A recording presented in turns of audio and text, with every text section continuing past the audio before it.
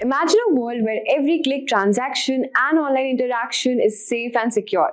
That's the goal of cybersecurity. Welcome to Simplilearn Cybersecurity Full Course, where we will take you on a journey through the essentials of protecting system, networks, and data from evolving cyber threats. In today's tech-driven world, cyber attacks are becoming more frequent and sophisticated, targeting everything from personal information to critical business and government systems.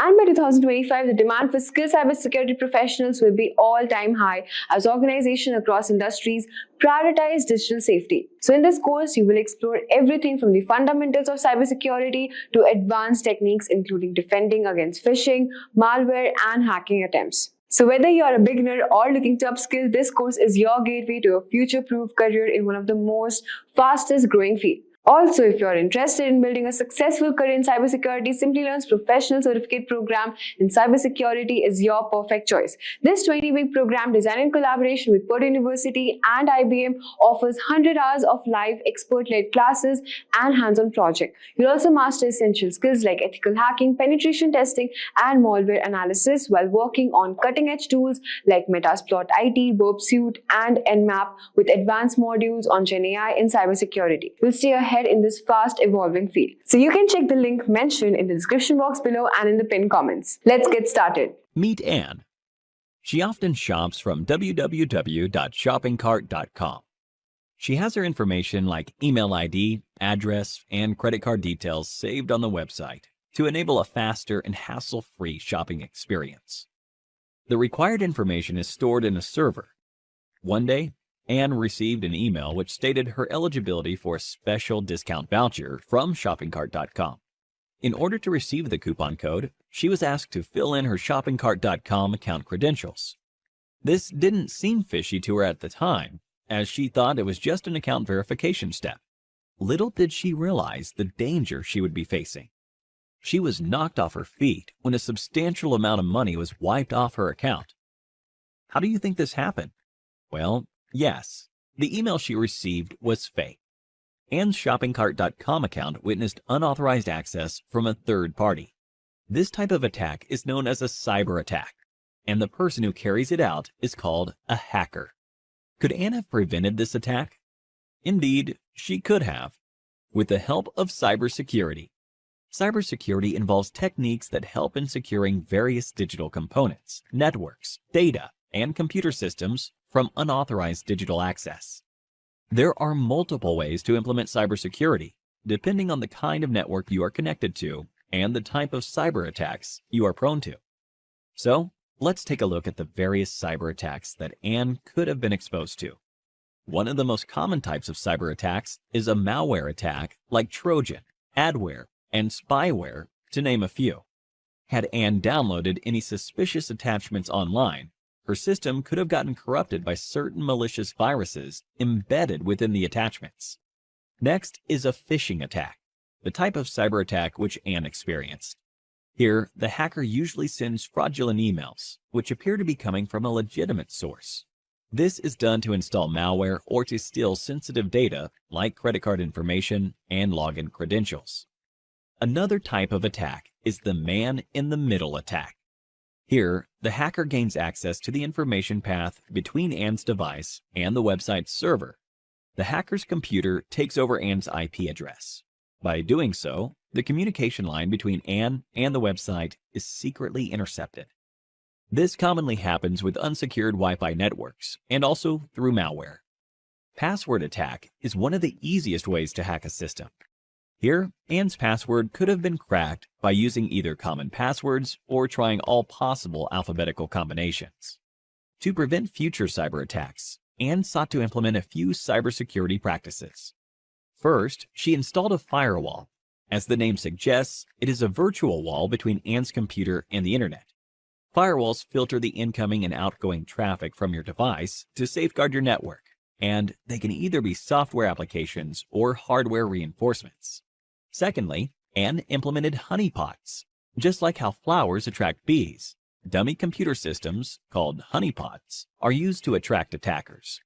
These systems are made to look vulnerable in order to deceive attackers, and this, in turn, defends the real system.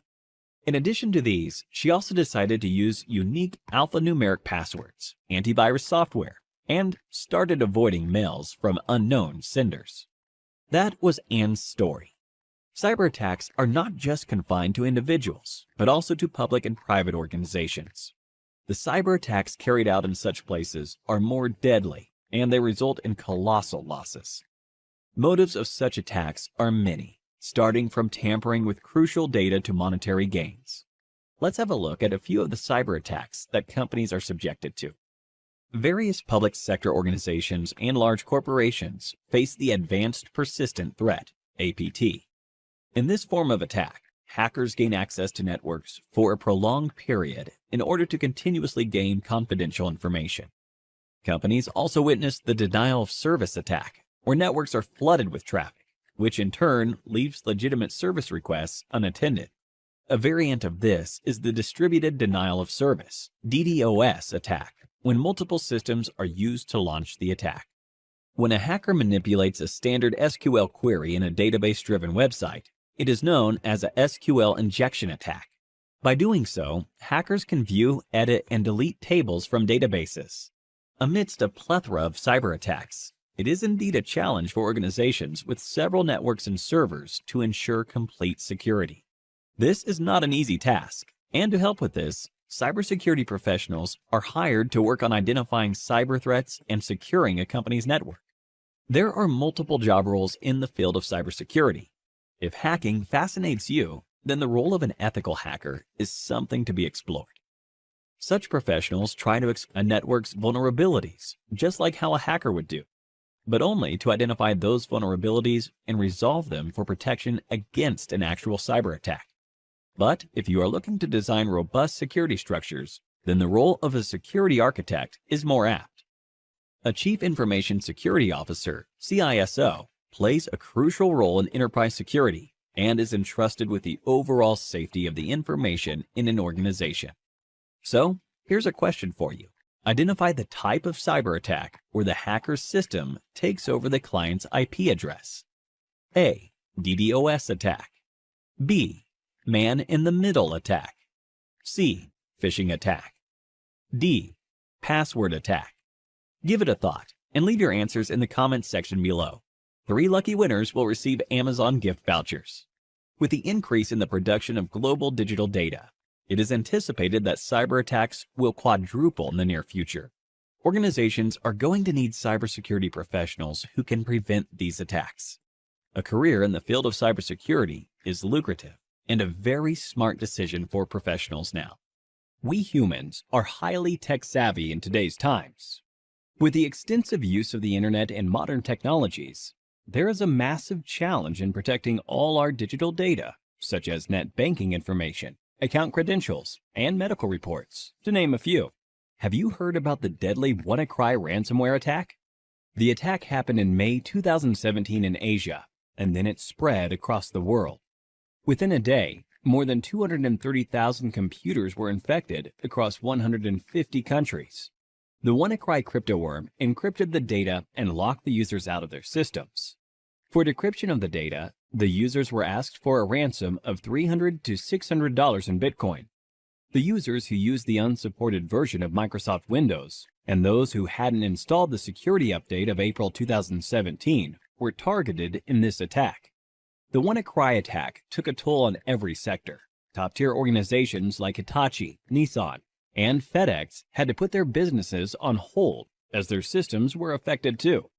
Now, this is what you call a cyber attack. To prevent such attacks, cybersecurity is implemented.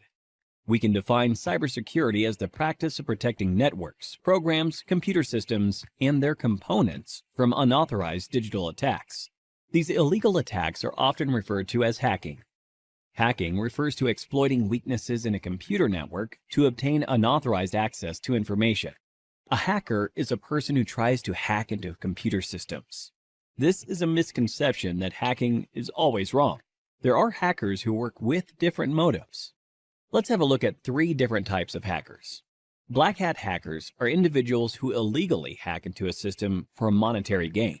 On the contrary, we have white hat hackers who exploit the vulnerabilities in a system by hacking into it with permission. in order to defend the organization. This form of hacking is absolutely legal and ethical. Hence, they are also often referred to as ethical hackers. In addition to these hackers, we also have the gray hat hackers. As the name suggests, the color gray is a blend of both white and black. These hackers discover vulnerabilities in a system and report it to the system's owner, which is a good act. But they do this without seeking the owner's approval. Sometimes gray hat hackers also ask for money in return for the spotted vulnerabilities. Now that you have seen the different types of hackers, let's understand more about the hacking that is legal and valid, ethical hacking, through an interesting story. Dan runs a trading company. He does online training with the money his customers invest. Everything was going well, and Dan's business was booming, until a hacker decided to hack the company's servers. The hacker stole the credentials of various trading accounts. He asked for a lump sum ransom in exchange for the stolen credentials. Dan took the hacker's words lightly and didn't pay the hacker. As a result, the hacker withdrew money from various customers' accounts, and Dan was liable to pay back the customers. Dan lost a lot of money, and also the trust of his customers. After this incident, Dan gave a lot of thought as to what could have gone wrong with the security infrastructure in his company. He wished there was someone from his company who could have run a test attack to see how vulnerable his systems were before the hacker penetrated into the network.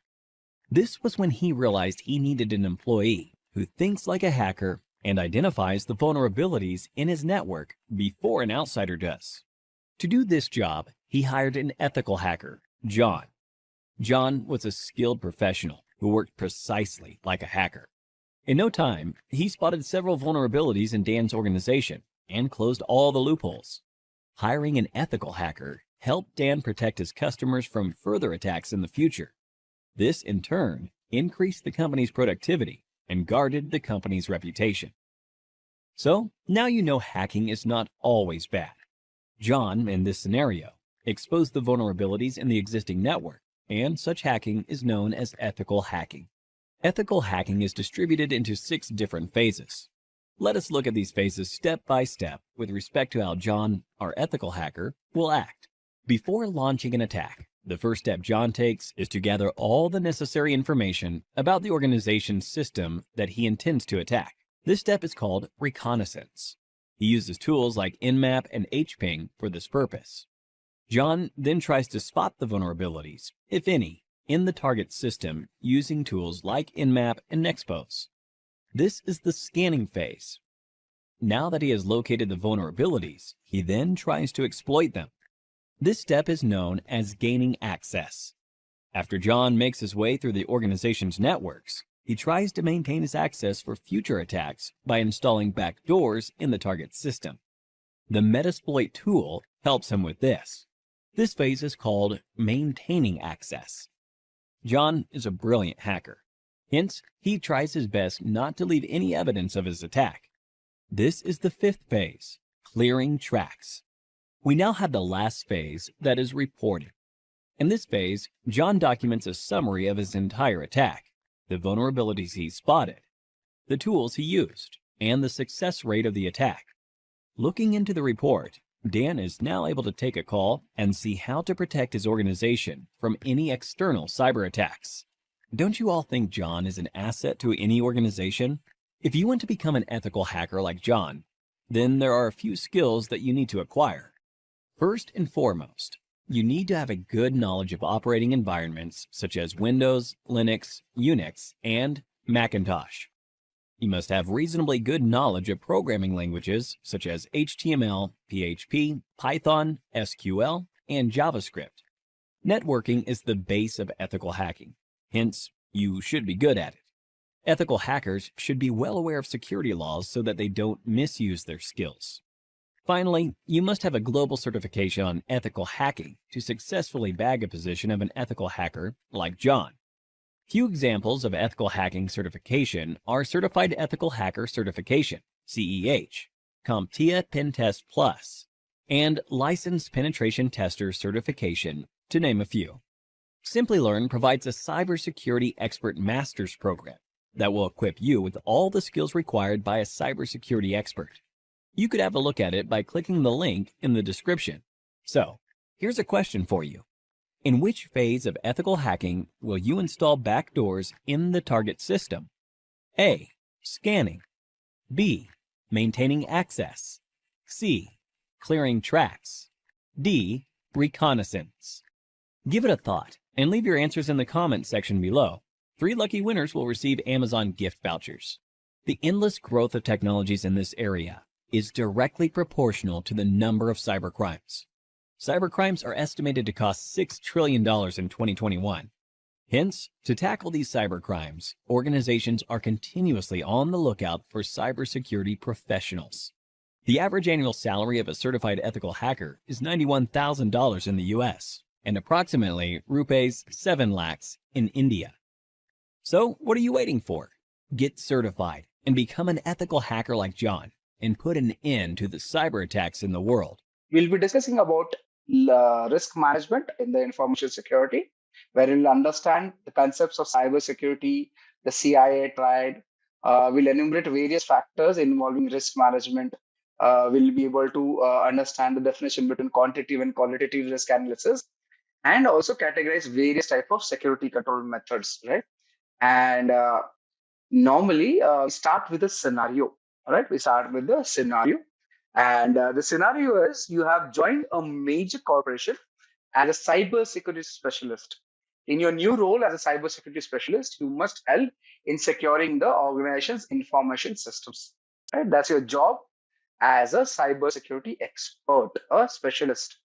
Now, your job entails in protecting systems from cyber risks, threats, and vulnerabilities by monitoring and detecting, investigating, analyzing, and responding to security events, like incidents, events. So the task you have been given are identify the potential threats to the organization's critical assets, identify vulnerabilities to organization's assets, determine risks, and for identified risks, perform something known as risk analysis and recommend appropriate response. This is what you'll be learning on the job as we proceed. The basics first. What is cybersecurity? Very simple. Every one of us knows. It refers to the process of securing sensitive data and critical systems from cyber threats. Right? We'll cover what is a threat, what is sensitive data, what is vulnerabilities, exploits as we proceed in our discussions. Right? The goal is to protect the confidentiality, integrity, and availability. We'll cover CI triad. That is CI. C stands for confidentiality. I stands for integrity. A stands for availability of an organization's critical assets. Now, the assets would be your networks, your computers, your programs, your data, your human being, your facilities. Anything is an asset for an organization. You agree with me, all of you? What is an asset in an organization? Anything which is a property of an organization. Anything which gives helps boost the organization's productivity per se. Right? Understood, right? Right. So that is the goal of cybersecurity: to protect, right, the organization, allow it to flourish, continue doing business. Right. So let's come to our blackboard, and I will start our topic discussions. The first topic we'll be discussing about security and risk management. Right. Would you want everything in white, or would you prefer a red font? How does it look? White or red font? Your choice. White is better? Okay, great. Thank you. So I intend to share this with you once every session is complete. Yeah, Juice says FFF. Wonderful. Okay. White background is it, or black background with white font? But this is what I do. I use black background with white font, but I can always change it. No problem. You can have it like this also. The white background with black font. Good. Let's start with that discussion. So what I do normally, okay, let's have the introductory discussions. Yeah. Okay, let's start with security and risk management. So I'll give you the introduction. Then we'll move on further on our topics, right? So let's have this discussion completed. Okay, what is the issue? Right. So information security and risk management are analogous with each other. Analogous with each other. This is how I will create notes, share it with you at the end of the day. Now, as you see, it is clear. If we can increase the font a bit more for all of us to see, have a better look, right? The security and risk management domain forms the baseline for all information security concepts and practices.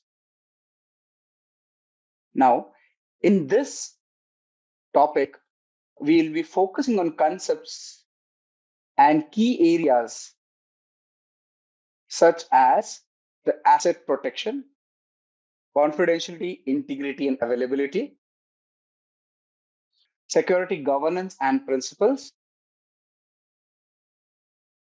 compliance, legal and regulatory issues that pertain to information security in the global context, professional ethics, personal security policies, risk management principles, threat modeling, business continuity planning, security risk considerations in acquisition strategy and practice, security education, training, and awareness. Right? At the primary, this is what we'll be covering throughout as we proceed, right? So we'll be discussing all of these one by one. Now, this is something which I'm covering through my own notes, through my understanding of what I have learned throughout the years, right?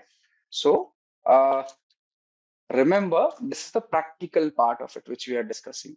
You'll have to go back and understand it during the weekend or week whenever you are free. Let's start with an illustration. So let's start with an illustration. Let me get my pen activated. There is it. Please allow me a minute so that I can set up my white pen and writer. And just give me a second. I think I missed the connector somewhere. Okay, great. So let's start with a particular illustration. I think I will do one thing. I can't find my pen as of now, so I can create over here itself. Let's draw shapes and type it there itself. So first thing, I will cover the topics one by one. Black, yeah. Asset, insert. So consider this asset.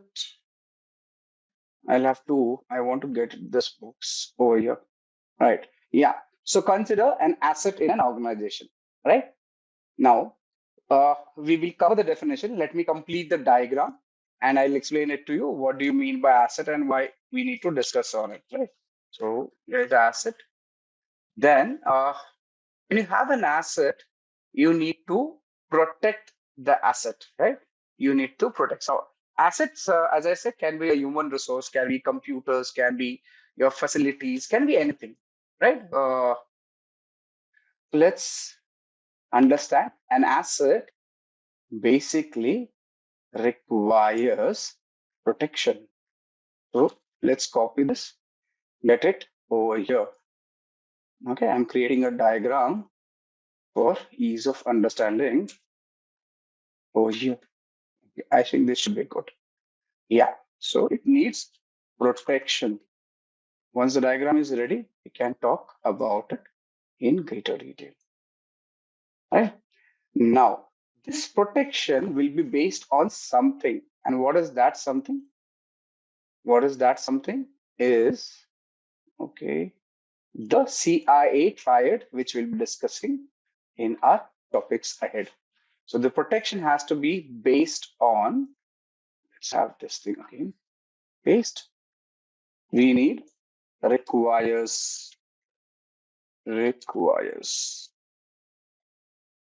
This thing requires protection, and this protection will be based on shapes. Do I have a triangle? Yeah, will be based on the CIA triad, which is C stands for, let's make it bigger. Okay. C stands for confidentiality. Right? Can I copy this? And the A stands for availability. Yeah, it would have been easier. I did find the pen, but connector to my yeah. So A stands for availability. There's an I over here. So let's have an I which says it is integrity. We'll be covering all these terminologies. So those who are confused, not sure what is happening, do not worry, we'll cover it. Right? This is your CIA triad. This is your CIA triad. So understand, we have an asset which requires protection, and this protection will be based on the CIA triad, right? So important, remember. So let's have this color coded for ease. And actually, I'm beautifying it, nothing else. So, right. So that's it. Make this as green so that you can see it better. Green, right? So you have an asset, it needs protection. The protection will be based on the CIA triad, right? Now, what is an asset at the onset? What is an asset? Asset is, it's not straight. Let's make it straight. An asset is nothing but, let me make it here. We'll increase the arrow's length so that I can add here. And what is an asset? Yeah, asset is your hardware, software, information, people, personal. Let me see, how can I get it here? Oh, interesting. Okay, so your physical hardware. Now this is creating trouble for me. I don't know. It should have worked. Normally it does, but I normally make these diagrams using my pen. I never use this. So this is what is causing the issue. And if I type, it is typing somewhere else. Yeah. So like I said, and I assume we are out of the initial issues, right? So let's start. So like I said, the asset we were discussing, what is an asset? His asset is nothing but your hardware. So your software, right? Then it could be, say it could be your people, right? And information, right? All of them are considered to be assets.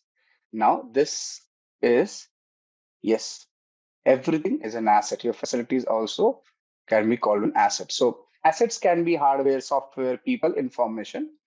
And as is the case over here, all of them will require, excuse me. Yeah, all of them will require protection.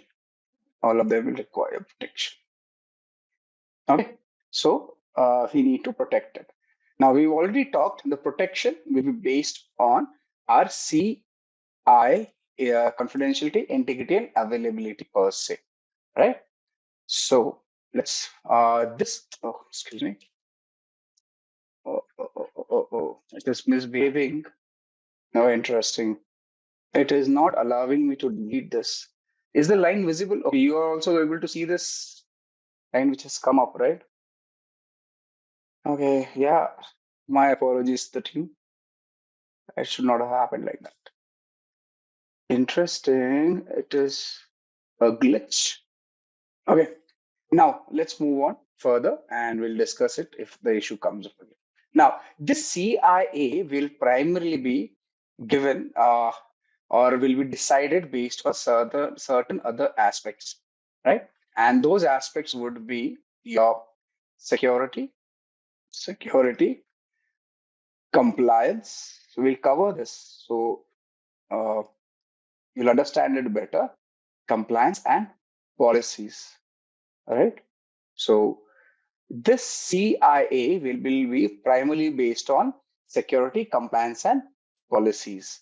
Now, again, this also will be ensured through the CIA will be ensured through. Let me move it a bit like this. Can I just use it like this? Yeah. It will be ensured through security governance,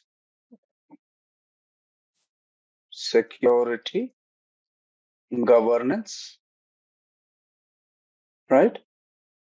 And through compliance. This will be demonstrated through compliance, right? Now, understand. Let's get these boxes in place. So here it is. Yeah, just trying to get everything in place. Second box is the compliance box over here. We'll make it slightly good looking, right? Yeah. Okay. Here it is. Oh, excuse me. Yeah. Coming back to our discussion. Understand this security governance will be driven through compliance.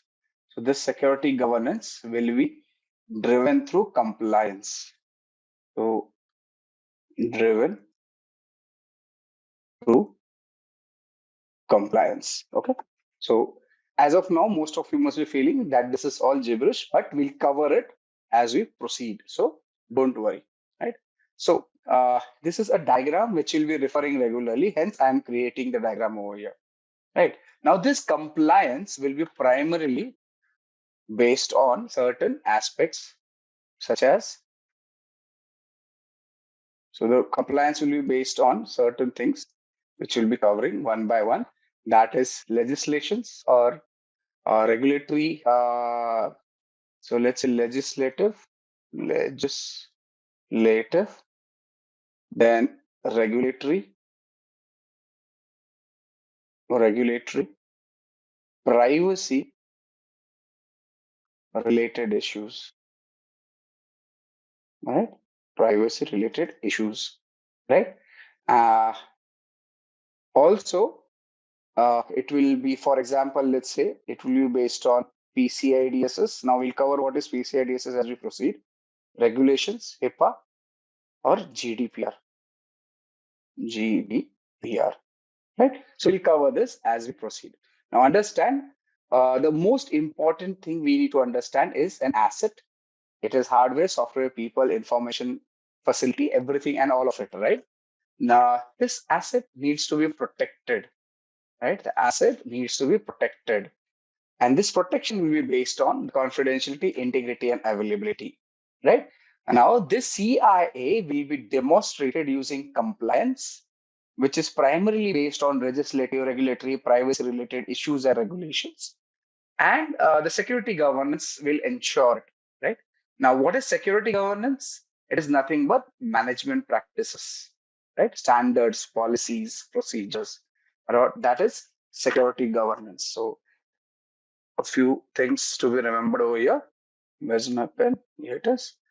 So remember, security governance is nothing but management practices, right? Then it will be your standards, policies, and procedures. We'll cover the definition after this, right? You should remember that security governance can be ensured by proper management practices, standards, policies, and procedures, right? Basically, this complete stuff will give you or will provide insights. I need to slow down. Insights into something known as security controls, the protection mechanisms, right? Your personal security and professional ethics. All right. Okay. Now, all of this is interrelated. Hence, we are covering it like that. Now, this particular aspect of security controls, excuse me, I did select. Yeah. All these aspects of security controls, personal security, professional ethics will be controlled by or can be adhered using your compliance, right? We'll be adhering this using compliance, right? Now, each term will be explaining as we proceed ahead. So don't get confused, right? So this will be adhered through, right? Security compliance. Okay, is the diagram clear? Right? Is the diagram clear? Asset needs protection. Asset is nothing but hardware, software, people, information. Protection will be done through the use of CIA, compliance, integrity, availability. Okay. This is primarily, okay, one more box will create so that I can differentiate. Otherwise, my handwriting is, okay, here it is. So yeah, now this compliance CIA will be basically based on security compliance and policies, right? Now you can ensure the CIA by ensuring you have proper security governance, which is management practices, standards, policies, and procedures. And this can be demonstrated using compliance, right? And compliance can be added through security controls, personal security, and professional ethics, right? This is what we are covering all in all in this particular topic, right? So let's move on with the explanation for each topic mentioned over here. Any questions so far? Anything you would like to understand? Anything which you like to discuss right now? We can discuss. If you have any questions, we'll be covering it. Okay. Yeah. Anything you like to discuss now? Please go ahead. No? Wonderful. Wonderful. So let's come back to our primary discussion. And here we begin. Yes, I will share the topic notes, Dipti, with you. I will share this particular page itself. Yeah, this particular page I will be sharing with you. So do not worry. I'll share this document.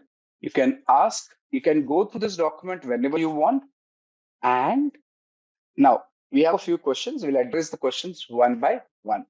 So normally what I do is get the questions here itself. So let's say, can I just give me a second? I am setting up the question. So all questions which will be discussed, will add it here itself so that I can talk about it and give you an insight. So now all those questions which will be answered for the topic will be here. So the first question is, who does the rule? The question is, who decides? Okay, the question is from Kaushal, right? So let me just paste it text only, right? So the question is, who decides? Okay, the spelling, okay, that does not matter. Who decides the rule of compliance? Okay, so here's the answer for you. Let me dictate. Okay. So the rules of compliance are typically determined by a combination of regulatory bodies, industry standards organizations, governmental agencies, and sometimes international agreements. Yeah? Does that answer your question, Kaushal? Information in asset means what? So the question is, what information asset means? Okay, so let me give you the answer on it. Now, information asset typically refers to data and knowledge that is contained within an organization, right? So let's talk about a bit more. Now, this particular aspect of information can be either tangible or intangible, owned by individuals or an organization, right?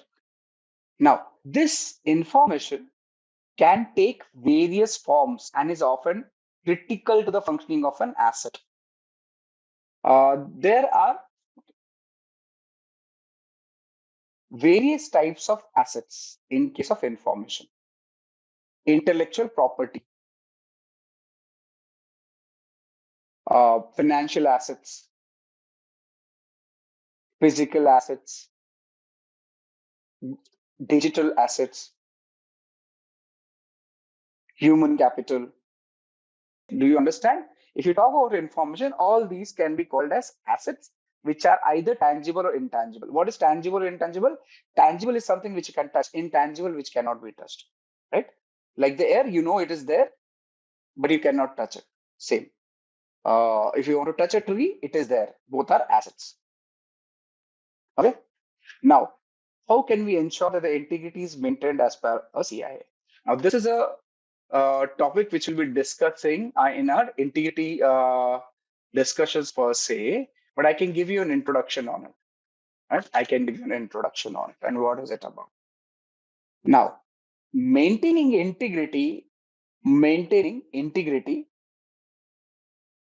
as a part of the CIA triad in information security is crucial for ensuring that the data remains accurate, trustworthy, and unaltered. This can be achieved by strategies such as data encryption, access control, data validation, audit trials, version control, security training and awareness, backup and recovery. So let's start with our topic discussion. So we address questions. Now we'll work on the terminologies which we used over here, one by one. Now, important things to remember, important points to remember here. Okay, let's understand this one by one. The first point, assets require protection. Right. So this is me typing now. There's too many typos happening. Second, protection is based on the requirements of confidentiality, integrity, and availability, right, for the asset. Security is ensured through security governance that comprises rather management practices and management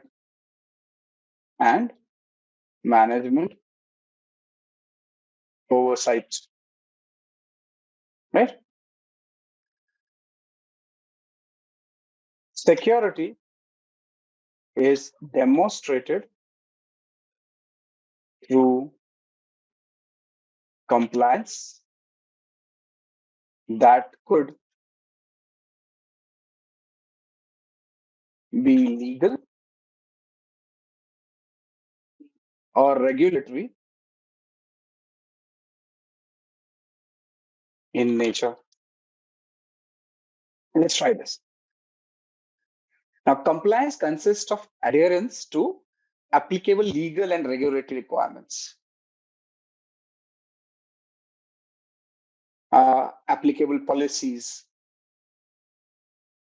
standards, procedures, and guidelines, and personal securities and policies. Also, compliance can be affected by security issues. Now, these are some of the important points which we should remember before we understand each topic separately, right? Before we understand the complete terminologies which we saw until now, right? So as you see over here, we talked about this diagram as an introductory nature. In this diagram, we need to understand these important points and topics, right? This is something which will allow you to better understand what is happening and why are we looking into this particular aspect, right, in the diagram.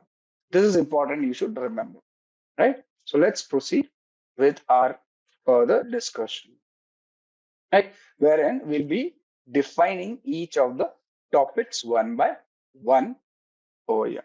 So the first thing, let me just cover this question for you. I will not number it. I think numbering would be difficult. But let's have the question noted over here. So is CIA triad company or organization specific? So I should have asked you this question, but let's do it this way. Now, the CIA triad is not specific to any particular company or organization. Instead, it is a fundamental concept in information security that applies universally across various industries, sectors, and organizations. Also, the CIA triad basically provides a framework for understanding and addressing the core objectives of information security. And these core objectives are confidentiality, integrity, and availability. These will be discussed as we proceed ahead. Yeah. Right. So I think not many typos. This should work. Right. So, Azareen, does that answer your question? It is not organization specific at the onset. Wonderful. Your question is addressed and put into the notes for ease of understanding of everyone. Now, can you give an example of security governance? Can you give an example of security governance? We're slightly jumping the gun, but I can give an example. Let's say, let me think of an example for you.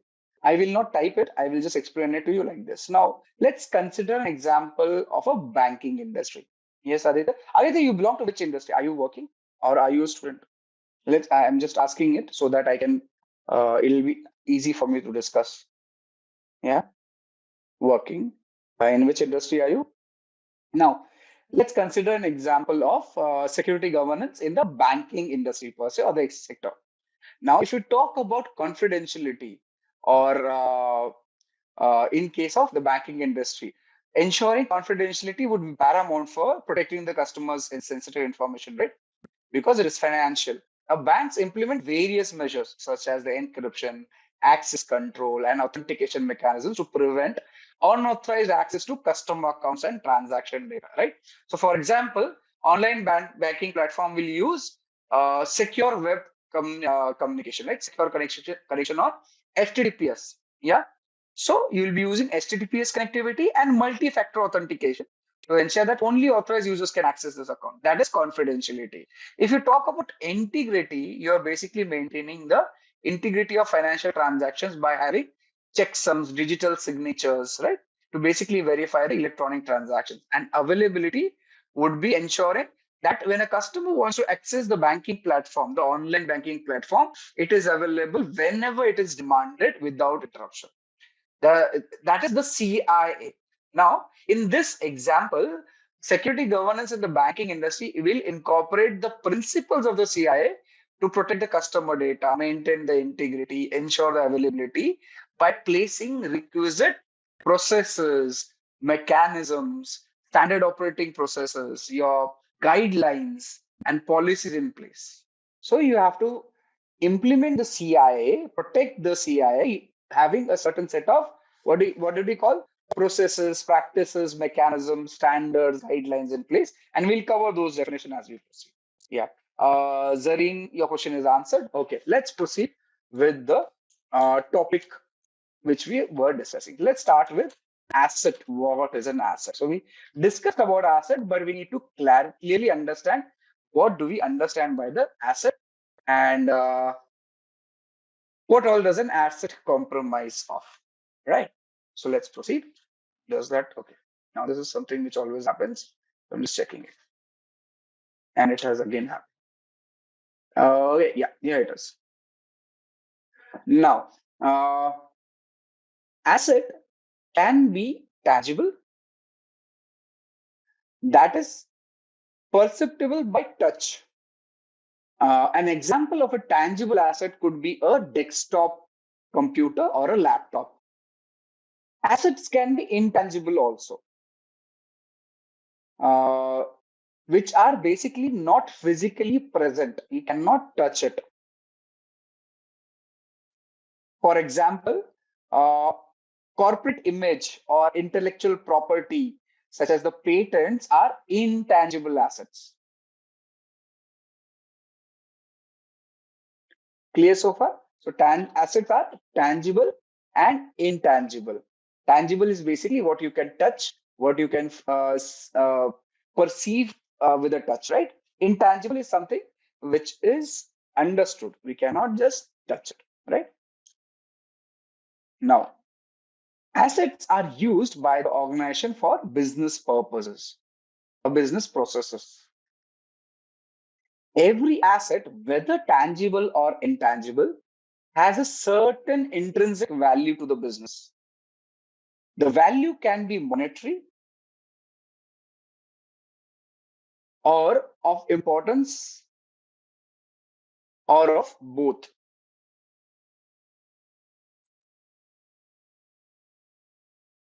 For example, a simple firewall that costs less than $10,000 may be protecting important business applications worth millions of dollars. Is that understood? So let's take an example over here. For example, if you have the Coca-Cola as an organization, right? What is the most unique selling point? Wonderful. See, Shaurya and me are thinking of the same line. So he's given the same example of Coca-Cola, which has Coke as a primary, what do you say, product which they sell, right? And it has a unique formula, which is kept secret for very, very long. Now, if your server, which is bought for say $1,000, $10,000, has this formula kept inside the server. Server itself is 10,000, but the formula is worth millions of dollars, right? So what is the server? Is the tangible asset. What is the data which has a formula? Is a intangible asset, right? So every asset, whether it is tangible or intangible, will have value associated to it. And the value will be based on either monetary or the intrinsic value of the asset per se, right? So it is important for the organization. That is what you should understand. The weather is right. Right. I think that's the right weather. Yeah. Okay. Understood why asset and how asset is important, how you should understand an organization may get affected. Now, if this particular Coca-Cola's formula, Coke formula, is lost, as in it is available on the dark web, won't Coca-Cola lose its unique selling point, its competitive advantage in the market? They will, right? Yeah, they will, right? You agree with me, all of you? Yeah. So you should remember this is what is an asset. And when you have an asset, it needs to be protected. If you don't protect an asset, you will lose it. And if you lose it, that compromise may get you out of the business. You may file for bankruptcy. The organization may file for bankruptcy, right? So that is why we need to protect the asset. So if an asset is compromised, for example, stolen or modified, and that data or secret information is disclosed,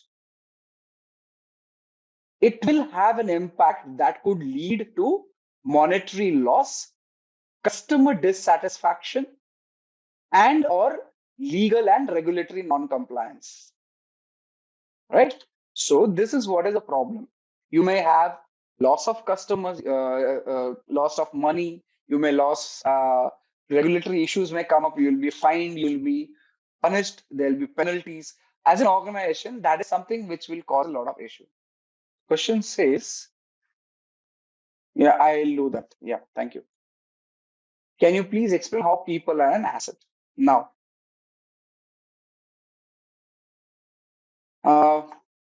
see, understand, the people are the most valuable assets within an organization because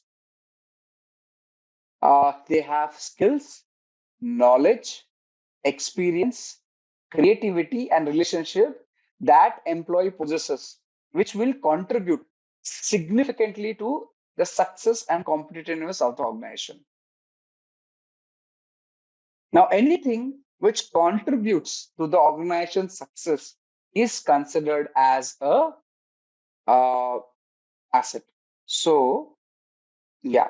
So, when you talk about human beings, right, and how information and skills of the workforce can be considered, it can be considered under, say, intellectual capital, right? That is collective knowledge, expertise, skills of an employees. Similarly, innovation and creativity can be considered such that when employees are able to innovate, to generate ideas, right? Uh, Customer relationship. Again, employees often develop very, very strong customer relationship. Let me just put it in the bullet points over here itself. So let's talk one by one on these points. So first one is uh, intellectual capital. So this is where the collective knowledge, expertise, and skills of the employees will represent intellectual capital. Innovation and creativity, where employees basically the ability of an employee to innovate, generate new ideas, and solve complex problems, again, can be considered as a critical asset for an organization, particularly where the industries are or the industry have a rapid changing scenario. Technology is changing regularly, right? So that is where employee can be considered, a human being can be considered as an asset, right? So this is where you need to understand why human being is considered an asset, right? Similarly, you will have customer relationship, wherein a lot of organizations have employees directly in touch with the customers. Now, customers trust these employees. They prefer to talk to these employees. This is where customer relationship this is where your employee becomes a asset, right? You cannot let go the asset because you may even lose the customer. And even your organization culture comes into play. And that culture basically significantly, what do you say, prefers the employees to be trained in a certain way, to be addressed in a certain way, making them an asset which becomes indispensable or at least a big time,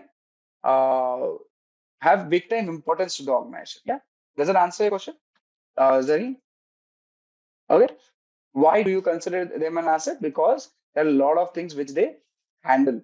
And this is all these things which they handle can be considered as something which allows the organization to grow in long term. Right? Okay. Until he types, let's proceed.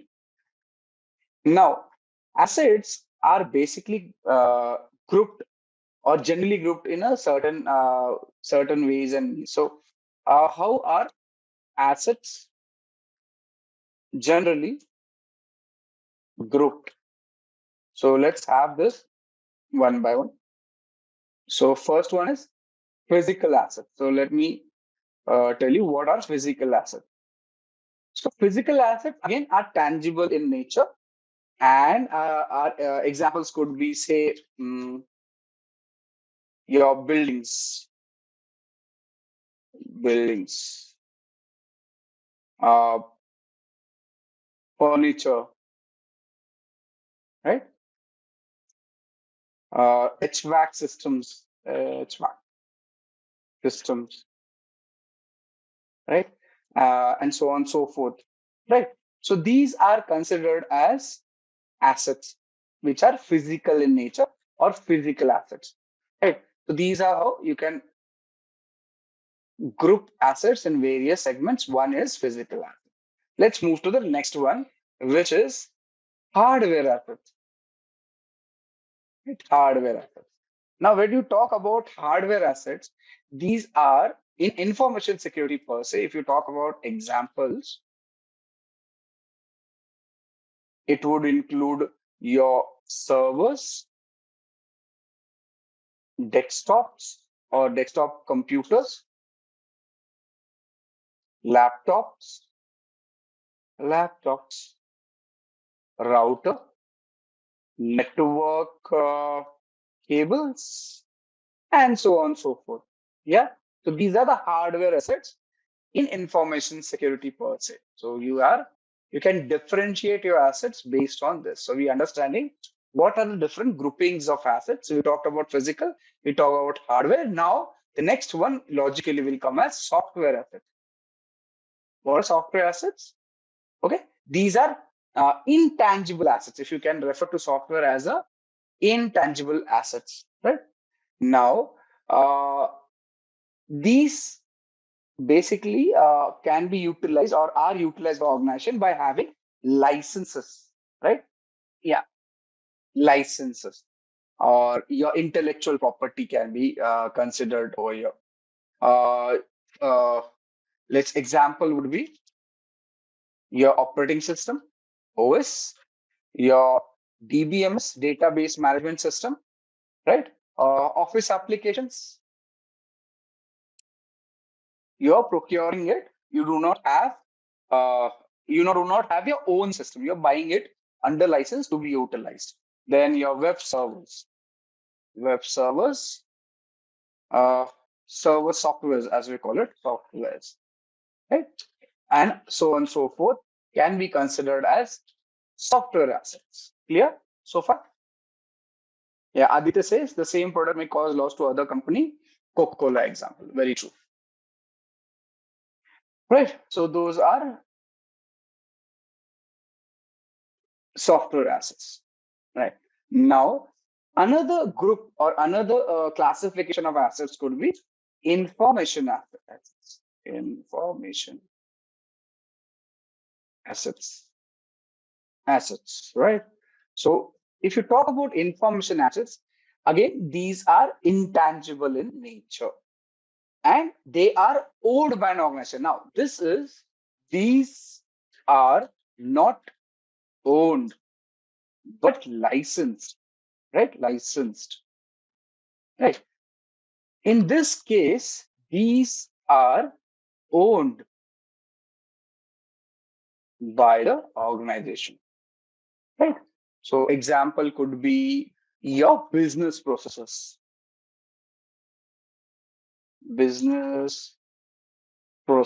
organizations, business processes. Then policies, procedures, um, customer information, right? Uh, Personal information, then agreements, and formulas which are developed in-house, right? Those are so now developed in-house or even purchased. So they are holding them after purchasing, right? Those are your information assets. Clear so far? Physical, hardware, information, software, and personal assets. And the last one is personal assets. Now, these are basically people associated with the organization, right? For example, your employees, contractors, uh, maybe vendors, third-party consultants, right? Um, what else? Okay, maybe these all, or few more will come up here and there. So these are your personal assets, right? Got it? So you can group your assets into following classifications: physical, hardware, software, information, and personal. All these are important. Clear so far? And interestingly, our friend, let's talk about asset. Now that we know what is an asset, let's talk about asset protection, right? So now, if you remember in our diagram, we made an asset and we say it needs to be protected because it is an asset. So at asset protection, we talk about asset protection and what is it about. In information security domain, asset protection involves security management practices that are subjected to business and compliance requirements.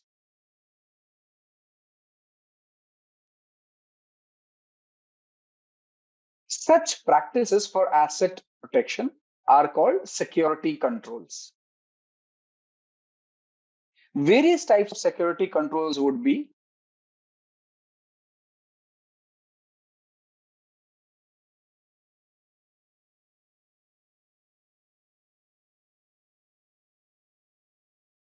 physical entry controls to an office building that allow only authorized persons, monitoring controls such as CCTV for surveillance of critical assets, right? So you have various protection mechanisms, and those protection mechanisms are we referring to physically stopping someone, monitoring it using CCTV, uh, controls such as locks for hardware asset for protection from theft,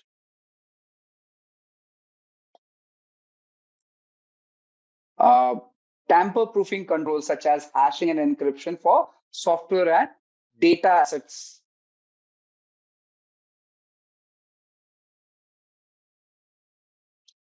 copyrights or patent for information access to protect legal rights,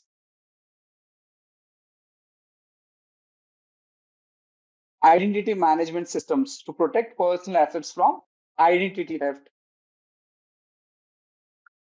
All these are various controls or protection mechanisms in place, right? So now when you have an asset, we need to protect that asset. For protecting asset, there are various implementations which can be done. A few I have listed over here. Yeah.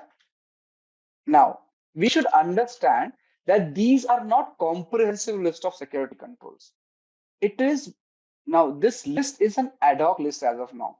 So it will be basically decided. Now, this kind of asset protection mechanism will basically be decided on uh, risk risk analysis, your evaluation of the risk, assessment of the risk, right? Similarly, controls will be identified through risk mitigation strategies, risk assessment, risk, what do you say, decision of risk based on management's policy.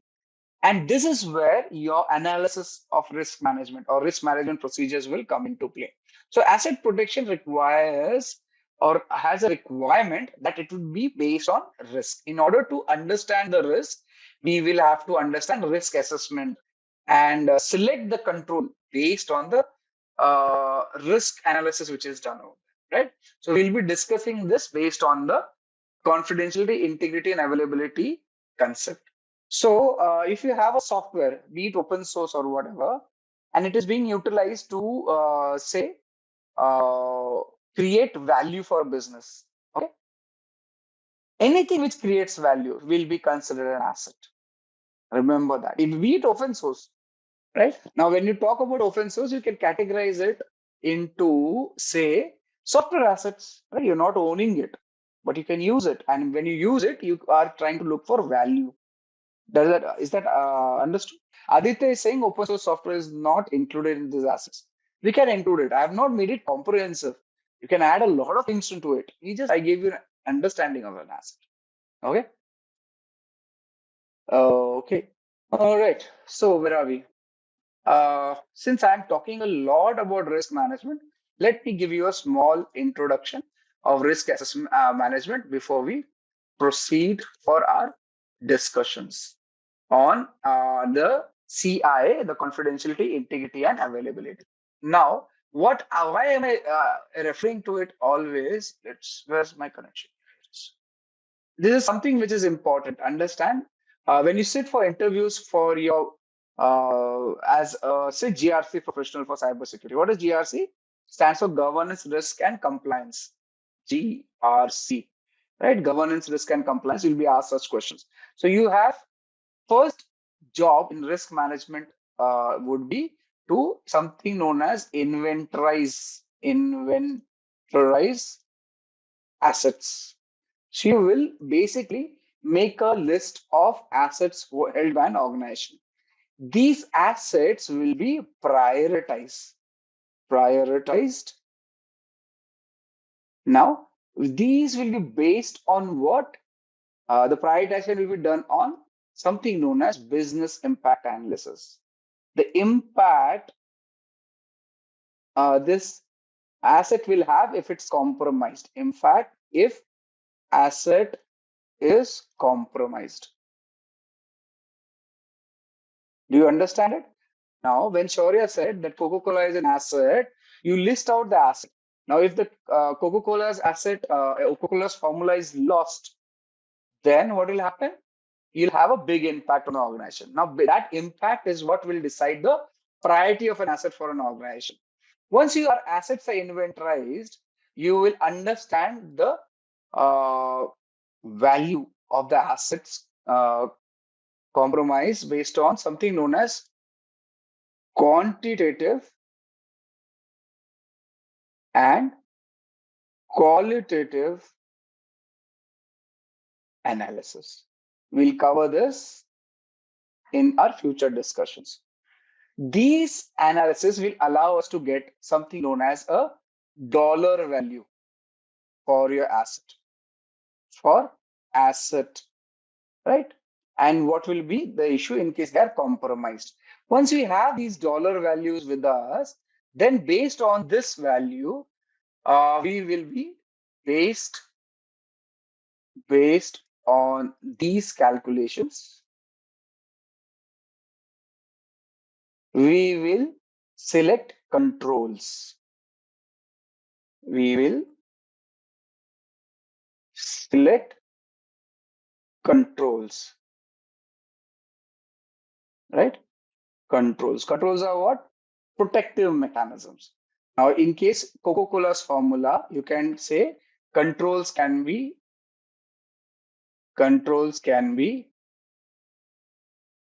encryption, yeah, access control,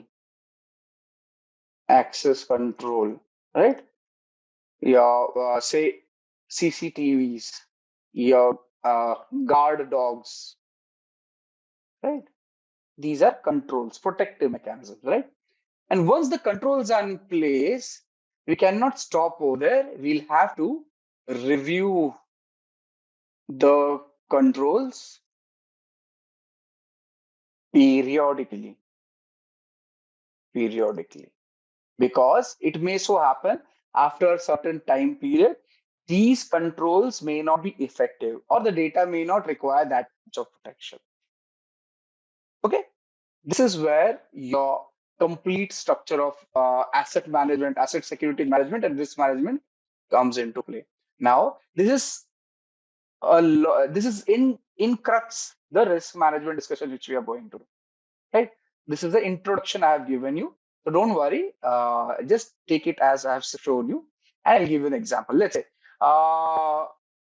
let's connect all these steps as asked over here. Let's say in the example, stick an example of our friend Coca-Cola, right? Coca-Cola, right? Coca-Cola.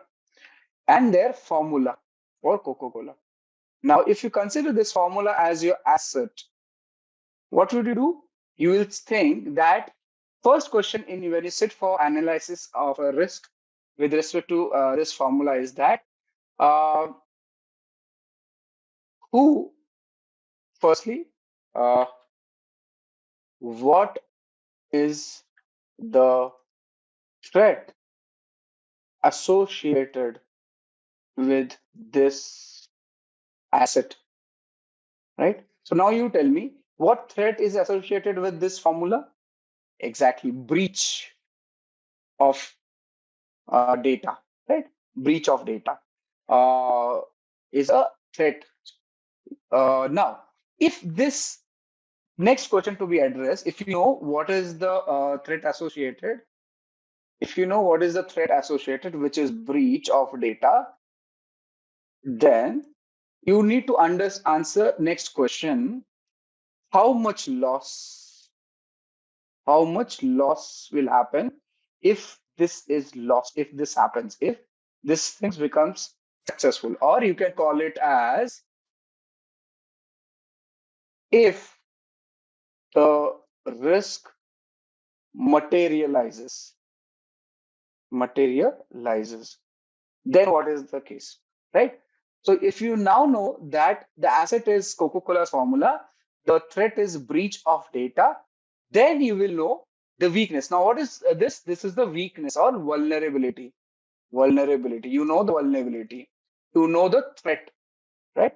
Once you know the vulnerability, the weakness, and the threat, and you need to understand the impact it will have on the business, find out the dollar value. So you'll have to calculate the dollar value based on, say, what do you feel about it?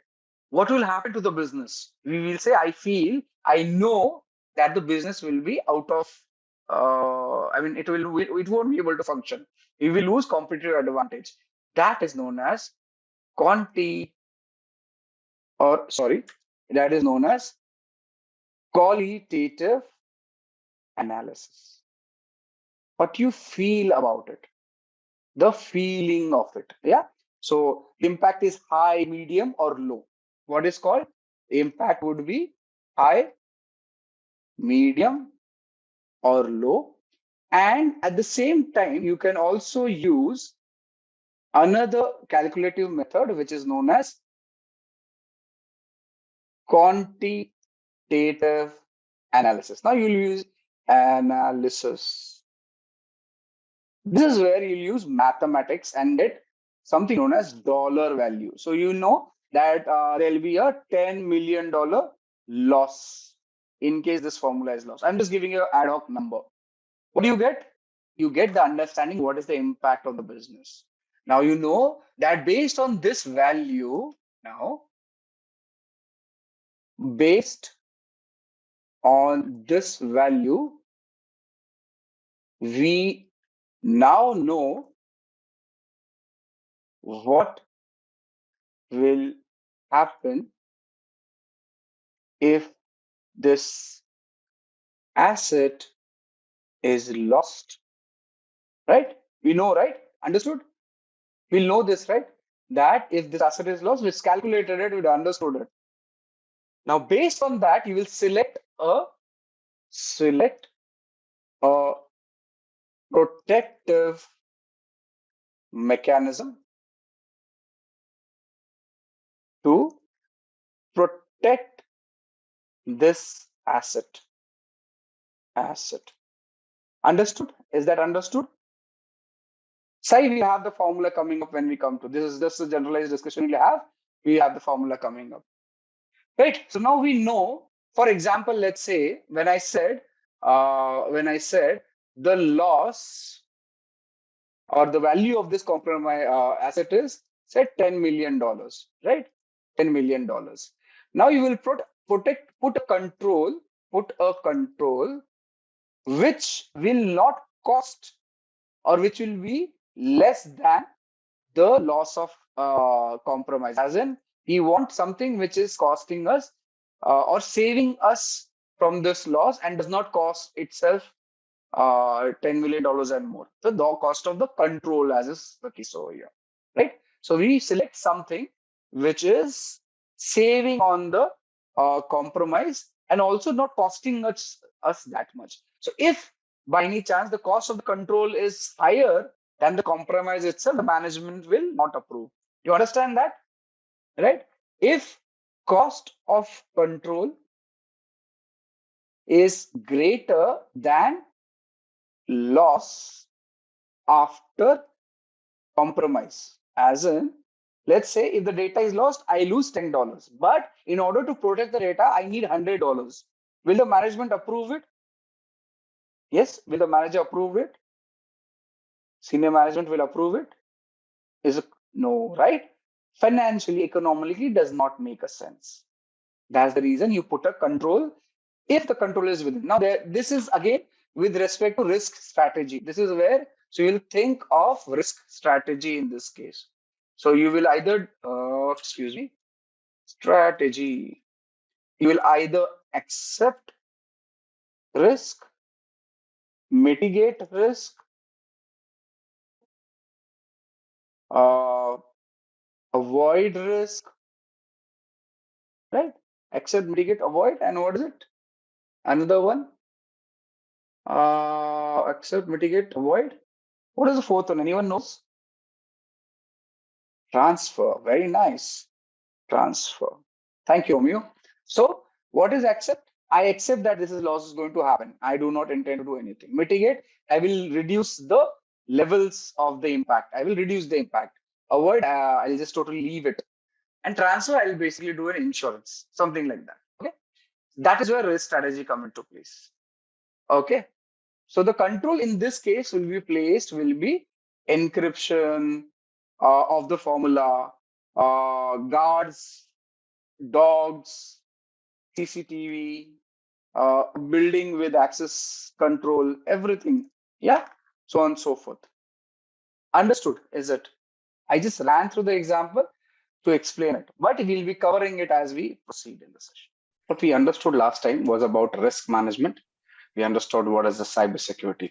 Before we proceed further, how many of you are proficient in Linux, have been handling Linux operating system, wherein you can do commands on the terminal, maybe run an application to scanning and all through the terminal? How many of you are proficient in it? Right. So this is your Kali Linux machine, which we'll be using. Now that Kali is up, let me just complete a few theory things. Once the theory is complete, we will be discussing Linux today, primarily the command line of Linux terminal and how you navigate around the Linux machines. Okay, I'm setting a small 15 questions Linux quiz for all of you, which will be running now just to understand about Linux, comfort of your people. The class code, just a sec, I'll share it. We'll have this quiz running right now. Linux basics plus create a login, and then we log in. Just use the class code is given on your URL. Can you see the URL? If I just use your own, if on your screen, can you see on this part of the URL, you have the class code mentioned that you can use. At the onset, just log in. Linux basics.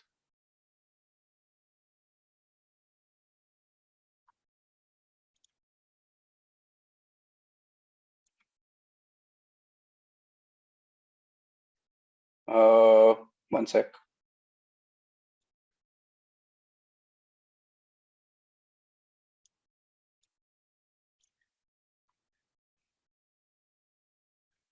The class code, Ganga, you're already a part of the class, right? Oh, the link expired. No problem. I'll share it.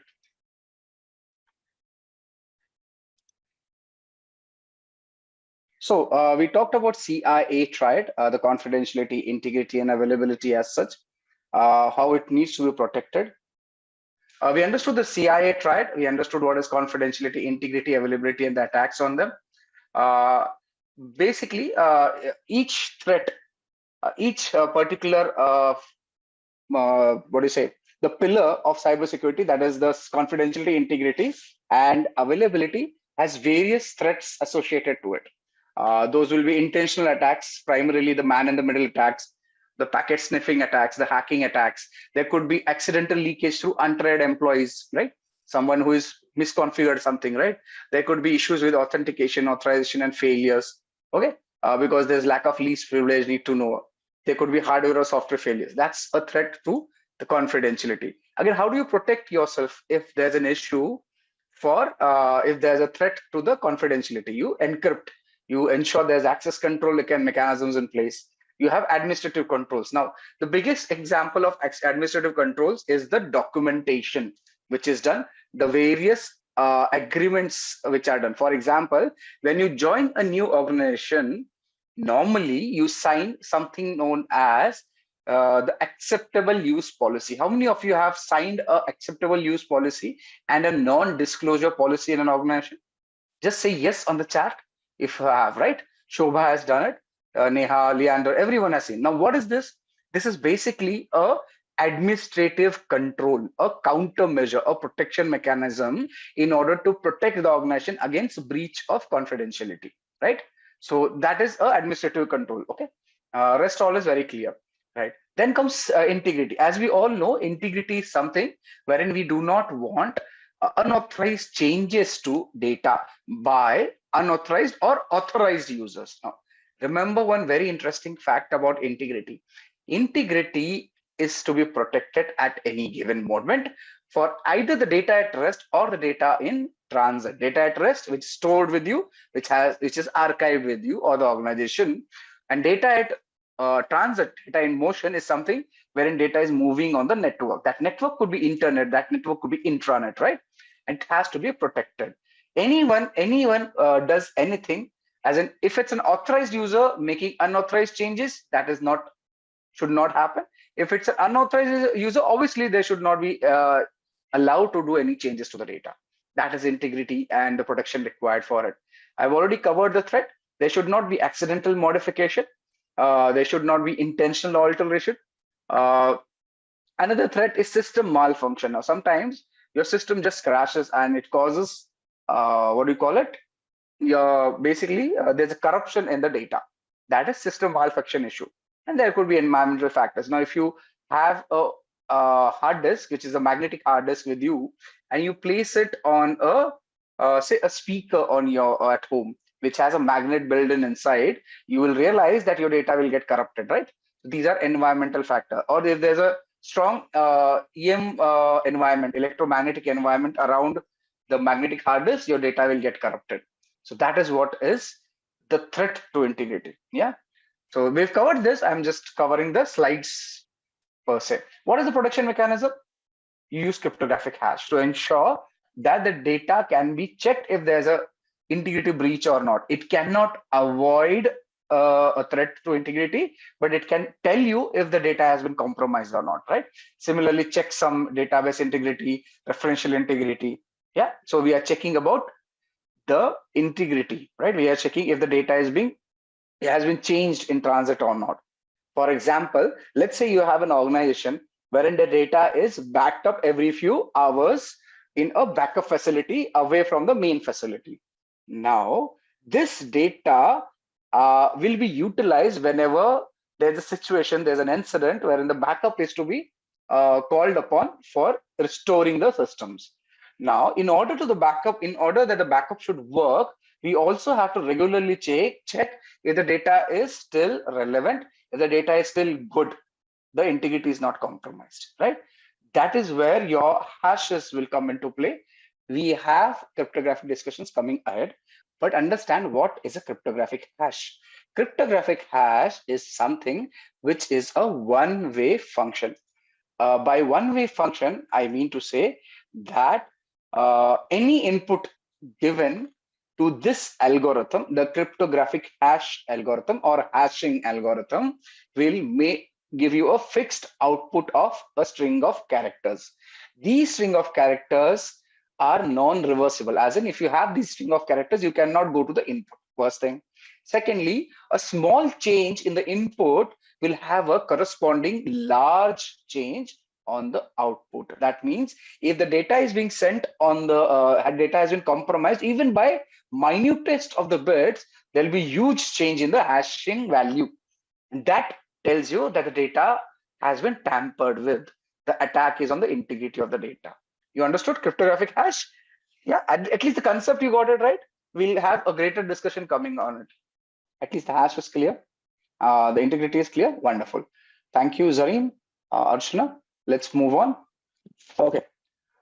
Then availability. Now, very simple. If you go on Amazon.com and you try and order a particular product, show an example. It's very easy for hashing algorithm for cryptographic hash. Let's give you an example. Hash calculator. Actually, I wanted, but let's see. Yeah, here it is. Yeah, which is the online hashing algorithm, right? Now let's say Amit is sending data to Sai, right? And the data says we will have a secret meeting at 2200 hours tonight, right? So this is your message with Amit is sending to Sai. You are working in, say, the CIA or any intelligence agency, and you're sending this data to one another. And we want to, both of them want to ensure that the data is not changed in the transit. So what they do, they decide that we will receive the data irrespective, but we will pre-decide an algorithm for hashing. Now that algorithm, as per them, we can have several algorithms, as you see on the screen over here. Let's say they decide an hashing algorithm of MD5. This is one of the few hashing algorithm. Just an example, they decide that the integrity check will be done with MD5 algorithm, right? Between both of them, Sai and Amit. Now, this is the message which is sent. Along with the message, the hashing value is also sent. So what does Amit do? He first creates the message, then runs the MD5 algorithm and gets the hash value. So what does Amit do? Let's say I will send you on the chat also. This is your message, and the hash value, I'll put it on the chat itself. So this is the hash value. So what Amit does, he sends the message, encrypted, unencrypted, however, and the hash value along with the message. Can you see on the chat? Amit has sent both the details, right? So I've sent it on the Slack channel too. Now, what happens is Avinash is a hacker who is standing in between both of them. There's Amit's computer or the messaging system is compromised. What Avinash does, he changes this to, say, he just adds, instead of 2200 hours, he makes it 2300 hours. Can you see? Small change, not much change, right? Rest all stays the same. And he sends this message to, he sends it ahead, right? Now, when our friend Sai receives this message, he calculates the hashing value, right? Now, Avinash, the hacker, does not know what algorithm is utilized for hashing. Just assume that he does not know anything. So what Sai does when he receives the message, he sees the hash value, right? He sees the hash value. So this is the message I am sending on chat right now, and the hash value which our friend Sai calculates is visible over here. Now let's compare both the values. Let's compare both the values. So for this, the hashing value got too fast. Yeah. So this is the hashing value. And the previous example, this is the hashing value. Can you see? Does the hash value match? Tell me, do the hash values match? Yes, team? They don't. What does it tell Sai when he calculates the hash value and sees that the values do not match? Because he has the previous value sent by Amit, and he has now calculated his own MD5 hash algorithm value for this particular data.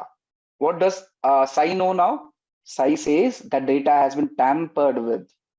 It is not a surety that it's a compromise, because sometimes when you send data on the network, it may so happen the data gets corrupted, right?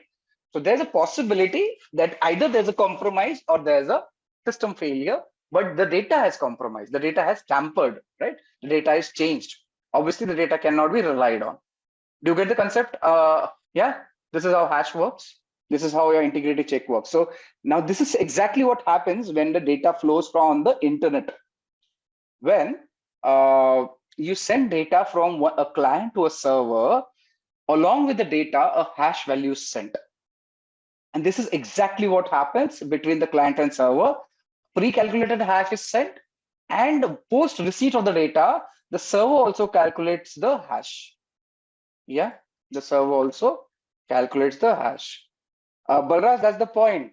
When Sai receives this message, he knows that he has to meet at 2300 hours, but he also knows the data is tampered with. So obviously, he will not follow the instructions. The data, he says the message has been tampered with. That means somebody has a malicious intent of changing the data. Somebody has changed it.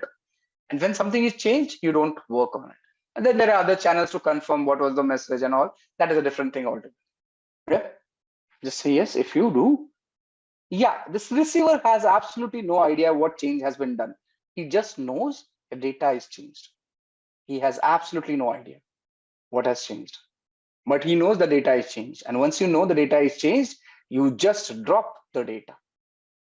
Simple, right? I will not follow the instructions. Or we will ask for retransmission in the network language, because the hash changed, the value changed. Yes, the hash value is sent by the sender to the receiver. Yes, there are ways and means to crack the hash. There are ways and means to protect the hash. We'll come to that. We will. Yes. Every time we receive a message, we will calculate the hash value, compare it. This is exactly what happens on the network also, on the internet also. Everything depends on everything, but hash will give you the integrity check. As in, it will confirm if the data has been compromised, tampered, or changed or not. Yeah. There are enormous number of algorithms. Attacker can keep on trying however long he wants or she wants. How would tell me you have received a message 10 times with different hash values from the sender. Will you still believe in the message? You won't, right? The hashes algorithm are pre-decided between the sender and receiver. It's a part of initial handshake. I'll show you a demo on that. I can give you a demo on that, but we'll divert completely. The attacker can spoof IPs, but change in data, the attacker cannot control the hash value. Yeah, I can show you. In fact, I am going to show you internet transaction. How does the internet transaction happens? Wherein how you start the connectivity, how hashes are, how algorithms are exchanged, how data is transmitted, how everything is calculated. It will work. Yeah, we are. It's a part of my syllabus, not just Simplilearn. An additional thing to tell, which I will show it to you. If you want to understand the name, I'll be talking about TCP handshake on the network. I'll be talking about TLS handshake. Do you understand what is a TLS handshake? Do you know what is a TLS? Yes, full form, please. If you don't know it, TLS is Tell me. See, when data is transmitted over the internet, it is known as transport layer security. Yeah, that is encrypted, right? When the data is sent. So the TLS is a transport layer security approach, and this is where your data is encrypted along the net in the network. And for that, the algorithms are pre-decided. The handshake tells. So now that we have jumped into it, let me tell you. What happens is, let's say I am talking to Mahavir. So I cannot just talk to Mahavir, right? I will first seek his permission. I will say, Mahavir, may I talk to you? Mahavir will say, yes, let's talk. What am I doing? I'm sending a synchronous request to Mahavir. Mahavir is sending me synchronous acknowledgement. As in, Mahavir is saying, yes, we can talk. I say, yes, that's good. I send an acknowledgement. This synchronous request sent from me to Mahavir, synchronous acknowledgement sent from Mahavir to me, and I sending yes, final yes acknowledgement is what is known as TCP handshake. This is known as TCP handshake. Once you have the TCP handshake completed, then we decide, Mahavir, I belong to Karnataka. I speak Kannada. I also know Hindi. I also know English. Which language would you prefer? Now, what am I doing? We are deciding on a common communication protocol. So Mahavir will say, I belong to Rajasthan. I know Rajasthani. I know English. I know Hindi. We can talk in English. What is it happening? We are deciding on protocols. We are deciding on the communication line. We are deciding on the encryption algorithms. We are deciding on hashing algorithm. This is known as a TLS handshake. Once you decide on the language, we also decide what code to use. Do you use Devanagari? Do you use English? Do you use any other, script? What is it? We are discussing the encryption mechanism. Now, when Mahavir and me are talking, everything is pre-decided. What codes will use for encryption? English, right? How frequently will we speak? Now, once we finish this approach, when we finish everything that now we have decided to talk, we decided our algorithms, and we say, now we are done with talking. We'll close the connection. That's a reset, right? We'll cover that. At the onset, understand what is this. So this is exactly what happens on the network. A lot of handshaking happens. A lot of data is exchanged with each other. Only then your communication happens. Now, everything happens with a blink of an eyelid because the modern day communication system. So you won't know about it, but it happens. And this will be done. I will show this on live example. I've given you a analogous example. I will show you using Wireshark. How does it look on the network, right? I love giving that example. It's an awesome example, and I'll show you how it works with time. So we'll understand Linux today. If time permits, we'll go further ahead, and we will also understand this TLS handshake in the cryptography, TLS TCP handshake in the cryptography module in greater detail. So yeah, so let's move to the threats. I'm glad you understood. Yeah, so CIA threats. So what is the threat to the availability? I was coming to Amazon. When Amazon, you're trying to order a product and Amazon is down. What is happening? An authorized user is not able to place an order. You will get frustrated, right? And that is an attack on availability. Amazon will lose business and reputation at the same time, right? So that is what is. So it can be a denial of service attack or a DDoS. DDoS stands for denial of distributed denial of service attack, right? That's a malicious intent for stopping services of a service provider. Simple as that, right? So this is it. There can be see, if you have a data center and there's a power failure, what is it? It may also lead to denial of service, availability attack on the network, right? If there's a power failure.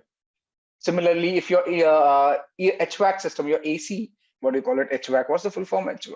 I keep on forgetting it. Your climate control system, basically in the the full form is heating, ventilation, and air conditioning, HVAC. Now, when you have this climate control system inside your data center, it fails. That may also lead in server being the server performance being hampered. So your availability is hampered. That is what is the point. Say I am an attacker and you are a web server, right? I am sending you unlimited number of requests. Let's say Aruba wants to get some service from the web server. But since I am sending unlimited number of requests, the server is not able to cater for requests from any authorized user. Yeah, the server is not able to cater for requests because there are too many requests coming from a attacker, a single attacker. That is denial of service attack. Now, if I tell 100 people, I pay 10 rupees to 100 people, and all of them, I tell them to send continuous requests to a particular server, that is distributed denial of service. As in, I've distributed the attack to multiple locations. Okay, this is an analogous example. We'll have a technical example shown to you. You can use a tool by the name of hping3 to send ICMP requests. Now, we will cover that as we proceed. ICMP request, that so many pings are being sent to the server that server is unable to service a authorized request, right? That's a DDoS and DOS suppression. Wonderful. Glad you understood it. Let's move. How do you ensure high availability? Okay, you have a data center, you'll have a standby data center backup system, right? Which will work if one goes down, the other will take on immediately. You may have backups in place, archives in place, which works, right? So that helps. At the same time, you have protection mechanisms, the IPSs, the intrusion prevention systems, intrusion detection systems. You may have firewalls in place, right? You may have RAID 5 configs as Kaushal has given. That allows you to ensure that your data, your service is available at all given times to the users, right? So that's availability. Now, we also discussed about risk. Again, we gave a formula, right? Risk was impact into likelihood. Basically, it's a combination of probability of or a likelihood of an event. Right now, event can be positive and negative, but what we are discussing over here, we're talking about a negative incident event which has happened. That is a risk. With reference to negative incident, let's say there's a data breach. We can have two different incidents talked about. Let's say your power connectivity to the data center goes down. It's an event, right? A negative event. And what is the risk? Because that happens, your server availability or net system availability may go down, right? At the same time, there's a possibility that there's a hardware damage which will happen. Agreed? So that's a risk. Now, what is a risk? It is the probability that this power system will go down. That is risk. Do you understand? Risk as such, it's combination of likelihood that something will happen of this sort. That is risk. It's a probability. Yeah. Now, in formula's case, you can say risk can be impact into likelihood. Impact multiplied by likelihood. What is the possibility of a, right? Now, we talked about data center. Now, what is the possibility? Your data in this data center may be breached. That's a likelihood. What is the probability that it will help? And once the data is breached, what would be impact on the business as such? How much will be the damage? That is the impact, right? This damage can be calculated in terms of dollar values, money, right? Or reputation as such. So we discussed about Coca-Cola's formula last time. So what is the risk associated to it? It is the likelihood that this Coke's formula is breached, right? What is the likelihood? It is a percentage value. And if this formula is breached, what would be the impact with reference to the damage potential and the dollar value and reputation loss for the organization? It's high, right?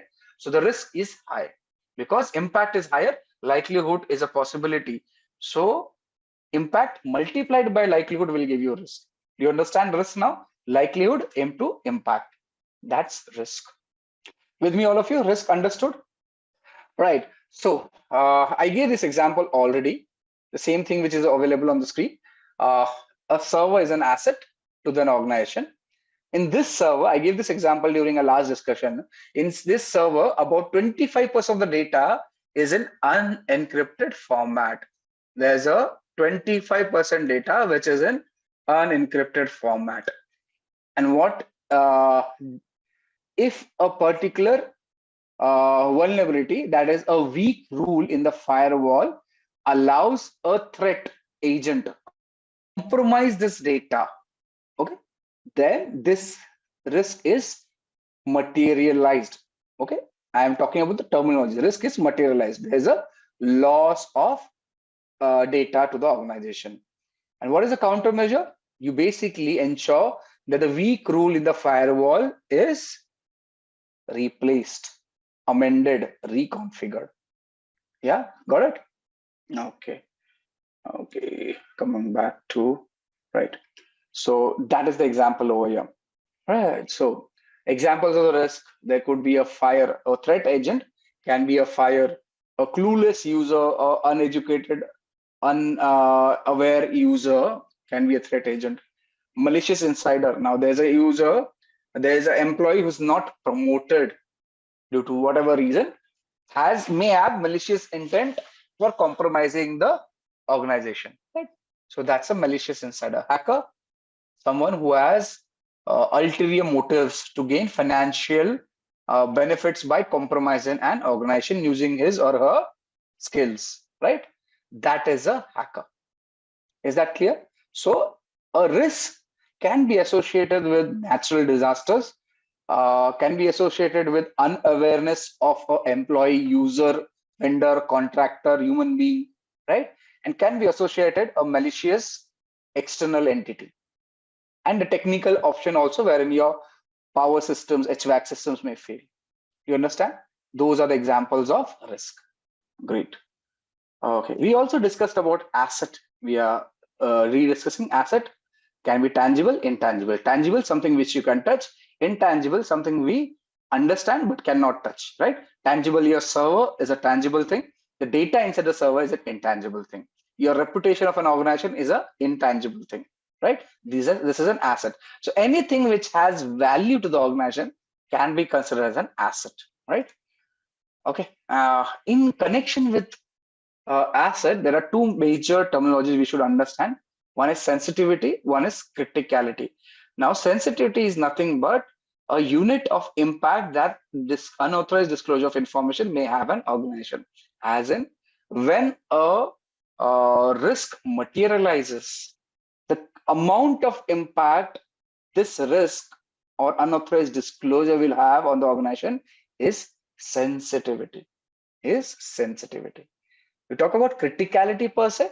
Again, it's a measure of impact that failure of a system to function as required will have an organization. So it will determine how important an asset is to the business. Will the business continue to work or not? Will the business continue to do business or not? Will the business have a reputation loss or not? That is sensitivity and criticality. Yeah. Okay. Asset classification. Now, we discussed about inventorizing various assets in an organization, right? When we inventorize assets, we also need to prioritize the assets, right? And this prioritization of the assets has to be done in a certain using certain processes. So what do? You prioritize the asset based on the business value, right? Now we've already discussed this, and I am sure you remember that. What do you mean by the business value? You ask the question, what will be the impact on the business if this asset is lost? That will give you the business value, right? So Coca-Cola's formula, big business value. So high priority asset. Maybe a CCTV camera going faulty on the gate, maybe it's lesser business value, lesser impact, right? So that's asset classification. Now this business value can be assigned based on combination of criticality and the sensitivity. This will also allow us to understand if a particular asset is of higher value, what are the risks associated with it? How much is the asset exposed to a risk? What is the likelihood? What is the impact? Who all would be interested in this particular asset? The competitors, the malicious insiders, the hackers, yeah, the misconfiguration, so on. You know who's the threat agent, what is the risk, what could be the impact, and what is the sensitivity and criticality. So you get an understanding when you know what is your asset. So once you know what is important, would be the threat to that important thing, which is important to us, right? And based on that, we can have the classification level assigned to an asset. So the classification can be secret, top secret, confidential, unclass, yeah, that kind of classification.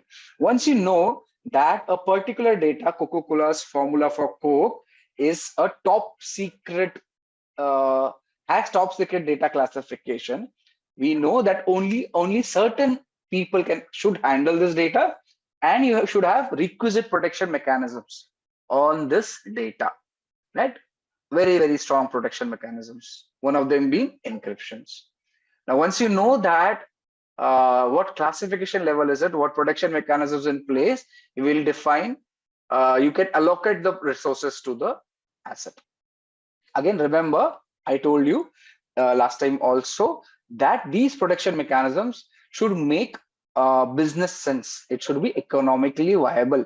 You cannot have a data which is worth, say, 100, or asset which is worth $100, having a protection mechanism of $200 on it, right? It should always make business sense. It should always make economical sense, right? So this is how you will be doing asset classification. You will understand why asset classification is done and how does it help us, right? Asset classification. Great, great. Okay, we already talked about identification of asset. You must first identify something to protect, then manage the risk, think if the asset is tangible or intangible, right? And ensure that there are protection mechanisms placed in there, understand the criticality and all. Yeah, that's asset identification. Now with this, we come to the basic Linux commands, which we are supposed to discuss, right? A small introduction to Linux. Okay, so as you see on the screen, for all those who have not seen Linux before, we are talking about Kali Linux right now. Most of the Linux flavors will have their own layout. Generally, it will be same. Like Windows has the start button, this particular dragon on the left side, left corner top, will give you the menu for all applications which are installed on this particular machine. The browser is seen over here on the tab on the what do you call it? This particular panel, the top panel, which has a watch on the right side, a timer, and the calendar on the right side. You can shut down the machine using the button given over here. We are not going to shut it down. Cancel. The connectivity is seen over here. You'll have data connectivity reflected over here. Your mic, speakers, everything will be reflected over here. You can also see the browsers on the menu, wherein if you look at all applications, you will find the browser listed over here itself. So there's a Chromium browser installed, there's a Firefox installed. We'll be primarily using Firefox in our work over here. So let's open, okay, for the browser, for internet connectivity. So similar to Windows machine, your Firefox on Linux looks same. So if you see, this is how your Firefox browser looks. So you can open any URL you want over here. Simple, right? So like Windows, even Linux uses the same browsers for that matter. The Internet Explorer or the Edge browser will not work on Linux. Otherwise, Firefox, okay, Safari for Mac will not have an option in Linux, but otherwise Firefox, Chrome, and several other browsers are working interoperable between various operating systems, right? So you can use a browser to surf the internet. Now, Linux is primarily known to various people as a what do you say? It has an availability of something known as a terminal, which allows you to run commands, which is very popular between Linux users, and this is what allows them to do a lot of tasks without actually opening any application, running it by typing it on the terminal. Now, what you see on the screen, I clicked on the red box over here, which is the terminal for the Kali Linux machine. This allows you to run various commands on the machine for doing various tasks we need to do. On the Dragon, if you go, you'll find other terminals also available. We'll be using the Terminator terminal already available in this particular machine, right? Similar layout will be there on our Ubuntu machine also if you open that, right? Let me expose you to the terminal a bit more. Okay, what you see over here is a Kali @ first thing which comes over here is known as the username. The Kali over here is the username, the user, right? And the given Kali after this is the system name, if you can call it the system name, right? So let's say if I change user, can you see? So the user from Kali changed to root user. So like Windows has admin user, Linux has something known as a root user. We are a root user on a Kali system. Yeah, do you get it? And what you see over here is the current directory. /home/Kali. Kali is the current directory. Understood? So we are just understanding layout over here. Now, do you see the difference? The root user is the admin user in case of Kali, capable of running administrative level privileges on a Linux machine. So this is the root user. I shifted to the root user by using command sudo su. Now we'll be covering this. When I do sudo su and give a password, the admin password, which I've already given, hence you don't see it, you will find the user changes from normal Kali user, which is a low privilege account, to a high privilege root admin account. Yeah, even Android is a Linux based system. Okay, and what you see, this, the second Kali, is the system per se. This is the system name. Yeah, this is the system name. After that, what you see on the /home/Kali is known as the current directory location. There is a current directory location. In Linux, everything is known as a directory, right? Everything is known as a directory. So understand the terminologies as of when you come to the Kali user, you see this tilde. It is known as tilde, right? And this is also the current directory. Basically, a shorthand for users home directory. A shorthand for users home directory. This tilde. This and this is same. Okay. Users home directory. Now let's talk about commands which we can run on Linux. Now, what is a command? Understand, command is nothing but a software program. So when executed on a command line CLI, command line interface, it performs the action on the computer. Now, again, I'll say again, command is a software program. When executed on a CLI, that is command line interface, it performs the action on the computer. So to execute a command, the first step is to type the name of the command. To execute a command, the first step is to type the name of the command, right? So in this example, the command I am typing is ls. What is it? ls. And I enter. What do you see? What is happening on the screen right now? What am I doing in ls? All those who know Linux will tell you that it is a command to list the contents of the present directory. Yeah, this is a command which is listing the contents of the present directory. So by itself, the ls command is listing files and directories in the current working directory.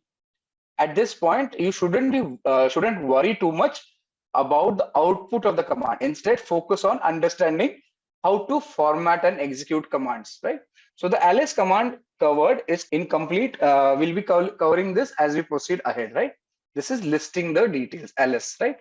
Now, many commands can be used by themselves with no further input, the way we saw ls, right? Some commands, however, require additional input to run correctly. So those inputs will be looking something like this. So if you say, clear the screen, command, this will be a command, then you will give some option and possibly some arguments, right? So this is the general structure of commands which will be listed on the terminal. Yeah, so options are basically used to modify the core behavior of the command. This options given over here will be utilized to modify the core behavior of a command, while arguments are used to provide additional information. What additional information? Maybe a file name or a username. Each option and argument is normally separated by a space. Okay. However, there are some options wherein they could be combined also. So this is the general layout of command options and arguments. Now you have to keep in mind that Linux, unlike Windows, is case sensitive. We have to keep in mind that Linux, unlike Windows, is case sensitive. So whenever you use commands and options and arguments and variables and file names, we have to exactly put the case sensitive word. Anything wrong, you will not list. For example, let's say I want to move into the downloads directories. Downloads directory. So I'm CD, I'm changing directory. Just understand what I'm telling right now.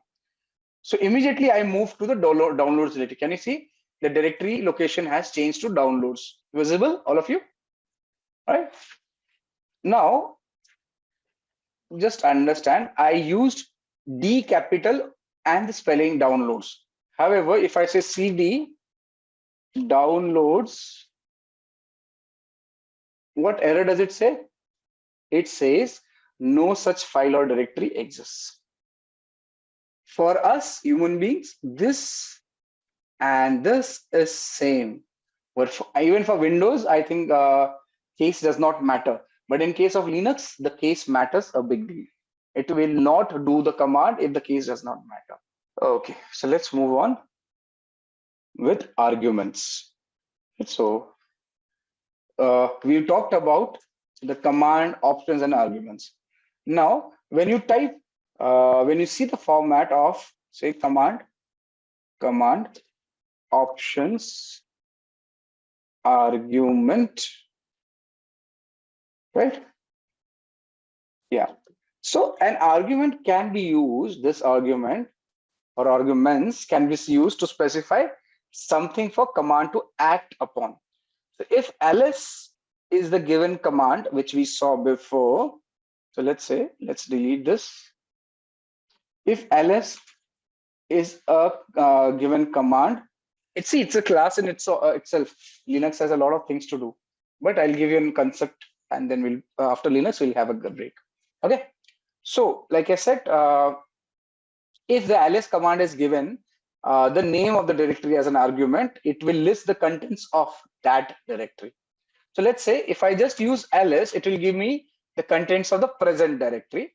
If I use ls and say give me contents of say documents, it will give me the contents of document directory. As of now, we have nothing listed in the documents directory. Hence, it is giving me a blank over here. Let me see if I can find another directory. Do I have this directory with me? Yeah. So if I say ls/etc/pp, it will list out details on this directory. Now, as of now, don't worry what directory I have gone into.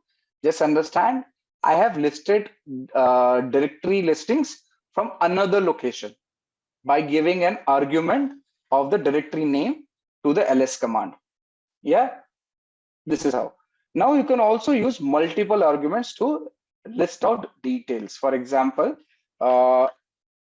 we used one ls command to list out a directory. We can use the same ls command by giving another space to list out another directory. Say, let's say we use to /etc. I can use what ssh, let's say ssh. You see, two different directory listings can be visible. This is the below one is for directly SSH directory. The above one is for PPP directory, right? So I can use ls command with multiple arguments and list out contents of two different directories, right? Given as arguments over there. Understood? That's in basic the arguments which we have there, right? Now we have, when we talked about command options arguments, we've discussed about arguments. Let's talk about options. So what are the options we are talking about? This is the one we are talking, command options arguments. This is where we've discussed about command, we've discussed about arguments. Let's discuss about options. Let's discuss about options. Now, options can be used with commands to expand or modify the way a command behaves. Again, options can be used with commands to expand or modify the way a command behaves. For example, if you use option -l, right, for ls command, it will give long listing, providing additional information about the files that are listed. So if I just do normal ls, this is the listing, and if I do ls And dash L is long listing. It will give me additional details. What are the additional details over here? The size of the file, the permissions of the file, right? So on and so forth will be given over here, right? Now you have to note that we have used a small case L over here, dash L, right? That is a lower case L. If you use what do you say? A easy way to remember this would be dash L is a mnemonic for long listing, right? This is dash L can be considered as a long listing. Yeah. Okay. Yeah. So we are understand it is case sensitive. Okay. Similarly, if you want to look into directories recursively, you can use R, right? ls-r. Okay. So now I'm sorry, not recursively, I stand corrected. This prints the results in a reverse alphabetical order. So if you see, if I do just ls, it is going in a descending alphabetical order, A, D, A, B, C, D, E, F, G. If you do dash R, it will do a reverse way, right? It will reverse it, that ls dash R. Similarly, you can do long listing by using dash LR. Yeah, so file permissions, the file size, the date it was created, and it is done given in the reverse lineup, moving from N to D in this case, right? Reverse lineup. So in most cases, options can be used in conjunction with other options. So what we have done, we have combined two options, long listing and reverse listing of the files together, right? So we have given separate options together. The combination of these options will result in long listing output in reverse alphabetical order, as you see over here, right? Now, if you ask me, will the order matter? No, that is not important. That is not important in this case. Yeah. So coming back, a few more things I need to cover. Now, when you do ls-l, this by default gives you the file sizes in bytes.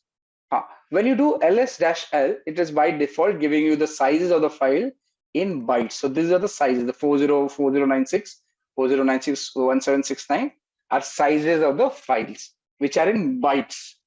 If you want to make it human readable, right? As in you understand the language, make it easier for humans to understand, you can use ls-lh, right? And this will give you the file size in human readable format. So 4K, 4K, 4K, 16M, 16, right? So this is what is a human readable format, right? Now options are generally single letters, as you see, dash, L, H, and all. However, sometimes there are words or phrases as well, right? Typically, older commands use single letters, while the newer commands use complete words for options, right? Single letter options are preceded by single dash. Okay, like when you do ls-l, it's a single letter with single dash, right? However, when you use full word options, you will be using double dash. So let me just clear the screen, right? You'll be using double dash. For example, if you remember, ls-h will give you human readable.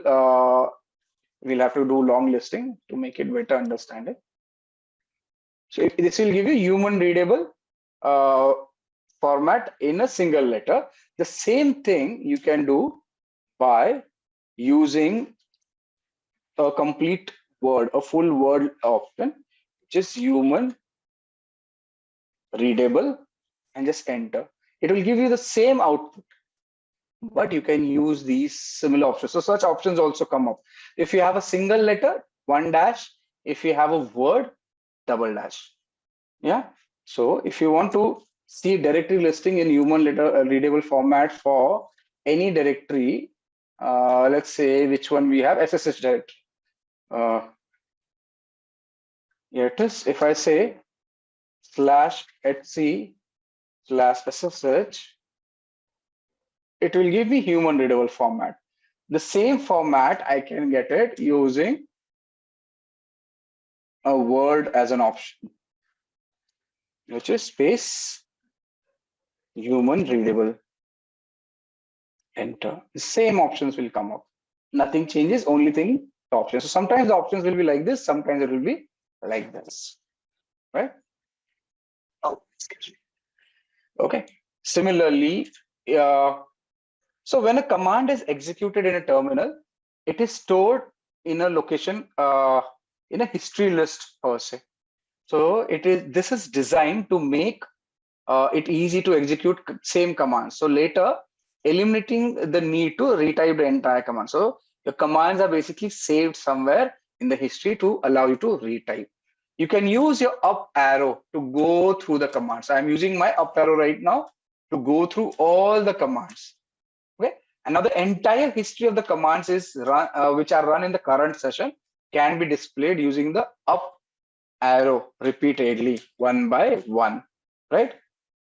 Now, when you do the up arrow and press enter, the command will run again. Simple. So if I go on doing this up arrow and just press enter, the command will run again, which is saved in the history. So you don't have to type your commands, right? In case you want to edit a command, you can use the left and right arrow to edit it. So in case I want to list out, instead of SSH, I want to list out, say, the PPA directory. I can change it and enter. It allows me. So you can use the history to move around the commands which are used prior, and the left and right arrow to change the positions and use for editing, right? Let's see. In case you want to see all the commands instead of using up arrow, which were done today, you can type history. Oh, excuse me.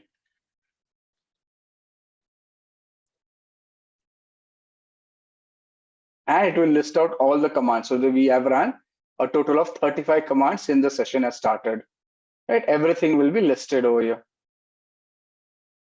See the history command. I gave a wrong command also visible. Yeah. Murli is telling type the command, giving space before the command, it will not show in history. Interesting. Let's try it out. So if I just give a space prior to the command and say, let's use a new command, date. Right? Enter. So it has given me the date, right? Now let's try history. So it's an interesting thing we need to discuss. Yeah, it's not showing. Interesting, Murli. Thank you. So what Murli has told us, if I use date, okay, it's not doing it. Wonderful. So where do you use it, Murli? This command, how does it help? So if I do date right now and do history, you will see the date is listed at the 37th command over here. However, if I add a space at the start of the command and type, let's use another command. What command should I use? Let's use nmap. Enter. And now check history. Okay, that nmap command is not there. Oh, interesting. That's interesting. Great. So I'm using Google over here to download the cheat sheet. So you can also use Google. That is easier. But okay. Yeah. So this is a 8-page document for Linux complete detail, right? So I'll share this one too for you. Cheat sheet. Close. Yeah. So the cheat sheet is uploaded. You can have a look. Not everything can work out using these cheat sheets, but you need practice. Excuse me. Right? You need to find and do practice. Okay. Now, one more important thing you should understand. something known as external commands. Now, external commands are basically binary executables stored in the directories that are searched by the shell. So if a user types ls command, then the shell searches through the directories that are listed in the path variable, right? So if a command does not behave as expected, or if a command is not accessible, that it should have been accessible, then you can, it will be extremely tedious to find this file, right, manually. So you can use a command by the name of which. Okay, you can use which. So if you want to know more about a command, another important thing, let's complete this first, which, and you can give the command name, say which ls. Okay. Oh, okay.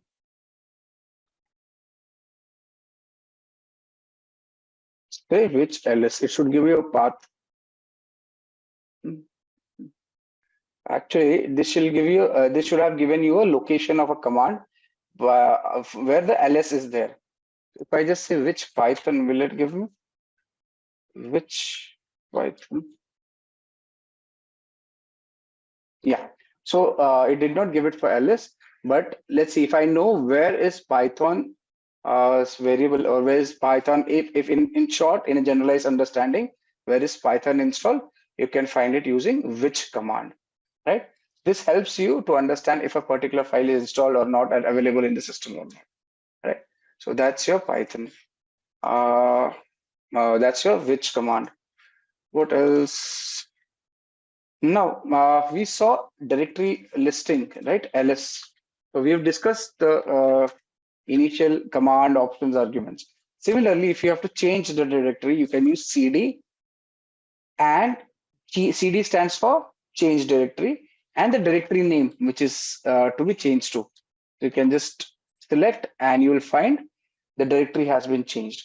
Can you see that? You can use the cd command to move within the directories.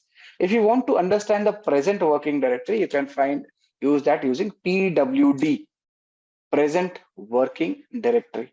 That will give you present working directory. Got it? So now if you do not know something about a command, you can use the manual, which is in Linux man command. So if you want to get details about any command, just say man and the command's name. It will list out the details about the command. So it will give you, what is this ls command? It will give you list directory contents. How do you use it? Synopsis is given. It will give you description about this file and options which we can use this with this, right? So this is how man commands you. In case you do not know what is man, you can find out details using manual of the man itself. Can you see? I opened a manual for man command itself. So it is an interface to system reference manuals. What is it? It is an interface to system reference manuals, and it will give you a description of each thing which you can do with this command. The examples are given. See, I give you this example, right? Man ls displays the manual page for the item ls or the program ls. Got it?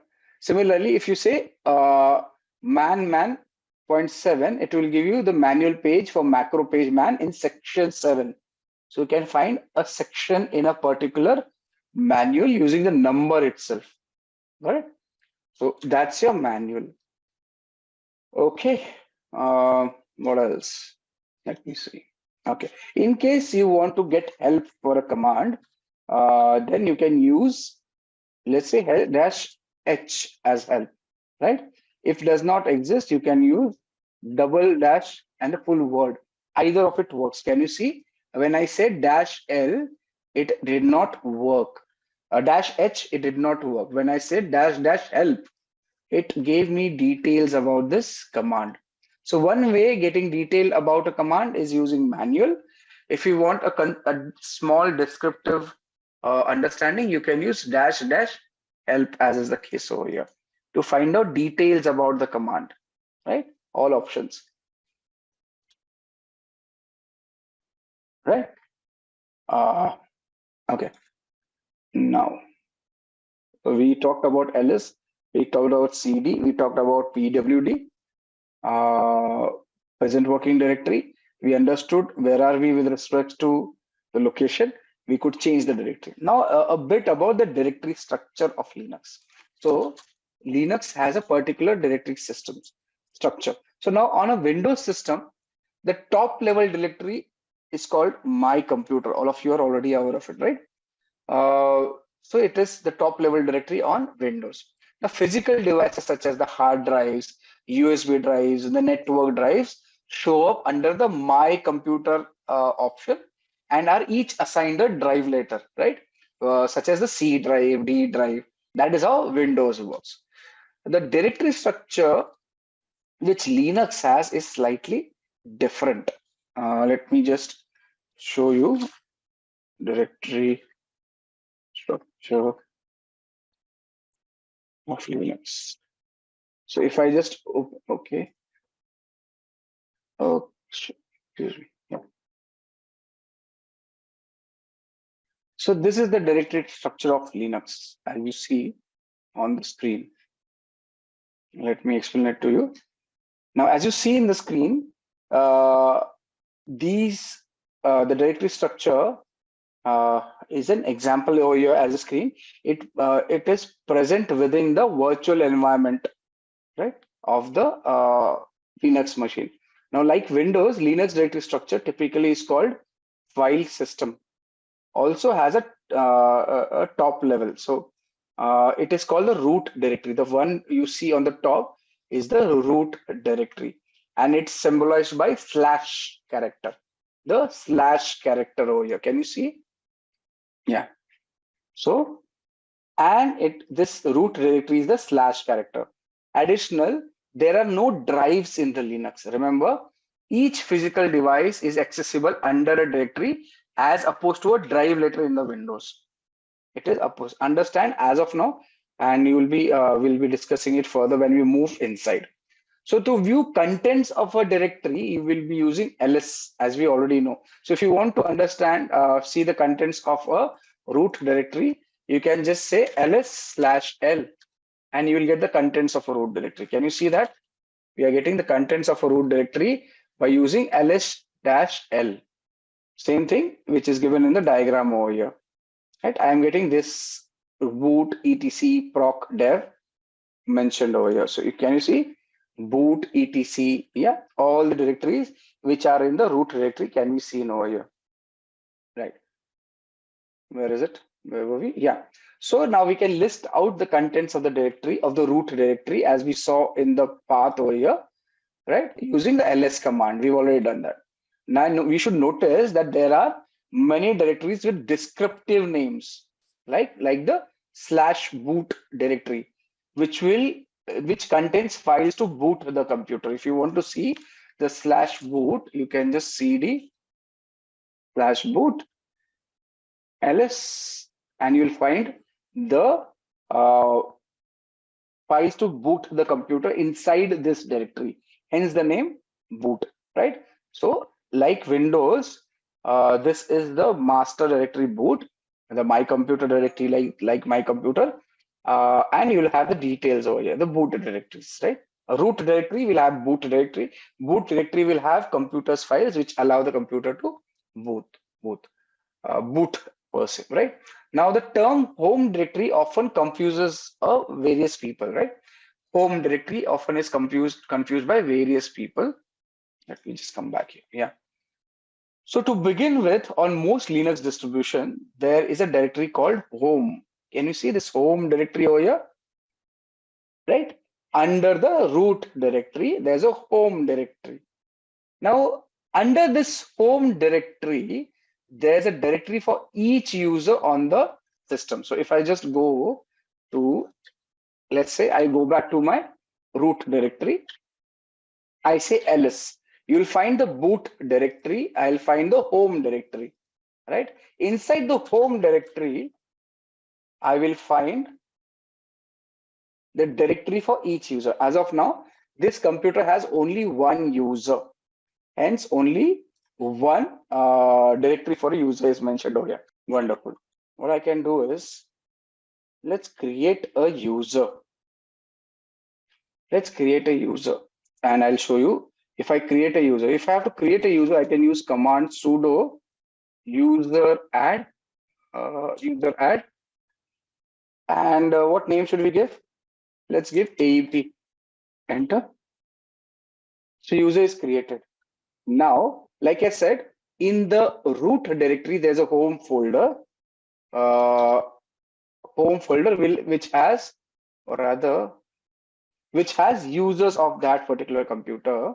So if I just say home, you will, oh, it has not created. Just a sec. Why didn't it show the user? Where did we create it?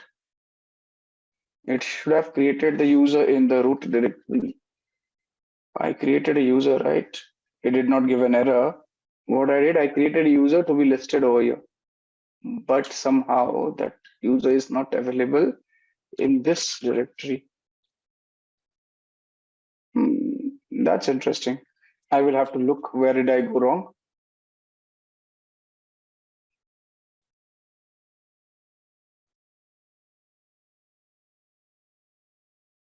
Okay, let's come back to that later. I actually wanted to show you, but yeah. So now, like I said, if you go to the home directory, you will find the users listed over there. Now, the directory name is same as the name of the user. So when I said ls/home, ls/home, since there's a Kali user, I see the Kali name as the directory name over there, right? So if you have, say, a system admin user, you'll find the system admin name given in the folder over here, right? So we are in the Kali user, and the Kali user folder is seen over here. Okay, moving on. Okay, the home directory, again, remember, it's an important directory to begin with. When a user opens the shell, it automatically is placed in the home directory, right? Typically where you work. That's the importance of directory. Like I said, PWD will give you the present working directory. If you do PWD, it will give you the present working directory. If I change the user to sudo su, yeah.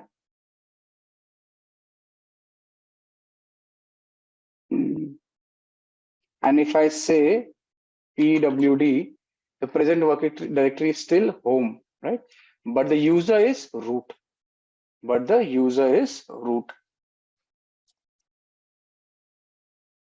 Right? So present working directory basically points to the working directory.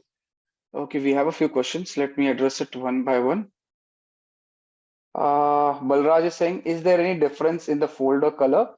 It seems different colors of folders. Nine. So, okay. In a typical Linux terminal, the color of the folders vary, right? Because of the configuration per se. Now, depending on the distribution, we'll have different colors. So by default, directories are often displayed in different colors to differentiate them from the regular files. So let's say if I just say, as you see, just a sec. As you see over here, this is a tarred file, a compressed file, which has a different color. A regular directory has a different color.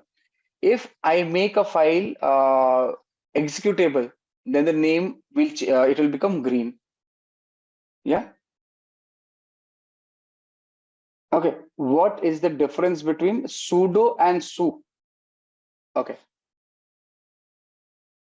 Basically, I am using the super user command, right? So sudo and su, again, in most Linux and operating Linux systems or Unix systems, let's say, if you want to do something in elevated privileges, right? If you want to execute some command in elevated privileges, you will use the sudo command, or in full form, it is super user do. So let me just type it for you. The sudo basically stands for, sudo. Yeah, see, sudo stands for super user do. They have not given a full form. Oh, have they given it? No. Now, this is basically to execute a command in a super user and to execute a command in a elevated privilege. They use sudo. So basically, sudo allows allows a user to execute a command as another user, typically the root user. What is it? The root user. So when I say I am running, let's say I'm exiting this to normal user. Now, if I say want to open a particular application which requires administrative privileges, I may not be able to run it. So let's say I say net discover. So this is another command discover. We'll use it. Does not have net discover, is it? Net discover. Okay. See, it says this is most likely caused by lack of administrative privileges associated with your user account. So then a user account is not allowed to run a command because there are privilege restrictions. However, if I just use sudo, just write sudo and net discover, it will allow me to run the command. Can you see? The command has started working. What is it? I am elevating privilege. David, does that answer your question? Sudo allows a user to execute a command typically as a super user or a root user. Got it? If you say, what is su? Just this. So I can tell you, man su. Does it give me? Yeah. So what is su? Run a command with substitute user and group ID. So now basically SU stands for switch user. If you can use the full form, SU stands for switch user. Sudo stands for super user do, right? Now this SU allows a user to become another user. Typically, again, you can change it to administrator or some other user person. Got it? Yeah, wonderful. If it's about terminals and you're working on a terminal on a Linux, use manual command or help command to get more details. It will be much more easier. So if I say nmap, I can use manual of nmap to give me details. Nmap is a tool which is a network scanner we'll be using. Wait for it. Yeah. So this is nmap. I press Q, I can quit it. Similarly, I can use nmap-h for help. Yes, all commands can be tested in the lab. I am doing it in the Simplilearn lab. If I just nmap-h, it will give me help command. So your help is available on the terminal. So you can get more details. Can we change the password of the user account in the lab using commands? Maybe you will not have the permission. If the lab vendor is smart enough, which he is, because I know him, he will not allow you to change the password of the lab user. Okay, should not actually. You can try it out. Okay, but there's no guarantee. I would not recommend it. You can play around with your own machines with respect to credentials. However, it is not recommended that you do it over here. Okay, wonderful. Right, where were we? Right, so moving on. So we saw we can change directories using CD, and you can move within directories. We saw what is a home directory. We saw what is a root directory, what is the structure of the directory, right? If you move to a particular directory, use CD. If you say, let's say, if you're moving into a CD documents directory, right? There are multiple directories. Okay, not here. CD. If you have to move out of a directory, you can use CD dot dot, and you'll see you can revert back to the previous directory. You're moving one directory up using the CD dot dot. Now, if you say move to a directory, CD downloads, one sec. What happened? Yeah, let me clear the screen. Can we do any installation, launch any application using Kali? Yes, you can. If you want to, let me just complete this. I'll show you that too. So if I move to the CD directory, somehow my lab has got stuck. Okay, I moved to the downloads directory. If I move further into, okay, there's no subdirectory in the downloads, is it? Where was a subdirectory available? Let's move to a subdirectory somewhere. But my lab is stuck. Wait. Yeah,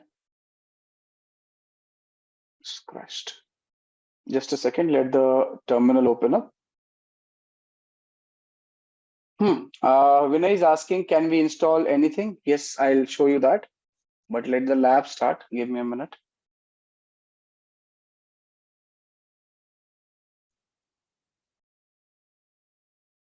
Okay, here's the lab. Okay, the terminal is open. I do not want another one. Let's clear the screen. Yeah. So do I have any other directory in the downloads? No. Let's see if we have something in the home directory. Documents do not have anything. Okay, let's create one. That will be easy. So if I move into a directory, I want to create a directory. I can use command make dir. Sorry, mkdir, make dir, and I can make a folder AEP. Right. So that's how I create a directory inside a directory. Right, AEP. I can move into the directory like this, AEP. As you see, I am inside the directory. I can list out the contents of the directory if anything is present over there. See, nothing in the directory. If I want to create a file, I can use a command touch to create a file, aep dot text. Enter. Now, what is that created? It has created a blank page, blank document, aep.text. As you see, the size of this page is 0 because nothing is inside. Right.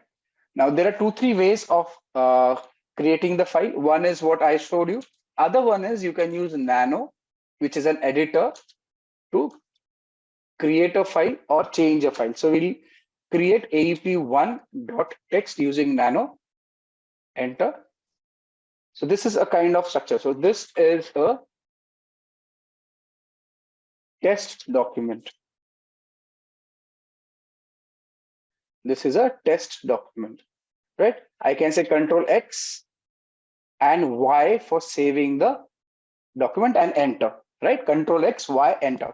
Now, if I say, if I list out details, ls-l, I will find 2 files listed over here. One with 25 bytes of data, one with 0 bytes. One was created with touch, other was created with Nano. Similar to Nano, there are other editors which can be utilized. One of the few famous one is Vim. So you can use Vim to just edit the AEP file. Right? So I'm editing. So this is another editor which allows you to edit the file, but it is certain there is particular method in which you can edit the file. If I want to enter something in this Vim command, I say I for insert. I have to type insert. As soon as I type insert, you'll see an insert prompt is given over here. Now I can type over here. This is a test file, right? And we can add to. How do I save it? I type, press escape on the keyboard, right? You see the insert prompt is gone. Then do colon, just type colon, W for write and Q for quit. Enter. I will write the changes and quit. Now, if I say ls-l, enter, you will find that the 22 byte worth data is created in the previous file. The time of change and everything is visible over here. Seen all of you? Clear? With me? Yeah? Okay, great. Okay, let's move on. Now, another way of, can you repeat this again? Which one? The Vim one? Okay, Arvind is telling me if I use X, it will directly do everything. Okay, we'll try that. So if I say Vim and the file name, so Sai, and I enter, this is the file I see. I can make changes to the file. Let's say I delete these two and type new alphabet. Sorry, I have to press I for insert. Once I insert, I can type anything I want to, right? Now, in order to save the file, there are two options. One was escape. I say colon, W for write, Q for quit. Another option our friend Arvind has given, wherein I can use colon and X to exit. Let's see if it works. Yeah, I have exited. Let's look if the change has been incorporated in our file. So cat aep.text. You see, so Vim, you open the Vim file, then you press I for insert, make changes as per requirement, and then you can use colon and X to save and exit. I used to use colon and WQ, right? Both of them are same. Yeah. Okay, understood, Sai? Okay, great. We have a question from David. David is asking, does Linux have something like batch files in Windows? Okay, yes, Linux has a similar concept to Windows batch files, .bat files, if you call it, and they are known as shell scripts. Yeah, David, they are known as, let me just exit this.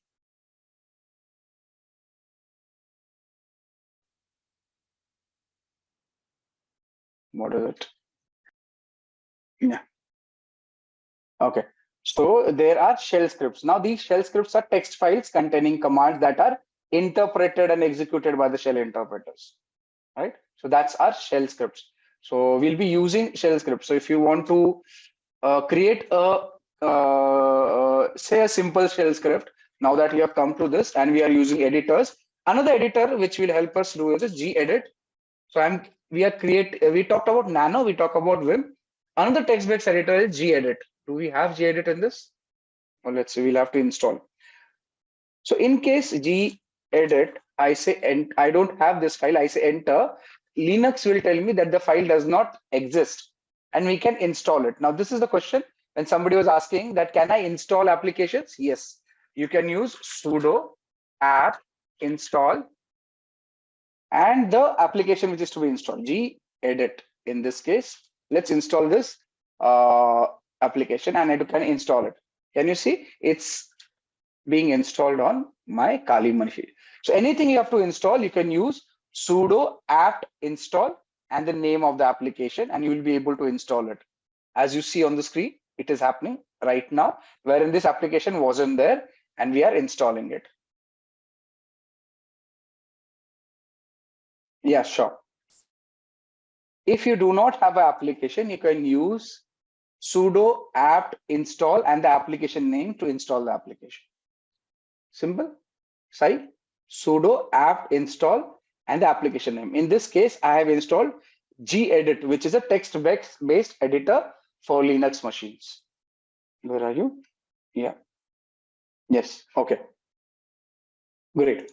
So now that we are, we've seen Vim, we've seen Nano, we've seen Vim, we've seen Nano. Let's work on our options to use a text-based editor. Let's work on our options to use a text-based editor such as gedit. So if I say gedit and I say AEP, I give the file name, right? Enter. A text-based editor like Windows has a notepad, a similar thing will pop up like this. And I can change the file as per my liking over here also. Can you see I can change it? I'm changing the file. Yes. Now, David was asking, do we have batch files? So in Linux, we have shell scripts. Let's create a small script file. Now, this is bash scripting, not a part of your course, but an interesting thing if you want to learn. However, it is not compulsory. You just need to understand it. Okay, so let's start. I am creating a bash file, a simple script. Let's say /bin bash. and we are going to echo or print out on the screen. We want to print out, say, hello, how are you? I'm doing it in the editor, right? And I add a question mark, a quote, right?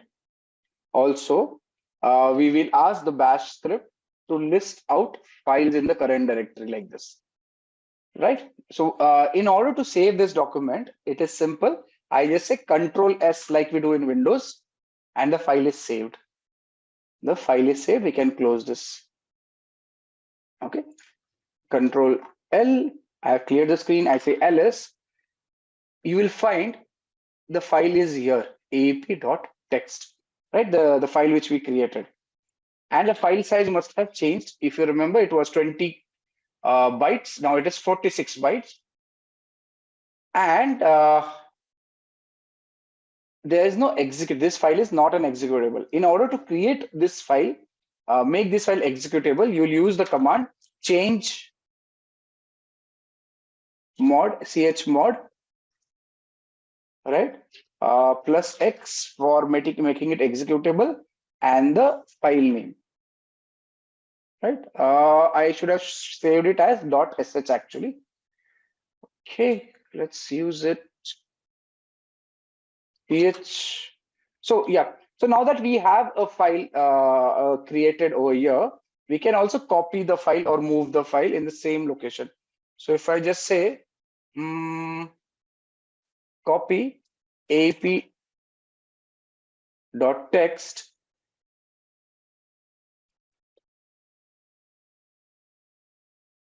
come on, yeah, as ap.sh in the present location. Can I do that? Yes, all people who know Linux. Can I copy, change the name of the file in the present location? Yeah. If there's an error, Linux will give you a warning. If the operation is done, the Linux will not give a warning. If you want to look at it, sorry, ls-l, you see, I created a file of same size and name with a different extension. So aap.text was a file. I have copied it as aap.sh, which is a shell script file. Do you understand? I copied a file using CP. CP is copying a file. Now this aap.ch can be given executing privileges that we can execute this file by using chmod plus X, and I say aap.sh. Right? I am making a shell file. Enter. You see, it has given no errors. That means it has worked. So if I now do ls-l, can you see the file color has changed? Can you see? What was the file color before? It was a white color. Now it has become green color. That signifies the file is now executable. Do you understand that? That signifies the file is now executable. Yeah, David, your batch file, we have created a shell file over here. Okay. So in your journey as a ethical hacker, as a penetration tester, you may have to make files executable. You will be doing it using such kind of commands, change mode, chmod commands. Got it?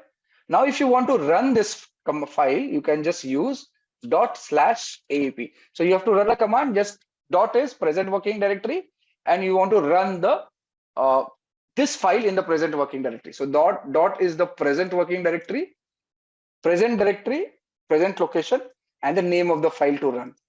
And we have made it executable. As soon as I say enter, it should give us the command. What is it saying? Hello, how are you? And it is listing the contents of the present directory. Can you see that? What we've done? So we have progressively moved from creating a directory to creating a file to creating a shell using various editors, then making the shell file executable, a batch file executable, and then running the file on the terminal getting an output on the screen. Is that clear, all of you? This is something you need to redo when you practice. It is important that you redo this. Okay, great. So, and thanks, David, for getting it to my notice.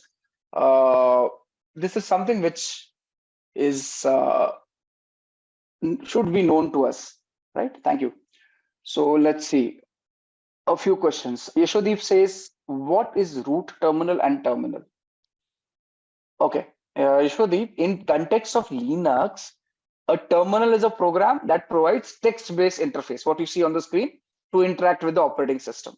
What? Okay, it is giving you a text-based text-based interface to interact with the operating system. While a root terminal is a terminal session that runs with super user privileges. Now, do you understand? Terminal gives you interface. Root terminal will give you super user privileges, and the same thing can be done with your privileges. Yeah. Okay. Okay. Zareen, it will be the same. The commands will stay the same. Nothing changes. Ubuntu is a Debian-based operating system. Kali Linux is also a Debian-based operating system. So all these commands in exact same format will work in Ubuntu also. Yeah. Okay, great. Okay. So next question. So we have a question from Kaushal, which is from where the Linux find the application. Now, in case of Linux, there's something known as official package repositories, right? So no, most Linux distributions have official software repositories or storage mechanisms where users can find and install the application. When you used, just let me clear the screen. When you use apt, right? That is advanced package tool. What is it? Advanced package tool. This allows you, this is a package manager which allows you to download packages from the repository of the Debian operating system, Linux operating system, and so on and so forth. For Debian, you use apt Debian. Sorry, right? Use apt for let's say Red Hat operating system, Fedora, CentOS. I think CentOS also. You use yum. That is a it is possibly yellow updater modified or something. I forgot. All right. So that's how you do it. Also, there are other options wherein there are third-party repositories, software websites. You can download like you do in Windows. Similarly, you can download and install applications. This is one option I have given, right? Most cyber people prefer working on Linux. It's much more convenient. Lesser issues come up. At least I prefer, and I've seen 90% of people who I work with prefer using Linux. Yeah. Okay. Okay. Again, another question from Kaushal. Does the syntax matter while searching the application? Yes. If you remember, I told you Linux is case sensitive. So you have to ensure that case is correct. So if you're looking for Firefox, let's say now this machine has Firefox. I want to open Firefox. I just type Firefox like this, and it will open Firefox. But if I don't get the case correct, it will not open the application. Simple as that. Can you see?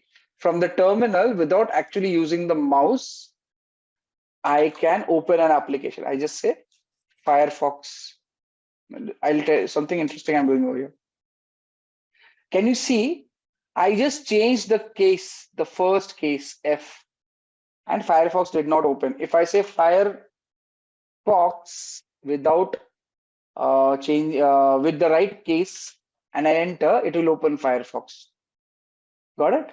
So you can search and open applications from the terminal.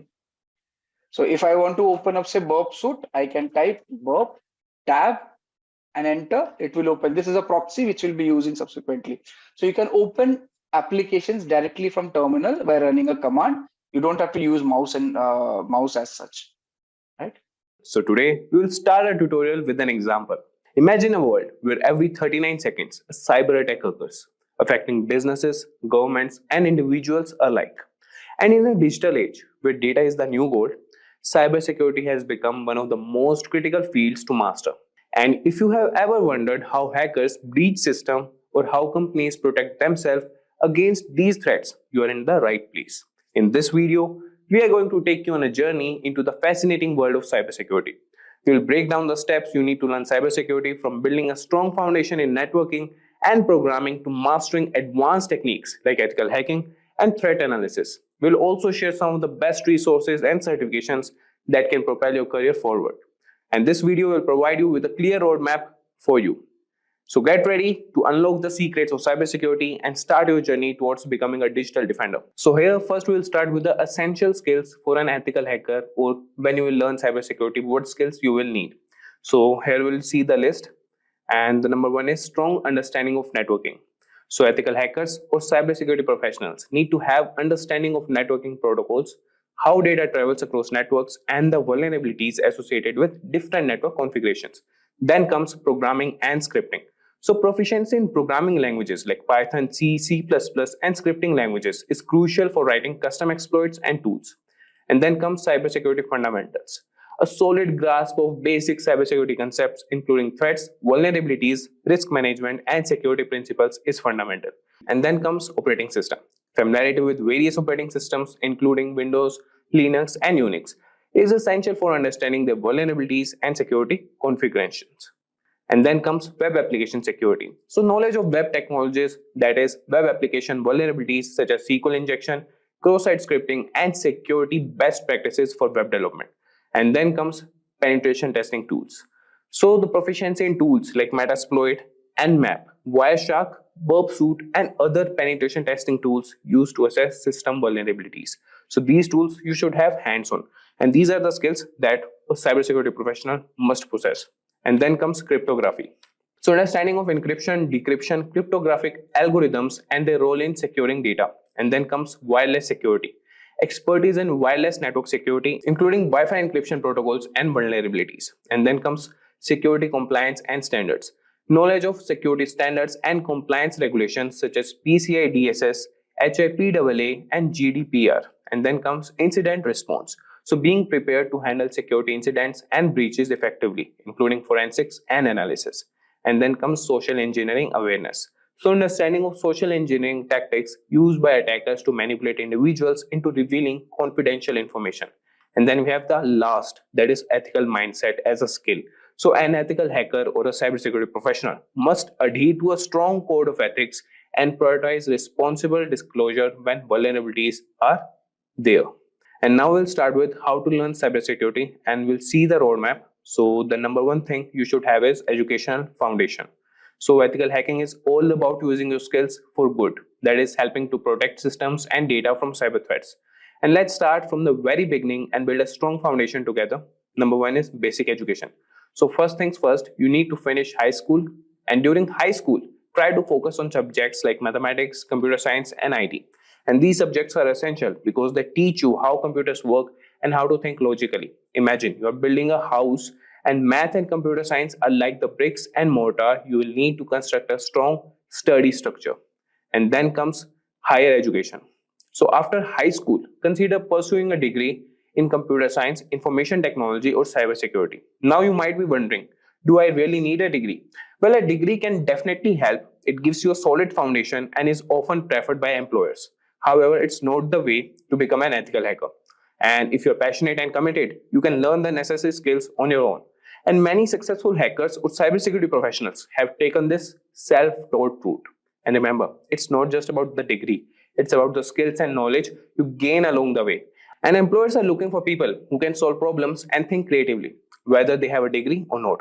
Now that you have covered the educational basics, let's move on to the exciting part, that is developing the essential technical skills you will need. And this is where you will start to build your hacker toolkit with essential skills and ready to gear up with some serious learning. So let's dive in. And here you'll see developing essential skills. Number one is programming. And if I tell you why it's important. So programming is like learning a new language, but for communicating with computers. So why it's important? And now we'll see what to learn. So start with Python because it's beginner friendly and powerful. Then pick up C and C++ for understanding low-level operations, and JavaScript for web-based hacking. And then we'll see how to practice. So write small scripts, automate tasks, and eventually build your own hacking tools. And after that comes networking. So let's see why it's important. So networks are like the roads connecting all computers. And understanding networking is crucial because it's where most hacking happens. And but to learn for this, so learn about IP addresses, subnets, protocols like TCP/IP, and how data travels across networks, and how to practice. So set up your own network lab at home using virtual machines and experiment with different networking setups. Now coming to operating systems with the essential skills only. And the first thing we'll see is why it's important. So most hacking tools are designed for specific operating systems, especially Linux. And then comes what to learn. So get comfortable with Linux, that is distros like Kali Linux that are designed for security tasks, and understand the basics of Windows and Mac OS. And then comes how to practice. So use Linux as your main OS and play around with terminal commands and understand file system structures. And then we have security concepts. And we'll see the first thing, that is why it's important. So security concepts are like the rules of the game. Knowing them helps you understand how to break and fix things. And then we have what to learn. So focus on encryption, that is how data is protected, firewalls, how to defend networks, VPNs, how to secure connections, and IDS, how to detect intrusions. And let's see how to practice them. So implement these security measures in your own systems and try to bypass them to see how they work. So these are the core skills that form the backbone of an ethical hacker's knowledge or a cybersecurity professional knowledge.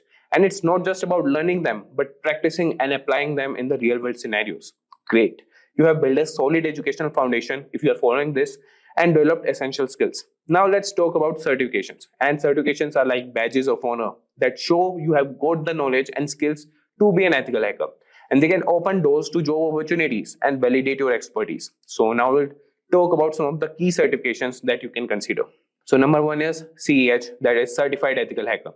And talking about why it's important. So the CEH is one of the most recognized certifications in the ethical hacking world. It covers the fundamentals of ethical hacking and teaches you the mindset and tools hackers use. And now we'll see what it demonstrates. So by earning this certification, you show that you understand the core principles of ethical hacking, including how to scan, test, and hack systems, and how to get it or achieve it. So you can study the CEH curriculum, which includes topics like footprinting, scanning, enumeration, and system hacking. Then pass the CEH exams to get certified. Now coming to the next certification, that is CompTIA Security Plus. And first we will see why it's important. So Security Plus is a great starting point for a career in cybersecurity.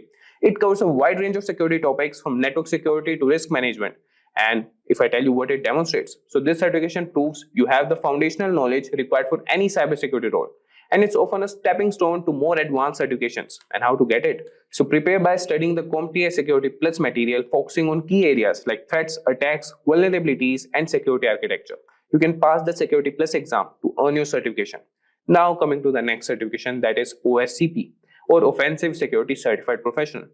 First thing we'll note about it is why it's important. So OSCP is known for its hands-on practical approach, and it's highly respected in the industry because it requires you to actually perform hacking techniques in a controlled environment. And if I tell you what it demonstrates, so earning the OSCP shows you can identify, exploit, and document vulnerabilities in various systems, and it's proof of your practical hacking skills. And if I tell you how to get it, so you can complete the Offensive Securities Penetration Testing with Kali Linux course, and then pass the rigorous OSCP exam, which involves a 24-hour hacking challenge.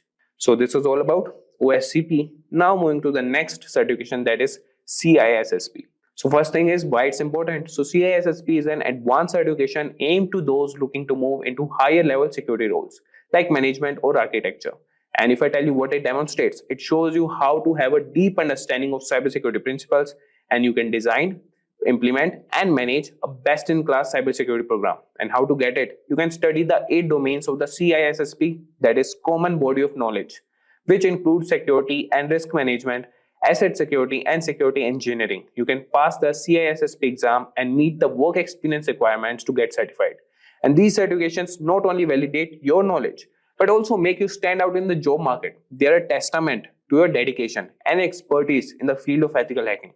So next, we will explore how to gain practical experience, and this is where you will put your knowledge to the test and hone your skills in real-world scenarios. So ready to dive into some hands-on action? So let's move on.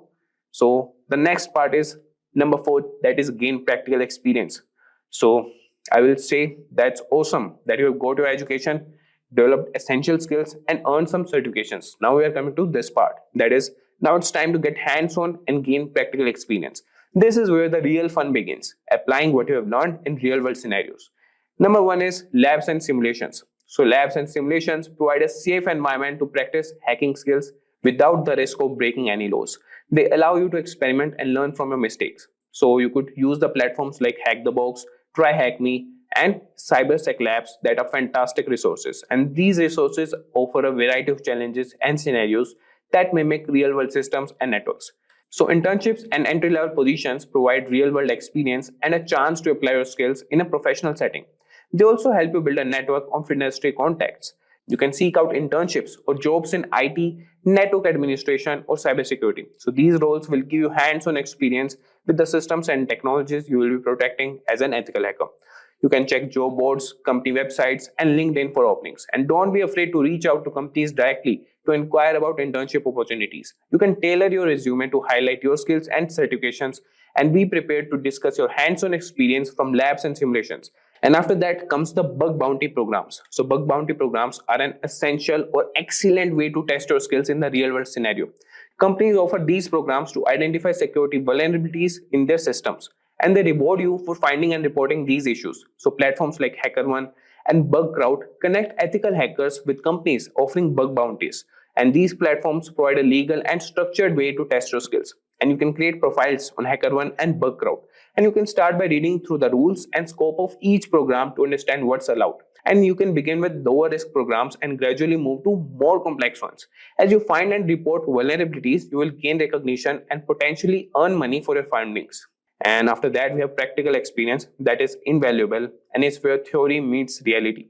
And by practicing in labs, gaining real-world experience through internships, and participating in bug bounty programs, you will hone your skills and build a strong portfolio. And after that comes stay updated. So cybersecurity is a rapidly evolving field, and staying updated is crucial for maintaining your edge. And here's how you can keep your knowledge fresh. Number 1 is continuous learning. So the landscape of cybersecurity is always changing with new threats and technologies. And you can keep up with the latest news, blogs, and forums, and great resources like Krebs on security, dark reading, and the Reddit NetSec community. So make it a habit to read articles and participate in discussions regularly. And you can also subscribe to newsletters and follow key influencers in the cybersecurity space. And then we have conferences and workshops. So these events are excellent for networking and learning about the latest trends and techniques. And key conferences like DEFCON, Black Hat, and RSA conference are must-attend events for ethical hackers. And you can attend these events either in person or virtually. And you can take advantage of workshops, seminars, and networking opportunities to connect with other professionals. And then we have online courses. Continuous education helps you keep your skills sharp and up to date. And platforms like Coursera, Udemy, and Cyberready offers a wide range of courses on various cybersecurity topics. And you can enroll in courses that cover new tools, techniques, and concepts. And I have already mentioned a course with Simplilearn that is proven and technically guaranteed. So you can regularly update your skills and knowledge through these platforms. Now coming to 6th point, that is join the community. So being part of the cybersecurity community is invaluable for your career growth. And here's how you can get involved. Number 1 is networking. So networking with other professionals can provide valuable insights, support, and job opportunities. And the professional organizations like the Information Systems Security Association, ISSA, and the EC Council are great places to start. You can attend meetings, join discussion groups, and participate in events. And building a strong network can open doors to new opportunities and collaborations. And then we have mentorship. So a mentor can guide you, share resources, and help you navigate your career path. You can look for experienced ethical hackers who are willing to mentor you. You can reach out through professional networks, conferences, or online communities. And having a mentor can provide you with personalized advice and support. And now we'll see the companies hiring ethical hackers. So there are many companies across various industries. Those are looking for skilled ethical hackers. And some prominent employers include tech giants like Amazon, Accenture, Google, Apple, Intel, Microsoft, and Facebook. And cybersecurity firms like FireEye, Palo Alto Networks, and CrowdStrike. They're consulting firms. And then we have Deloitte, PwC, and KPMG. And then we have financial institutions like JP Morgan Chase and Bank of America. And we have also telecommunication companies like Verizon and AT&T, healthcare organizations like United Health Group, and government agencies like the NSA and FBI. So job roles for ethical hackers, and those penetration testers conduct simulated attacks to find vulnerabilities. Then we have cybersecurity analysts. They monitor and analyze security systems. Then we have security consultant. They advise organizations on best security practices. Then we have security engineer. They develop and maintain security systems. And then we have incident responder. So investigating and responding to security breaches are their role. And then we have the average salaries for these. So salaries for ethical hackers vary by location and experience. So if I talk to you about in India, so entry level positions typically earn between 4 lakhs and 6 lakhs per year, while senior roles can command between 15 lakhs and 25 lakhs per year. And in the United States, entry level salaries range from $70,000 to $90,000 per year, but with senior positions, earning can be vary between $130,000 to $170,000 per year. In this video, we are going to learn about the fundamental rules that allow devices to communicate seamlessly across a network. But instead of just listening to technical definition, we will also going to explain everything using a fun and relatable analogy. So guys, if you want to learn more about networking protocols, watch this video till then. Imagine a city so technologically advanced where every building, vehicle, devices communicate seamlessly through a vast interconnected network. And the backbone of that city is the network protocols, which are set of predefined rules ensuring that all the devices, regardless of their make or operating system, can exchange data smoothly and securely. In this tutorial, we will explore the world of networking protocol, categorize them based on their functionality, and also dive deep into how they operate within the OSI model. So moving ahead, first, let's understand what is actually a protocol. So guys, protocol is a set of rules and standards that define how data is transmitted and received between devices in a network. It acts as a common language that enables computers, servers, and other devices to communicate effectively, regardless of their differences in hardware or software architecture.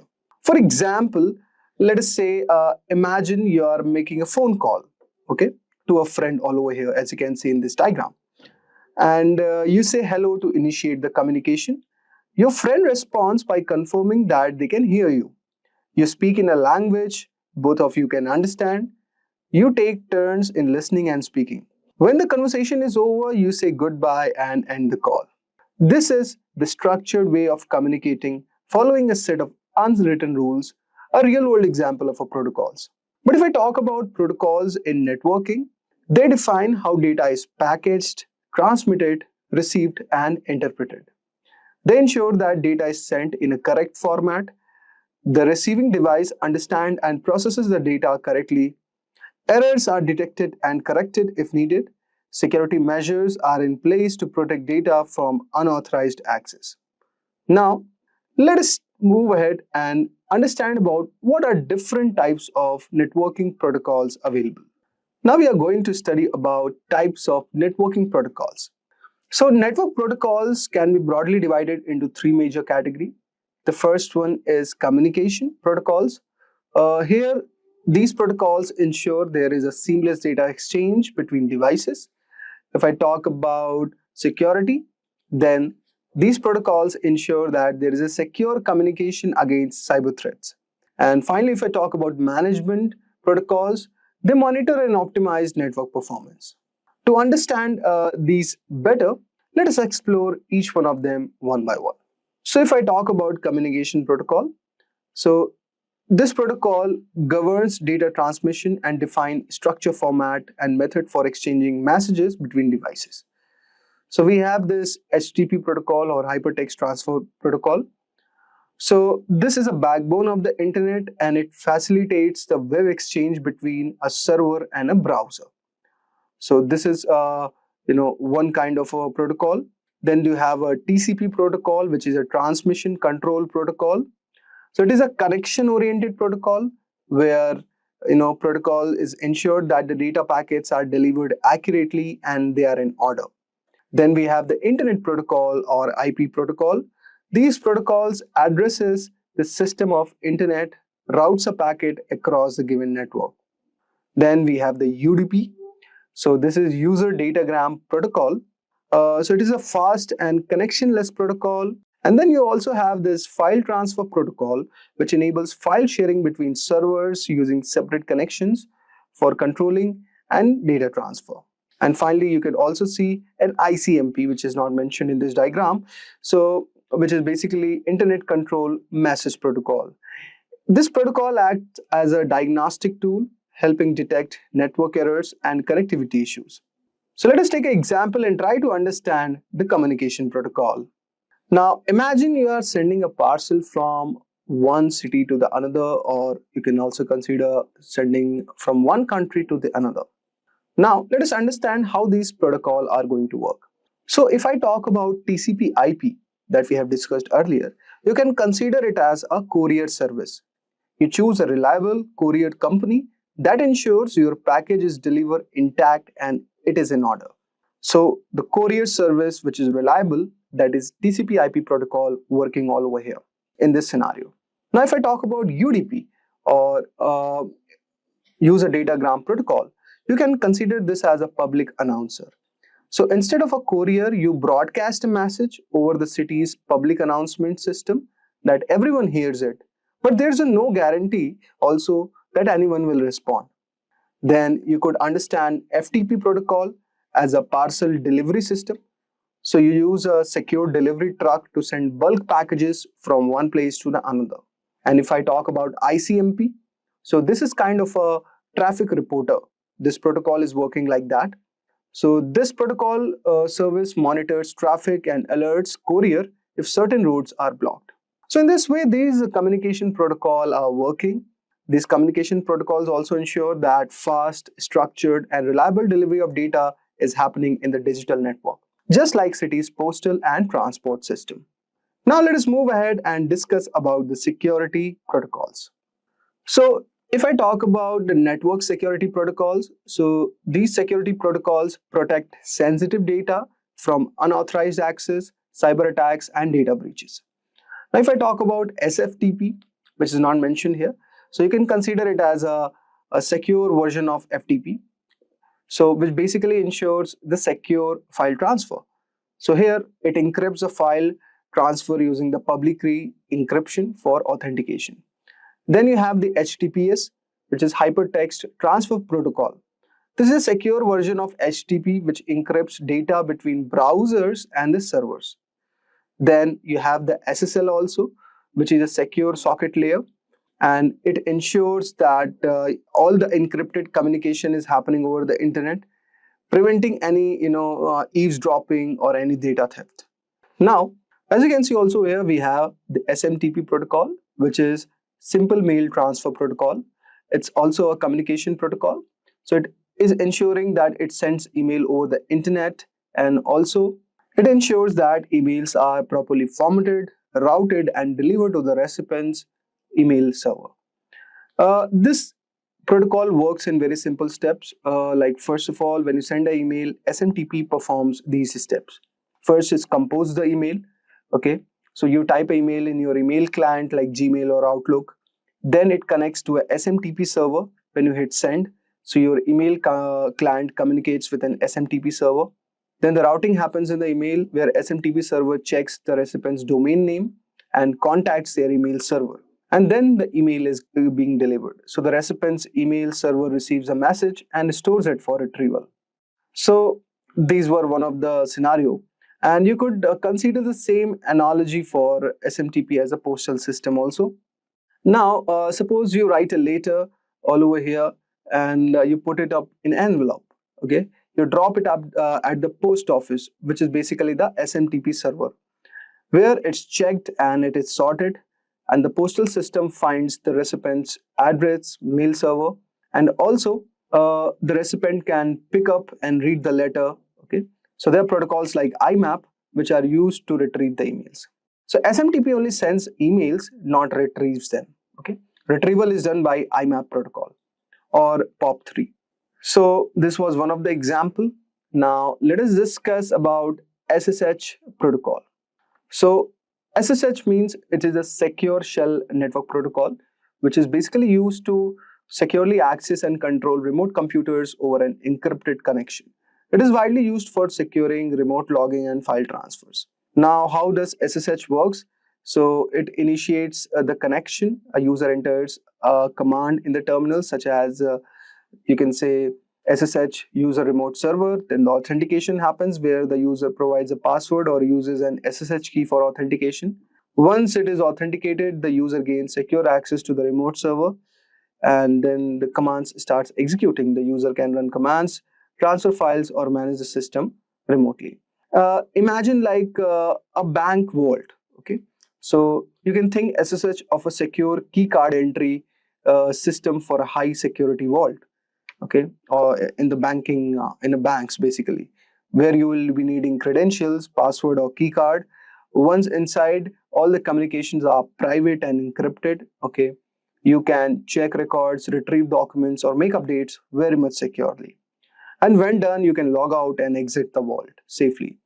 So you can think of SSH providing a secure way to access and manage remote computers, just like a bank vault system, which prevents the unauthorized entry. Now let us move ahead and discuss about our third and final protocol, which is basically the network management protocols. Network management refers to the process of monitoring, configuring, and maintaining the network devices to ensure a seamless communication is happening and preventing failures. It involves fault detection, performance optimization, and security enforcement. Now, the key network management protocols include like SNAP, which is Simple Network Management Protocol. So this protocol, as you can see all over here, this is basically used to monitor and manage network devices such as routers, switches, or servers. How this protocol works, guys? So, for example, devices have an SNMP agent that collects data, for example, the CPU usage or bandwidth. And the SNMP manager queries the agent to monitor network's health. If an issue occurs, then SNMP sends alerts called traps. So this is how it works. So for example, you can consider in a large office, SNMP alerts IT admins if a router is overloaded, something like this. Then we have the DHCP protocol, very famous protocol. So it stands for Dynamic Host Configuration Protocol. It automatically assigns IP addresses to devices in a network. So suppose when a new device connects, so it requests an IP address from the DHCP server, and the DHCP server assigns the available IP, preventing conflicts. This could be example in a Wi-Fi enabled office. Okay, so employee don't need to manually configure IPs. Here DHCP assigns them dynamically.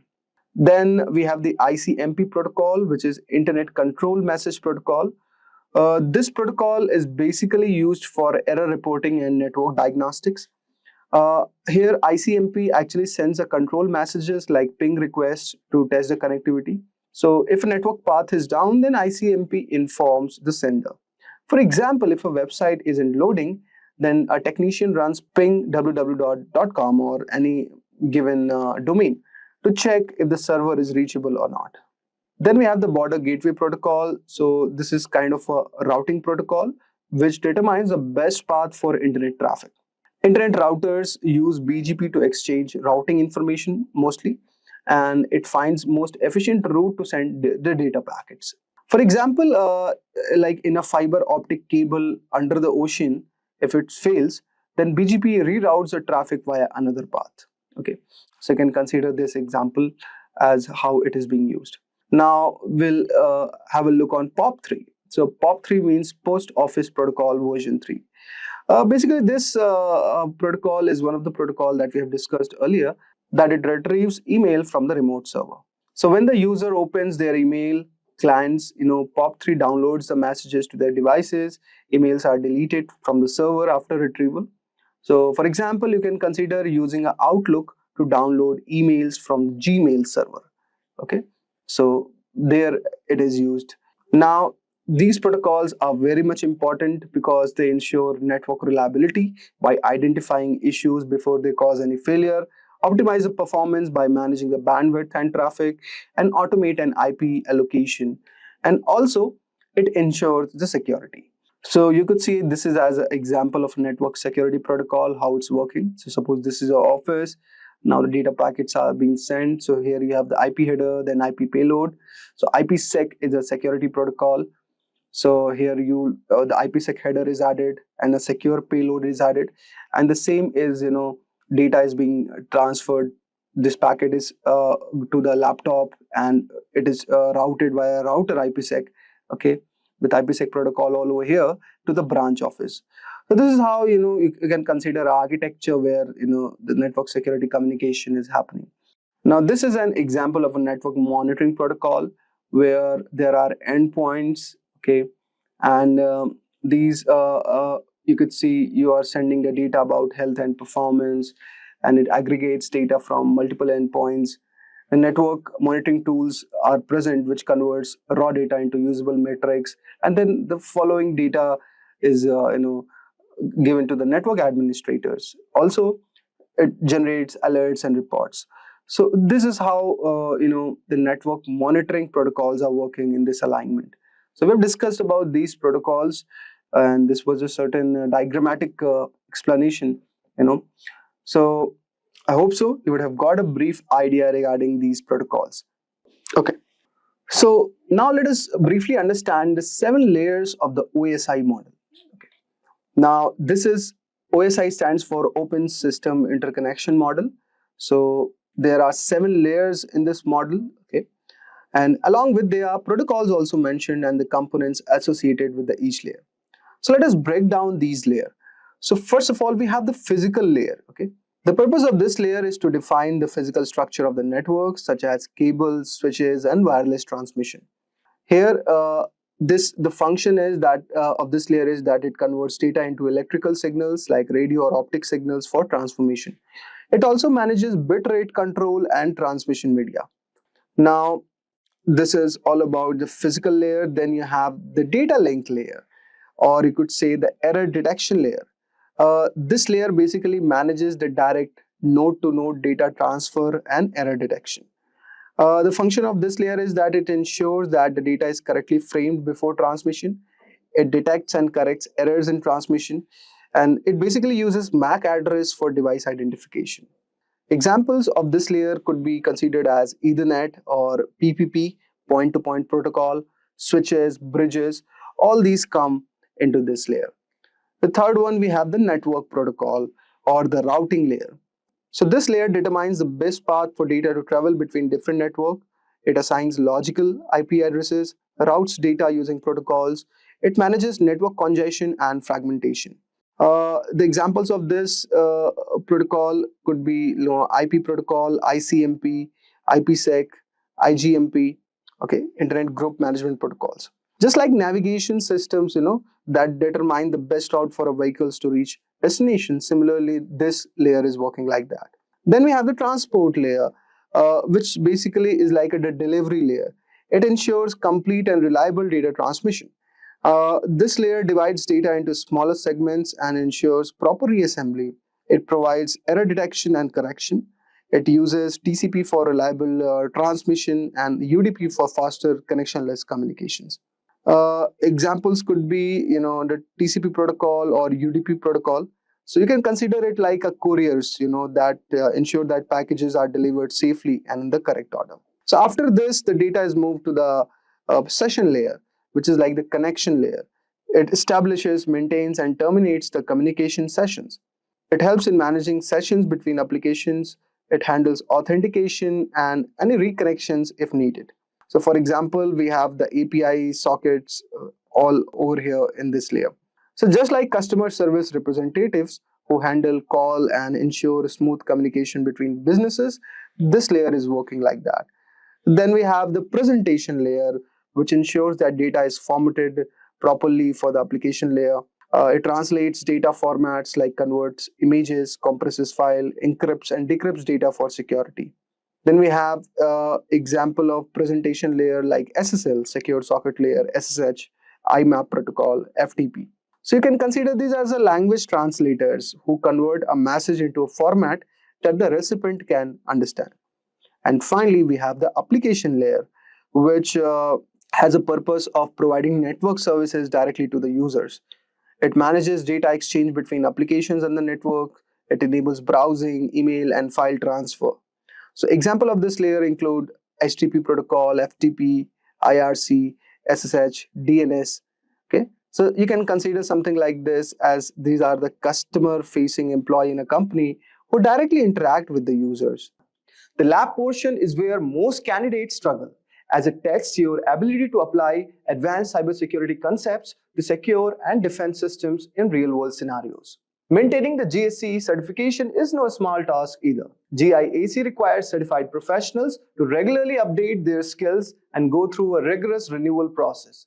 This makes the GSC not only tough to earn but also tough to keep. However, for those who do, it's a symbol of expertise and dedication to cybersecurity.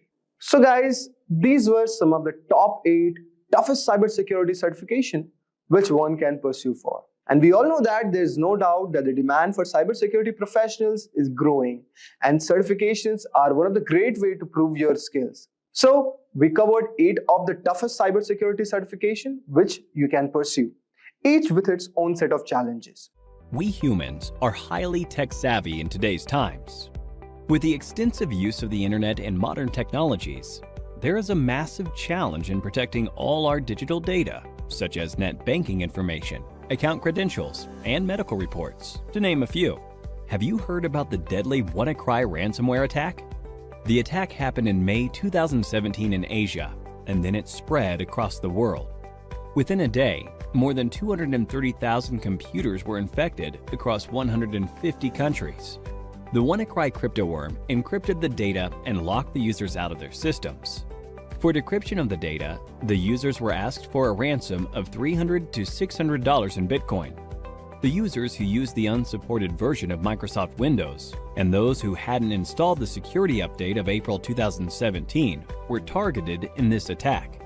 The WannaCry attack took a toll on every sector. Top-tier organizations like Hitachi, Nissan, and FedEx had to put their businesses on hold as their systems were affected too. Now, this is what you call a cyber attack. To prevent such attacks, cybersecurity is implemented. We can define cybersecurity as the practice of protecting networks, programs, computer systems, and their components from unauthorized digital attacks. These illegal attacks are often referred to as hacking. Hacking refers to exploiting weaknesses in a computer network to obtain unauthorized access to information. A hacker is a person who tries to hack into computer systems. This is a misconception that hacking is always wrong. There are hackers who work with different motives. Let's have a look at 3 different types of hackers. Black hat hackers are individuals who illegally hack into a system for a monetary gain. On the contrary, we have white hat hackers who exploit the vulnerabilities in a system by hacking into it with permission in order to defend the organization. This form of hacking is absolutely legal and ethical. Hence, they are also often referred to as ethical hackers. In addition to these hackers, we also have the gray hat hackers. As the name suggests, the color gray is a blend of both white and black. These hackers discover vulnerabilities in a system and report it to the system's owner, which is a good act. But they do this without seeking the owner's approval. Sometimes gray hat hackers also ask for money in return for the spotted vulnerabilities. Now that you have seen the different types of hackers, let's understand more about the hacking that is legal and valid, ethical hacking, through an interesting story. Dan runs a trading company. He does online training with the money his customers invest. Everything was going well, and Dan's business was booming, until a hacker decided to hack the company's servers. The hacker stole the credentials of various trading accounts. He asked for a lump sum ransom in exchange for the stolen credentials. Dan took the hacker's words lightly and didn't pay the hacker. As a result, the hacker withdrew money from various customers' accounts, and Dan was liable to pay back the customers. Dan lost a lot of money, and also the trust of his customers. After this incident, Dan gave a lot of thought as to what could have gone wrong with the security infrastructure in his company. He wished there was someone from his company who could have run a test attack to see how vulnerable his systems were before the hacker penetrated into the network. This was when he realized he needed an employee who thinks like a hacker and identifies the vulnerabilities in his network before an outsider does. To do this job, he hired an ethical hacker, John. John was a skilled professional who worked precisely like a hacker. In no time, he spotted several vulnerabilities in Dan's organization and closed all the loopholes. Hiring an ethical hacker helped Dan protect his customers from further attacks in the future. This, in turn, increased the company's productivity and guarded the company's reputation. So, now you know hacking is not always bad. John, in this scenario, exposed the vulnerabilities in the existing network, and such hacking is known as ethical hacking. Ethical hacking is distributed into 6 different phases. Let us look at these phases step by step with respect to how John, our ethical hacker, will act. Before launching an attack, the first step John takes is to gather all the necessary information about the organization's system that he intends to attack. This step is called reconnaissance. He uses tools like Nmap and hping for this purpose. John then tries to spot the vulnerabilities, if any, in the target system using tools like Nmap and Nexpose. This is the scanning phase. Now that he has located the vulnerabilities, he then tries to exploit them. This step is known as gaining access. After John makes his way through the organization's networks, he tries to maintain his access for future attacks by installing backdoors in the target system. The Metasploit tool helps him with this. This phase is called maintaining access. John is a brilliant hacker. Hence, he tries his best not to leave any evidence of his attack. This is the 5th phase, clearing tracks. We now have the last phase, that is reporting. In this phase, John documents a summary of his entire attack, the vulnerabilities he spotted, the tools he used, and the success rate of the attack. Looking into the report, Dan is now able to take a call and see how to protect his organization from any external cyber attacks. Don't you all think John is an asset to any organization? If you want to become an ethical hacker like John, then there are a few skills that you need to acquire. First and foremost, you need to have a good knowledge of operating environments such as Windows, Linux, Unix, and Macintosh. You must have reasonably good knowledge of programming languages such as HTML, PHP, Python, SQL, and JavaScript. Networking is the base of ethical hacking. Hence, you should be good at it. Ethical hackers should be well aware of security laws so that they don't misuse their skills. Finally, you must have a global certification on ethical hacking to successfully bag a position of an ethical hacker like John. Few examples of ethical hacking certification are Certified Ethical Hacker Certification, CEH, CompTIA Pentest Plus, and Licensed Penetration Tester Certification, to name a few. Simplilearn provides a Cybersecurity Expert Master's program that will equip you with all the skills required by a cybersecurity expert. You could have a look at it by clicking the link in the description. So, here's a question for you. In which phase of ethical hacking will you install backdoors in the target system? A. Scanning. B. Maintaining access. C. Clearing tracks. D. Reconnaissance. Give it a thought and leave your answers in the comments section below. 3 lucky winners will receive Amazon gift vouchers. The endless growth of technologies in this area is directly proportional to the number of cybercrimes. Cybercrimes are estimated to cost $6 trillion in 2021. Hence, to tackle these cybercrimes, organizations are continuously on the lookout for cybersecurity professionals. The average annual salary of a certified ethical hacker is $91,000 in the US and approximately rupees 7 lakhs in India. So, what are you waiting for? Get certified and become an ethical hacker like John and put an end to the cyber attacks in the world. Today, we are diving into a super important topic that affects everyone: phishing attacks. As cybercriminals get more sophisticated, it's important for us to stay one step ahead. So in this video, I'll be walking you through what phishing is, how it works, some famous examples of phishing attacks, different types of phishing, how to protect yourself, and what to do if you ever fall victim. So let's jump right in. What is phishing? To start, let's talk about what a phishing attack really is. In simple terms, phishing is a type of scam where hackers pretend to be legitimate people or companies to steal your personal information, whether it's your passwords, bank details, or even social security number. They typically do this through emails, text messages, or fake websites that seem genuine at first glance. But phishing attacks don't just rely on fake emails. They use a psychological trick known as social engineering. Now, social engineering is all about manipulating people into making poor decisions, like clicking on a malicious link or sharing personal information. Let's take an example. Imagine you work in a company and one day you get an urgent email from someone who looks like your boss. The email says, "I'm in a meeting right now, but I need you to send me the financial reports immediately. Click here to access a secure file." Because it's your boss and the message sounds urgent, you might not think twice and click the link. But that's where the trick is. The link wasn't real, and now the hacker has the access to the company's sensitive data. So social engineering works because it plays on human emotions like fear, urgency, trust, and leads you to make hasty decisions without double checking. So phishing attacks are serious business, and they have caused some of the most damaging data breaches in history. Let's take a look at some of the most famous examples. First, let's talk about the Sony Pictures hack in 2014. This is one of the most well-known phishing incidents. It all started when Sony employees received phishing emails that looked completely legitimate. Some employees clicked on the links in these emails, which gave hackers access to Sony's internal network. And the result? Over 100 terabytes of data were stolen, including unreleased movies, confidential employee information, and thousands of internal emails. The leaked data caused major damage to Sony's reputation and led to lawsuits. It was one of the most costly cyber attacks of its time. Another incredible phishing incident involved both Facebook and Google. Between 2013 and 2015, a single hacker managed to scam these tech giants out of over $100 million. How did he do it? The hacker, Evaldus, pretended to be a hardware supplier that both companies did business with. He sent phishing emails with fake invoices that looked exactly like the real thing.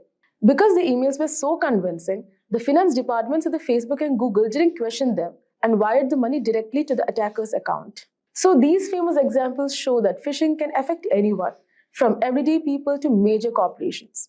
So let's talk about how they work step by step when hackers actually try to steal your information. So how does a phishing attack unfold? Let's break it into easy steps. Step 1. Phishing attacks typically start with a carefully crafted message, often in the form of an email or text. This message will look like it's from a legitimate company, like your bank, a popular service like PayPal, or even someone you personally know. Hackers usually use several techniques to make these emails look authentic. One common technique is domain spoofing. This is when hackers create a domain that looks almost identical to the legitimate website, but with subtle differences. For example, instead of paypal.com, they might use paypal1.com or pay-pal.com. Because most people glance at the sender's email address quickly, they don't notice the subtle change. The next step is to get the victim to visit a fake website. When you click on the link in the phishing email, you're often redirected to a website that looks exactly like the real thing. These fake websites are often designed to perfectly mimic the official login pages of services like your bank or email provider. To create these fake websites, hackers often use what's called a phishing kit.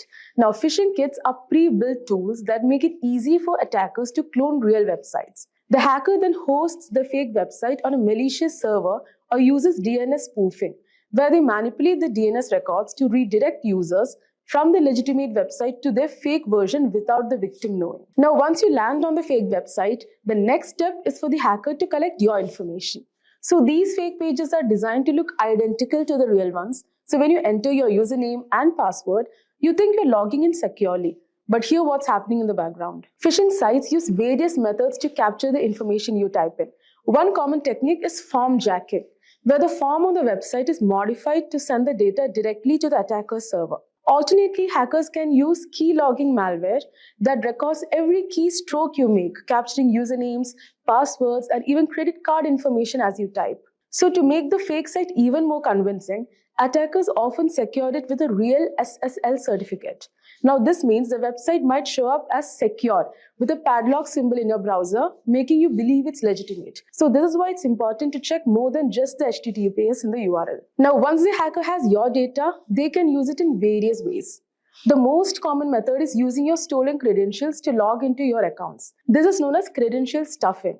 But they can also use your personal information for identity theft, or they might sell your data on the dark web. But phishing isn't a one-size-fits-all approach. Hackers use several different types of phishing attacks, and each one is designed for a specific target or method. So now let's talk about the different types of phishing attacks. First, we have general phishing, which is the most common and broad type.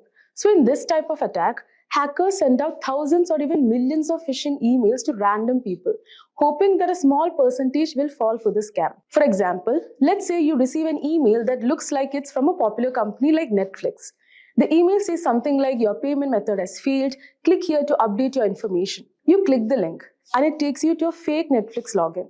When you enter your details, they are sent straight to the hacker. These attacks are sent out to as many people as possible. Whoever falls for it, falls for it. It's all about volume with general phishing. Next is spear phishing. So unlike general phishing, spear phishing is much more targeted. So the attacker picks a specific individual or company and tailors the attack to that person or group. So spear phishing requires some research and planning. So it's more sophisticated than general phishing. For example, imagine you work in the finance department of a company and you receive an email from someone pretending to be the CEO. The email says, he's unable to transfer the money to the partner company and asks you to transfer it. So since it appears to be from your boss and it sounds urgent, you might be tempted to complete the transfer without questioning it. That's the goal of spear phishing. Because the email is personalized and often uses real names or insider information, it's much easier to fall for it. So this makes spear phishing especially dangerous for businesses. Now let's talk about whaling, which is similar to spear phishing but with a bigger target. So whaling specifically targets high-ranking individuals like CEOs, CFOs, or other executives. So these attacks are often highly sophisticated because the stakes are so high. Let's say a hacker sends an email to the CFO of a large corporation, pretending to be a lawyer representing the company. So the email contains a fake warrant, asking the CFO to click a link to download important legal documents. Because it's a legal matter and appears highly official, the CFO clicks the link, which leads to malware being installed on the company's network. So whaling attacks are dangerous because they often involve larger sums of money or more sensitive information. So when high-level executives fall for these scams, the consequences can be disastrous. Next comes SEO phishing. So SEO phishing takes a different approach. So instead of targeting individuals with emails or text messages, hackers create fake websites and manipulate search engines so that these sites show up at the top of search results. So people who are searching for services or products may unknowingly click on these malicious websites. For example, imagine you are trying to log into Bank of America and you search for Bank of America login. So a phishing site could show up at the top of the result, looking exactly like the original website. You fill out the form, entering your personal and payment information. But instead of going to the bank, all of that information goes straight to the hacker. So SEO phishing works because we trust search engines to lead us to legitimate sites. Hackers take advantage of that trust by manipulating search engine algorithms to display their malicious sites.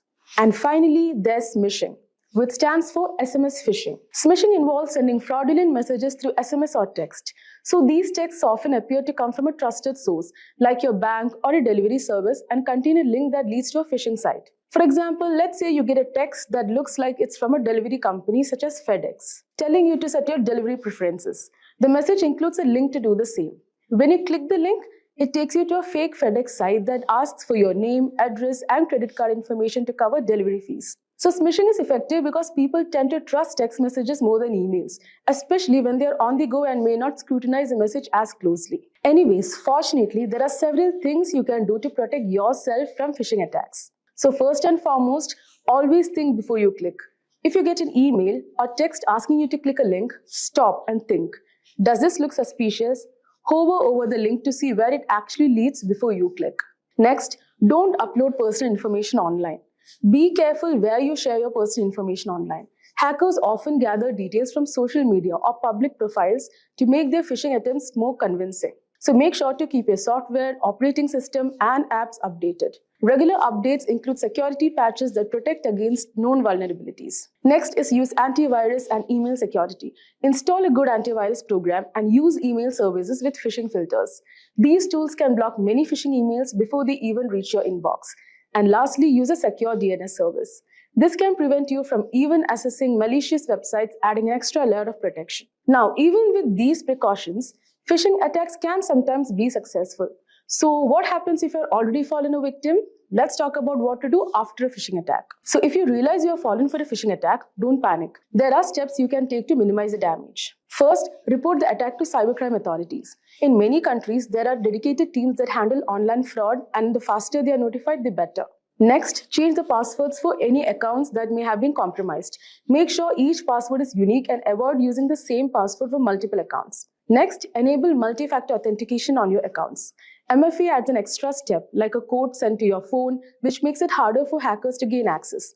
And lastly, run a full malware scan on your devices. If you clicked a link or downloaded something from the phishing attack, malware might have been installed. So it's important to remove it as quickly as possible. And there you have it. We have covered everything you need to know about phishing attacks, from how they work, the different types, to some real-life examples of phishing disasters, and most importantly, how you can protect yourself. Do you know, friends, that Wireshark is a powerful network protocol analyzer that helps you capture and analyze network traffic in real time? It allows you to deep dive into data packets traveling through your network, giving you insights into network performance, security, and troubleshooting.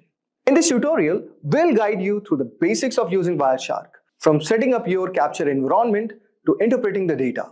By the end of this tutorial, you'll have a solid understanding of how to navigate Wireshark interface, set of filters, and analyze the network traffic for different use cases. So guys, let's get started. So guys, let us start first by understanding what is Wireshark. So guys, Wireshark is a comprehensive open source network protocol analyzer that basically allows user to capture and analyze the data traveling over the network in real time. It is widely used by network administrators, security professionals, and also developers for various purposes. For example, guys, like network troubleshooting, where you have to identify and resolve network issues by examining the traffic patterns and diagnosing the connectivity problems. The next one is network analysis, which we'll also be doing in our hands-on, where you have to understand and optimize network performance by analyzing data flows and interaction between network systems. The third one is security auditing. You will also have to detect and investigate unusual or potentially malicious network activities such as unauthorized access or data breaches. And finally, you have a protocol development, where you can debug and develop network protocols by capturing and analyzing protocol messages and behaviors. The key features of Wireshark are: the first one is packet capture. Wireshark captures packets of data transmitted over the network. Each packet contains a wealth of information, including source and destination addresses. And also you get protocol, types, and payload data. So as you can see all over here, I've already downloaded Wireshark, and I'll guide you also how to download it. But as you can see, these are the lines that shows that the Wi-Fi packet graph is showing that this is how the packets are transmitting. So this is basically the real-time analysis what you can get through in Wireshark. Next one is you get a detailed inspection. Guys, Wireshark also decodes and displays data at various protocol layers. Example, you can get Ethernet, IP, TCP, HTTP, which allows for detailed examinations of network communications. You can also perform filtering and searching. Then you'll also get a chance to do data visualization, which includes features for visualizing network traffics such as flow graphs, as you can see all over here, and also statistics, which can help in understanding network behavior and performance. Wireshark is available for multi-operating systems, like for Windows, Mac OS, Linux, and many more. Now, there are certain scenarios where network security engineers use it. Suppose for network performance monitoring, where you track and analyze the performance of network applications and services. You also get an incident response. You investigate and respond to network security incidents by analyzing captured traffic. And you also do the protocol analysis, where you examine and troubleshoot network protocols and ensure proper implementation. Now, let us start with the Wireshark. So first, let us download the Wireshark. And before we download it, I expect that you would have got some brief idea regarding what is Wireshark. Now, what you have to do, guys, you have to go at this link, wireshark.org.download.html. So since I'm using Windows, so I have clicked on Windows x64 installer. Just right click on this. So as you can see, it will start downloading. So guys, since I've already downloaded it, I may not have to do it again. And the steps are very simple. Just you have to click yes, and it's going to download all the required dependencies, and your installer will be ready. And after clicking all the OKs, you are going to get something like this. So this is your entry of the Wireshark network analyzer. Now, so as you can see all over here, you can capture the network packets from these interfaces. So you can see local area connection 10, adapter lookup, traffic capture, Bluetooth is there, then you have the Ethernets, okay? So let us choose the Wi-Fi as a network interface, okay? and just click on this. So as you can see all over here, so many of the packets have started running up, okay? And this is a shark icon. So basically, it is doing the real-time packet capturing where you have all these things. So now let us try to understand what is there in Wireshark. So you can see you have file, basically for managing files. You have open, save, export, okay? So these kind of options are there. You can also export the TLS session keys, okay? You can export the objects, and you can do print, quit. Then here in the edit, so edit, you can modify the preferences, settings, and profiles. If you talk about view, you can adjust the layout all over here of Wireshark. If you talk about go, you can navigate through the packets all over here. Then here is a capture. You can start or stop all over here. You can restart it. Then next is analyze. So as you can see all over here, you have display filters, display filter macros, display filter expressions, and many more. Okay. Similarly, you have statistics, okay, which helps in viewing network statistics and data summaries. Here you have telephony for using these kind of protocols, okay. Then you have wireless, okay. Then you have tools all over here, firewall, ACL rules, MAC address, okay. And there you have the help icon. So this is a very basic overview of this application. Now, let us do some basic exercises first. So let us try to capture a traffic first, okay. So since I've already selected our network interface as Wi-Fi, and let us restart it. So you can just go on capture and just start the restart. Okay. So this has started. Now go to your browser and just type, say, HTTP, okay, and say bin.org is the file. So guys, this is a basic website that we have requested on our browser, and let us go to our Wireshark and stop this for a moment. So as you can see all over here, this icon shows applying a display filter. Now go all over here and type the filter, say HTTP, okay, and you can say our filtering would be done. So as you can see here, you have the source, you have the destination, here you have the time, here you have the number, here you have the length of the packets, okay, and this is the info, okay. So now let us do the general analysis of the Wireshark output. So as you can see all over here, the first one is HTTP requests and responses. So as you can see, this is our source, okay. We are sending a request to the destination address with 44.219.81.240. The protocol is HTTP and the length of the packet is 480. And it is basically a GET request, okay. So get HTTP/1.1. Now there is a reply from this destination all over here, and to the destination at our source. The protocol is still HTTP. Now the length of the packet is increased, is 887. And what we are getting, guys, all over here, that the status is 200 and it says okay. Now, as you can see, what we are getting basically an HTML file all over here, okay. Now similarly, we are again requesting and we are getting a JSON file all over here. Now getting a specific JSON HTTP 1.1, and similarly reply is coming. So as you can see, it's a to and fro motion where we are requesting to a destination, which is the browser with the protocol HTTP, and similarly we are getting a reply from our destination. So guys, this is our device and this is the given resource we are trying to access on our browser. So basically now we can see these are the content types, which is text HTML for the HTML structure, okay. And also you can see all over here, this is a JSON type, okay. And these are the type of the content we are trying to access it, okay. And this is the request what we have done to our destination, which is the browser, okay, with the bin.org, and it is returning a text.html file. I hope so guys, you would have got a brief idea like how you can do the general analysis of the Wireshark output. Now let us try to do one more example which will make our concepts more clear. Now guys, I will show you one more use case of this, that you can diagnose the network issues with ping and trace command. Okay, so with the help of Wireshark, this can also be done, guys. So what you need next is you can open a terminal, okay, and just right click all over here. And now in this, what we are going to do, guys, we are going to generate an ICMP traffic. So with the help of ping command. Okay, so now what we do, we type ping, say google.com,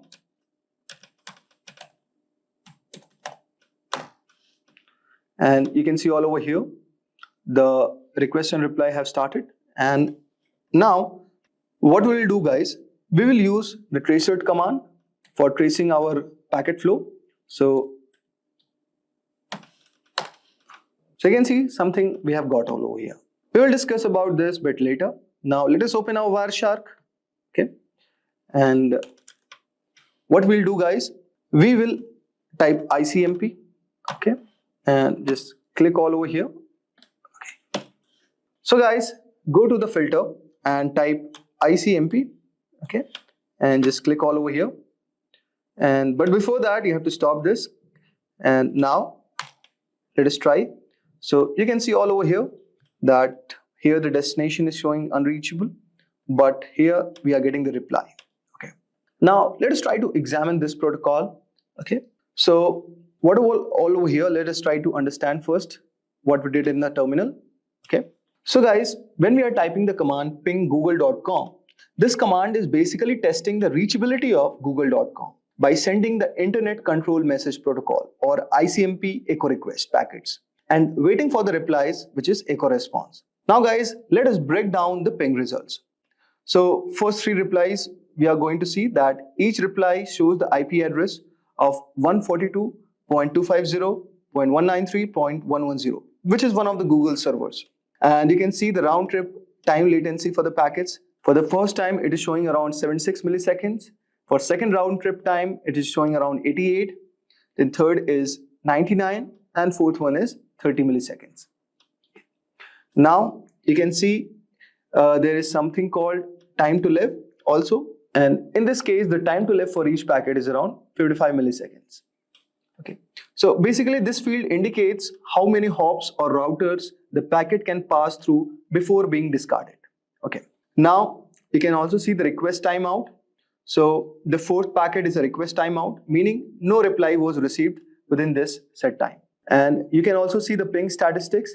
So you can say here sent 4 packets, received 4 packets, and there is no loss. Okay, so this is one thing. And also approximate round trip in milliseconds, you can see minimum is 30 milliseconds and maximum is 99 milliseconds. Average is calculated 73 milliseconds. So this is statistics what we got. Now you can see all over here we have the tracert command.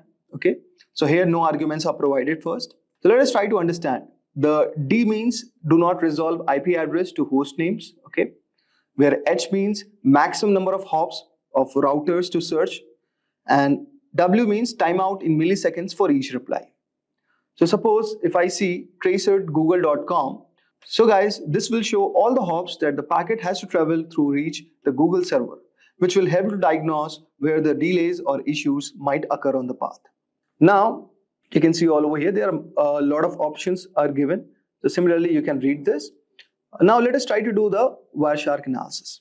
So you can see all over here with our source 10.101.5.118, and we are sending the request to the Google server, and this is Internet Control Message Protocol. So you can see all over here this is echo, this is a ping request with ID 0x001, and we can see the sequence is also given, the time to live, and we are replying in 7641 milliseconds.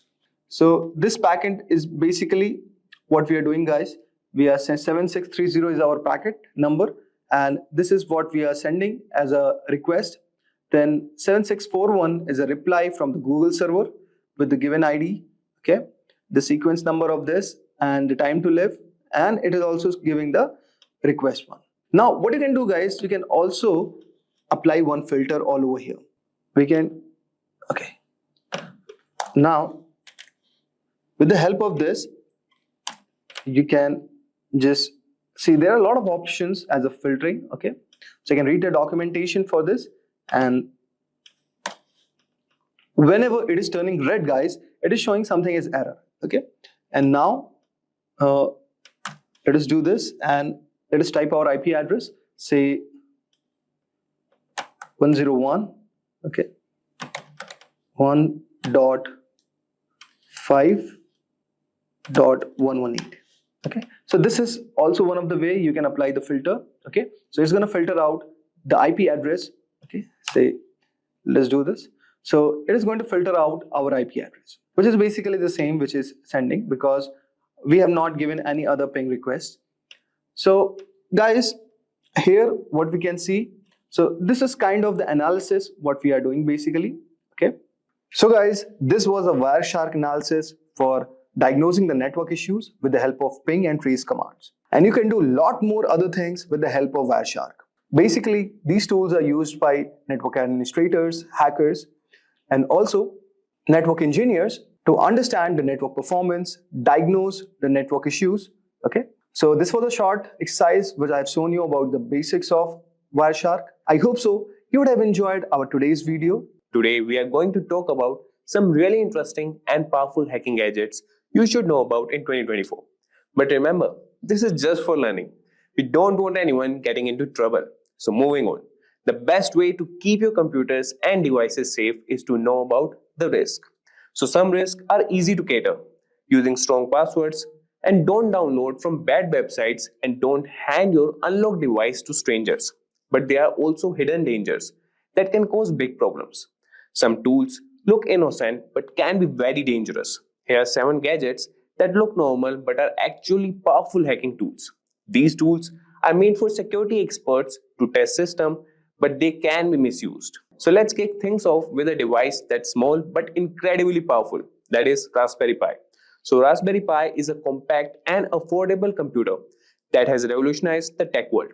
Originally designed for educational purposes, it has become a favorite among hobbyists, makers, and even professionals. Despite its small size, it boasts impressive capabilities, including multiple USB ports, HDMI output, and support for various operating systems like Linux and Windows 10 IoT Core. The Raspberry Pi can be used for a wide range of projects, from simple programming and gaming to complex IoT systems and home automation. The Raspberry Pi can also be a dangerous hacking tool. With the right software, it can be used to perform a variety of hacking tasks. For example, it can run Kali Linux, a popular operating system for penetration testing. This allows it to be used for network scanning, password cracking, and even setting up rogue access points to intercept data. Its small size makes it easy to hide, and its affordability means it's accessible to many. In the wrong hands, this innocent-looking device can become a powerful tool for malicious activities. Now that we have seen the potential of the Raspberry Pi, which by the way is one of the personal favorites for tinkering, let's move on to another seemingly simple but powerful device, the Wi-Fi adapter. So Wi-Fi adapter might seem like a simple device used to connect to wireless networks, but it can be a potent hacking tool in the wrong hands. These adapters, when paired with the right software, can intercept and monitor wireless communications, making them invaluable for network analysis and penetration testing. For example, they can be used with tools like AirCrack-NG to crack Wi-Fi passwords. Hackers can use Wi-Fi adapters to perform attacks such as packet sniffing and man-in-the-middle attacks. These activities can lead to unauthorized access to networks, data theft, and severe security breaches. It's like having a digital spy in your pocket. While essential for legitimate security testing, it's crucial to be aware of their potential misuse and to secure your own wireless networks against such threats. Speaking of Wi-Fi, you won't believe how sneaky this next device is. Let's take a look at a device that takes wireless hacking to a whole new level, the Wi-Fi Pineapple. The Wi-Fi Pineapple looks like a standard router, but it is a sophisticated device used for hacking wireless networks. It allows attackers to create rogue Wi-Fi access points, tricking users into connecting and revealing their login credentials. Imagine connecting to what looks like a free public Wi-Fi only to have your data intercepted. This device is capable of advanced man-in-the-middle attacks, monitoring and recording data from all connected devices. Additionally, the Wi-Fi Pineapple can capture Wi-Fi handshakes, which can then be used to crack network passwords. Its powerful feature makes it a favorite among penetration testers for assessing network security, but in the wrong hands, it can be used for malicious activities, highlighting the importance of robust wireless security. So from Wi-Fi to Bluetooth, which is everyone these days, right? Let's now explore a powerful tool for Bluetooth hacking, the Ubertooth One. The Ubertooth One is an open source Bluetooth testing tool that appears to be a simple USB dongle. Despite its unassuming appearance, it can monitor and analyze Bluetooth communications, making it a valuable asset for those testing the security of Bluetooth devices. Think of it as a spy for Bluetooth traffic. The Ubertooth one can capture Bluetooth packets, perform Bluetooth attacks, and even explore vulnerabilities in Bluetooth networks. Its ability to dissect Bluetooth traffic makes it a powerful tool for both legitimate security research and potential misuse. Understanding its capabilities helps highlight the importance of securing Bluetooth-enabled devices against unauthorized access and attacks. Continuing with radio frequency tools, which honestly sounds like something out of a spy movie.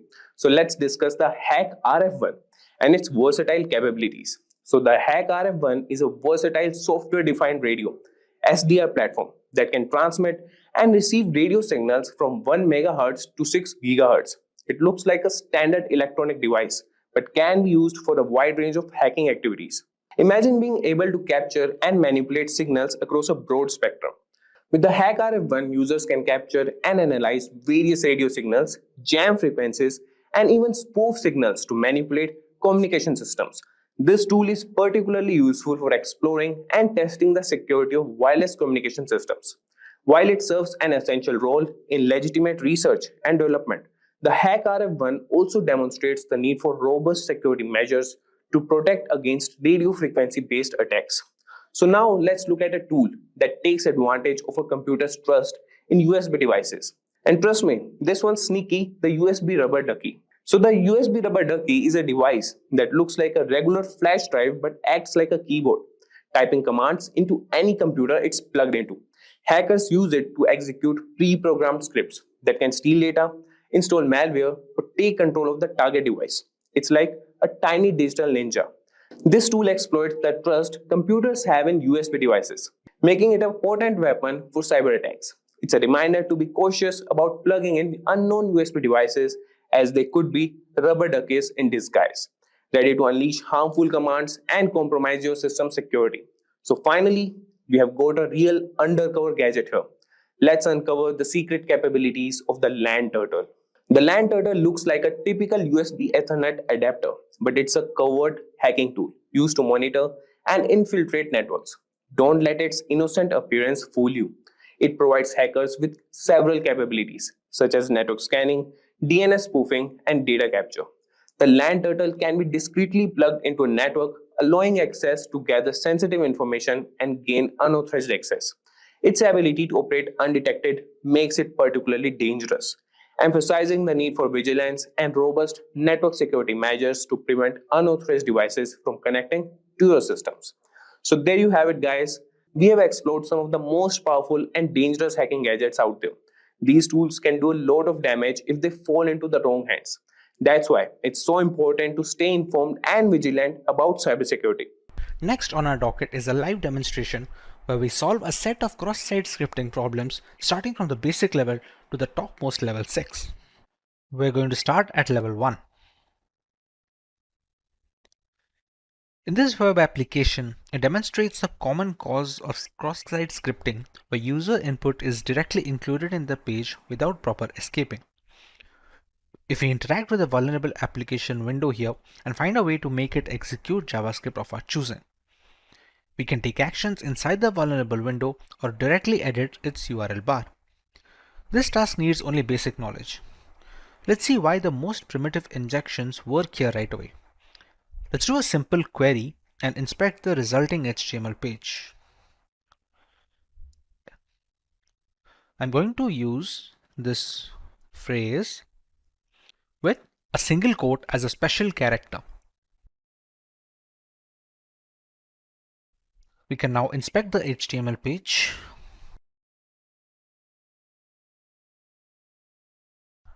We can see here in this line,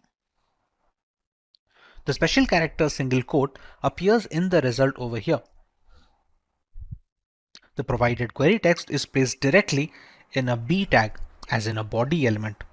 We need to perform a reflected XSS into the web application because they are non-persistent XSS attacks, and the payload should be included in the URL to perform successful exploitation.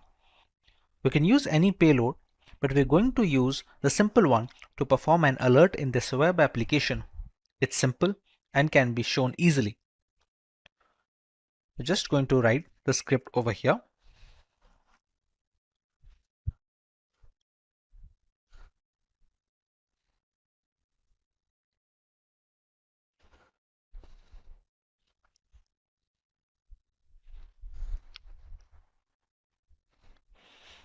and we're going to press search. As you can see, we have successfully launched our first cross-site scripting attack. We can see an alert box pop up with the necessary message, and a similar process can be used to steal browser cookies and passwords, albeit with different commands. Now we have the option to move to level 2. In this web application, it shows that how easily XSS bugs can be introduced in complex chat applications. Chat app conversations are stored in a database and retrieved when a user wants to see the conversation. Therefore, if a malicious user injects some JavaScript code, all visitors will be infected. This kind of cross-site scripting attack is more powerful and it is more riskier than reflected cross-site scripting attacks, and that's why it is known as stored XSS. I posted my query with a special character of a single quote, and this is what I get. Whatever I typed in simply appeared on the page right after I click on Share Status. Let's see the source.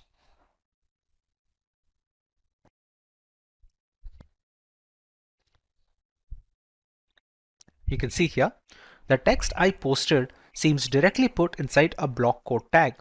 So even a simple script tag we used in level 1 should work here, but it will not. Let us examine the code to understand why.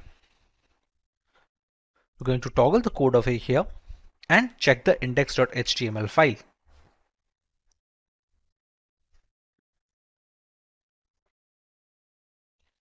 Important part is line 32. The generated HTML fragment, which is the HTML variable in the code, is added to the mail HTML using the inner HTML method. So when the browser parsing this HTML fragment, it will not execute any script tag defined within that HTML fragment. HTML parser will not execute a script tag when it parses HTMLs via this method. This is why the script tag like we used in level 1 is not going to work here. Our solution is to use events. Events will execute the defined JavaScripts. We're going to use an image over here.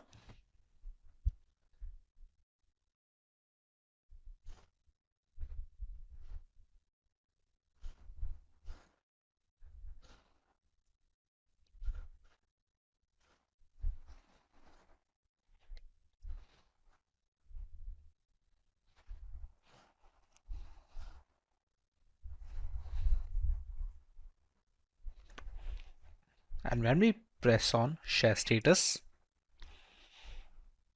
in the above injection, we are loading an image that doesn't exist, which causes to trigger an onError event. In onError event, it will execute our alert method. With that, we are able to beat level 2, and we can now move up to the next level in our challenge.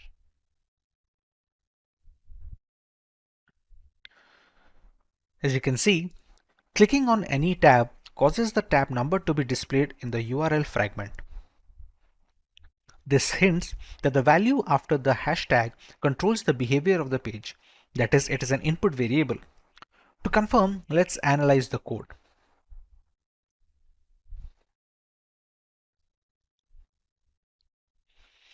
As you can see in line 43, inside the event handling, the value provided after the hash in the URL is directly passed onto the choTab method. No input validation is being performed. The value passed to the choseTab method is directly injected into the img tag in line 17.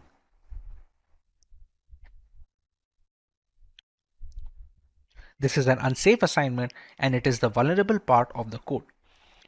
Now all we have to do now is to craft a payload that would adjust the img tag to execute our JavaScript.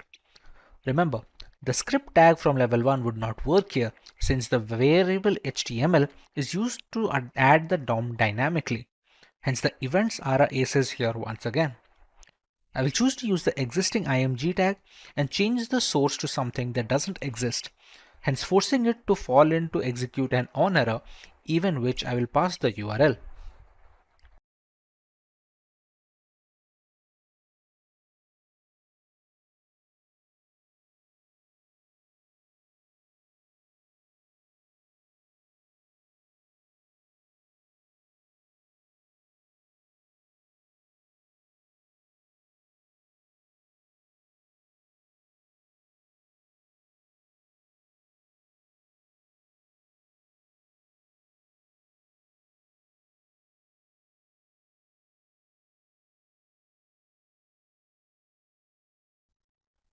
Once we visit that URL, we can see that our Java pop-up has opened up here with the same message of XSS level 3 has been completed. With this, we can now move on to level 4, which is going to present a different kind of attack. In this web application, there is a timer on the page. That means whatever numbers we put in the box, a countdown starts. And then when it finishes, the application alerts that the countdown is finished. And we can see the time is up pop-up appearing over here, and this resets the timer again. Now it is obvious that the value entered in the text box is transferred to the server over the timer parameter in the URL. Let us examine the code to see how the timer parameter is being handled. We're going to visit timer.html over here. And we're going to check over here. In line 21, the start timer method is being called in the onload event. However, the timer parameter is being directly passed to the start timer method. We need to perform a pop-up alert in the web application which escapes the content of the function start timer without breaking the JavaScript code. The parameter value is directly added to the start timer method without any filtering. What we can try to do here is to inject an alert function to be executed inside the onload event along with the start timer method. We're going to remove this argument and put our script over here.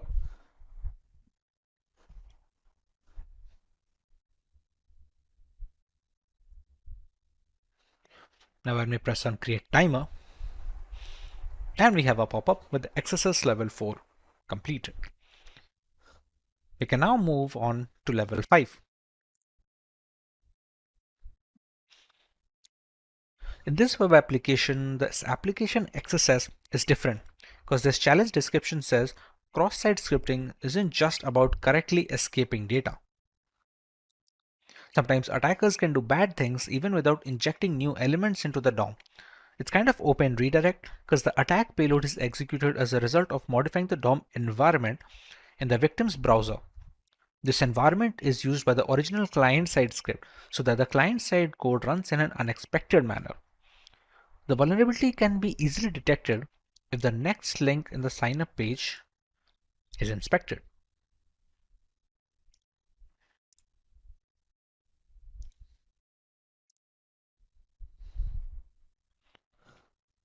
The href attribute value of next link is confirmed, which is exactly the value of the next URL query parameter.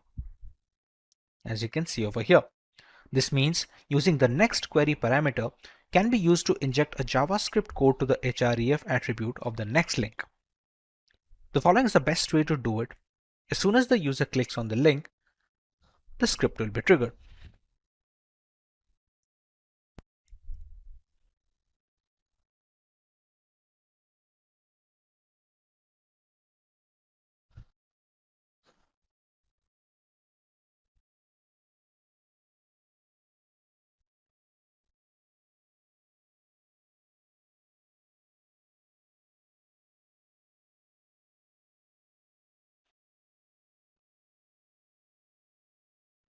We're going to press anything random. And now that we click next, we can see the XSS level 5 that we had provided in the URL as a parameter to the next variable. Since the value of next provided appears on a pop-up, we can consider the attack a success and move on to the final level 6. In this web application, it shows some of the external JavaScript is retrieved. If you analyze the URL, you can see that the script is loaded already. The vulnerability lies within how the code handles the value after the hashtag. If you check on line 45, the value right after the hashtag is taken as the gadget name. And then in line 48, the value is directly passed on to the include gadget method. And in the include gadget method that we can see over here, you can see in line 18, a script tag is created and the URL gadget name parameter value is directly used as the source attribute of the script tag in line 28. This means we can completely control the source attribute of the script tag that is being created. That is, with this vulnerability, we can inject our own JavaScript file into the code. We can inject a URL of our own hosted JavaScript into the web application's URL after the hashtag, and the URL should not be using HTTPS but anything like that to bypass the regular expression for security checking. We're going to remove the pre-stored URL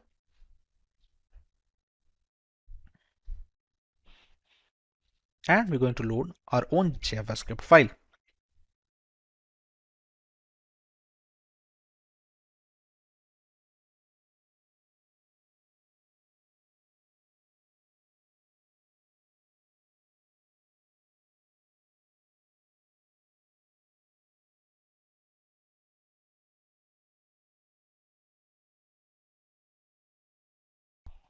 Finally, we have reached the end of our challenge. We completed 6 different varieties of cross-scripting attacks and used different solutions for all of the 6 questions. With work from home being the norm in today's era, people spend considerable amount of time on the internet, often without specific measures to ensure a secure session. Apart from individuals, organizations worldwide that host data and conduct business over the internet are always at the risk of a DDoS attack. These DDoS attacks are getting more extreme, with hackers getting easy access to the graph. 3 of the 6 strongest DDoS attacks were launched in 2021, with the most extreme attack occurring just last year in 2020. Lately, cybercriminals have been actively seeking out new services and protocols for amplifying these DDoS attacks. Active involvement with hacked machines and botnets allow further penetration into the consumer space, allowing much more elaborate attack campaigns. Apart from general users, multinational corporations have also had their fair share of problems. GitHub, a platform for software developers, was the target of a DDoS attack in 2018. Widely suspected to be conducted by Chinese authorities, this attack went on for about 20 minutes, after which the systems were brought into a stable condition. It was the strongest DDoS attack to date at the time and made a lot of companies reconsider the security practices to combat such attacks. Even after years of experimentation, DDoS attacks are still at large and can affect anyone in the consumer and corporate space. Hey everyone, this is Vaibhav from Simplilearn and welcome to this video on what is a DDoS attack. Let's learn more about what is a DDoS attack. A distributed denial of service attack, or DDoS, is when an attacker or attackers attempt to make it impossible for a service to be delivered. This can be achieved by thwarting access to virtually anything: servers, devices, services, networks, applications, and even specific transactions within applications. In a DOS attack, it's one system that is sending the malicious data or requests. A DDoS attack comes from multiple systems. Generally, these attacks work by drowning a system with requests for data. This could be sending a web server so many requests to serve a page that it crashes under the demand, or it could be a database being hit with a high volume of queries. The result is available internet bandwidth, CPU, and RAM capacity become overwhelmed. The impact could range from a minor annoyance from disrupted services to experiencing entire websites, applications, or even entire businesses taking offline. More often than not, these attacks are launched using machines in a botnet. A botnet is a network of devices that can be triggered to send requests from a remote source, often known as the command and control center. The bots in the network attack a particular target, thereby hiding the original perpetrator of the DDoS campaign. But how do these devices come under a botnet? And what are the requests being made to the web servers? Let's learn more about these and how DDoS attacks work. A DDoS attack is a two-phase process. In the first phase, a hacker creates a botnet of devices.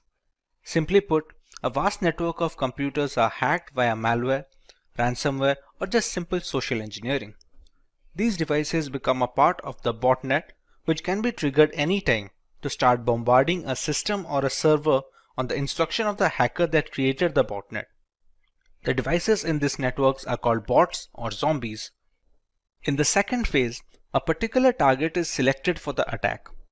When the hacker finds the right time to attack, all the zombies in the botnet network send these requests to the target, thereby taking up all the server's available bandwidth. These can be simple ping requests or complex attacks like SYN flooding and UDP flooding. The aim is to overwhelm them with more traffic than the server or the network can accommodate. The goal is to render the website or service inoperable.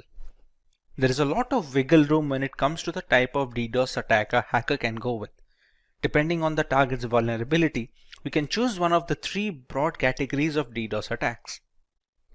Volume-based attacks use massive amounts of bogus traffic to overwhelm a resource. It can be a website or a server.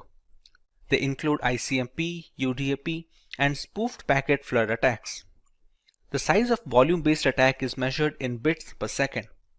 These attacks focus on clogging all the available bandwidth for the server, thereby cutting the supply short.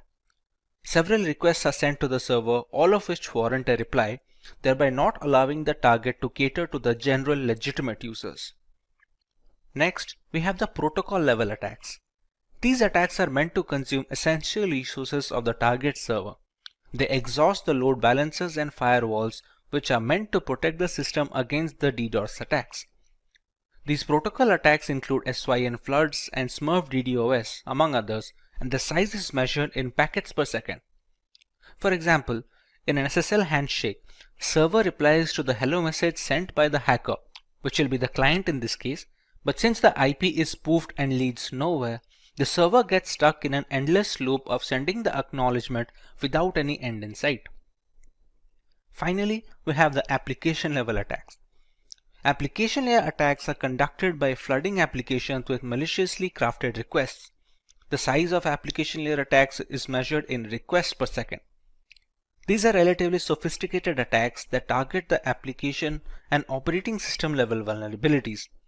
They prevent the specific applications from delivering necessary information to users and hog the network bandwidth up to the point of a system crash. Examples of such an attack are HTTP flooding and BGP hijacking. A single device can request data from a server using HTTP post or GET without any issues. However, when the requisite botnet is instructed to bombard the server with thousands of requests, the database bandwidth gets jammed and it eventually becomes unresponsive and unusable. But what about the reasons for such an attack? There are multiple lines of thought as to why a hacker decides to launch a DDoS attack on unsuspecting targets. Let's take a look at a few of them. The first option is to gain a competitive advantage. Many DDoS attacks are conducted by hacking communities against rival groups. Some organizations hire such communities to stagger their rivals' resources at a network level to gain an advantage in the playing field. Since being a victim of a DDoS attack indicates a lack of security, the reputation of such a company takes a significant hit, allowing the rivals to cover up some ground. Secondly, some hackers launch these DDoS attacks to hold multinational corporations at ransom. The resources are jammed, and the only way to clear the way is if the target company agrees to pay a designated amount of money to the hackers. Even a few minutes of inactivity is detrimental to a company's reputation in the global market, and it can cause a spiral effect, both in terms of market value and product security index. Most of the time, a compromise is reached and the resources are freed after a while. DDoS attacks have also found use in the political segment. Certain activists tend to use DDoS attacks to voice their opinion. Spreading the word online is much faster than any local rally or forum. Primarily political, these attacks also focus on online communities, ethical dilemmas, or even protests against corporations. Let's take a look at a few ways that companies and individuals can protect themselves against DDoS attacks. The company can employ load balancers and firewalls to help protect the data from such attacks. Load balancers reroute the traffic from one server to another in a DDoS attack. This reduces the single point of failure and adds resiliency to the server data. A firewall blocks unwanted traffic into a system and manages the number of requests made at a definite rate. It checks for multiple attacks from a single IP and occasional slowdowns to detect a DDoS attack in action. Early detection of a DDoS attack goes a long way in recovering the data lost in such an event. Once you've detected the attack, you will have to find a way to respond. For example, you will have to work on dropping the malicious DDoS traffic before it reaches your server so that it doesn't throttle and exhaust your bandwidth. Here's where you will filter the traffic so that only legitimate traffic reaches the server. By intelligent routing, you can break the remaining traffic into manageable chunks that can be handled by your cluster resources. The most important stage in DDoS mitigation is where you will look for patterns of DDoS attacks and use those to analyze and strengthen your mitigation techniques. For example, blocking an IP that's repeatedly found to be offending is a first step. Cloud providers like Amazon Web Services and Microsoft Azure, who offer high levels of cybersecurity, including firewalls and threat monitoring software, can help protect your assets and network from DDoS criminals. The cloud also has greater bandwidth than most private networks, so it is likely to fail if under the pressure of increased DDoS attacks. Additionally, reputable cloud providers offer network redundancy, duplicating copies of your data, systems, and equipment, so that if your service becomes corrupted or unavailable due to a DDoS attack, you can switch to a secure access on backed up versions without missing a beat. One can also increase the amount of bandwidth available to a host server being targeted. Since DDoS attacks fundamentally operate on the principle of overwhelming systems with heavy traffic, simply provisioning extra bandwidth to handle unexpected traffic spikes can provide a measure of protection. This solution can prove expensive as a lot of that bandwidth is going to go unused most of the time. A content delivery network, or a CDN, distributes your content and boosts performance by minimizing the distance between your resources and end users. It stores the cached version of your content in multiple locations, and this eventually mitigates DDoS attacks by avoiding a single point of failure when the attacker is trying to focus on a single target. Popular CDNs include Akamai CDN, Cloudflare, AWS CloudFront, etc. Let's start with our demo regarding the effects of DDoS attacks on a system. For our demo, we have a single device that will attack a target, making it a DOS attack of sorts. Once a botnet is ready, multiple devices can do the same and eventually emulate a DDoS attack. To do so, we will use the virtualization software called VMware with an instance of Parrot Security operating system running. For a target machine, we will be running another VMware instance of a standard Linux distribution known as Linux Lite. In a target device, we can use Wireshark to determine when the attack begins and see the effects of the attack accordingly. This is Linux Lite, which is our target machine, and this is Parrot Security, which is used by the hacker when trying to launch a DDoS attack. This is just one of the distros that can be used. To launch the attack, we must first find the IP address of our target. So to find the IP address, we open the terminal.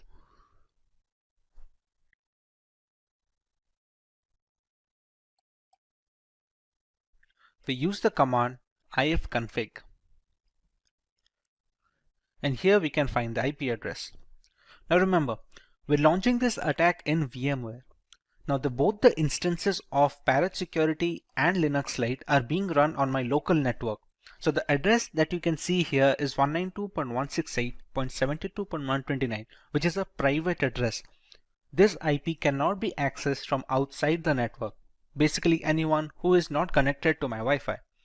When launching attacks with public servers or public addresses, it will have a public IP address that does not belong to the 192.168 subnet. Once we have the IP address, we can use a tool called hping3. hping3 is an open source packet generator and analyzer for the TCP/IP protocol. To check what are the effects of an attack, we will be using Wireshark. Wireshark is a network traffic analyzer. We can see whatever traffic that is passing through the Linux Lite distro is being displayed over here with the IP address, the source IP, and the destination IP as to where the request is being transferred to. Once we have the DOS attack launched, you can see the results coming over here from the source IP, which will be Parrot Security. Now, to launch the hping3 command, we need to give sudo access to the console, which is the root access.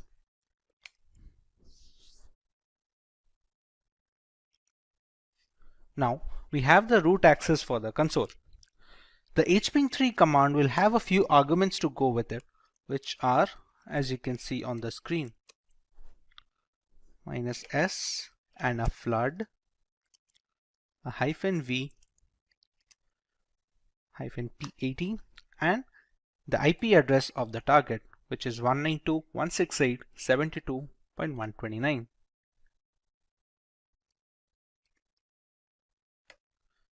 In this command, we have a few arguments such as the -s, which specifies SYN packets. Like in an SSL handshake, we have the SYN request that the client sends to the server to initiate a connection. The -flood aims to ignore the replies that the server will send back to the client in response to the SYN packets. Here the parent security OS is the client and Linux Lite being the server. -v stands for verbosity, as in where we will see some output when the requests are being sent. The -p80 stands for port 80, which we can replace the port number if we want to attack a different port. And finally, we have the IP address of our target. As of right now, if we check Wireshark, it is relatively clear and there is no indication of a DDoS attack incoming. Now once we launch the attack over here, we can see the requests coming in from this IP, which is 192.168.72.128. Till now, even the network is responsive, and so is Linux Lite. The requests keep on coming, and we can see the HTTP flooding has started in flood mode. After a few seconds of this attack continuing, the server will start shutting down. Now remember, Linux Lite is a distro that can focus on that serves as a backend. Now remember, Linux Lite is a distro, and such Linux distros are served as backend to many servers across the world. For example, a few seconds have passed from the attack. Now the system has become completely irresponsive. This has happened due to the huge number of requests that came from parent security. You can see whatever I press, nothing is responded. Even the Wireshark has stopped capturing new requests because the CPU usage right now is completely 100%, and at this point of time, anyone who is trying to request some information from this Linux distro, or where this Linux distro is being used as a backend for a server or a database, cannot access anything else. The system has completely stopped responding, and any request, any legitimate request from legitimate users will be dropped. Once we stop the attack over here, it takes a bit of time to settle down.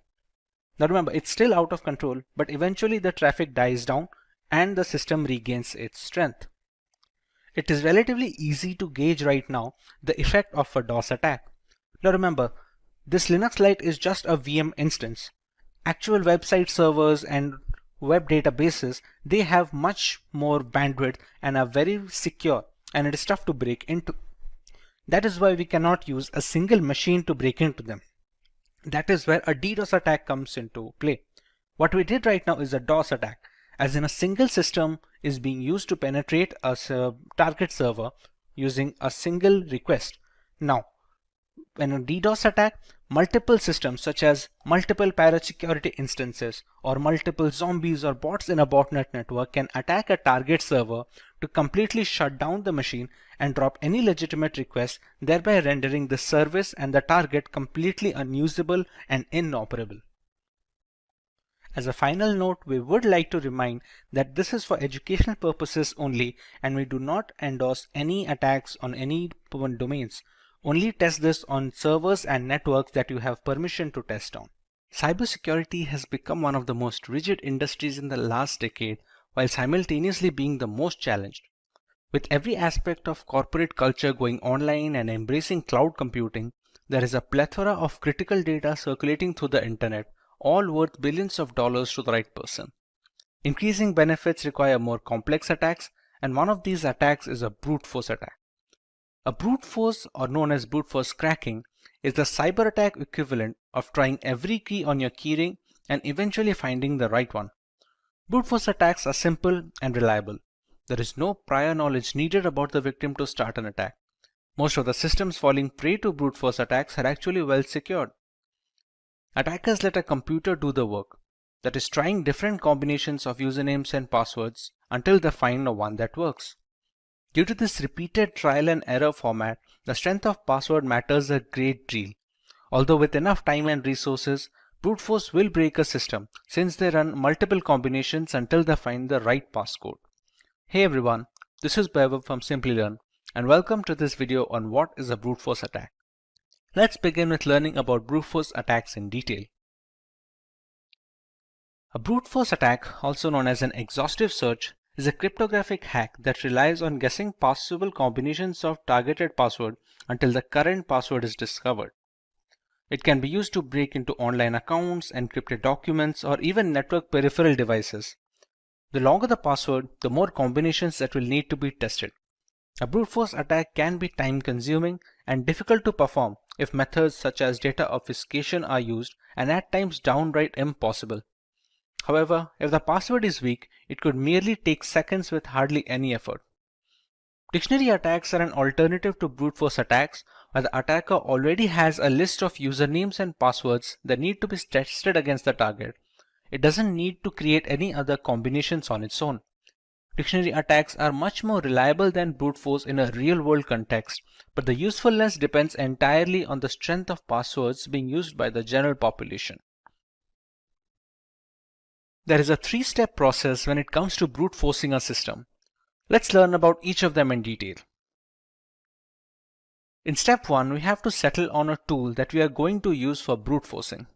There are some popular names on the market like Hashcat, Hydra, and John the Ripper. While each of them has its own strengths and weaknesses, each of them perform well with the right configuration. All of these tools come pre-installed with certain Linux distributions that cater to penetration testers and cybersecurity analysts like Kali Linux and Parrot Security. After deciding what tool to use, we can start generating combinations of alphanumeric variables whose only limitation is the number of characters. For example, while using Hydra, a single 6-digit password will create 900,000 passwords with only digits involved. Add alphabets and symbols to that sample space and that number grows exponentially. The popular tools allow customizing this process. Let's say the hacker is aware of the password being a specific 8-digit word containing only letters and symbols. This will substantially increase the chances of being able to guess the right password since we remove the time taken to generate the longer ones. We omit the need for including digits in such combinations. These small tweaks go a long way in organizing an efficient brute force attack since running all the combinations with no filters will dramatically reduce the odds of finding the right credentials in time. In the final step, we run these combinations against the file or service that is being broken. We can try and break into a specific encrypted document, a social media account, or even devices at home that connect to the internet. Let's say there is a Wi-Fi router. The generated passwords are then fed into the connection one after the other. It is a long and arduous process, but the work is left to the computer rather than someone manually clicking and checking each of these passcodes. Any password that doesn't unlock the router is discarded and the brute force tool simply moves on to the next one. This keeps going on until we find the right combination which unlocks the router. Sometimes reaching the success stage takes days and weeks, which makes it cumbersome for people with low computing power at their disposal. However, the ability to crack any system in the world purely due to bad password habits is very appealing, and the general public tends to stick with simple and easy to use passwords. Now that we have a fair idea about how brute force works, let's see if we can answer this question. We learned about how complex passwords are tougher to crack by brute force. Among the ones listed on the screens, which one do you believe will take the longest to be broken when using brute force tools? Leave your answers in the comment section and we will get back to you with the correct option next week. Let's move on to the harmful effects of getting a system compromised due to brute force attacks. A hacked laptop or mobile can have social media accounts logged in, giving the hackers free access to the victim's connections. It has been reported on multiple occasions where compromised Facebook accounts are sending malicious links and attachments to people on their friends list. One of the significant reasons for hacking malware infusion is best done when spread from multiple devices, similar to distributing spam. This reduces the chance of circling back the source to a single device which belongs to the hacker. Once brute forced, a system can spread malware via email attachments, sharing links, file upload via FTP, etc. Personal information such as credit card data, usage habits, private images and videos are all stored in our systems, be it in plain format or root folders. A compromised laptop means easy access to these information that can be further used to impersonate the victim regarding bank verification, among other things. Once a system is hacked, it can also be used as a mail server that distributes spam across lists of victims.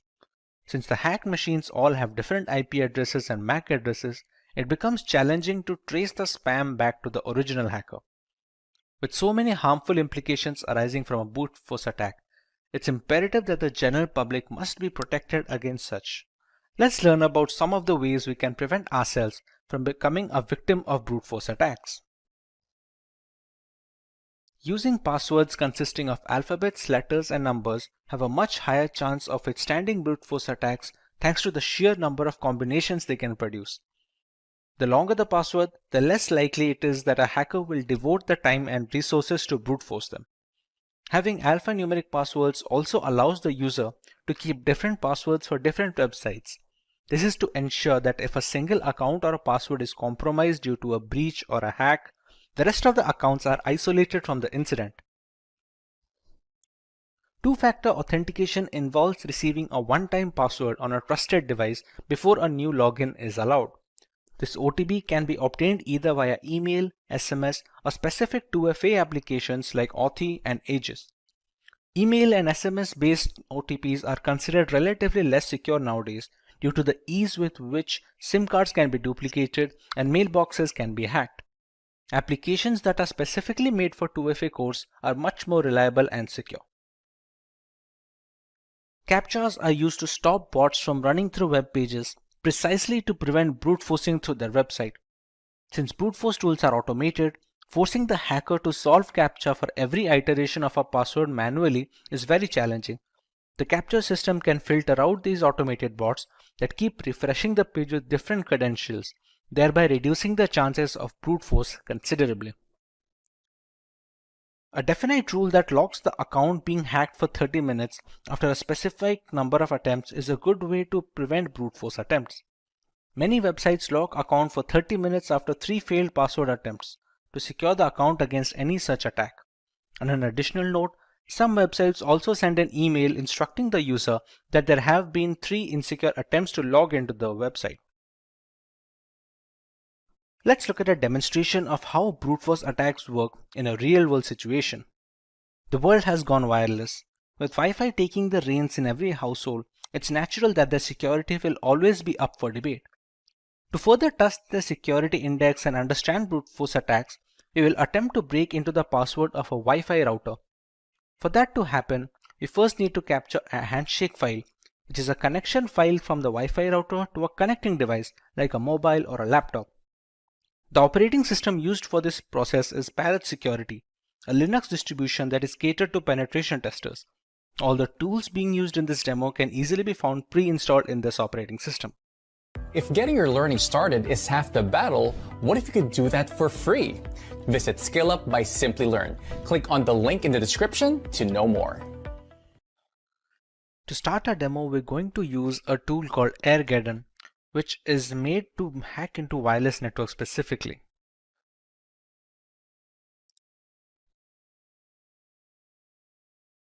At this point, it's going to check for all the necessary scripts that are installed in the system. To crack into a Wi-Fi and to capture the handshake file, we're going to need an external network card. The significance of the external network card is a managed mode and a monitor mode.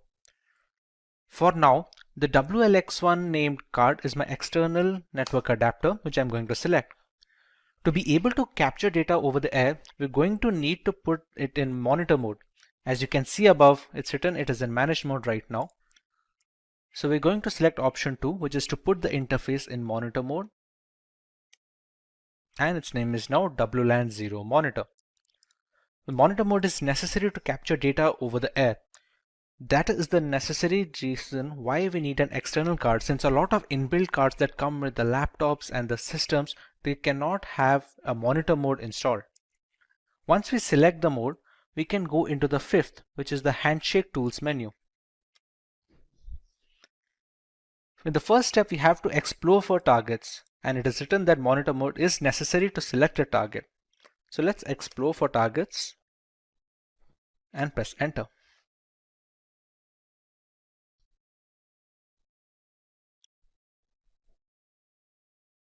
We have to let this run for about 60 seconds to get a fair idea about the networks that are currently working in this locality. For example, this ESS ID is supposed to be the Wi-Fi name that we see when connecting to a network. Geo24, Recover Me, these are all the names that we see on our mobile when trying to search for the Wi-Fis. This BSS ID is supposed to be an identifier, somewhat like a MAC address that identifies this network from other devices. The channels features on one or two, there are many channels that the networks can focus on. This here is supposed to be a client that is connected to one such network. For example, the station that you can see 5626, this is supposed to be the MAC address of the device that is connected to a router. This BSS ID is supposed to be which Wi-Fi it is connected to. For example, 5895D8 is this one, which is the Geo24 router. So we already know which router has a device connected to it, and we can use our attack to capture this handshake. Now that it has already run for 1 minute, now that we press Ctrl C, we will be asked to select a target. See, it has already selected the number 5, which is the Geo24 router, as the one with clients. So it is easy to run an attack on, and it is easy to capture a handshake for. We select network 5 and we run a capture handshake. It says we have a valid WPA2 network target selected and that the script can continue. Now, to capture the handshake, we have a couple of attacks, a deauth or a deauth air replay attack. What this attack does is kick the clients out of the network. In return, when they try to reconnect to the Wi-Fi, as they are configured that way, that when a client is disconnected, it tries to reconnect it immediately, it tries to capture a handshake file, which in turn contains the security key, which is necessary to initiate the handshake. For our demo, let's go with the second option, that is the deauth air replay attack. Select a timeout value, let's say we give it 60 seconds, and we start the script. We can see it capturing data from the Geo24 network, and here we go. We have the WPA handshake file.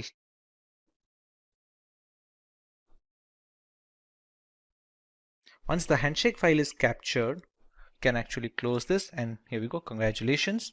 In order to capturing a handshake, it has verified that a PMK ID from the target network has successfully been captured. This is the file that is already stored. It's a .cap file. For the path, we can, let's say we can keep it in a desktop.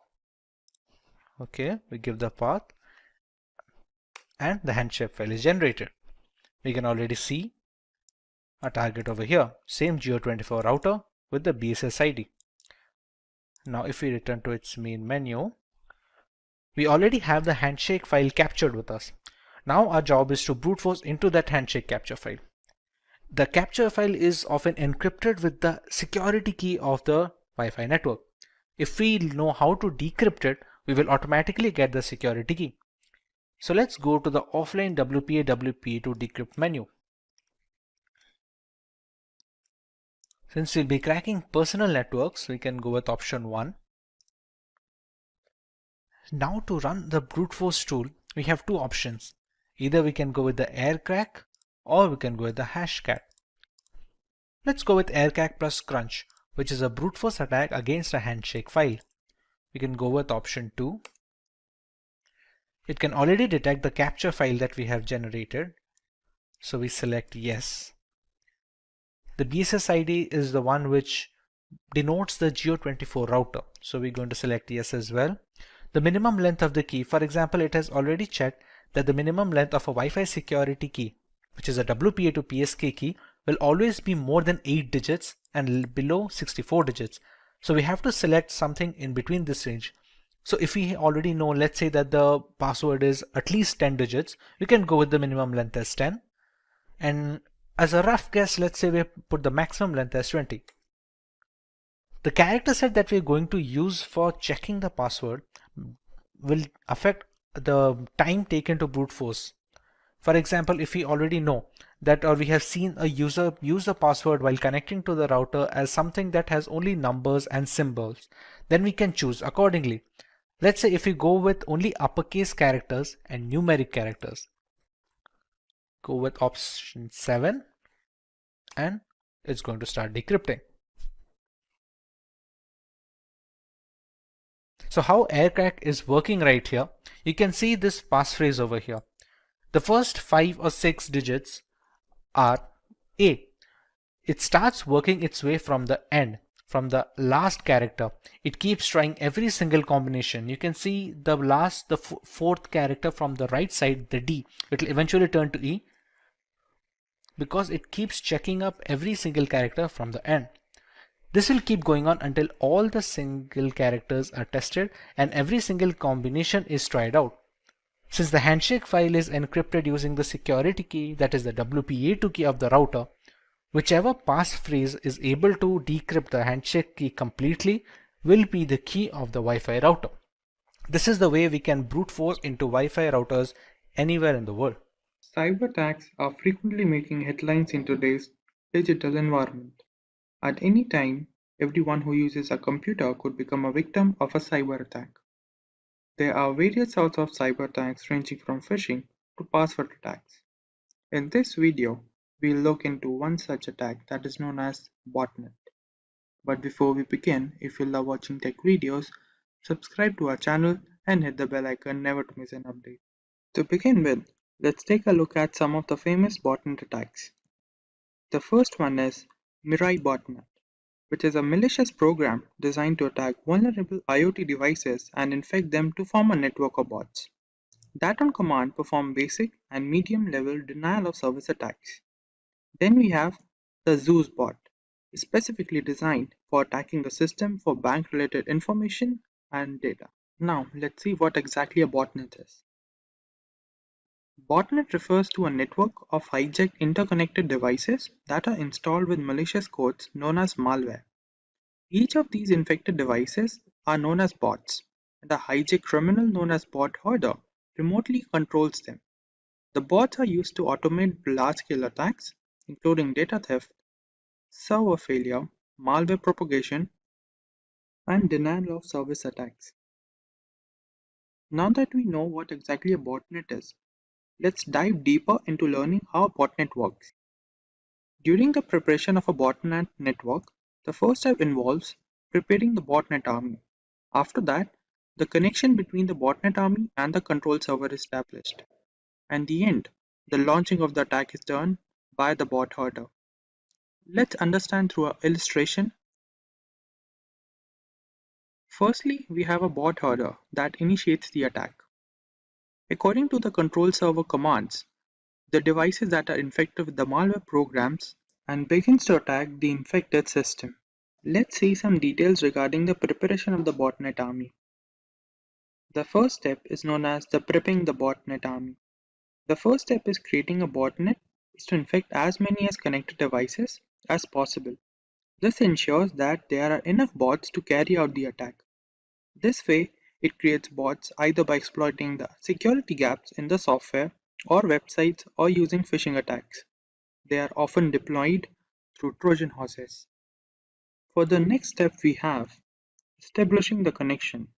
Once it hacks the device, as per previous step, it infects it with a specific malware that connects the device back to the control bot server. A bot hoarder uses command programming to drive the bot's actions. And the last step is known as launching the attack. Once infected, a bot allows access to admin level operation like gathering and stealing of data, reading and rewriting the system data, monitoring user activities, performing denial of service attacks, including other cybercrimes. Now let's take a look at the botnet architecture.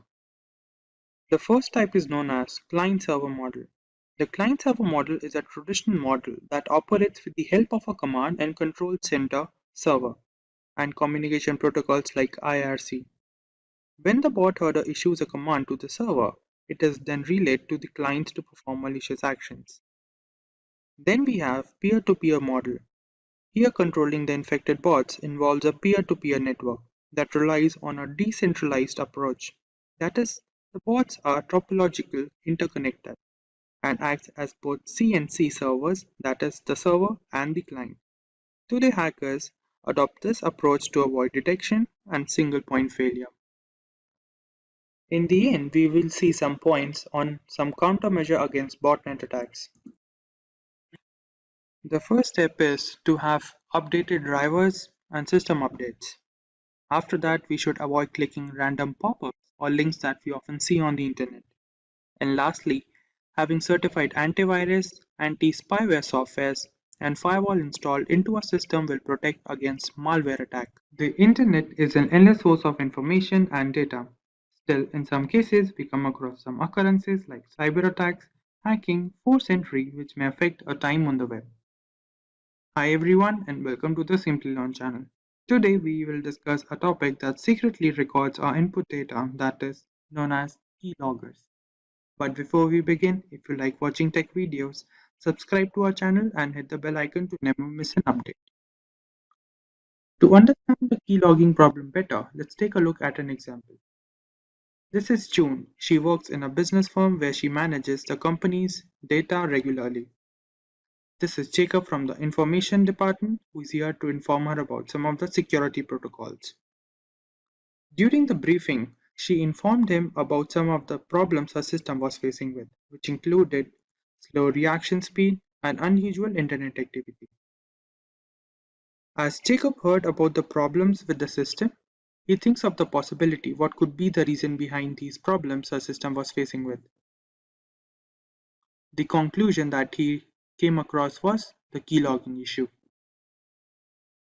Unknown to the problem her system was facing with, she asked him about some of the details regarding it. For today's topic, we learn what exactly keyloggers are and how they affect our system, what are the harmful effects that keylogging can bring into the system. To begin with, we learn what exactly the keylogging program is. As the name suggests, keylogger is a malicious program or a tool that is designed to record keystrokes that are typed during data input and record them into a log file. Then the same program secretly sends these log files to its origin, where they can be used for malicious acts by the hacker. Now that we know what the keylogging program is, let's take a look how they enter into the system. Searching for a suitable driver for a system can often lead to the installation of the keylogging program into the system if we often visit suspicious sites and uncertified software are installed into our system. Then, if we use unknown links or visiting unknown websites which come through unknown addresses can also be a reason behind the keylogging issue entering into the system. And lastly, there are often cases where different pop-ups that we often see on social sites or different media sites can lead to the installation of keylogging program into a system. Now that we know how the problem gets into the system, let's take a look how to identify whether the system is infected by the keylogging issue. The keylogging issue can be identified if there are often cases when a keyboard lags behind the system. The data that we enter sometimes is stuck in between when we type through the input. Then, there are cases when the system freeze occurs unknowingly to what exactly could be the reason behind them. And also there are delayed reaction time for different applications that run on the system. And lastly, there are different cases when we often see suspicious internet activity on the system that we don't know about. This could lead to the identification of a problem into the system. Now, we'll take a look at different types of keyloggers that are present on the net which can harm our system differently. The first problem that keyloggers arouse is API based. The most common keylogging case, which uses APIs to keep a log of the type data and share it to its origin for malicious purposes. Each time we press a key, the keylogger intercepts the signal and logs it.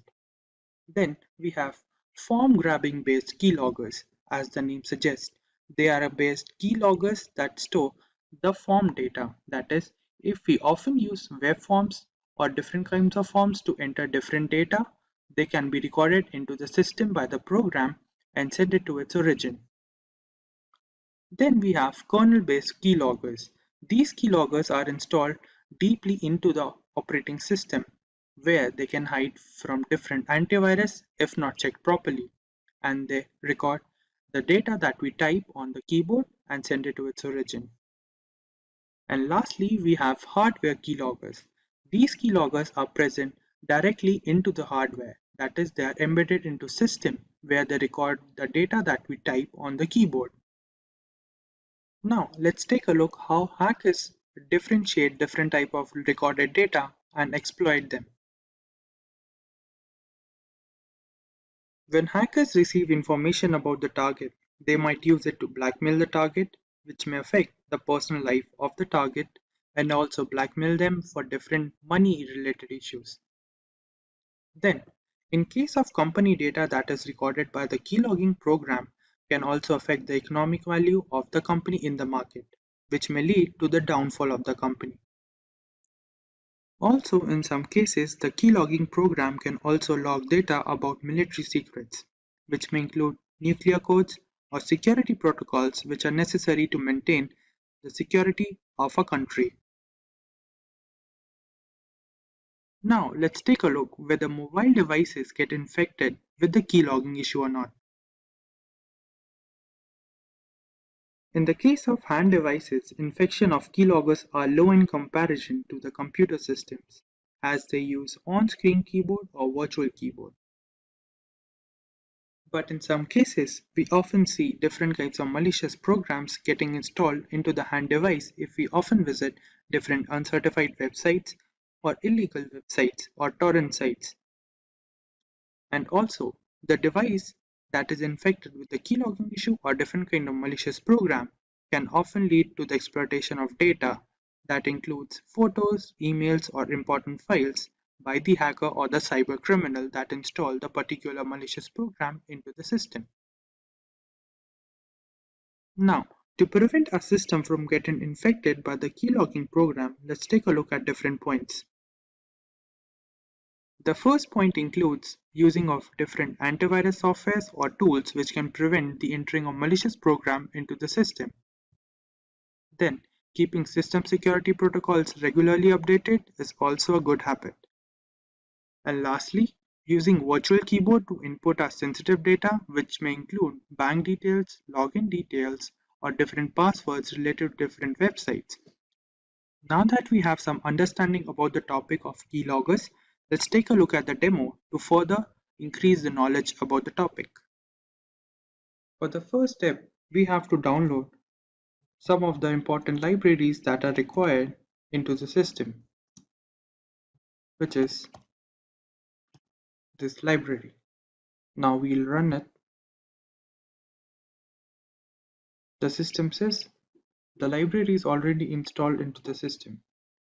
Now let's take a look what exactly modules are required from the particular library. From this library, we'll import the keyboard module, which will help us to record the data that we type on the keyboard. Now, from the same, we'll also import key module and the listener module, and also the logging module, which will help us to record the data into a log file. For the next part, we'll write a piece of code that will allow us to save the data that is recorded by the program into a text file that will be named as key_log text file along with the date and time stamp. Let's take a look.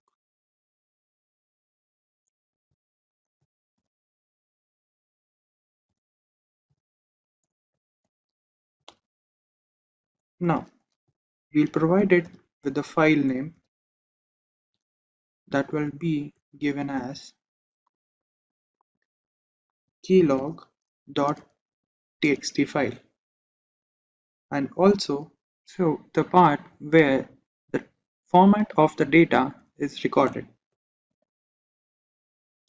Put the brackets over here to contain the file name. Now we'll write the format in which the data will be recorded into the log file, which will be given as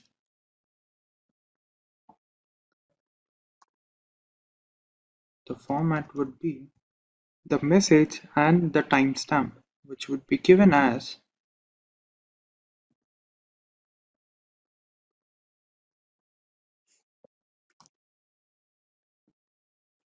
along with the timestamp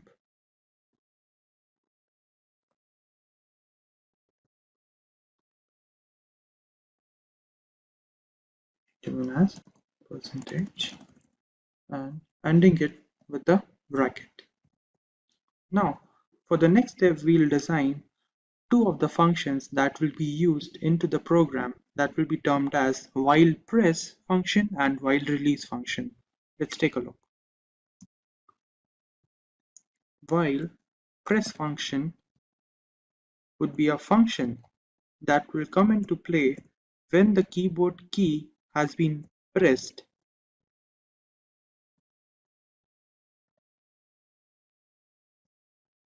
is pressed.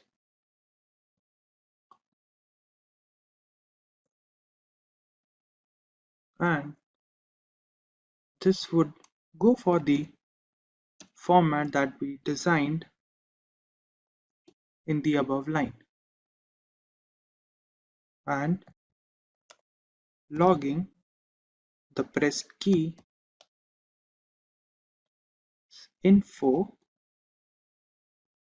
a string file to be recorded into the log file. Now we'll design a function that is while release.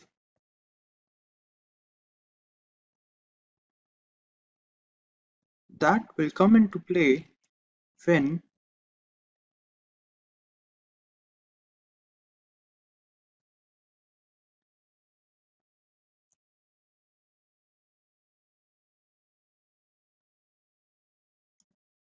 the escape key has been pressed.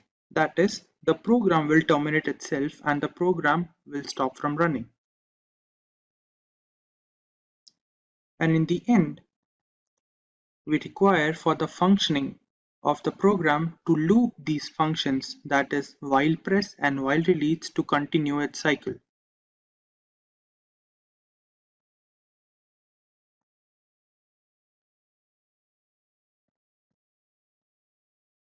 That will be going for while press and on release will contain while release function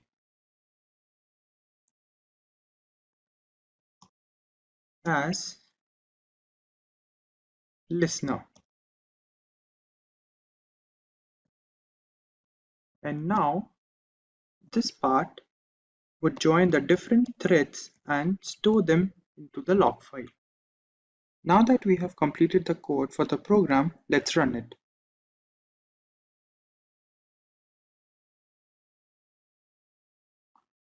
We have to wait for a moment so the program runs it. Now, to verify the program, let's open Notepad. And on the Notepad, we'll write hello world, which will be the basic whether the program is working or not. Let's take a look.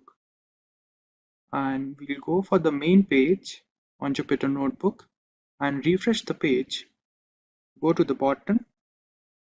Over here, we see the keylog text. That is a text file that we created. Let's open it. And over here, we have the data that is created. as we started with. Note, then this is the Hello World bar that we created just now, which shows that the program we created is working properly. Now that we have reached the end of the module, let's take a look at the summary. Firstly, we learned what exactly keyloggers are. Then we understood what different modes are present, how the system get infected with the keylogging problem. Then we learned how to detect the problem into our system. Then we learned what different types of keyloggers are present on the net. We also understood how hackers use the recorded data from the program. And we also learned whether mobile devices get infected with the keylogging problem or not. And lastly, we understood what different points can be taken to prevent the entering of the keylogging problem into the system. Before we learn about the Pegasus platform, let us understand what spyware is and its working. Spyware is a category of malware that can gather information regarding a user or a device straight from the host machine. It is mostly spread by malicious links via email or chat applications. When a link with the malware is received, clicking on this link will activate the spyware, which allows the hacker to spy on all our user information. With some spyware systems, even clicking on the link isn't necessary to trigger the malicious payload. This can ultimately cause security complications and further loss of privacy. One such spyware system that is making the rounds in the tech industry today is Pegasus. The Pegasus is a spyware system developed by an Israeli company known as the NSO Group. It runs on mainly mobile devices, spanning across the major operating systems like the Apple's iOS on iPhone and the standard Android versions. This is not a newly developed platform since Pegasus has existed since as early as 2016. A highly intricate spyware program that can track user location, read text messages, scan through mobile files, access device camera and microphone to record voice and video. Pegasus has all the tools necessary to enforce surveillance for any client that wishes to buy its services. Initially, the NSO Group had designed the software to be used against terrorist factions of the world. With more and more encrypted communication channels coming to the forefront, Pegasus was designed to maintain control over the data transmission that can be a threat to national security. Unfortunately, the people who bought the software had complete control over who, how, and up to what level they can put surveillance limits on. Eventually, the primary clients became sovereign nations. Spying on public information that is supposed to stay private became really easy with this service. Multiple devices can be affected with the same spyware system to create a network information. This network keeps feeding data to the host. To understand how a network can be created, let's know how a mobile device can be affected by Pegasus. We all communicate with friends and family over instant messaging applications and email in some instances. If you check your inbox on a regular basis, you must have noticed that we receive some spam emails that the mail providers like Gmail and Yahoo can just filter into the spam folder. Some of these messages bypass this filter and make their way into a person's inbox. They look like generic emails which are supposed to be safe. The Pegasus spyware targets such occurrences, bypassing malicious messages and links which install the necessary spy software on the user's mobile device, be it Android or an iPhone. This isn't unique to the email ecosystem, since it's equally likely to be targeted via SMS text, WhatsApp, Instagram, or even the most secure messaging apps like Signal and Threema. Once the malicious links are clicked, a spyware package is downloaded and installed on the device.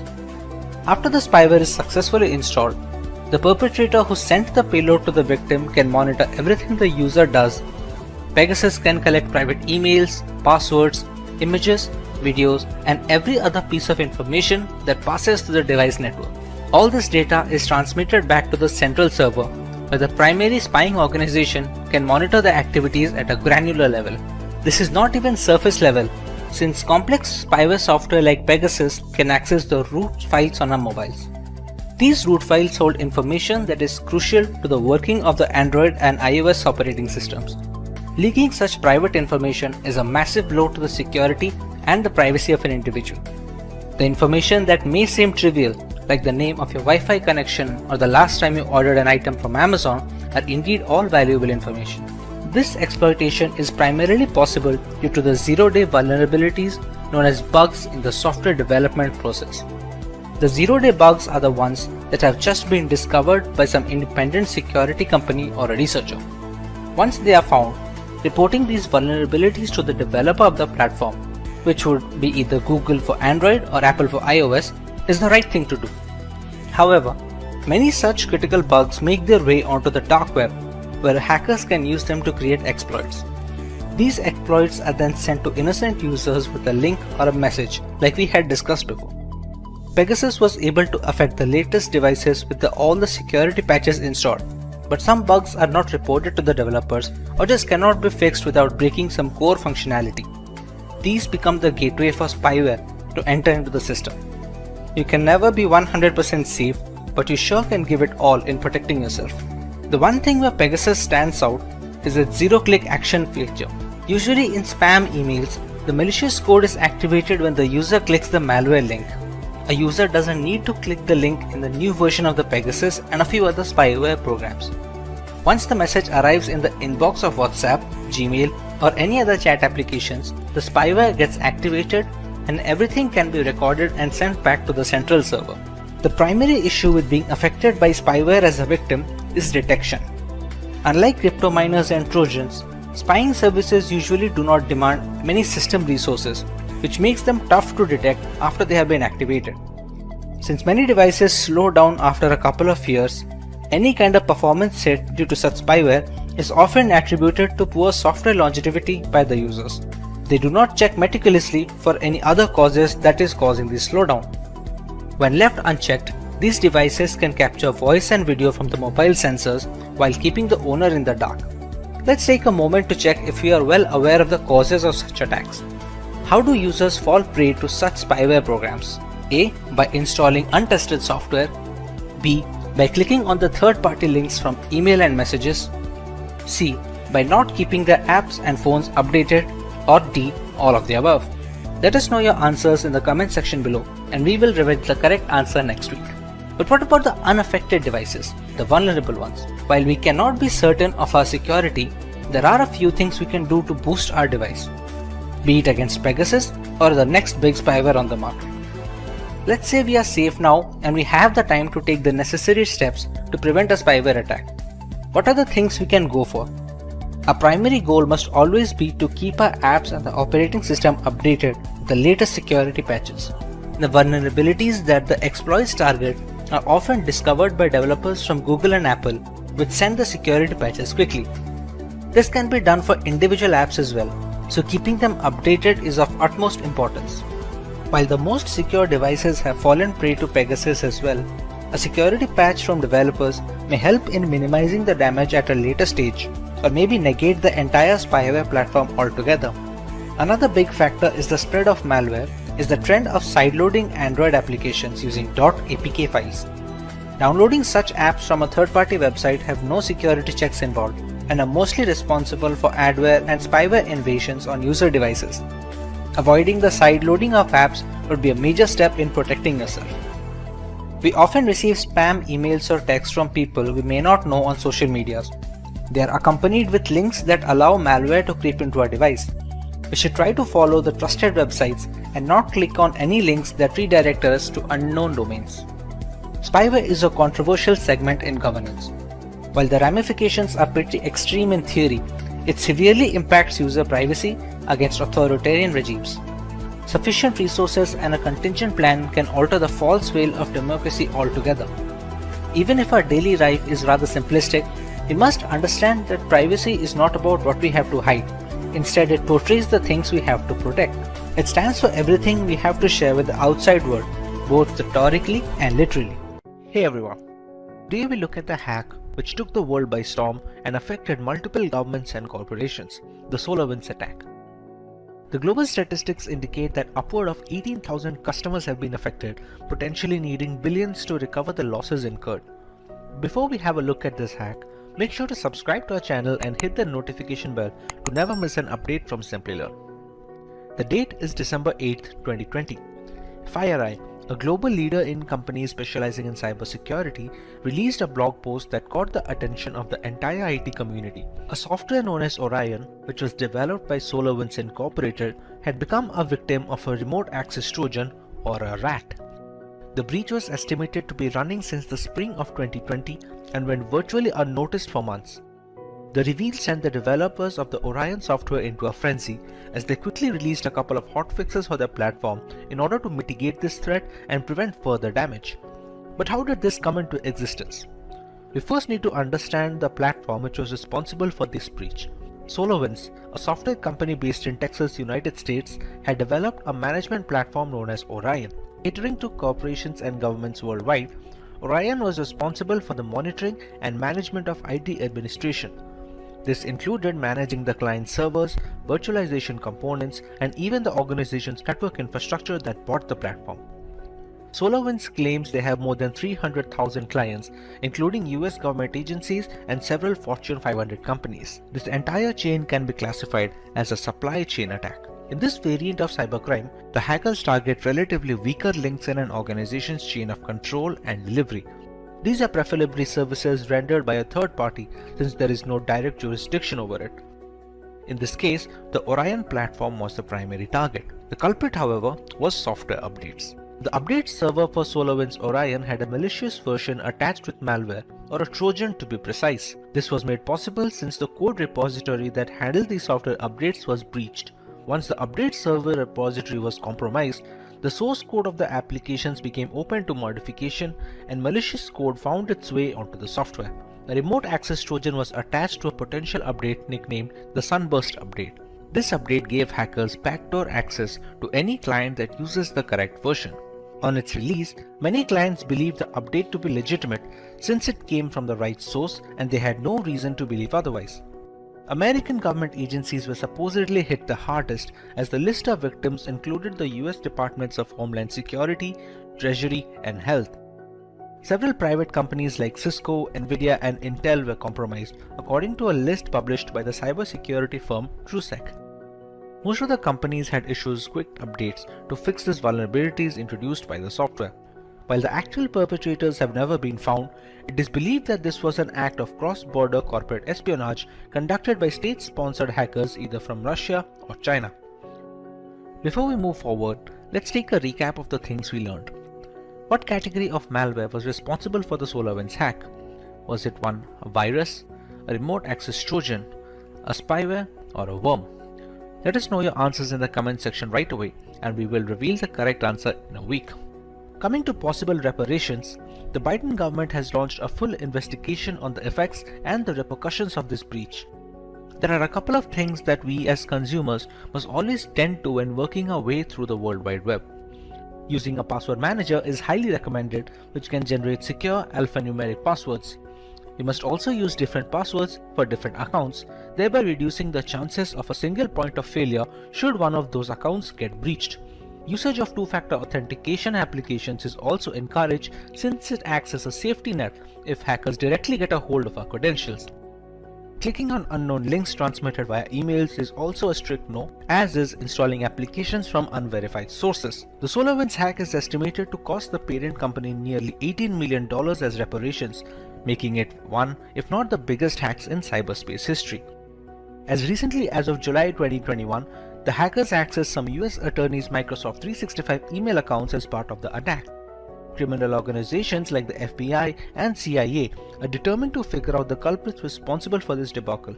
However, the intricacy and the full extent of the breach makes it a way more complicated job than it looks on paper. The day is 26th February 2022. The world is hit with breaking news that Russian state TV channels have been hacked by Anonymous, a hacktivist collective and movement who have made a name taking part in multiple cyber wars in the past decade. This was in response to the Russian aggression on Ukrainian territory in the hopes of annexation. Anonymous hacked the Russian state TV networks to combat propaganda in Russia and highlight the damage to life meted out by the Kremlin in Ukraine. They also hacked 120,000 Russian troops' personal information and the Russian central bank, stealing 35,000 files. This served as a clear indicator of how cyber war can change the momentum in battle, something which people had never seen so closely. So, what is cyber war? A digital assault or series of strikes or hacks against a country is sometimes referred to as a cyber war. It has the ability to cause havoc on government and civilian infrastructure, as well as disrupt essential systems, causing state harm and even death. In this day and age, The internet plays a bigger role than just watching videos and learning content. It's where you have your personal data and carry financial transactions. So rather than resorting to physical violence, cyber wars become the new means to cause havoc, considering the vulnerability of the data passing through the internet. In most circumstances, cyber warfare involves a nation-state attacking another. In certain cases, the assaults are carried out by terrorist organizations or non-state actors pursuing a hostile nation's aim. In June 2021, Chinese hackers targeted organizations like Verizon to secure remote access to their networks. Stuxnet was a computer worm designed to attack Iran's nuclear facilities, but evolved and expanded to many other industrial and energy-producing sites in 2010. Since the definition of cyber war is so vague, applying rules and sanctions based on digital assault is even tougher, making the field of cyber warfare a lawless land, not bound by any rules or policies. There are multiple ways in which these attacks can be carried out. A major category of cyber attack is espionage. Espionage entails monitoring other countries to steal critical secrets. This might include compromising vulnerable computer systems with botnets or spear phishing attempts before extracting sensitive data in cyber warfare. The next weapon in cyber war is sabotage. Government agencies must identify sensitive data and its dangers if it is exploited. Insider threats, such as disgruntled or irresponsible personnel or government staff with ties to the attacking country, can be used by hostile countries or terrorists to steal or destroy information. By overwhelming a website with bogus requests and forcing it to handle them, denial of service attacks prohibit real users from accessing it. Attacking parties may use this form of assault to disrupt key operations and systems and prevent citizens, military, and security officials and research organizations from accessing sensitive websites. But what benefits does cyber war offer in contrast to traditional physical warfare? The most important advantage is the ability to conduct attacks from anywhere globally without having to travel thousands of miles. As long as the attacker and target are connected to the internet, organizing and launching cyber wars is relatively less tedious than physical warfare. People living in or battling for a country are subjected to propaganda attacks in an attempt to manipulate their emotions and thoughts. Digital infrastructure is highly crucial in today's modern world. Starting from communication channels to secure storage servers, crippling a country's footprint and control on the internet is very damaging. But what are some of the ways we as citizens protect ourselves in the case of a cyber war? In the unfortunate event that your country is involved in warfare, be sure to fact-check every piece of information and follow only trusted sources in that frame of time. Even conversations online should be limited to a need-to-know basis, considering propaganda campaigns have the power to influence the tide of war drastically. It is highly crucial to follow basic security guidelines to secure our devices, like regularly updating our operating systems, occasionally running full system antivirus scans, etc. If your country or organization is being attacked, having devices segregated in a network goes a long way in bolstering security. Try to avoid sharing a lot of personal data online. In this era of Instagram and Facebook, divulging private information can be detrimental to keeping a secure firewall for your data. The more information an attacker has access to, the higher his chances of being able to devise a plan to infiltrate defenses. And if you're someone who is interested in building a career in cybersecurity, that is by graduating from the best universities, or a professional who elicits to switch careers with cybersecurity by learning from the experts, then try giving a shot to Simplilearn's postgraduate program in cybersecurity with modules from the MIT Schwarzman College of Engineering. And the course link is mentioned in the description box that will navigate you to the course page where you can find a complete overview of the program being offered. During data transmission, there are various external factors which can affect the transmission of data over a network channel.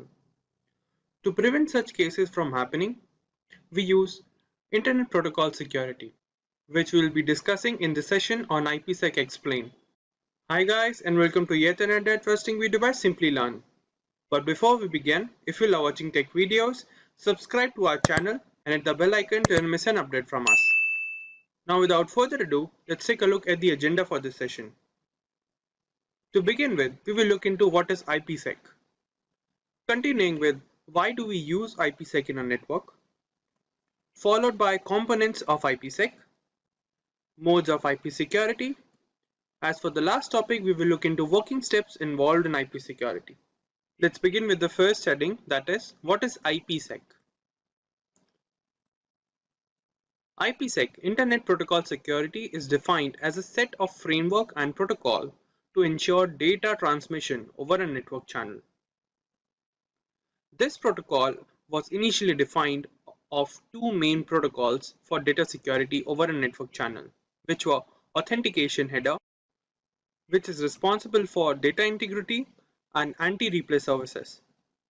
And the second protocol is encapsulating security payload, in short ESP, which includes data encryption and data authentication. Now let's move on to the next heading, that is, why do we use IPsec in a network?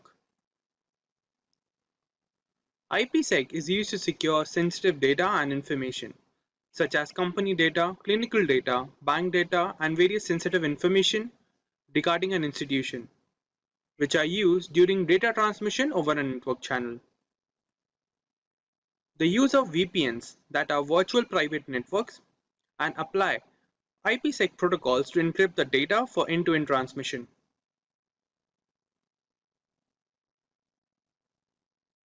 Let's continue with why do we use IPsec services. IPsec is also used to encrypt data for application layer in the OSI model and provide security for sharing data over network routers and data authentication. Let's take a look at the working of IPsec services. To begin with, we have two different systems, System 1 and System 2, which will establish a network channel, and then the encryption of data will take place when one host will share the data to the second host.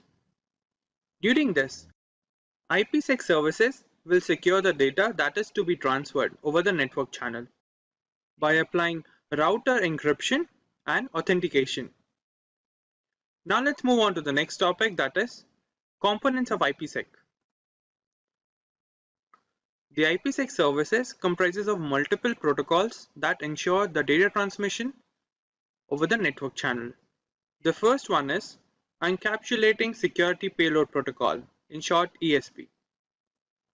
This protocol of IP security provides data encryption and authentication services, and it also authenticates and encrypts the data packet in the transmission channel. Moving on, we have Authentication Header, in short AH. Similar to ESP, the authentication header also provides all the security services, but it does not encrypt the data. It also protects the IP packet and adds additional headers to the packet header. The modified IP datagram looks this way, where the IP components are included at the second position, the 7th position, and the 6th position, along with the authentication of data services over the network channel. Moving on, we have Internet Key Exchange, IKE. This protocol provides protection for content data and also changes the attribute of the original data to be shared by implementing SHA and MD5 algorithms. They also check the message for authentication and then only is forwarded to the receiver side. For example, this is the original data packet we are used to with IP header path, TCP UDP and data. Whereas this is the modified IPsec data packet where a ESP header is added between IP header and the TCP protocol. Now let's move on to the next heading, that is modes of IPsec. There are basically two types of IPsec modes available for data transmission over the network channel, where the first one is tunnel mode. This mode of transmission is used to secure gateway to gateway data. It is applied when the final destination of the data is to be connected to a sender side through a connection gateway over the internet. For example, we have two hosts, host A and host B. Through the host A, we are sending a message to host B, which will pass through a gateway at host A point, and it passes through a gateway to host B then.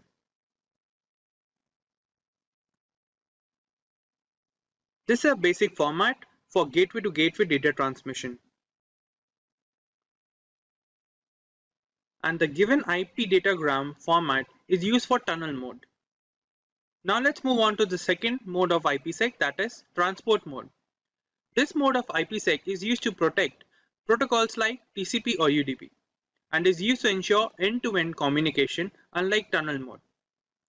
The transport mode data at authentication header and encapsulating security payload for security purpose in the IP header. This is the modified IP datagram for transport mode. The point to be noted is the IPsec header is always added between IP header and TCP header.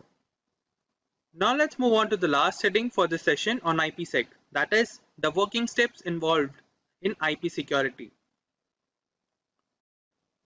In general, there are 5 steps involved in the working of IPsec to ensure data transmission over a network channel.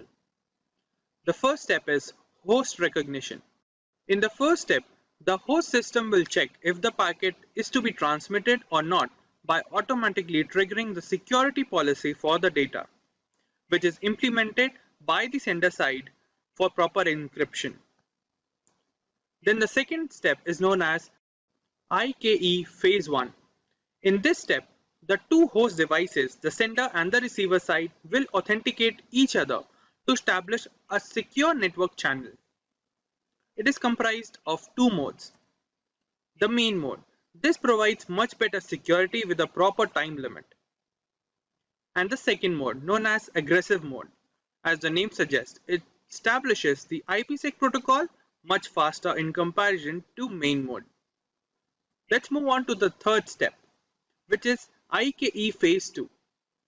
After the second step, the hosts decide the type of cryptography algorithm to apply over the session in the network channel and the secret key for the algorithm to be used to encrypt the data for transmission.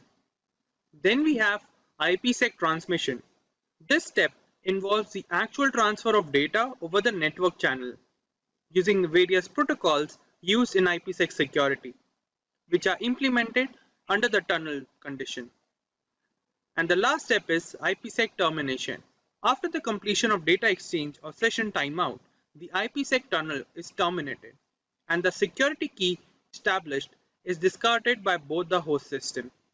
Network security is a set of technologies that protects the usability and integrity of a company's infrastructure by preventing the entry or proliferation within a network. Its architecture comprises of tools that protect the network itself and the applications that run over it. Effective network security strategies employ multiple lines of defense that are scalable and automated. Each defensive layer here enforces a set of security policies which are determined by the administrator beforehand. This aims at securing the confidentiality and accessibility of the data and the network. Every company or organization that handles a large amount of data has a degree of solutions against many cyber threats. The most basic example of network security is password protection. It has the network the user chooses. So recently, network security has become the central topic of cybersecurity, with many organizations involving applications from people with skills in this area. It is crucial for both personal and professional networks. Most houses with high-speed internet have one or more wireless routers, which can be vulnerable to attacks if they are not adequately secured. Data loss, theft, and sabotage risk may be decreased with the usage of a strong network security system. Your workstations are protected from hazardous spyware thanks to network security. Additionally, it guarantees the security of the data which is being shared over a network. By dividing information into various sections, encrypting these portions, and transferring them over separate pathways, network security infrastructure offers multiple levels of protection to thwart man-in-the-middle attacks, preventing situations like eavesdropping, among other harmful attacks. It is becoming increasingly difficult in today's hyper-connected environment as more corporate applications migrate to both public and private clouds. Additionally, modern applications are also frequently virtualized and dispersed across several locations, some outside the physical control of the IT team. Network traffic and infrastructure must be protected in these cases since assaults on businesses are increasing every single day. We now understood the basics of network security, but we need to understand how network security works in the next section in slightly more detail. Network security revolves around two processes: authentication and authorization. The first process, which is authentication, is similar to access cards, which ensure that only those who have the right to enter a building, In other words, authentication checks and verifies that it is indeed the user belonging to the network who is trying to access or enter it, thereby preventing unauthorized intrusions. Next comes authorization. This process decides the level of access provided to the recently authenticated user. For example, network admin needs access to the entire network, whereas those working within it probably need access to only certain areas within the network. Based on the network user's role, the process of determining the level of access or permission level is known as authorization. Today's network architecture is complex and faces a threat environment that is always changing and attackers that are always trying to find and exploit vulnerabilities. These vulnerabilities can exist in many areas, including devices, data, applications, users, and locations. For this reason, many network security management tools and applications are in use today that address individual threats. When just a few minutes of downtime can cause widespread disruption and massive damage to an organization's bottom line and reputation, it is essential that these protection measures are in place beforehand. Now that we know a little about network security and its working, let's cover the different types of network security. The fundamental tenet of network security is the layering of protection for massive networks and stored data that ensure the acceptance of rules and regulations. As a whole, there are three types. The first of which is physical security, the next being technical, and the third being administrative. Let's look into physical security first. This is the most basic level that includes protecting data and network to unauthorized personnel from acquiring control over the confidentiality of the network. These include external peripherals and routers that might be used for cable connections. The same can be achieved by using devices like biometric systems. Physical security is critical, especially for small businesses that do not have many resources to devote to security personnel and the tools as opposed to large firms. When it comes to technical network security, it focuses mostly on safeguarding data either kept in the network or engaged in network transitions. This kind fulfills two functions. One is defense against unauthorized users, the other is a defense against malevolent actions. The last category is administrative. This level of network security protects user behavior, like how the permission has been granted and how the authorization process takes place. This also ensures the level of sophistication the network might need to protect it through all the attacks. This level also suggests necessary amendments that have to be done to the infrastructure. I think that's all the basics that we need to cover on network security, in which our next topic we're going to go through two mediums of network security, which are the transport layer and the application layer. The transport layer is a way to secure information as it is carried over the internet, with users browsing websites, emails, instant messaging, etc.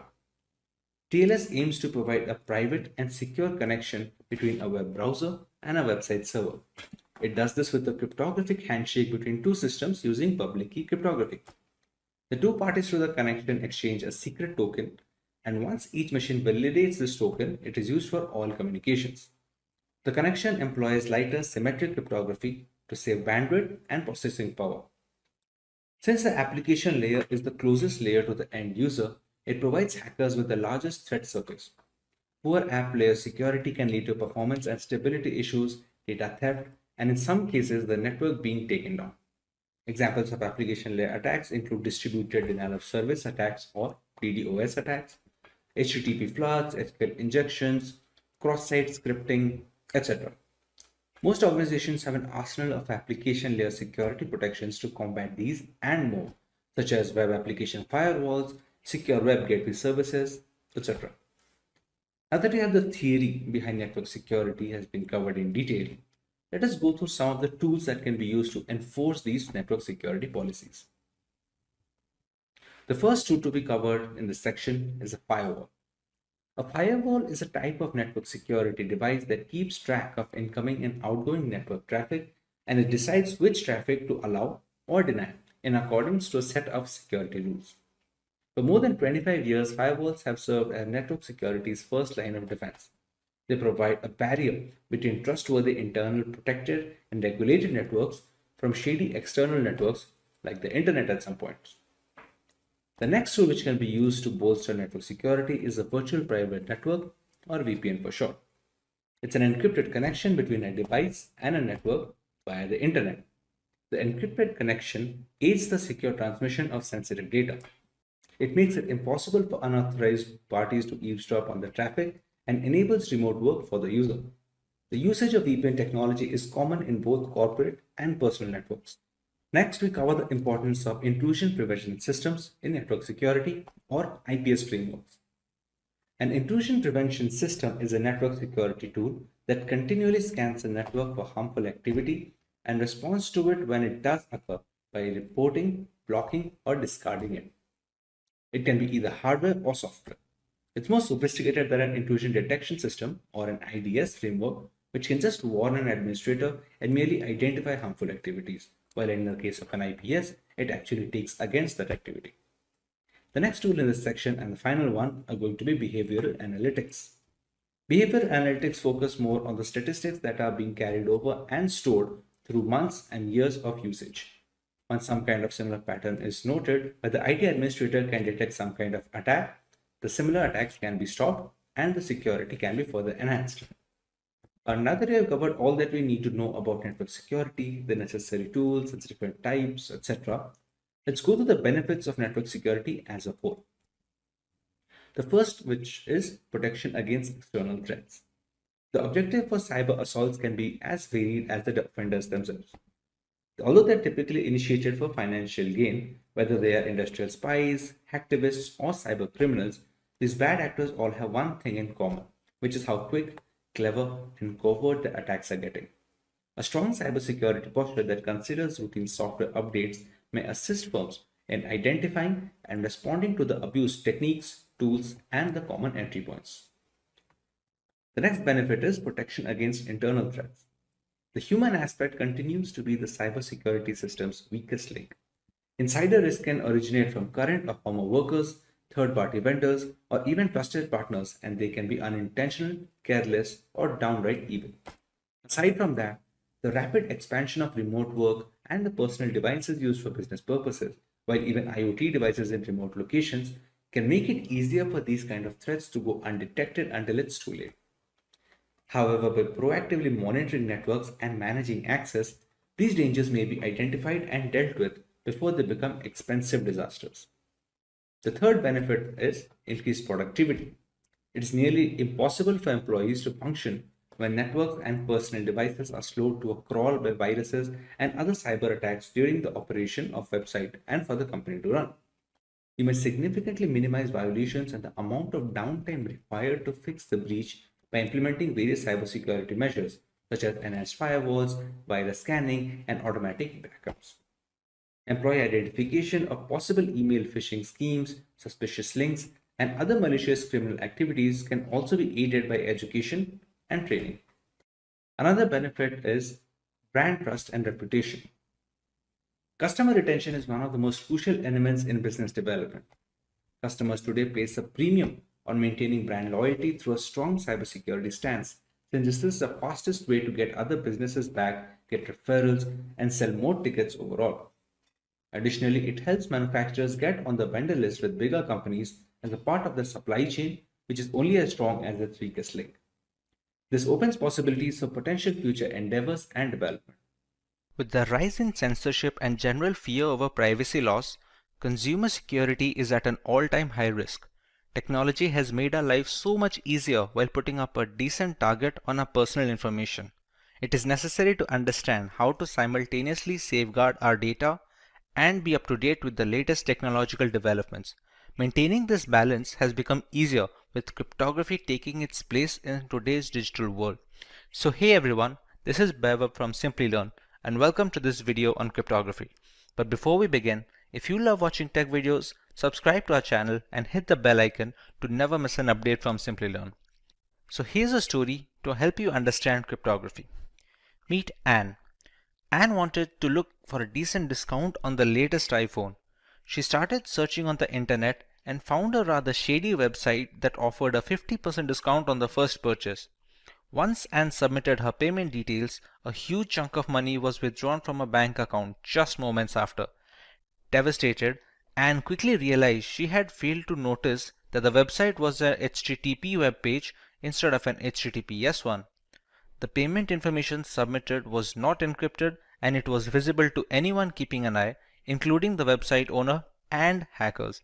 Had she used a reputed website which has encrypted transactions and employs cryptography, our iPhone enthusiast could have avoided this particular incident. This is why it's never recommended to visit unknown websites or share any personal information on them.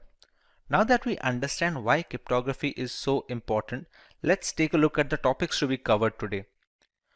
We take a look into what cryptography is and how it works. We learn where cryptography is being used in our daily lives and how we are benefiting from it. Then we will understand the different types of cryptography and their respective uses. Moving on, we will look at the usage of cryptography in ancient history and a live demonstration of cryptography and encryption in action. Let's now understand what cryptography is. Cryptography is the science of encrypting or decrypting information to prevent unauthorized access. We transform our data and personal information so that only the correct recipient can understand the message. As an essential aspect of modern data security, using cryptography allows the secure storage and transmission of data between willing parties. Encryption is the primary route for employing cryptography by adding certain algorithms to jumble up the data. Decryption is the process of reversing the work done by encrypting information so that the data becomes readable again. Both of these methods form the basis of cryptography. For example, when Simplilearn is jumbled up or changed in any format, not many people can guess the original word by looking at the encrypted text. The only ones who can are the people who know how to decrypt the coded word, thereby reversing the process of encryption. Any data pre-encryption is called plain text or clear text. To encrypt the message, we use certain algorithms that serve a single purpose of scrambling the data to make them unreadable without the necessary tools. These algorithms are called ciphers. They are a set of detailed steps to be carried out one after the other to make sure the data becomes as unreadable as possible until it reaches the receiver. We take the plain text, pass it to the cipher algorithm, and get the encrypted data. This encrypted text is called the ciphertext, and this is the message that is transferred between the two parties. The key that is being used to scramble the data is known as the encryption key. These steps, that is the cipher and the encryption key, are made known to the receiver, who can then reverse the encryption on receiving the message. Unless any third party manages to find out both the algorithm and the secret key that is being used, they cannot decrypt the messages, since both of them are necessary to unlock the hidden content. Wonder what else we would lose if not for cryptography? Any website where you have an account can read your passwords. Important emails can be intercepted and their contents can be read without encryption during their transit. More than 65 billion messages are sent on WhatsApp every day, all of which are secured thanks to end-to-end encryption.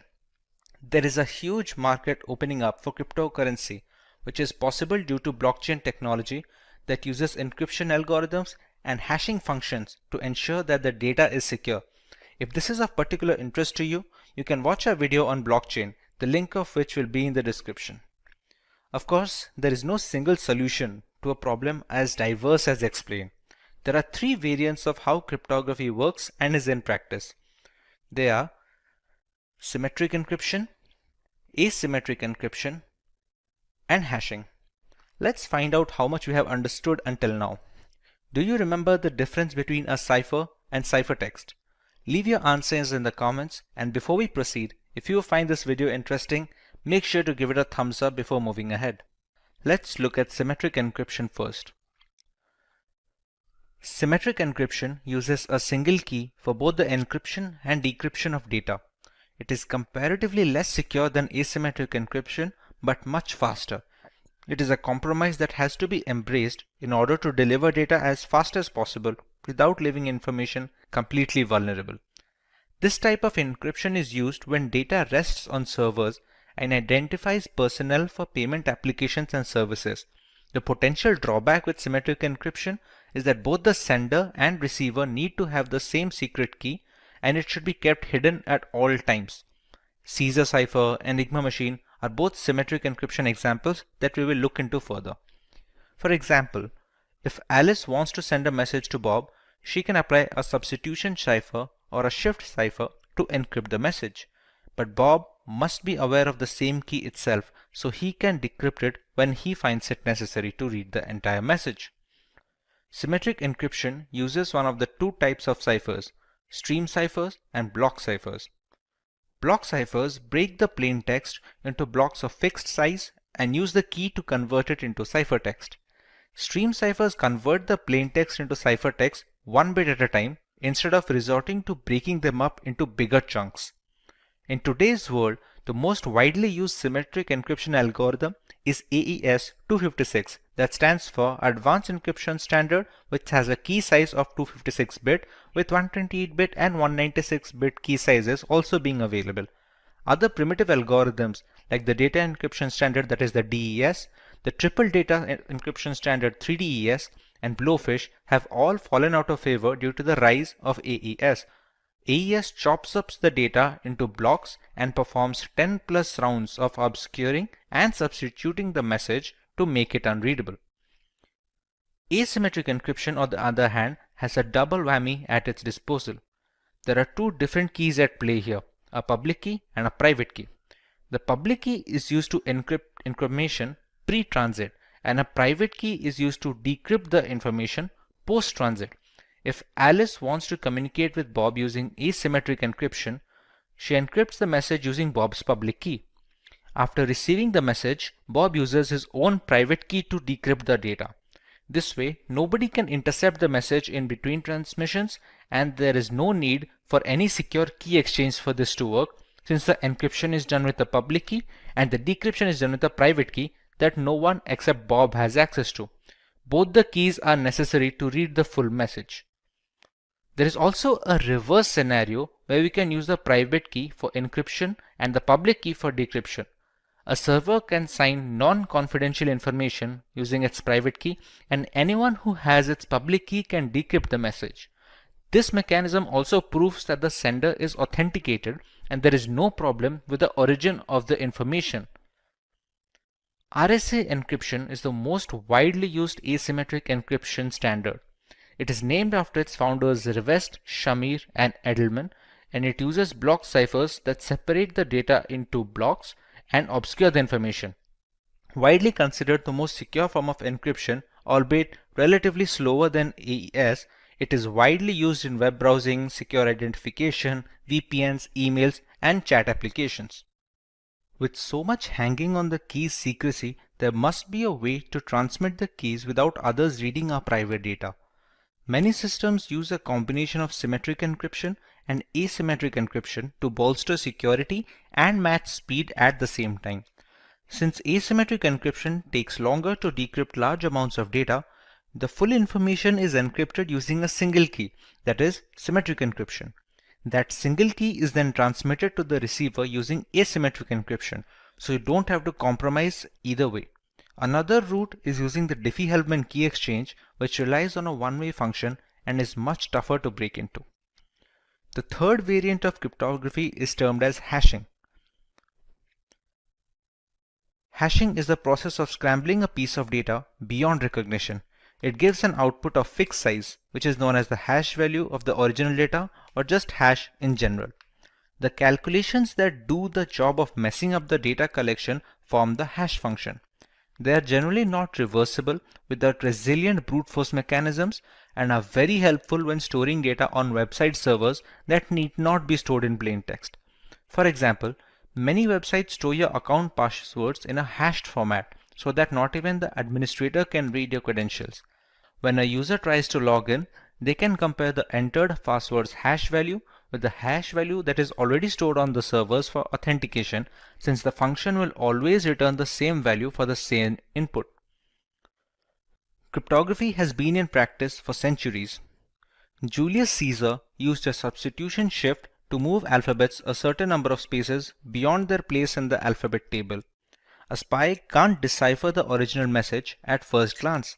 For example, if he wanted to pass confidential information to his armies and decides to use the substitution shift of +2, A becomes C, B becomes D, and so on. The word attack, when passed through a substitution shift of +3, becomes DWWDEFN.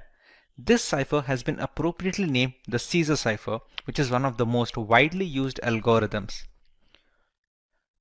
The Enigma is probably the most famous cryptographic cipher device used in ancient history. It was used by the Nazi German armies in the World Wars. They were used to protect confidential political, military, and administrative information, and it consisted of 3 or more rotors that scrambled the original message depending on the machine's state at that time. The decryption is similar, but it needs both machines to stay in the same state before passing the ciphertext so that we receive the same plain text message. Let's take a look at how our data is protected while we browse the internet thanks to cryptography. Here we have a web-based tool that will help us understand the process of RSA encryption. We see the entire workflow from selecting the key size to be used until the decryption of the ciphertext in order to get the plain text back. As we already know, RSA encryption algorithm falls under the umbrella of asymmetric key cryptography. That basically implies that we have two keys at play here, a public key and a private key. Typically, the public key is used by the sender to encrypt the message and the private key is used by the receiver to decrypt the message. There are some occasions when this allocation is reversed, and we will have a look at them as well. In RSA, we have the choice of key size. We can select any key from a 512-bit to 1024-bit all the way up to a 4096-bit key. The longer the key length, the more complex the encryption process becomes, and thereby strengthening the ciphertext. Although with added security, more complex functions take longer to perform the same operations on similar size of data. We have to keep a balance between both speed and strength because the strongest encryption algorithms are of no use if they cannot be practically deployed on systems around the world. Let's take a 1024-bit key over here. Now we need to generate the keys. This generation is done by functions that operate on passphrases. The tool we are using right now generates these pseudo-random keys to be used in this explanation. Once we generate the keys, you can see the public key is rather smaller than the private key, which is almost always the case. These two keys are mathematically linked with each other. They cannot be substituted with any other key, and in order to encrypt the original message or decrypt the ciphertext, this pair must be kept together. The public key is then sent to the sender, and the receiver keeps the private key with himself. In this scenario, let's try and encrypt the word Simplilearn. We have to select if the key being used for encryption is either private or public, since that affects the process of scrambling the information. Since we are using the public key over here, let's select the same and copy it and paste over here. The cipher we are using right now is plain RSA. There are some modified ciphers with their own pros and cons that can also be used, provided we use it on a regular basis and depending on the use case as well. Once we click on encrypt, we can see the ciphertext being generated over here. The pseudorandom generating functions are created in such a way that a single character change in the plaintext will trigger a completely different ciphertext. This is a security feature to strengthen the process from brute force methods. Now that we are done with the encryption process, let's take a look at the decryption part.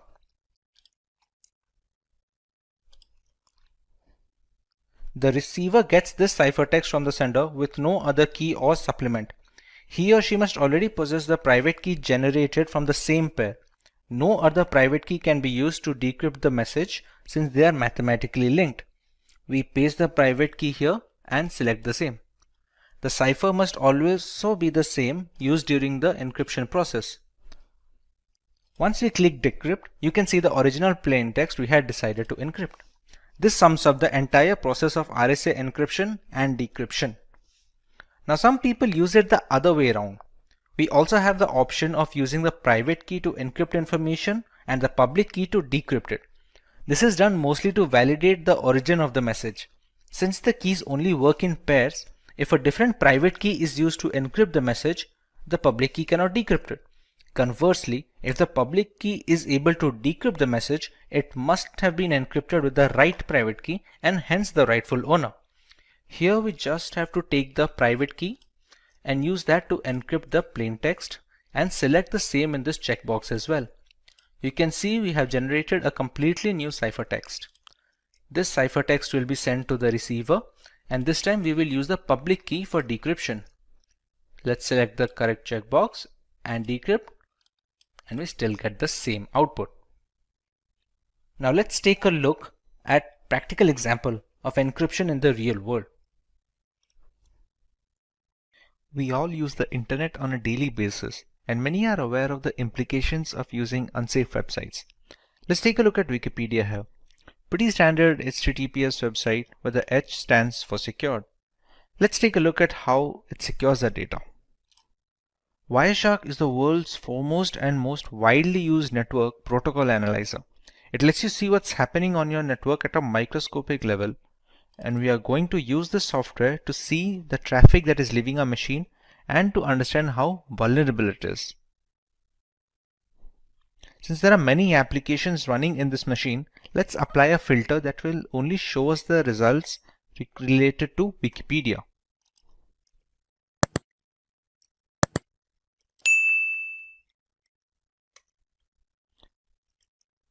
Let's search for something that we can navigate the website with. Okay, once we get into it a little, you can see some of the requests being populated over here. Let's take a look at the specific request. These are the data packets that basically transport the data from our machine to the internet and vice versa. As you can see, there's a bunch of gibberish data here that doesn't really reveal anything that we searched or watched. Similarly, other secured websites function the same way, and it is very difficult, if at all possible, to snoop on user data this way. To put this in perspective, let's take a look at another website, which is a HTTP web page.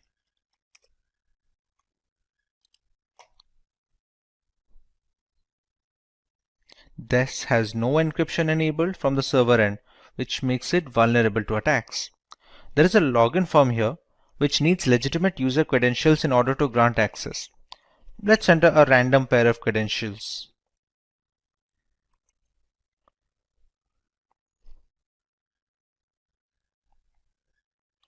These obviously won't work, but we can see the manner of data transfer. Unsurprisingly, we weren't able to get into the platform. Instead, we can see the data packets. Let's apply a similar filter that will help us understand what request this website is sending.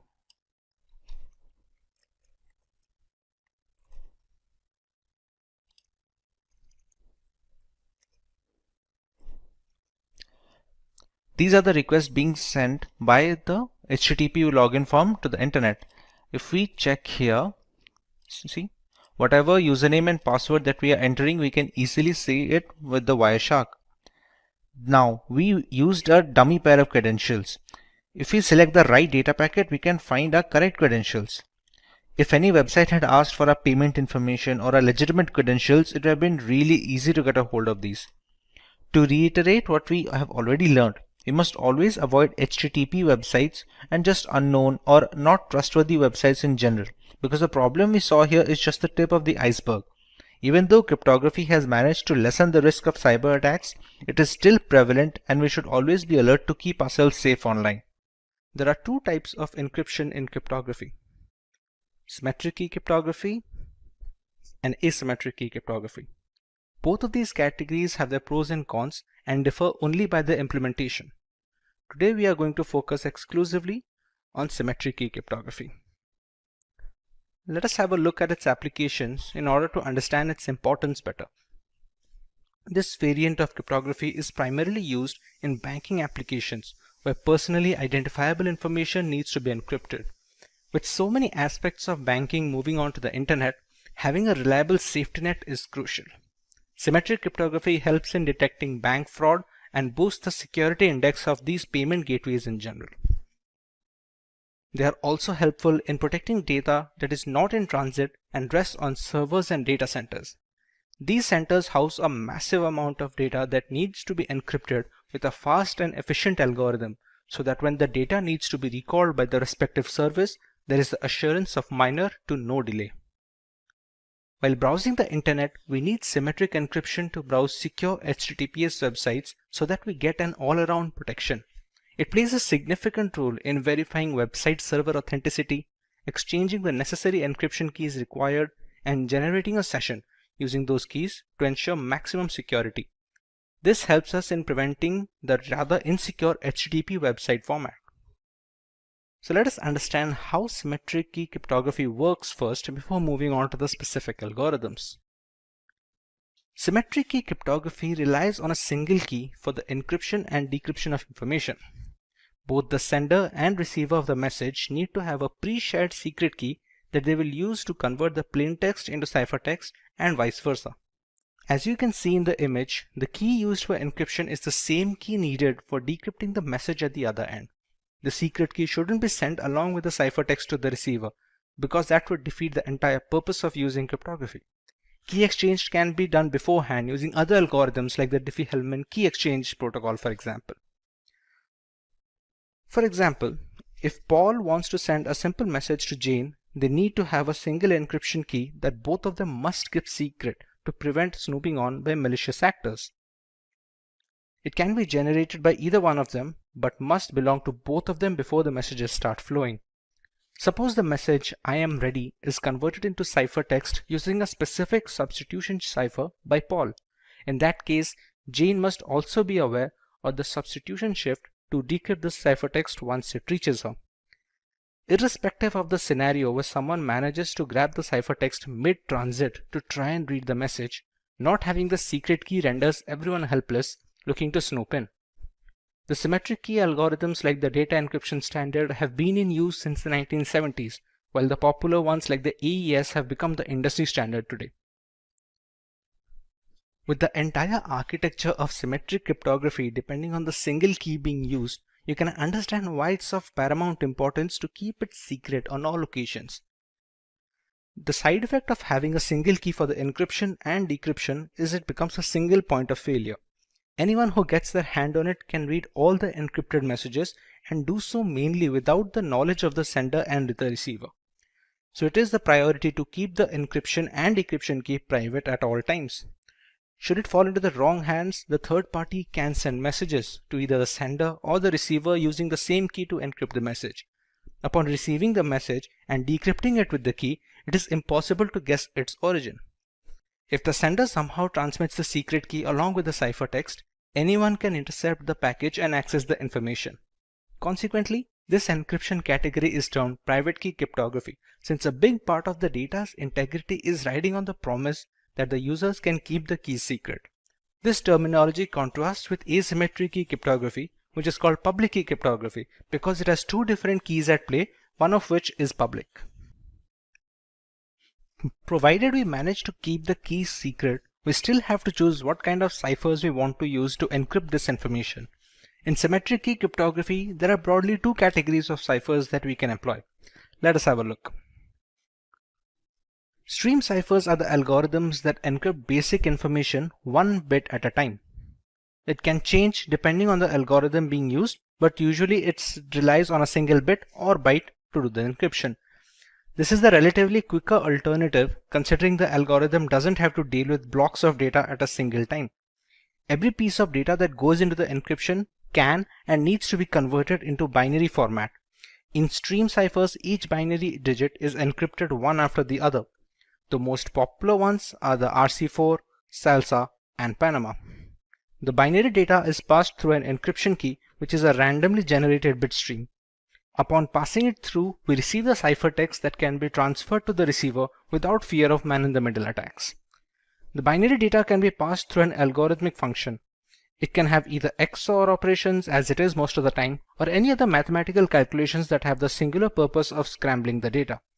The encryption key is generated using the random bitstream generator, and it acts as a supplement in the algorithmic function. The output is in binary form, which is then converted into the decimal or hexadecimal format to give our final ciphertext. On the other hand, block ciphers dissect the raw information into chunks of data of fixed size. The size of these blocks depend on the exact cipher being used. A 128-bit block cipher will break the plain text into blocks of 128-bit each and encrypt those blocks instead of a single digit. Once these blocks are encrypted individually, they are chained together to form a final ciphertext. Block ciphers are much slower, but they are more tamper-proof and are used in some of the most widely used algorithms employed today. Just like stream ciphers, the original ciphertext is converted into binary format before beginning the process. Once the conversion is complete, the blocks are passed through the encryption algorithm along with the encryption key. This would provide us with the encrypted blocks of binary data.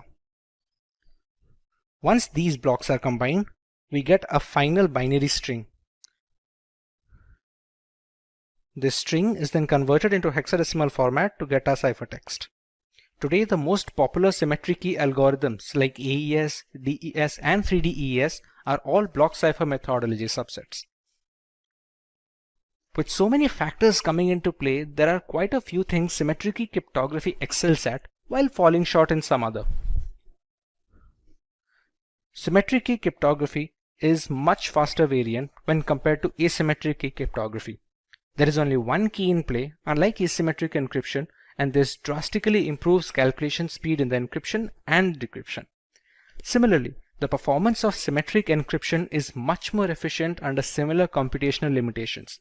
Fewer calculations help in better memory management for the host system. Bulk amounts of data that need to be encrypted are very well suited for symmetric algorithms.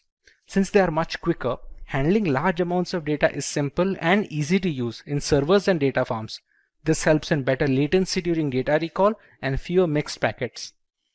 Thanks to its simple single key structure, symmetric key cryptography algorithms are much easier to set up a communication channel with and offer a much more straightforward maintenance duties.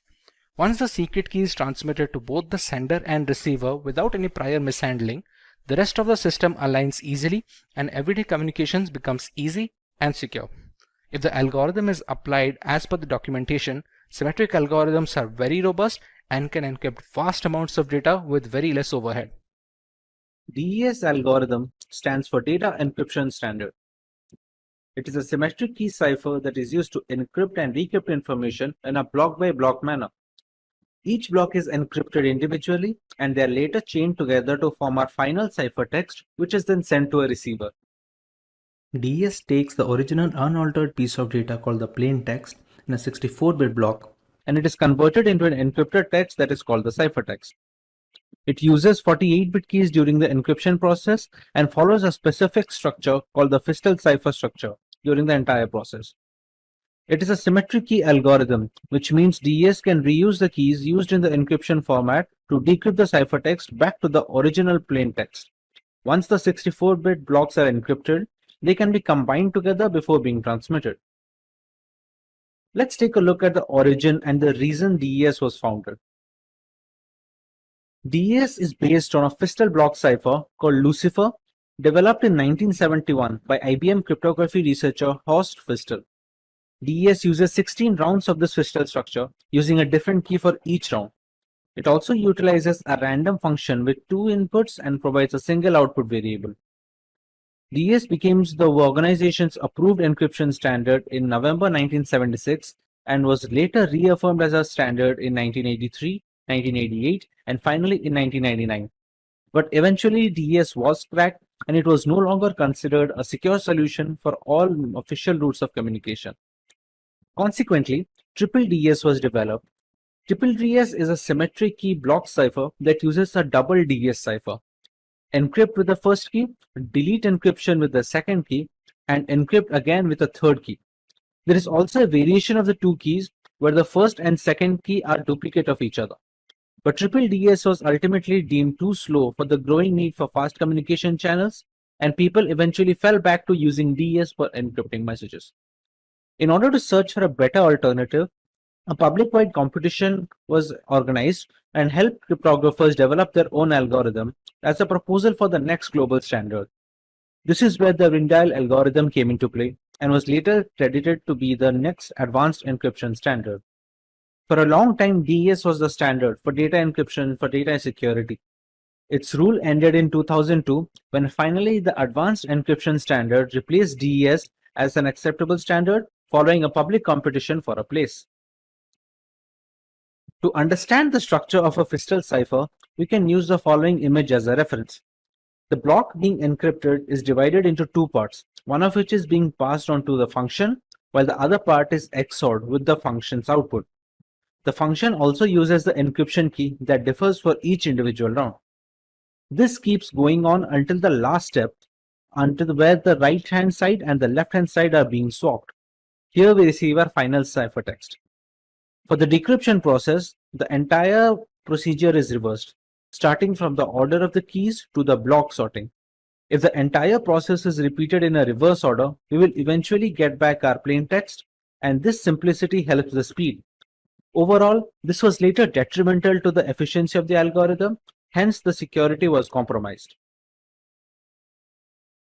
A Fistel block cipher is a structure used to derive many symmetric block ciphers such as DES, which as we have discussed in our previous comment. Fistel cipher proposed a structure that implements substitution and permutation alternately so that we can obtain ciphertext from the plain text and vice versa. This helps in reducing the redundancy of the program and increases the complexity to combat brute force attacks. The Fistel cipher is actually based on the Shannon structure that was proposed in 1945. The Fistel cipher is the structure suggested by Horst Feistel, which was considered to be a backbone while developing many symmetric block ciphers.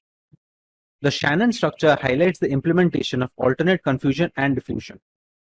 And like we already discussed, the Fistel cipher structure can be completely reversed depending on the data. However, we must consider the fact that to decrypt the information by reversing the Fistel structure, we will need the exact polynomial functions and the key orders. To understand how the blocks are being calculated, we take a plain text which is of 64-bit and that is later divided into two equal halves of 32-bit each. In this, the right half is immediately transferred to the next round to become the new left half of the second round. The right hand is again passed off to a function which uses an encryption key that is unique to each round in the Fistel cipher. Whatever the function gives off as an output, it is passed on as an XOR input with the left half of the initial plain text. The next output will become the right half of the second round for the plain text. This entire process constitutes of a single round in the Fistel cipher. Taking into account what happens in the polynomial function, we take one half of the block and pass it through an expansion box. The work of the expansion box is to increase the size of the half from 32-bit to 48-bit text. This is done to make the text compatible to a 48-bit keys we have generated beforehand. Once we pass it through the XOR function, we get a 48-bit text as an output. Now remember, a half should be of 32-bit. So this 48-bit output is then later passed on to a substitution box.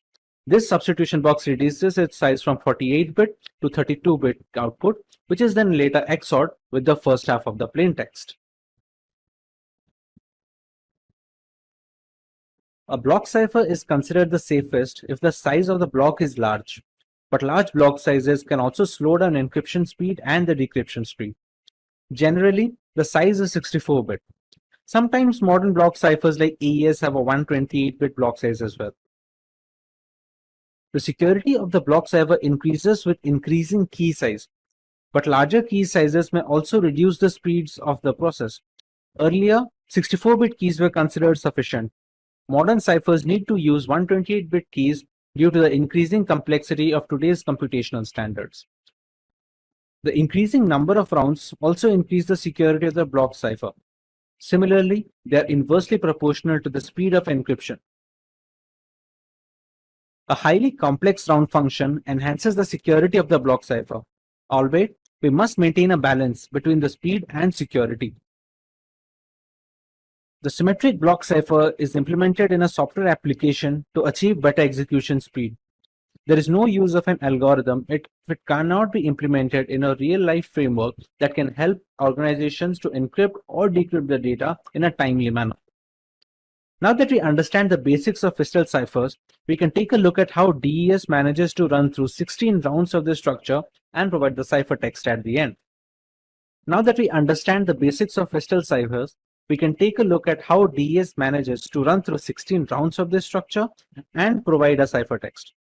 In simple terms, DS takes the 64-bit plaintext and converts it into a 64-bit ciphertext.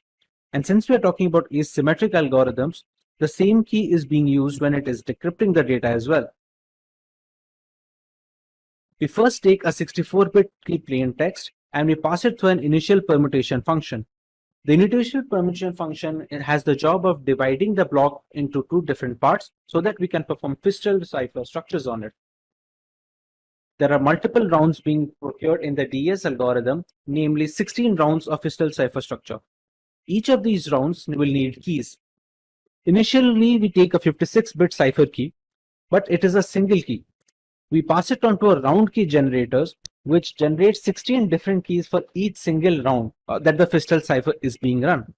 These keys are passed on to the rounds as 48 bits. The size of these 48 bits keys is the reason we use the substitution and permutation bounds in the polynomial functions of the fiscal ciphers. When passing through all these rounds, we reach round 16, where the final key is passed on from the round key generator, and we get a final permutation. In the final permutation, the rounds are swapped, and we get a final ciphertext. This is the entire process of DES with 16 rounds of fiscal ciphers encompassed in it. To decrypt our ciphertext back to the plaintext, we just have to reverse the process we did in the DES algorithm and reverse the key order along with the functions.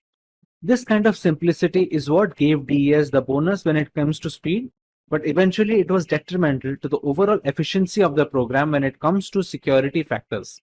DES have 5 different modes of operation to choose from. One of those is electronic codebook. Each 64-bit block is encrypted and decrypted independently in the electronic codebook format. We also have cipher block chaining, or the CBC method. Here, each 64-bit block depends on the previous one, and all of them use an initialization vector. We have a cipher feedback block mechanism, where the preceding ciphertext becomes the input for the encryption algorithm.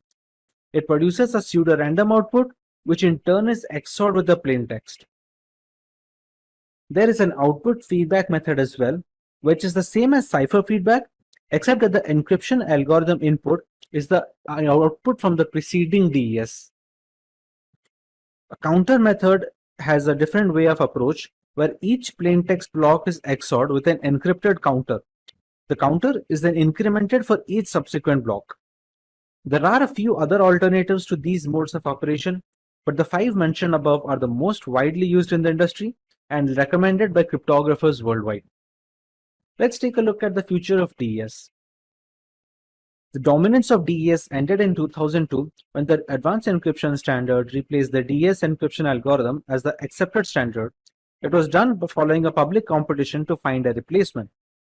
NIST officially withdrew the global acceptance standard in May 2005, although triple DES is approved for some sensitive government information through 2030. NIST also had to change the DS algorithm because its key length was too short, given the increased processing power of the new computers. Encryption power is related to the size of the key, and DS found itself a victim of ongoing technological advances in computing. We have received a point where 56-bit was no longer a challenge to the computers of cracking. Note that because DS is no longer the NIST federal standard, it does not mean that it is no longer in use. Triple DS is still used today and is still considered a legacy encryption algorithm. To get a better understanding of how these keys and ciphertext look like, we can use an online tool for our benefit. As we already know, to encrypt any kind of data, a key is mandatory. This key can be generated using mathematical functions or computerized key generation program, such as this website offers. It can be based on any piece of text. Let's say the word is Simplilearn in our example. Once the key is settled, we provide the plain text or the clear text that needs to be encrypted using the aforementioned key. Suppose our sentence for this example is "This is my first message." We have satisfied two prerequisites, the message and the key. Another variable that goes into play is the mode of operation. We have already learned about 5 different modes of operation, while we can see some other options here as well. Let us go with the CBC variant, which basically means the cipher block chaining method. One of CBC's key characteristics is that it uses a chaining process It causes the decryption of a block of ciphertext to depend all on the preceding ciphertext blocks. As a result, the entire validity of all the blocks is contained in the previous adjacent blocks as well. A single bit error in a ciphertext block affects the decryption of all the subsequent blocks. Rearrangement of the order of these, for example, can cause the decryption process to get corrupted. Regarding the manner of displaying binary information, we have two options here. We can either go with base 64 or the hexadecimal format. Let's go with the base 64 right now. As you can see, the ciphertext is readily available. Base 64 is a little more efficient than hex, so we will be getting a smaller ciphertext when it comes to base 64. Albeit the size of both the formats will be the same. The hex has a longer ciphertext since base 64 takes 4 characters for every 3 bytes, while hex will take 2 characters for each byte. Hence, base 64 turns out to be more efficient. Now to decrypt the ciphertext, we go by the same format. We choose base 64. We copy the ciphertext onto a decryption tool, and we have to make sure that the key we are using is exactly the same. We choose similar mode of operation, and we choose the correct encoding format as well, which is base 64 in this case. As you can see, the decryption is complete and we get a plain text back. Even if you keep everything the same, but we just change the encoding format, it will not be able to decrypt anything. Unfortunately, DES has become rather easy to crack even without the help of a key. The advanced encryption standard is still on top when it comes to symmetric encryption security and will likely stay there for a while. Eventually, with so much computing power growth, the need for a stronger algorithm was necessary to safeguard our personal data. As solid as DES was, the computers of today could easily break the encryption with repeated attempts, thereby rendering the data security helpless. To counter this dilemma, a new standard was introduced which was termed as the Advanced Encryption Standard or the AES algorithm. Let's learn what is Advanced Encryption Standard. The AES algorithm, also known as the Rijndael algorithm, is a symmetric block cipher with a block size of 128 bits. It is converted into ciphertext using keys of 128, 192, or 256 bits. It is implemented in software and hardware throughout the world to encrypt sensitive data. The National Institute of Standards and Technology, also known as NIST, started development on AES in 1997 when it was announced the need for an alternative to the data encryption standard. The new internet needed a replacement for DES because of its small key size. With increasing computing power, it was considered unsafe against entire key search attacks. The triple DES was designed to overcome this problem. However, it was deemed to be too slow to be deployed in machines worldwide. Strong cases were present by the Mars, RC6, Serpent, and the Two-Fish algorithms, but it was the Rijndael encryption algorithm, also known as AES, which was eventually chosen as the standard symmetric key encryption algorithm to be used. Its selection was formalized with the release of Federal Information Processing Standards Publication 197 in the November of 2001. It was approved by the US Secretary of Commerce. Now that we understand the origin of AES, let us have a look at the features that make AES encryption algorithm unique. The AES algorithm uses a substitution permutation or SP network. It consists of multiple rounds to produce a ciphertext. It has a series of linked operations, including replacing inputs with specific outputs, that is substitutions, and others that involve bit shuffling, which is permutations.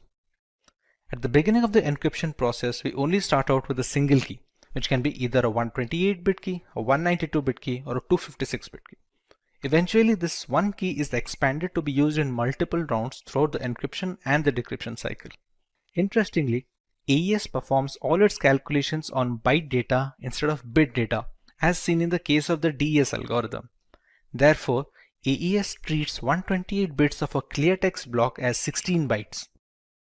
The number of rounds during the encryption process depends on the key size that is being used. The 128-bit key size fixes 10 rounds, the 192-bit key size fixes 12 rounds, and the 256-bit key holds 14 rounds. A round key is required for each of these rounds, but since only one key is input into the algorithm, the single key needs to be expanded to get the key for each round, including the round 0. With so many mathematical calculations going on in the background, there are bound to be a lot of steps throughout the procedure. Let's have a look at the steps followed in AES. Before we move ahead, we need to understand how data is being stored during the process of AES encryption. Everything in the process is stored in a 4x4 matrix format. This matrix is also known as a state array, and we'll be using these state arrays to transmit data from one step to another and from one round to the next round. Each round takes state array as input and gives a state array as output to be transferred into the next round. It is a 16-byte matrix with each cell representing 1 byte, with each 4 bytes representing a word. So every state array will have a total of 4 words representing it. As we previously discussed, we take a single key and expand it to the number of rounds that we need the key to be used in.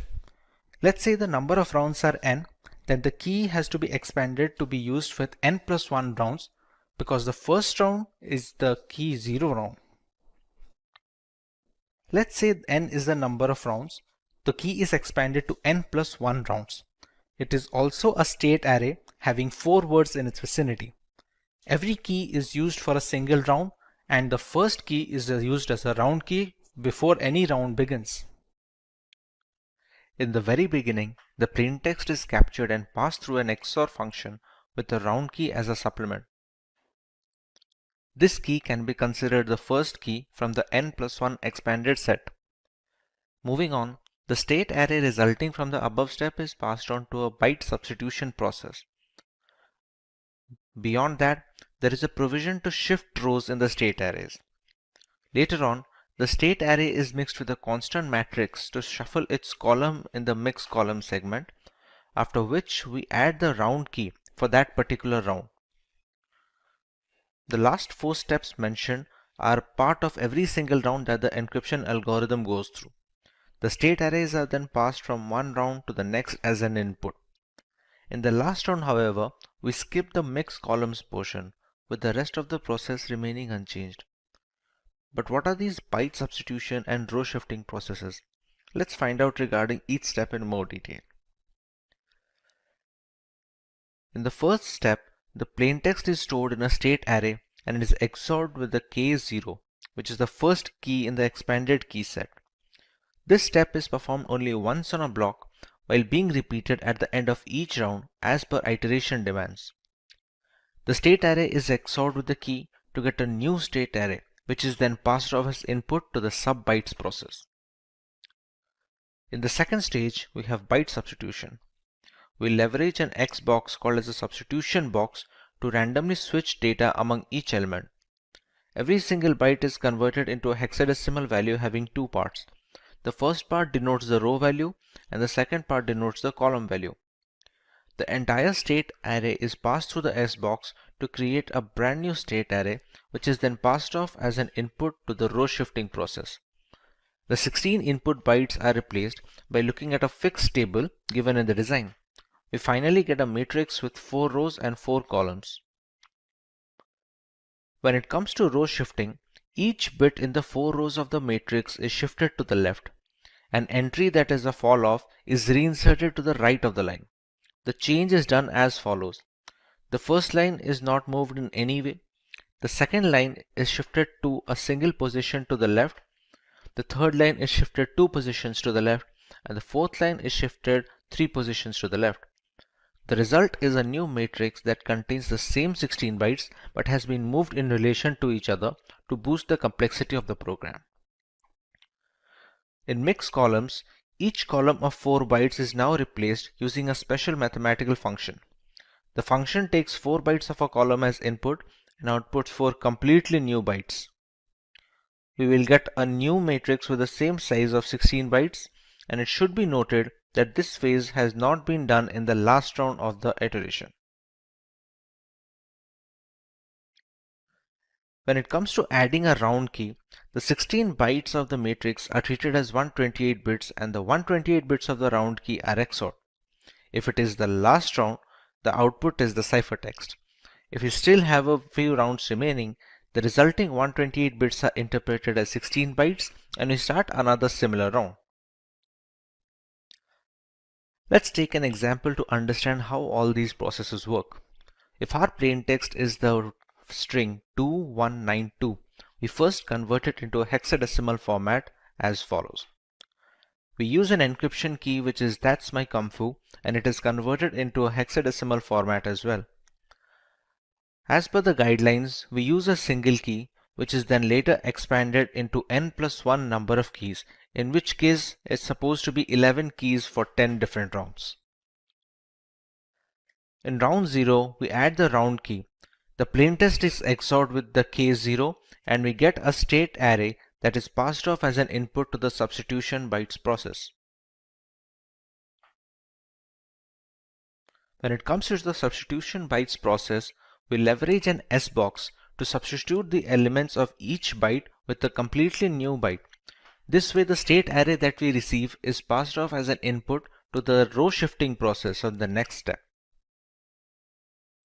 When it comes to row shifting, each element is shifted a few places to the left, with the first row being shifted by 0 places, second row by 1 place, third row by 2 places, and the last by 3. The state array that we received from the row shifting is passed off as an input to mix columns.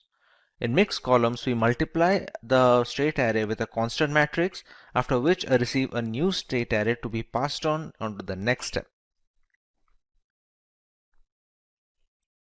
We add the new state array as an XOR with the round key of the particular iteration. Whatever state array we receive here, it becomes an output for this particular round.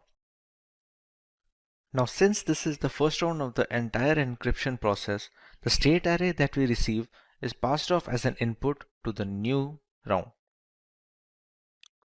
We repeat this process for 10 more rounds and we finally receive a ciphertext. Once the final state array can be denoted in the hexadecimal format, this becomes our final ciphertext that we can use for transferring information from the sender and receiver. Let's take a look at the applications of AES in this world.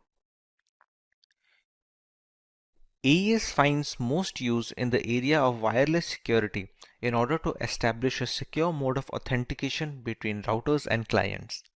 Highly secure mechanisms like WPA and WPA2 PSK are extensively used in securing Wi-Fi endpoints with the help of Rindial's algorithm. It also helps in SSL TLS encryption that is instrumental in encrypting our internet browser sessions. AES works in tandem with other asymmetric encryption algorithms to make sure the web browser and web server are properly configured and use encrypted channels for communication. AES is also prevalent in general file encryption of various formats, ranging from critical documents to the media files. Having a large key allows people to encrypt media and decrypt data with maximum security possible. AES is also used for processor security in hardware appliances to prevent machine hijacking, among other things. As a direct successor to the DES algorithm, there are some aspects that AES provides an immediate advantage in. Let us take a look. When it comes to key length, the biggest flaw in DES algorithm was its small length was easily vulnerable by today's standards. AES has managed to nab up 128, 192 and 256 bit key lengths to bolster the security further. The block size is also larger in AES owing to more complexity of the algorithm. The number of rounds in DES is fixed irrespective of the plain text being used. In AES, the number of rounds depends on the key length that is being used for the particular iteration, thereby providing more randomness and complexity in the algorithm. The DES algorithm is considered to be simpler than AES, even though AES beats DES when it comes to relative speed of encryption and decryption. This makes advanced encryption standard much more streamlined to be deployed in frameworks and systems worldwide when it compares to the data encryption standard. Hello. In our last video on cryptography, we took a look at symmetric key cryptography. We used a single private key for both the encryption and decryption of data, and it works very well in theory. Let's take a look at a more realistic scenario now. Let's meet Joe. Joe is a journalist who needs to communicate with Ryan via long-distance messaging. Due to the critical nature of the information, people are waiting for any message to leave Joe's house so that they can intercept it. Now Joe can easily use symmetric key cryptography to send the encrypted data so that even if someone intercepts the message, they cannot understand what it says. But here's the tricky part. How will Joe send the required decryption key to Ryan? The sender of the message as well as the receiver need to have the same decryption key so that they can exchange messages. Otherwise, Ryan cannot decrypt the information even when he receives the ciphertext. If someone intercepts the key while transmitting it, there is no use in employing cryptography since a third party can now decode all the information easily. Key sharing is a risk that will always exist when symmetric key cryptography is being used. Thankfully, asymmetric key encryption has managed to fix this problem. This is Baba from Simplilearn, and welcome to this video on asymmetric key cryptography. Let's take a look at what we are going to learn today. We begin by explaining what asymmetric key cryptography is and how it works. We take a look at its application and uses. We understand why it's called public key cryptography and then learn a little bit about RSA encryption, and then we learn about the advantages of asymmetric key cryptography over symmetric key cryptography. Let's understand what asymmetric key cryptography is. Asymmetric encryption uses a double layer of protection. There are two different keys at play here, a private key and a public key. A public key is used to encrypt the information pre-transit, and a private key is used to decrypt the data post-transit. These pair of keys must belong to the receiver of the message. The public keys can be shared via messaging, blog posts, or key servers, and there are no restrictions. As you can see in the image, the two keys are working in the system. The sender first encrypts the message using the receiver's private key, after which we receive the ciphertext. The ciphertext is then transmitted to the receiver without any other key. On getting the ciphertext, the receiver uses his private key to decrypt it and get the plain text back. There has been no requirement of any key exchange throughout this process, therefore solving the most glaring flaw faced in symmetric key cryptography. The public key known to everyone cannot be used to decrypt the message, and the private key which can decrypt the message need not be shared with anyone. The sender and receiver can exchange personal data using the same set of keys as often as possible. To understand this better, take the analogy of your mailbox. Anyone who wants to send you a letter has access to the box and can easily share information with you. In a way, you can say the mailbox is publicly available to all, but only you have access to the key that can open the mailbox and read the letters in it. This is how the private key comes to play. No one can intercept the message and read its contents since it's encrypted. Once the receiver gets its contents, he can use his private key to decrypt the information. Both the public key and the private key are generated, so they are interlinked, and you cannot substitute other private keys to decrypt the data. In another example, if Alice wants to send a message to Bob, let's say it reads "Call me today," she must use Bob's public key while encrypting the message. Upon receiving the cipher message, Bob can proceed to use his private key in order to decrypt the message, and hence complete security is attained during transmission without any need for sharing the key. Since this type of encryption is highly secure, it has many uses in areas that require high confidentiality. It is used to manage digital signatures, so there is valid proof of a document's authenticity. With so many aspects of business transitioning to the digital sphere, critical documents need to be verified before being considered authentic and acted upon.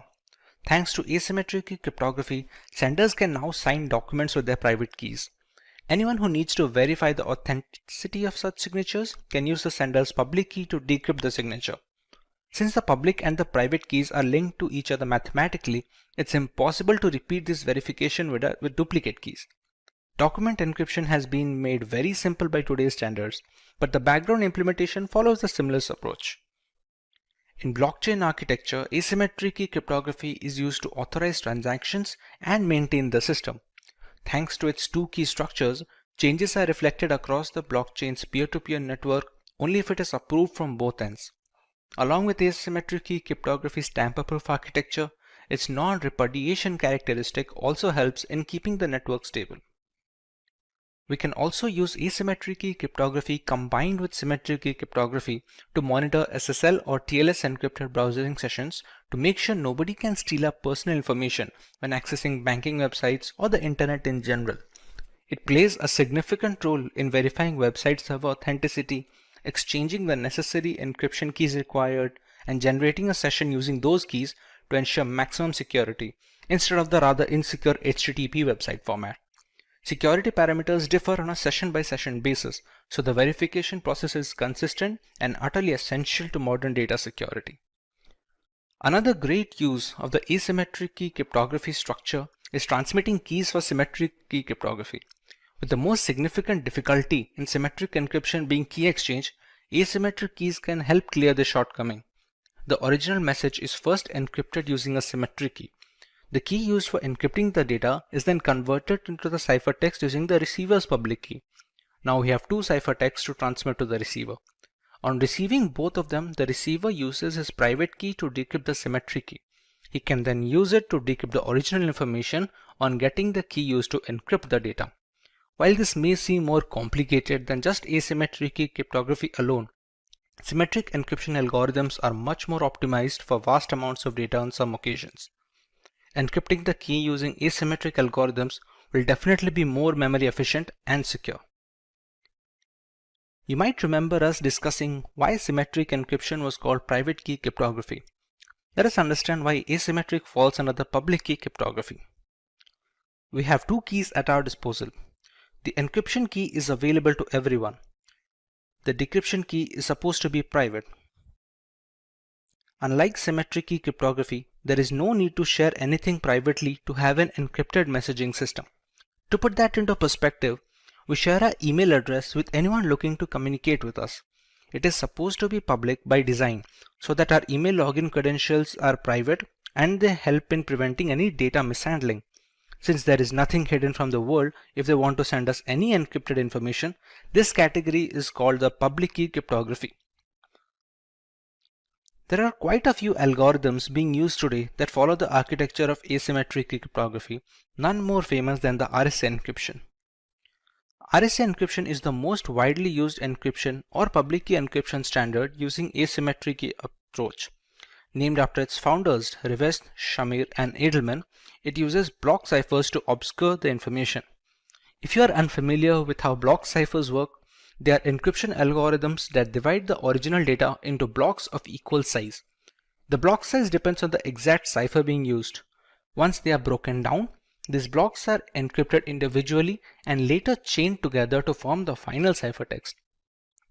Widely considered to be the most secure form of encryption, albeit relatively slower than symmetric encryption algorithms, it is widely used in web browsing, secure identification, VPNs, emails, and other chat applications. With so many variables in play, there must be some advantages that give asymmetric key cryptography an edge over the traditional symmetric encryption methodologies. Let's go through some of them. There is no need for any reliable key sharing channel in asymmetric encryption. It was an added risk in private key cryptography that has been completely eliminated in public key architecture. The key which is made public cannot decrypt any confidential information, and the only key that can decrypt doesn't need to be shared publicly under any circumstance. We have much more extensive key lengths in RSA encryption and other asymmetric algorithms like 2048-bit key and 4096-bit keys. Larger keys are much harder to break into via brute force and are much more secure. Asymmetric key cryptography can use as a proof of authenticity, since only the rightful owner of the keys can generate the messages to be decrypted by the private key. This situation can also be reversed. Encryption is done using a private key and decryption is done by the public key, which would not function if the correct private key is not used to generate the message, hence proving the authenticity of the owner. It also has a tamper protection feature, where the message cannot be intercepted and changed without invalidating the private key used to encrypt the data. Consequently, the public key cannot decrypt the message, and it is easy to realize the information is not 100% legitimate when and where the case requires. Now that we have a proper revision, Let's understand what digital signatures are before moving on to the algorithm. The objective of digital signatures is to authenticate and verify documents and data. This is necessary to avoid tampering and digital modification or forgery of any kind during the transmission of official documents. They work on the public key cryptography architecture with one exception. Typically, an asymmetric key system encrypts using a public key and decrypts with a private key. For digital signatures, however, the reverse is true. The signature is encrypted using a private key and is decrypted with the public key. Because the keys are inked together, decoding it with the public key verifies that the proper private key was used to sign the document, thereby verifying the signature's provenance. Let's go through each step to understand the procedure thoroughly. In step 1, we have M, which is the original plaintext message, and it is passed on to a hash function denoted by h# to create a digest. Next, it bundles the message together with the hash digest and encrypts it using the sender's private key. It sends the encrypted bundle to the receiver, who can decrypt it using the sender's public key. Once the message is decrypted, it is passed through the same hash function h# to generate a similar digest. It compares the newly generated hash with the bundled hash value received along with the message. If they match, it verifies data integrity. In many instances, they provide a layer of validation and security to messages through a non-secure channel. Properly implemented, a digital signature gives the receiver reason to believe that the message was sent by the claimed sender. Digital signatures are equivalent to traditional handwritten signatures in many respects, but properly implemented digital signatures are more difficult to forge than the handwritten type. Digital signature schemes in the sense used here are cryptographically based and must be implemented properly to be effective. They can also provide non-repudiation, meaning that the signer cannot successfully claim that they did not sign a message while also claiming their private key remains secret. Further, some non-repudiation schemes offer a timestamp for the digital signature, so that even if the private key is exposed, the signature is valid. To implement the concept of digital signature in real world, we have two primary algorithms to follow: the RSA algorithm and the DSA algorithm, but the latter is a topic of learning today. So let's go ahead and see what the digital signature algorithm is supposed to do. Digital signature algorithm is a FIPS standard, which is the Federal Information Processing Standard for digital signatures. It was proposed in 1991 and globally standardized in 1994 by the National Institute of Standards and Technology, also known as the NIST. It functions on the framework of modular exponentiation and discrete logarithmic problems, which are difficult to compute as a force brute system. Unlike DSA, most signature types are generated by signing message digest with the private key of the originator. This creates a digital thumbprint of the data. Since just the message digest is signed, the signature is generally much smaller compared to the data that was signed. As a result, digital signatures impose less load on processors at the time of signing execution, and they use small volumes of bandwidth. DSA, on the other hand, does not encrypt message digest using private key or decrypt message digest using public key. Instead, it uses mathematical functions to create a digital signature consisting of two 160-bit numbers, which are originated from the message digests and the private key. DSAs make use of the public key for authenticating the signature, but the authorization process is much more complicated when compared with RSA. DSA also provides three benefits, which is the message authentication, integrity verification, and non-repudiation. In the image, we can see the entire process of DSA validation. A plaintext message is passed on to a hash function where the digest is generated, which is passed on to a signing function. Signing function also has other parameters like a global variable G, a random variable K, and the private key of the sender. The outputs are then bundled onto a single pack with the plaintext and sent to the receiver. The two outputs we receive from the signing functions are the two 160-bit numbers denoted by S and R. On the receiver end, we pass the plaintext through the same hash function to regenerate the message digest. It is passed on to verification function, which has other requirements such as the public key of the sender, global variable G, and SNR received from the sender. The value generated by the function is then compared to R. If they match, then the verification process is complete and data integrity is verified. This was an overview of the way the DSA algorithm works. We already know it depends on logarithmic functions to calculate the outputs. So let us see how we can do the same in our next section. We have three phases here, the first of which is key generation. To generate the keys, we need some prerequisites. We select a queue which becomes a prime divisor. We select a prime number p such that p-1 mod q equal to 0. We also select a random integer g which must satisfy the two formulas being mentioned on the screen right now. Once these values are selected, we can go ahead with generating the keys. The private key can be denoted by x, and it is any random integer that falls between the bracket of 0 and the value of q. The public key can be calculated as y equal to g to the power x mod p, where y stands for the public key. The private key can then be packaged as a bundle which comprises of values of p, q, g, and x. Similarly, the public key can also be packaged as a bundle having the values of p, q, g, and y. Once we're done with key generation, we can start verifying the signature and its generation. Repeat. Once the keys are generated, we can start generating the signature. The message is passed through a hash function to generate the digest h first. We can choose any random integer k which falls under the bracket of 0 and q.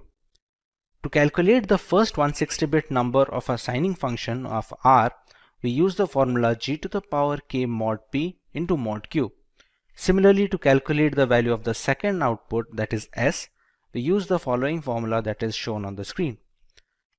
The signature can then be packaged as a bundle having r and s. This bundle along with the plain text message is then passed on to the receiver.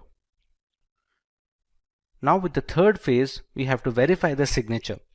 We first calculate the message digest received in the bundle by passing it through the same hash function.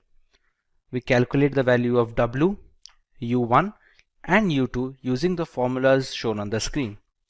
We have to calculate a verification component which is then to be compared with the value of r being sent by the sender. This verification component can be calculated using the following formula. Once calculated, this can be compared with the value of r. If the values match, then the signature verification is successful and our entire process is complete, starting from key generation to the signature generation all the way up to the verification of the signature. With so many steps to follow, we are bound to have a few advantages to boot this, and we would be right to think so. DSA is highly robust in the security and stability aspect when compared to alternative signature verification algorithms. We have a few other ciphers that aim to achieve the simplicity and the flexibility of DSA, but it has been a tough ask for all the other suits. The key generation is much faster when compared to the RSA algorithm and such. While the actual encryption and decryption process may falter a little in comparison, a quicker start in the beginning is well known to optimize a lot of frameworks. DSA requires less storage space to work its entire cycle.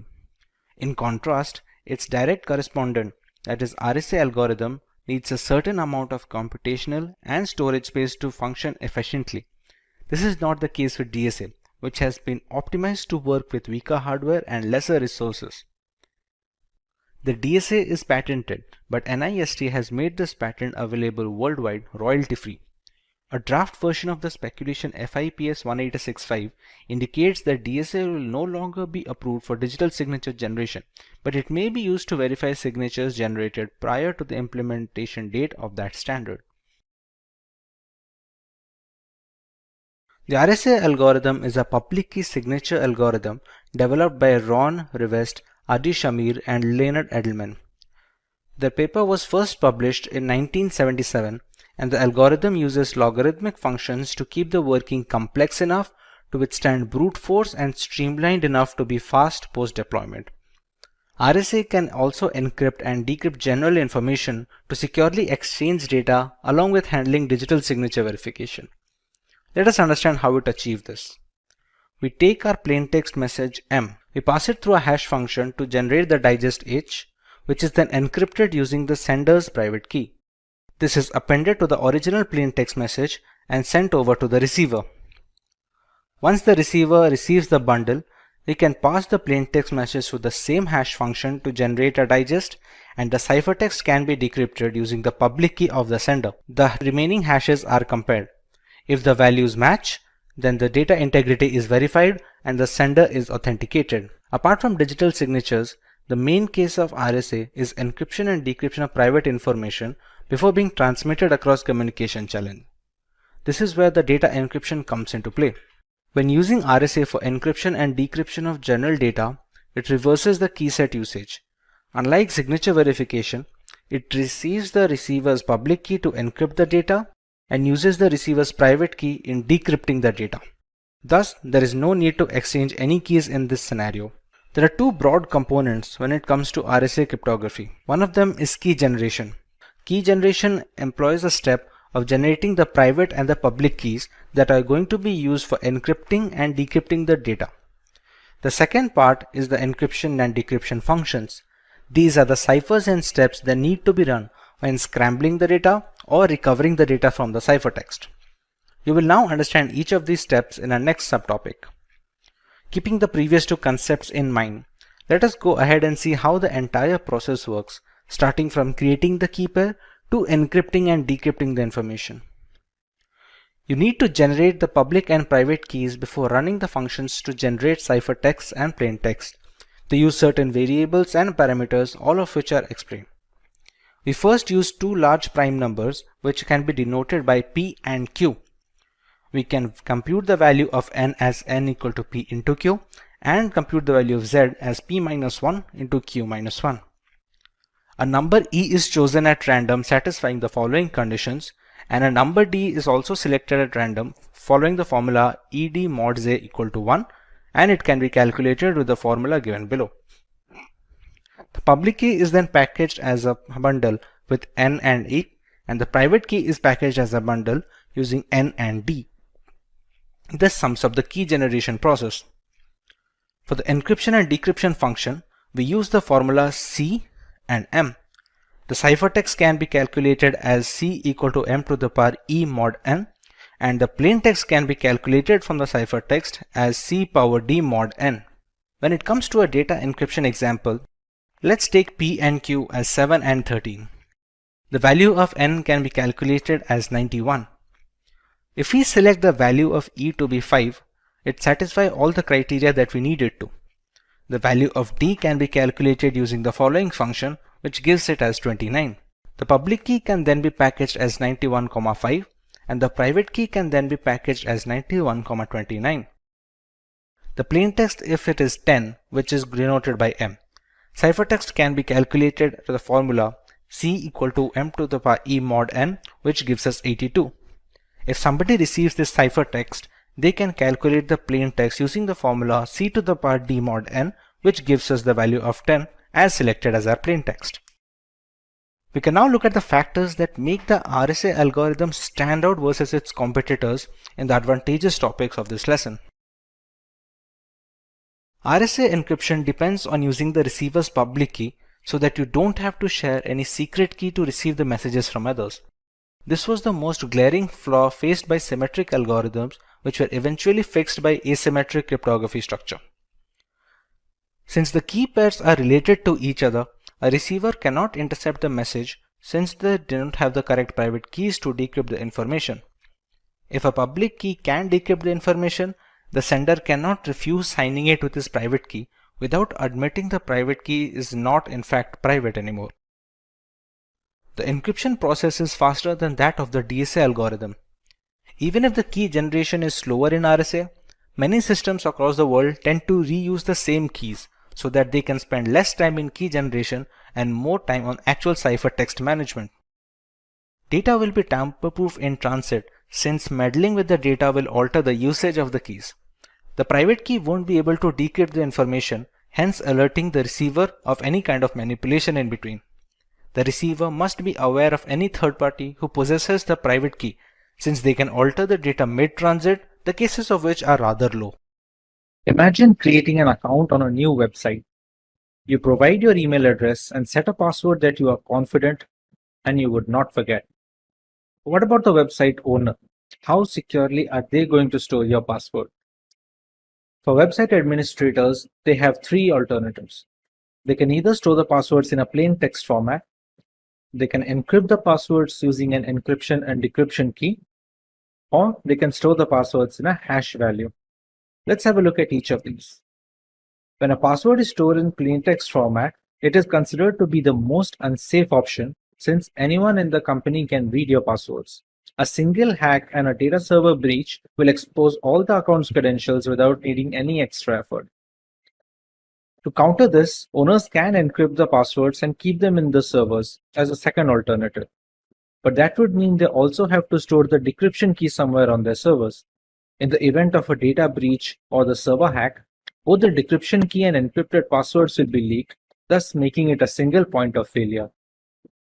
What if there was an option to store the passwords after scrambling them completely, but with no way to decrypt them? This is where hashing comes to play. Since only the hashed values are stored in the server, no encryption is needed. With no plain text passwords to protect, your credentials are safe from the website administrators. Considering all the pros, hashed passwords are the industry standard when it comes to storing credentials nowadays. Before getting too deep into the topic, let's get a brief overview of how hashing works. Hashing is the process of scrambling a piece of information or data beyond recognition. We can achieve this by using hash functions, which are essentially algorithms that perform mathematical operations on the main plain text. The value generated after passing the plain text information through the hash function is called the hash value, digest, or in general, just the hash of the original data. While this may sound similar to encryption, the major difference is hashes are meant to be irreversible. No decryption key can convert a digest back to its original value. However, a few hashing algorithms have been broken due to the increase in computational complexity of today's new generation computers and processors. There are new algorithms that stand the test of time and are still in use among multiple areas for password storage, identity verification, etc. Like we discussed earlier, websites use hashing to store the user's passwords. So how do they make use of these hash passwords? When a user signs up to create a new account, the password is then run through the hash function and the resulting hash value is stored on the servers. So the next time a user comes to log into the account, the password he enters is passed through the same hash function and compared to the hash stored on the main server. If the newly calculated hash is the same as the one stored on the website server, the password must have been correct because according to hash functions terminology, same inputs will always provide the same outputs. If the hashes do not match, then the password entered during login is not the same as the password entered during the signup. Hence, the login will be denied. This way, no plain text passwords get stored, preventing both the owner from snooping on user data and protecting users' privacy in the unfortunate event of a data breach or a hack. Apart from password storage, hashing can also be used to perform integrity checks. When a file is uploaded on the internet, the file's hash value is generated and it is uploaded along with the original information. When a new user downloads the file, he can calculate the digest of the downloaded file using the same hash function. When the hash values are compared, if they match, then file integrity has been maintained and there has been no data corruption. Since so much important information is being passed onto the hash function, we need to understand how they work. A hash function is a set of mathematical calculations operated on two blocks of data. The main input is broken down into two blocks of similar size. The block size is dependent on the algorithm that is being used. Hash functions are designed to be one-way. They shouldn't be reversible, at least by design. Some algorithms like the previously mentioned MD5 have been compromised, but more secure algorithms are being used today, like the SHA family of algorithms. The digest size is also dependent on the respective algorithm being used.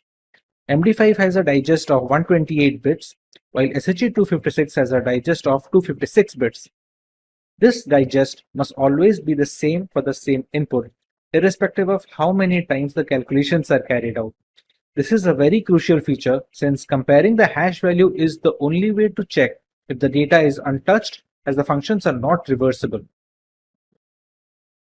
There are certain requirements of a hash function that need to be met before they are accepted. While some of them are easy to guess, others are placed in order to preserve security in the long run. The hash function must be quick enough to encrypt large amounts of data at a relatively fast pace, but it also shouldn't be very fast. Running the algorithm on all cylinders makes the functions easy to brute force and a security liability. There must be a balance to allow the hash function to handle large amounts of data and not make it ridiculously easy to brute force by running through all the possible combinations.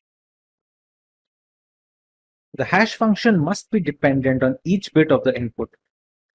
The input can be text, audio, video, or any other file extension. If a single character is being changed, it doesn't matter how small that character may be, the entire digest must have a distinctly different hash value. This is essential to create unique digests for every password that is being stored.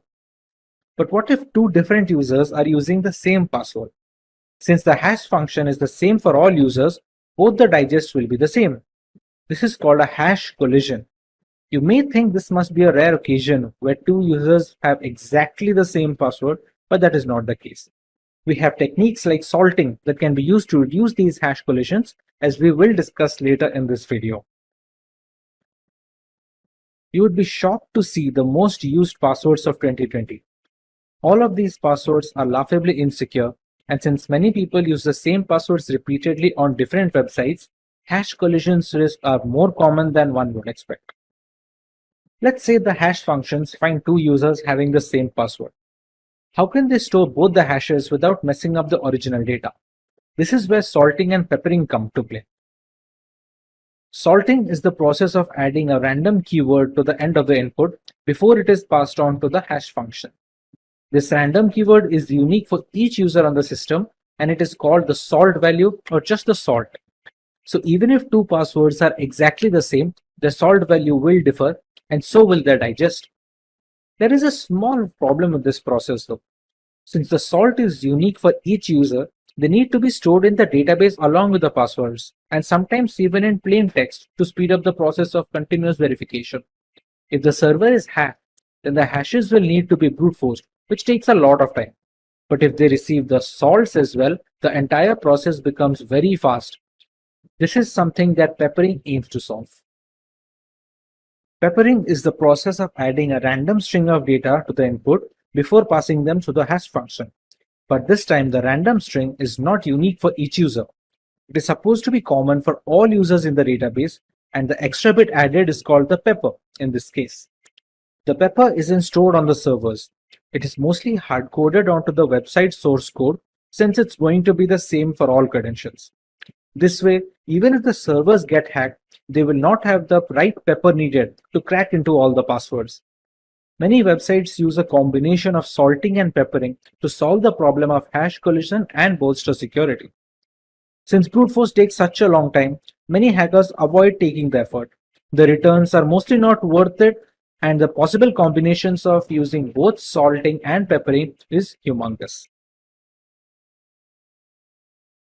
With the consensus aiming towards an educated public on digital privacy, it's no surprise to see an increasing interest in encryption algorithms. We have already covered the major names like the DES and the AES algorithm. MD5 algorithm was one of the first hashing algorithms to take the global stage as a successor to the MD4. Despite the security vulnerabilities encountered in the future, MD5 still remains a crucial part of data infrastructure in a multitude of environments. The MD5 hashing algorithm is a one-way cryptographic function that accepts a message of any length as input, and it returns as output a fixed length digest value to be used for authenticating the original messages. The digest size is always 128 bits irrespective of the input.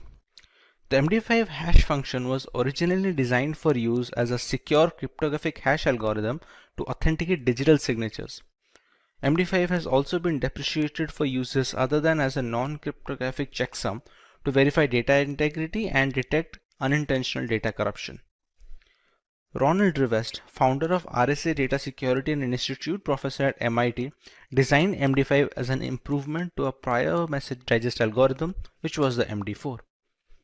As already iterated before, the process is straightforward. We pass a plaintext message to the MD5 hash functions, which in turn perform certain mathematical operations on the clear text to scramble the data. The 128-bit digest received from this is going to be radically different from the plaintext. The goal of any message digest function is to produce digests that appear to be random. To be considered cryptographically secure, the hash function should meet two requirements. First, that it is impossible for an attacker to generate a message that matches a specific hash value, and second, that it is impossible for an attacker to create two messages that produce the same hash value. Even a slight change in the plaintext should trigger a drastic difference in the two digests. This goes a long way in preventing hash collisions, which take place when two different plaintexts have the same digest.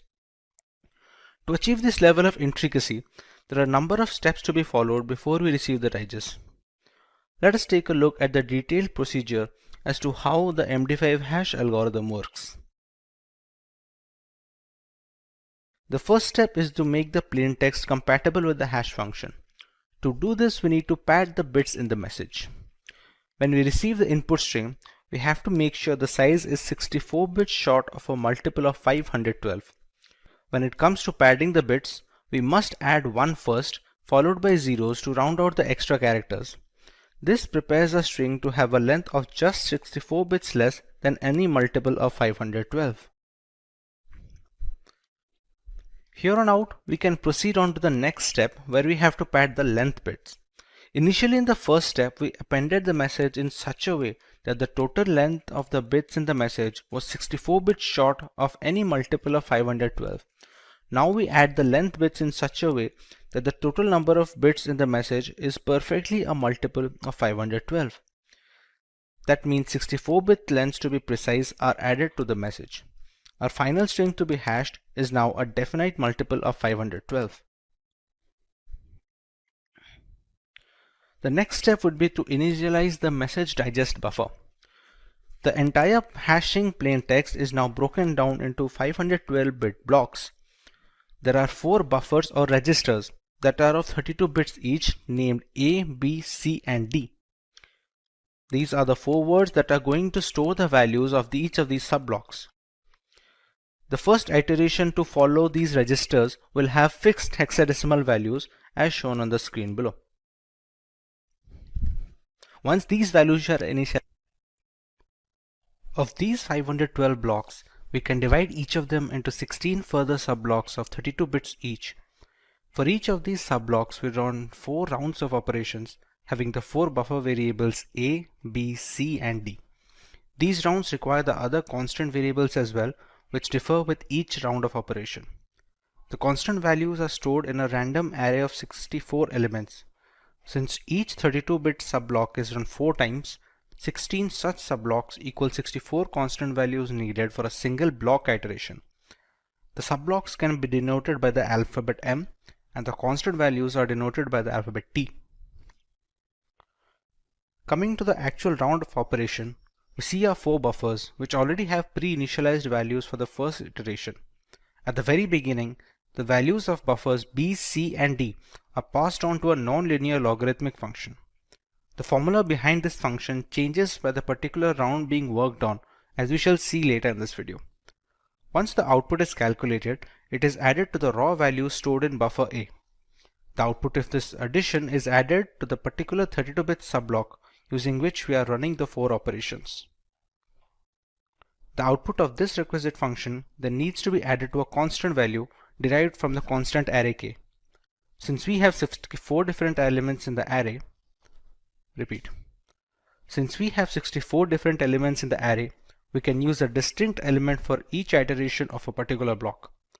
The next step involves a circular shift that increases the complexity of the hash algorithm and is necessary to create a unique digest for each individual input. The output generated is later added to the value stored in the buffer B. The final output is now stored in the second buffer of B of the output register.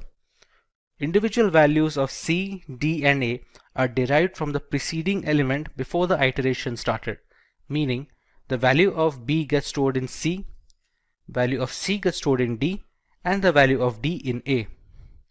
Now that we have a full register ready for this subblock, the values of A, B, C, D are moved on as input to the next subblock. Once all 16 subblocks are completed, the final register value is saved and the next 512-bit block begins. At the end of all these blocks, we get a final digest of the MD5 algorithm. Regarding the nonlinear process mentioned in the first step, the formula changes for each round it's being run on. This is done to maintain the computational complexity of the algorithm and to increase randomness of the procedure. The formula for each of the 4 rounds uses the same parameters, that is B, C, and D, to generate a single output. The formulas being used are shown on the screen right now. Algorithm. Unlike the latest hash algorithm families, a 32-bit digest is relatively easier to compare when verifying the digests. They don't consume a noticeable amount of disk storage and are comparatively easier to remember and reiterate.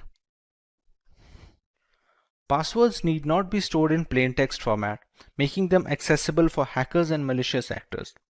When using digests, the database security also gets a boost since the sizes of all the hash values will be the same. In the event of a hack or a breach, the malicious actor will only receive the hashed values, so there is no way to regenerate the plain text, which would be the user passwords in this case. Since the functions are irreversible by design, hashing has become a compulsion when storing user credentials on the server nowadays. A relatively low memory footprint is necessary when it comes to integrating multiple services into the same framework without a CPU overhead.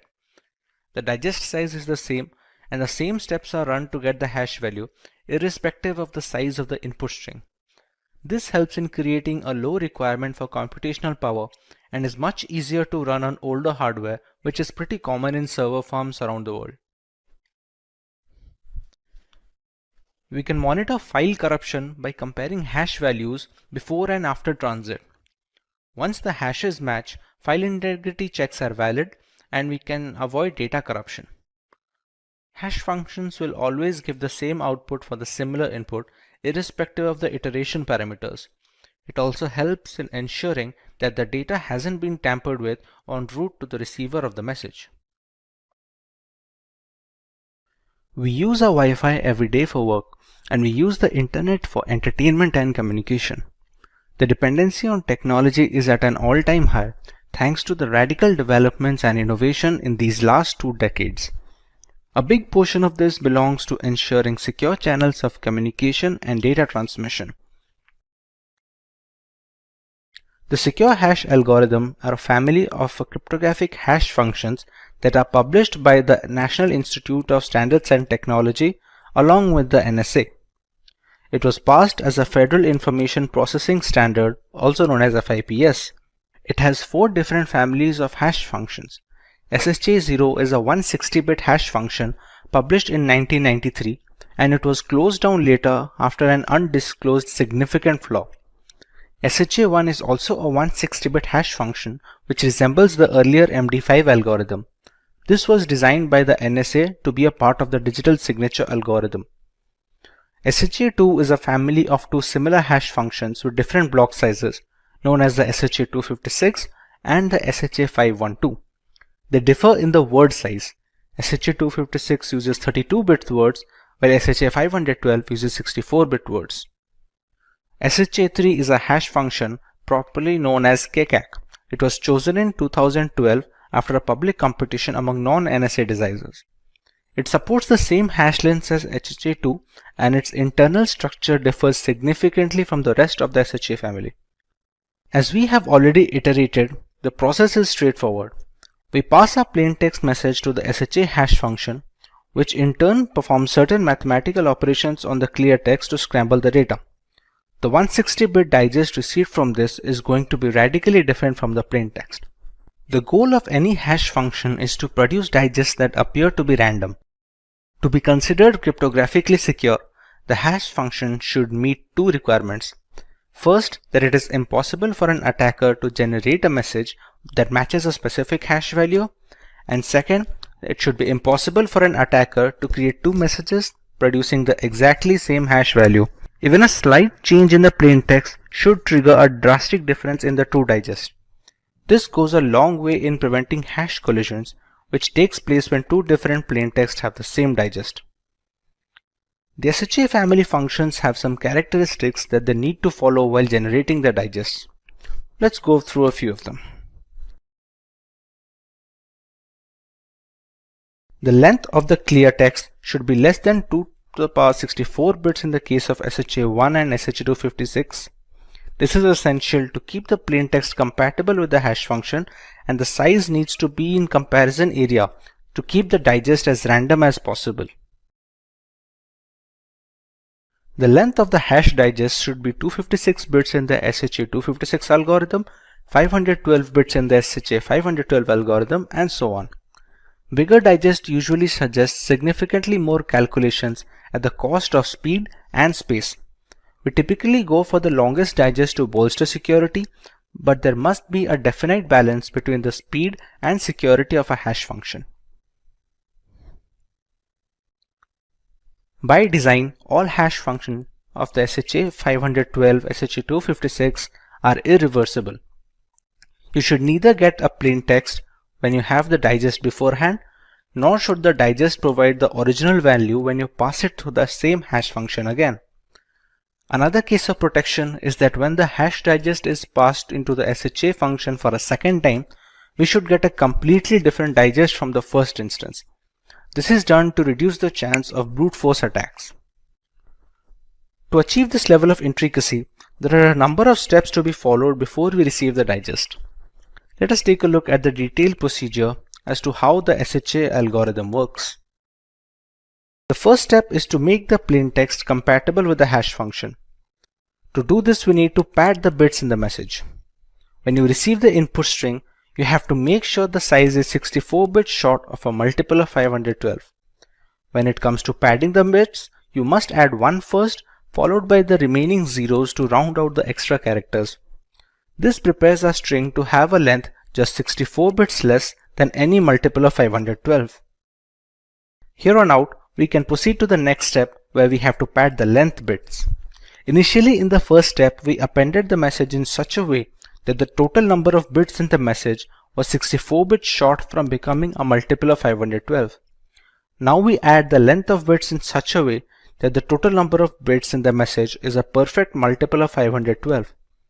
That means 64 bits plus the length of the original message becomes a multiple of 512. This becomes a final string that needs to be hashed. In the next step, we have to initialize these chaining variables. The entire plain text message can now be broken down into blocks of 512 bits each. Unlike other hash algorithms like MD5, which use 4 registers or buffers, SHA family use 5 buffers of 32 bits each. They are named A, B, C, D, and E. These registers go through multiple rounds of operation, where the first iteration has fixed hexadecimal values, as can be seen in the screen. Moving on, we have to process each of the 512-bit blocks by breaking each of them into 16 sub-blocks of 32 bits each. Each of them goes through 4 rounds of operation that use the entire register and have the 512-bit block along with the constant array. Out of those 4 rounds, each round has 20 iterations. So in general, we have 80 rounds sum total. The constant value of k is an array of 80 elements. Of those 80, 16 elements are being used each round, so that comes out to 80 rounds for each of those elements. The value of t differs by the number of rounds, as can be seen in the table below.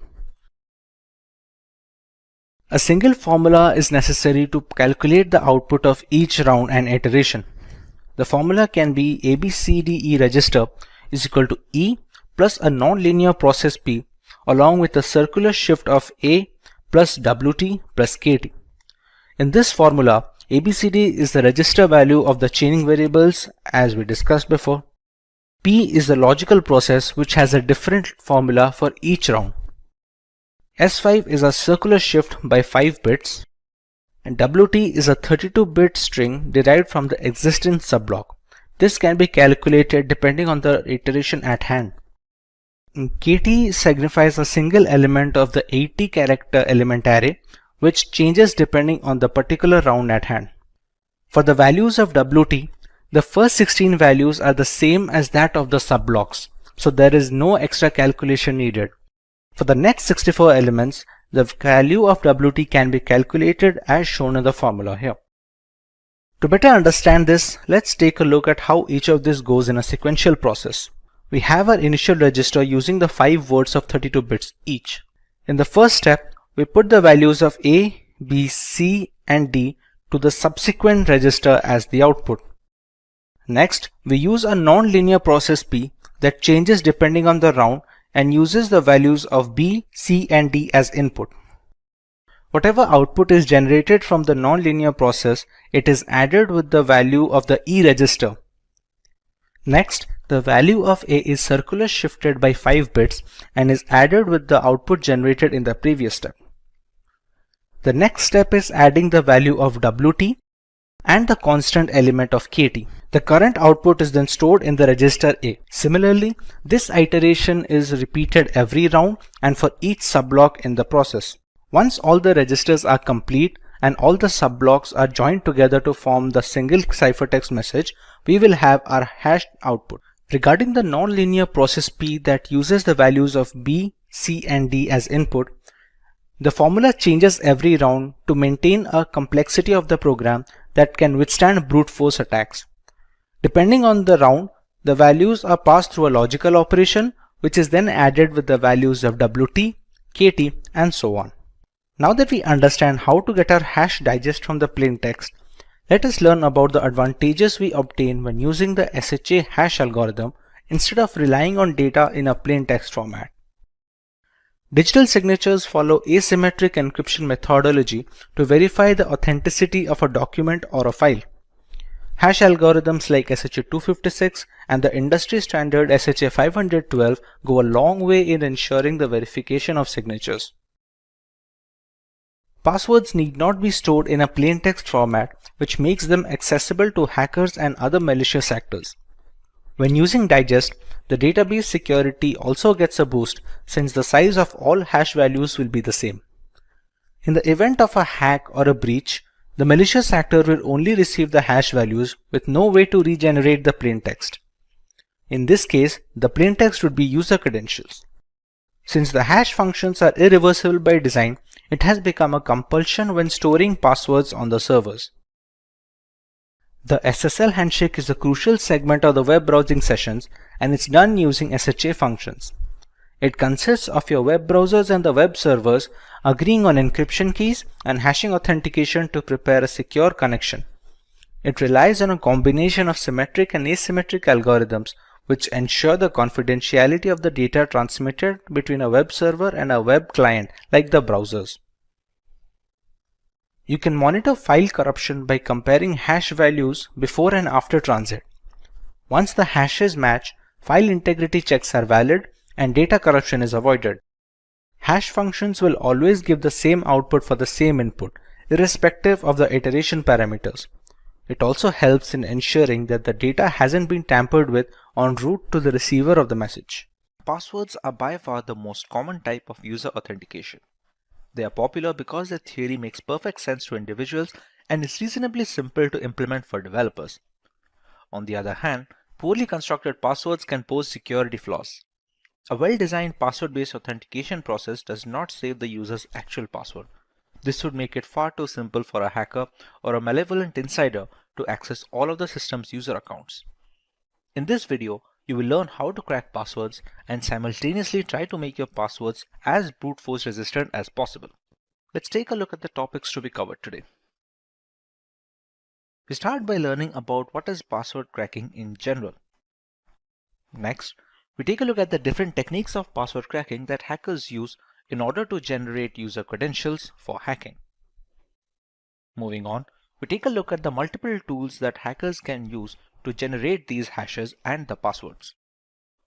Finally, we take a look at the steps and the guidelines that users can follow to prevent their passwords from being cracked. Let's start by giving a basic idea about password cracking. Password cracking is the process of identifying an unknown password to a computer or a network resource using a program code. It can also assist a threat actor in gaining illegal access to resources. Malicious actors can engage in various criminal activities with the information obtained through password cracking. The procedure might entail comparing a set of words to guess credentials or using an algorithm to guess the password repeatedly. Password cracking can be done for several reasons, but the most malicious reason is in order to gain unauthorized access to a computer without the owner's awareness. This results in cybercrime, such as stealing passwords for the purpose of accessing banking information. Other non-malicious reasons for password cracking occur when someone has misplaced or forgotten a password. Another example of non-malicious password cracking may take place if a system administrator is conducting tests on password strength as a form of security test. This enables so that the hacker cannot easily access protected systems. The best way that users can protect their passwords from cracking is to ensure that they choose strong passwords. Typically, passwords must contain a combination of mixed-case random letters, digits, and symbols. Strong passwords should never be actual words. In addition, strong passwords are at least 8 characters long. In many password-protected applications, users are notified of the strength of the password they have chosen upon entering it.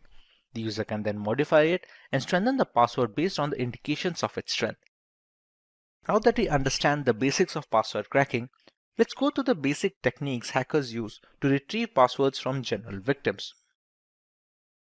Asking the customer for their password is a simple approach to hacking. A phishing email directs the unwary reader to a counterfeit login page linked with whatever service the hacker wants to access, generally by demanding the user fix some critical security flaw or aid in a database reset. That page then captures their password, which the hacker can subsequently exploit for their own purpose. Social engineering influences the victim to get personal information such as bank account numbers or passwords. This strategy is popular among hackers because they realize that humans are the gateway to vital credentials and information.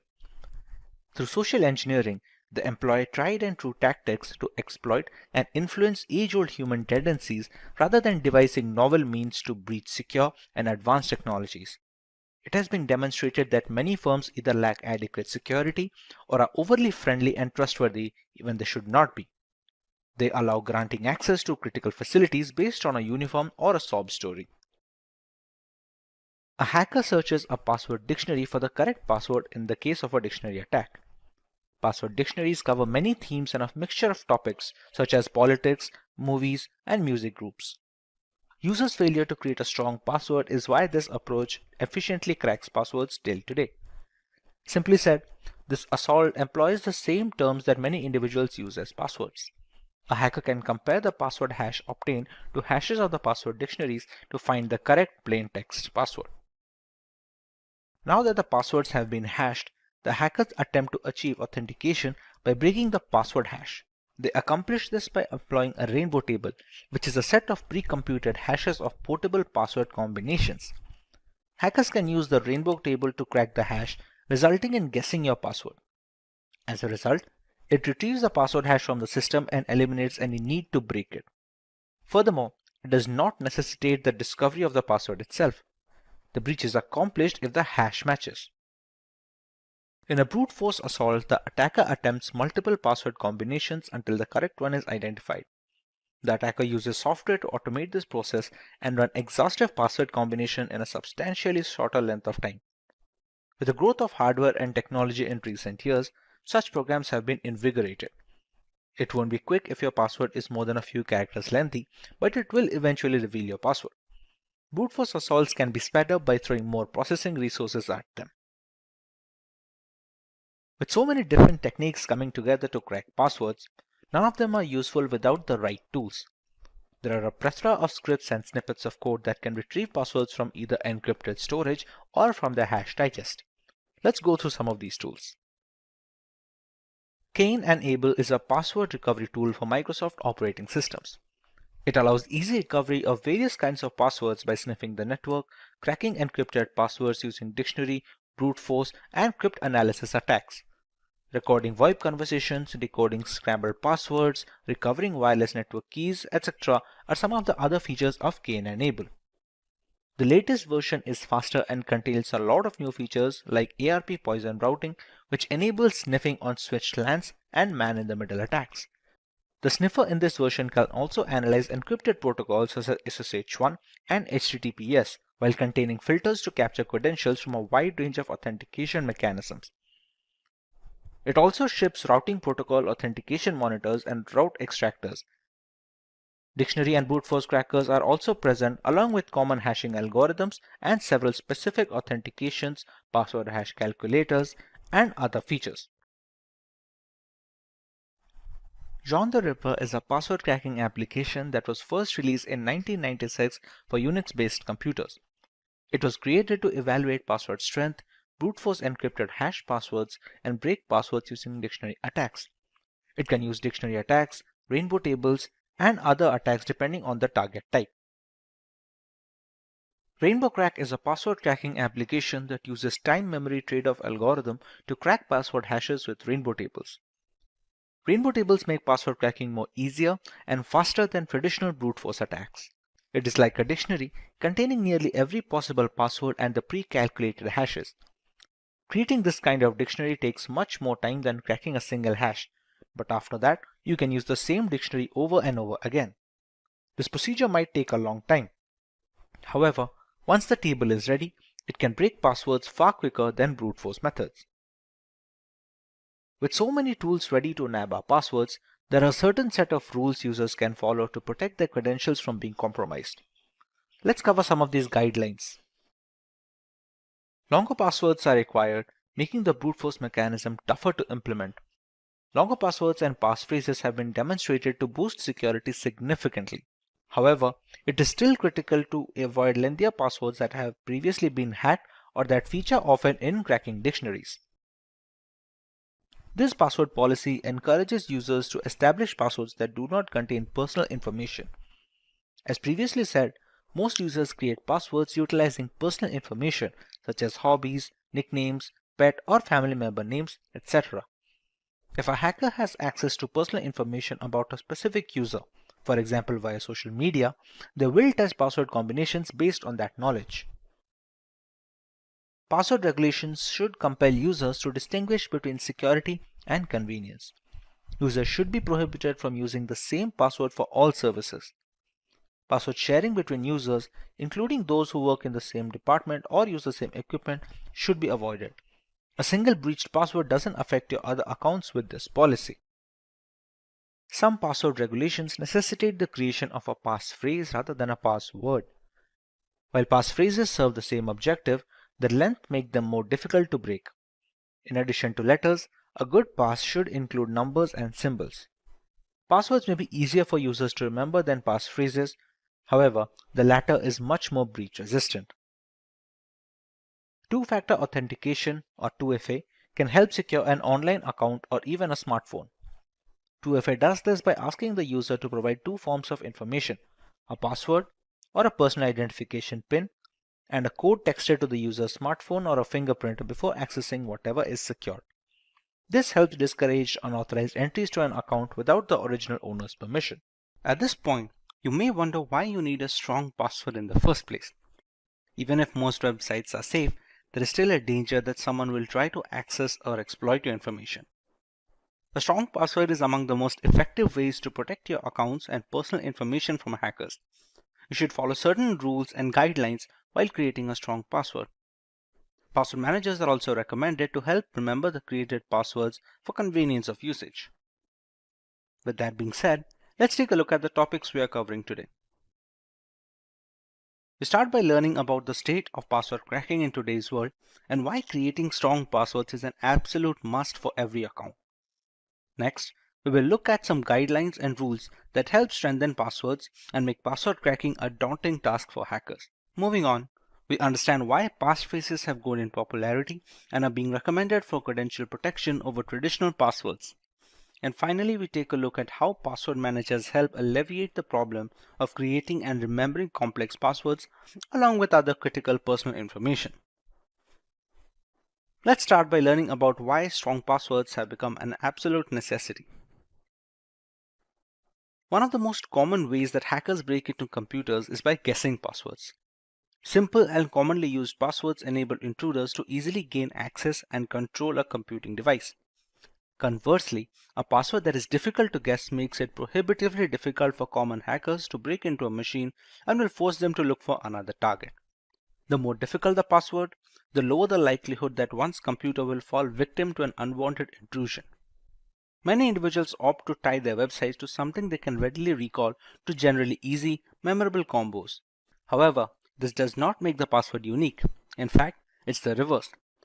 Passwords are handled by 53% of individuals using their recollections and memory. With modern computational standards, simple passwords take seconds and a couple of minutes at worst to be completely brute forced.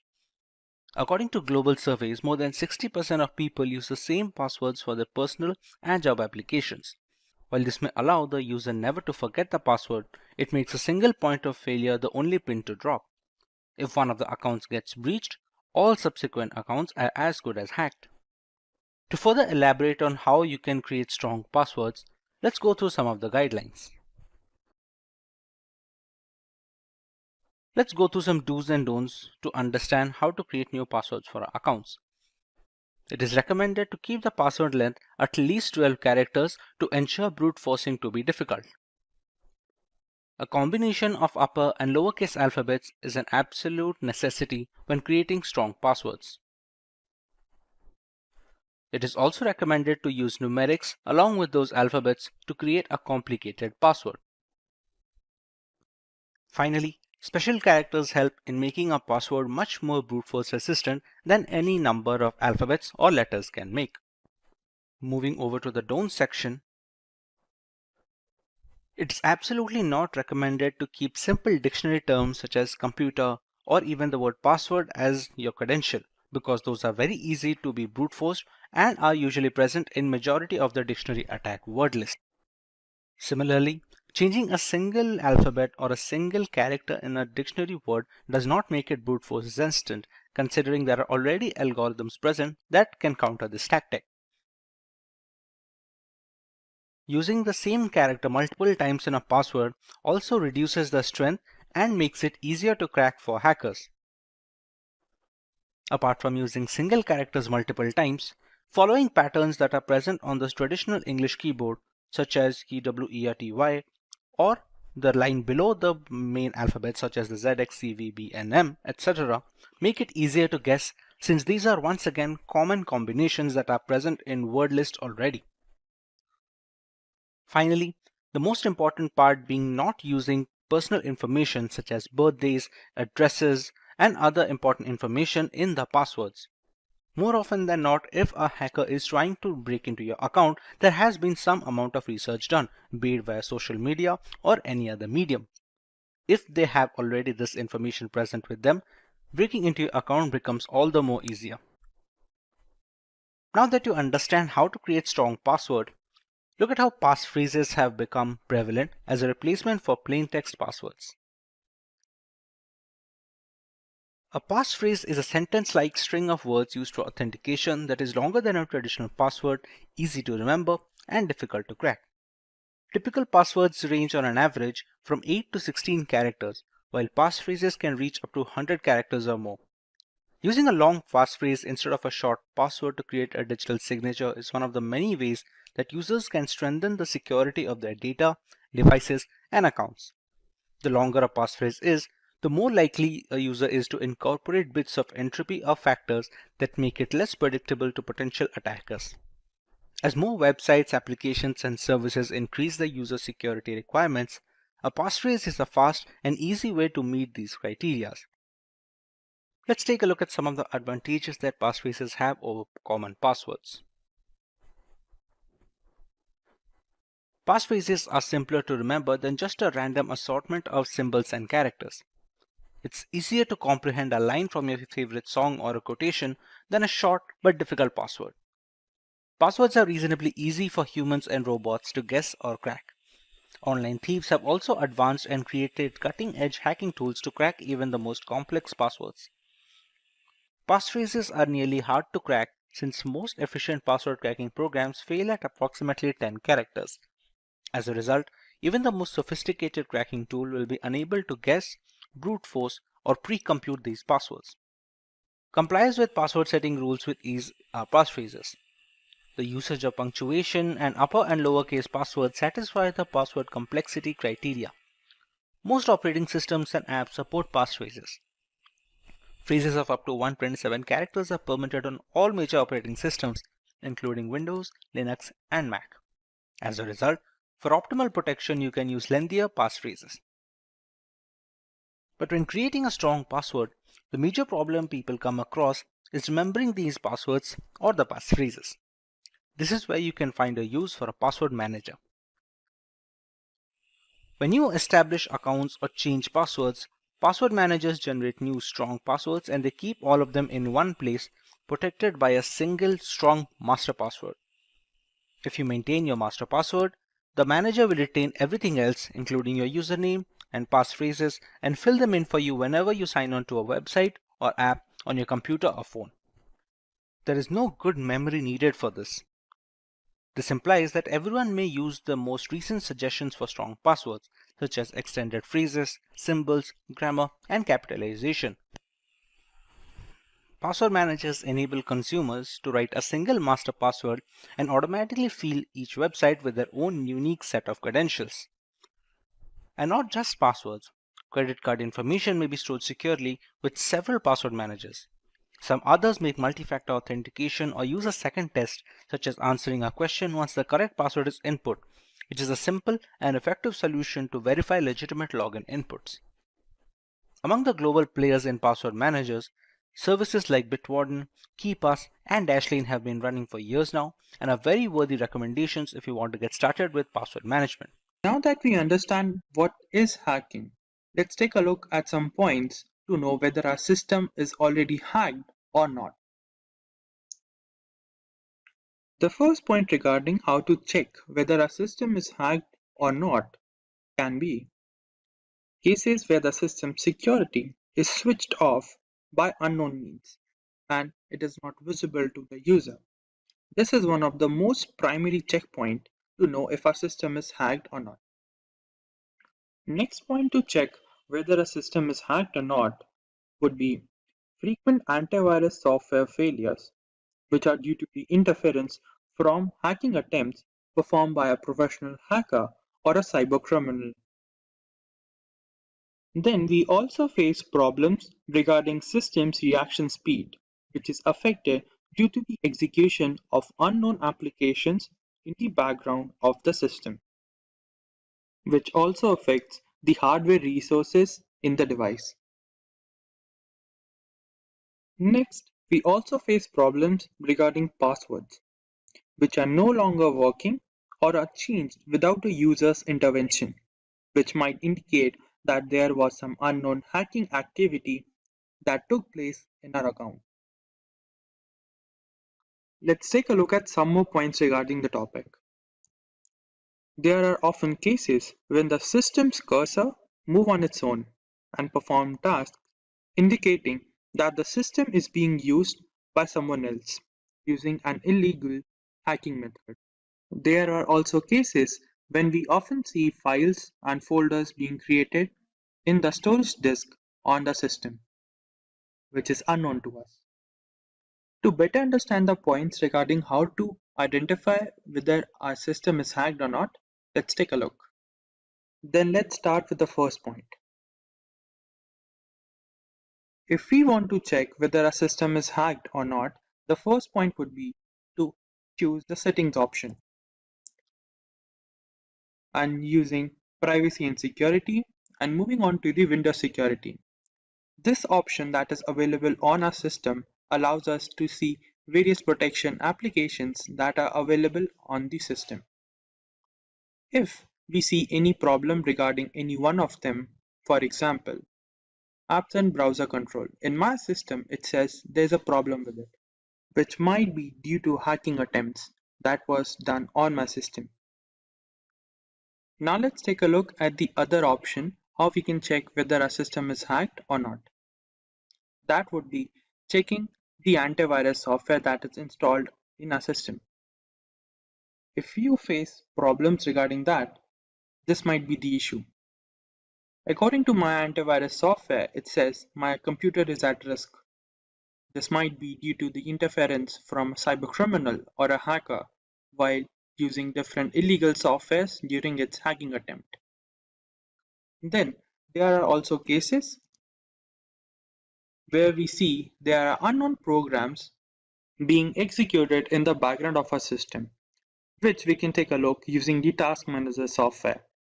Using the Task Manager, we can take a look at each and every application that is being executed in the system and see the origin.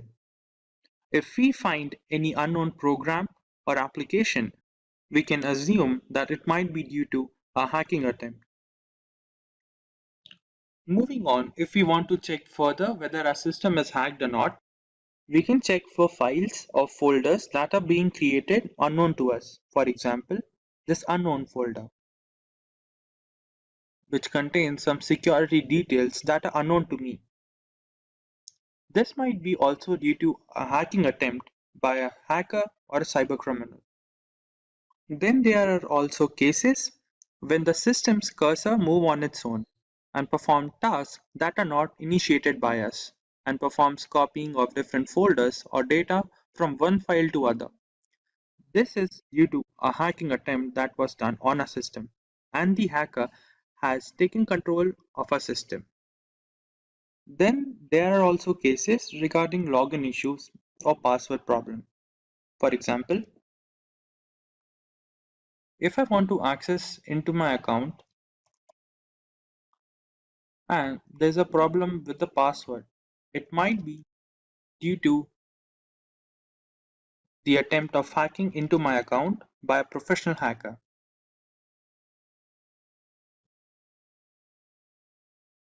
Seems like there's a problem with the username, which means there was a hacking attempt by a professional hacker.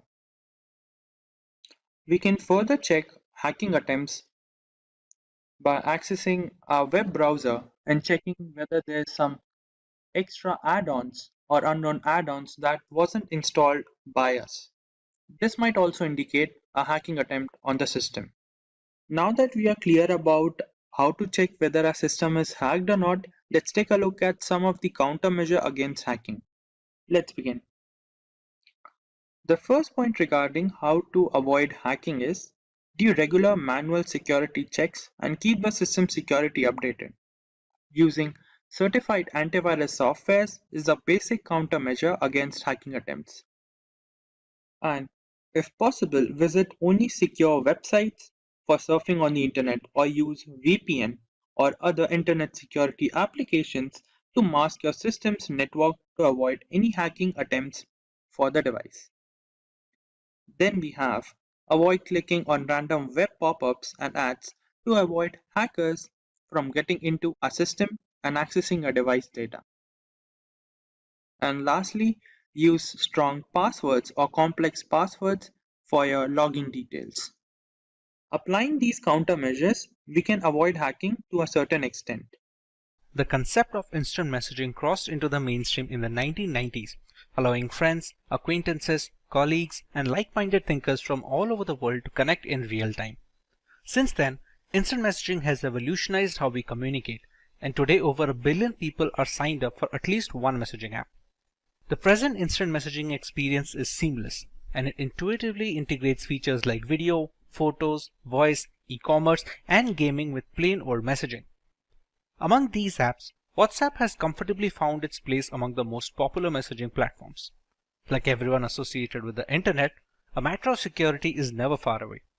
Considering the huge user base of this messaging app, hackers are always on the lookout for compromised accounts to grab. Today, we are going to cover some of the ways we can protect our WhatsApp account from falling into malicious hands. We start by learning about the importance of security when it comes to WhatsApp and instant messaging apps in general. Next, we cover some of the most important steps that should be followed in order to protect our WhatsApp accounts from hackers. Finally, we learn what we should do when a WhatsApp account gets compromised. Let's start by learning why we need to focus on the safety of WhatsApp. In the year of 2020, the big news was about Amazon CEO Jeff Bezos and his phone being hacked by Saudi Arabia. A report coming from The Guardian suggested that Bezos' phone was hacked via a video file sent on WhatsApp. The report said that Bezos' mobile phone was hacked by a Saudi Arabian prince in the year 2018 and gigabytes worth of data was stolen from the device. While there are some issues being raised about the report which states with the medium to high confidence that Jeff Bezos' phone was hacked, it does raise a security fear for regular users. After all, if the phone of one of the world's most powerful men can be hacked, the same can happen to any one of us as well. When it comes to regular users, we exchange messages with our loved ones regarding a paradigm of topics. The information which may seem trivial initially can later function as ammunition for a campaign regarding identity theft. Basic information like preferred banks, occasional dining places can go a long way in social engineering attacks, further increasing the need for secure messaging habits. WhatsApp uses end-to-end encryption to protect all communication on its platform. These encryption keys not only make it impossible to decrypt messages, but they also prevent third parties and even WhatsApp from accessing messages or calls. But not entirely. Although end-to-end encryption makes WhatsApp more secure than other communication apps, no app is 100% safe to use. Like any application or digital device, WhatsApp is often targeted by bad actors. It also has access to your contacts and tracks where and how long you use it, putting your privacy and personal information at risk. We all have access to our cell phones, so it's no surprise that SMS two-factor authentication is one of the most widespread types of MFA available. You don't need any apps or digital keys, and it's not tied to a specific ecosystem. Unfortunately, it's also not a secure multi-factor authentication method. The nature of SMS itself opens up your organization to a host of risks. Hackers may have many ways to leverage SMS to find a way into your accounts and network. Be it via spoofed SIM cards or message hijacking, WhatsApp 2FA using SMS isn't a foolproof solution. Now that we understand the variety of reasons why WhatsApp needs extra security, let's go through some of the ways we can achieve this. It is more than probable that one fine day you might receive a WhatsApp message or even an SMS that reads that your order is delayed, please check its status here, or your account is locked and please unlock it here, or even some tempting messages like win free 3G and movie tickets here. Some of them may sound intimidating and some of them may be lucrative, but they all have one purpose: to trick you into clicking that link, and once you do that, it's already over. It will install malware on your phone and you won't have a clue about it. Only when you start noticing that your phone bills are abnormally high or your bank account has been used without your permission, the realization will dawn upon you that something is wrong with your phone. But by then it may be too late. WhatsApp in itself provides various privacy options to users. The messaging platform provides users with the option to choose who they want to share their profile photo, status, and other details with. It's a good idea to change the settings to contacts only. This means only phone numbers that are saved on your smartphone will be able to see your profile photo, status, phone number, and auto-delete status as well.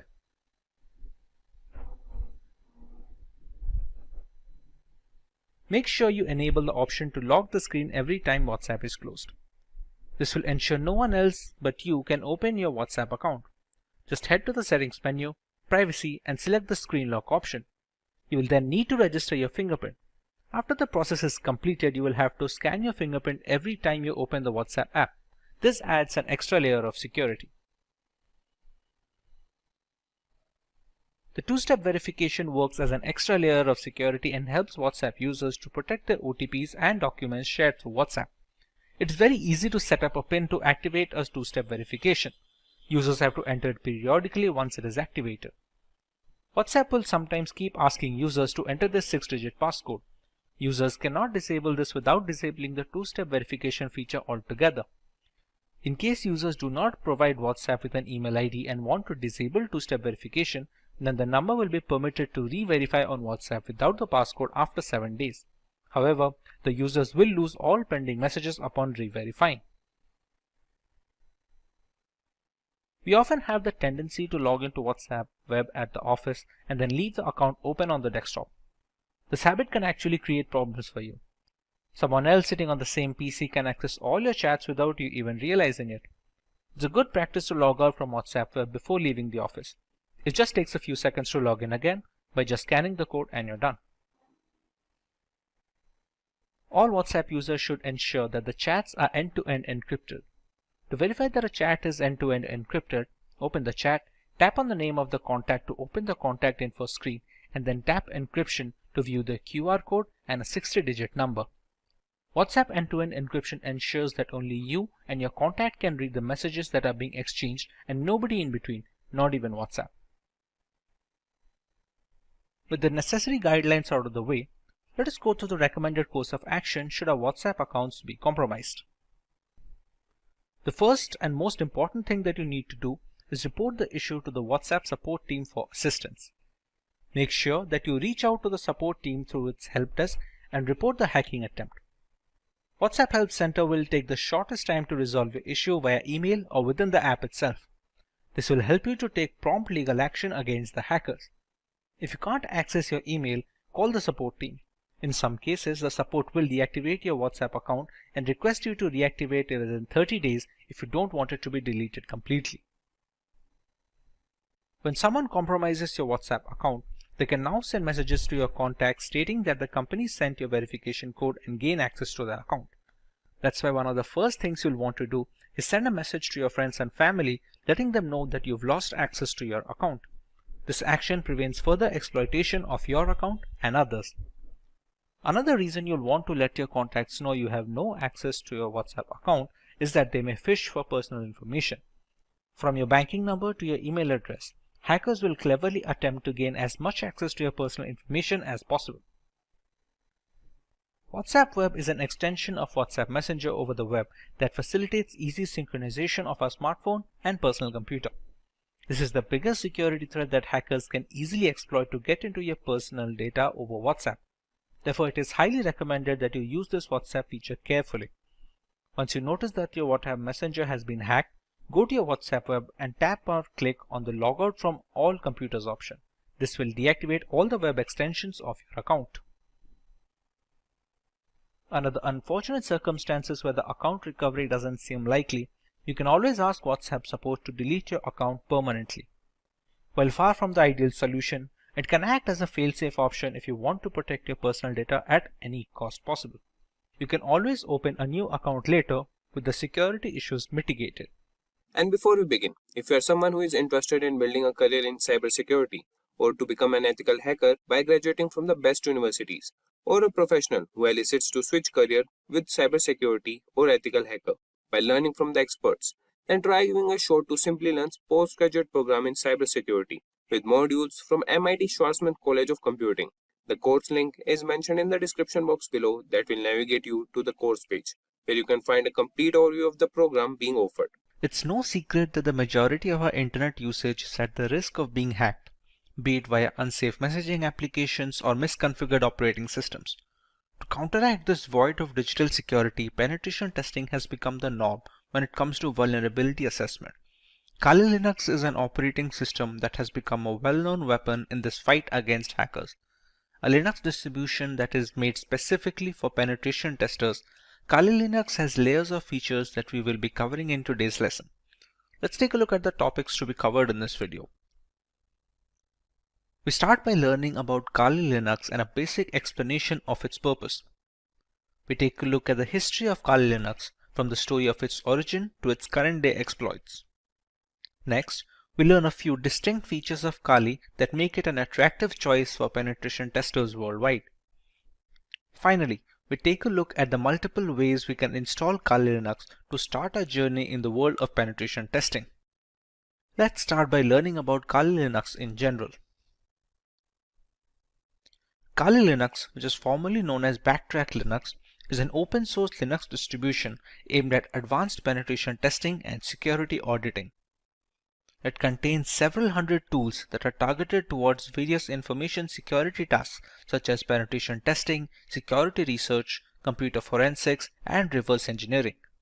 Kali Linux is a multiple platform solution accessible and freely available to information security professionals and hobbyists.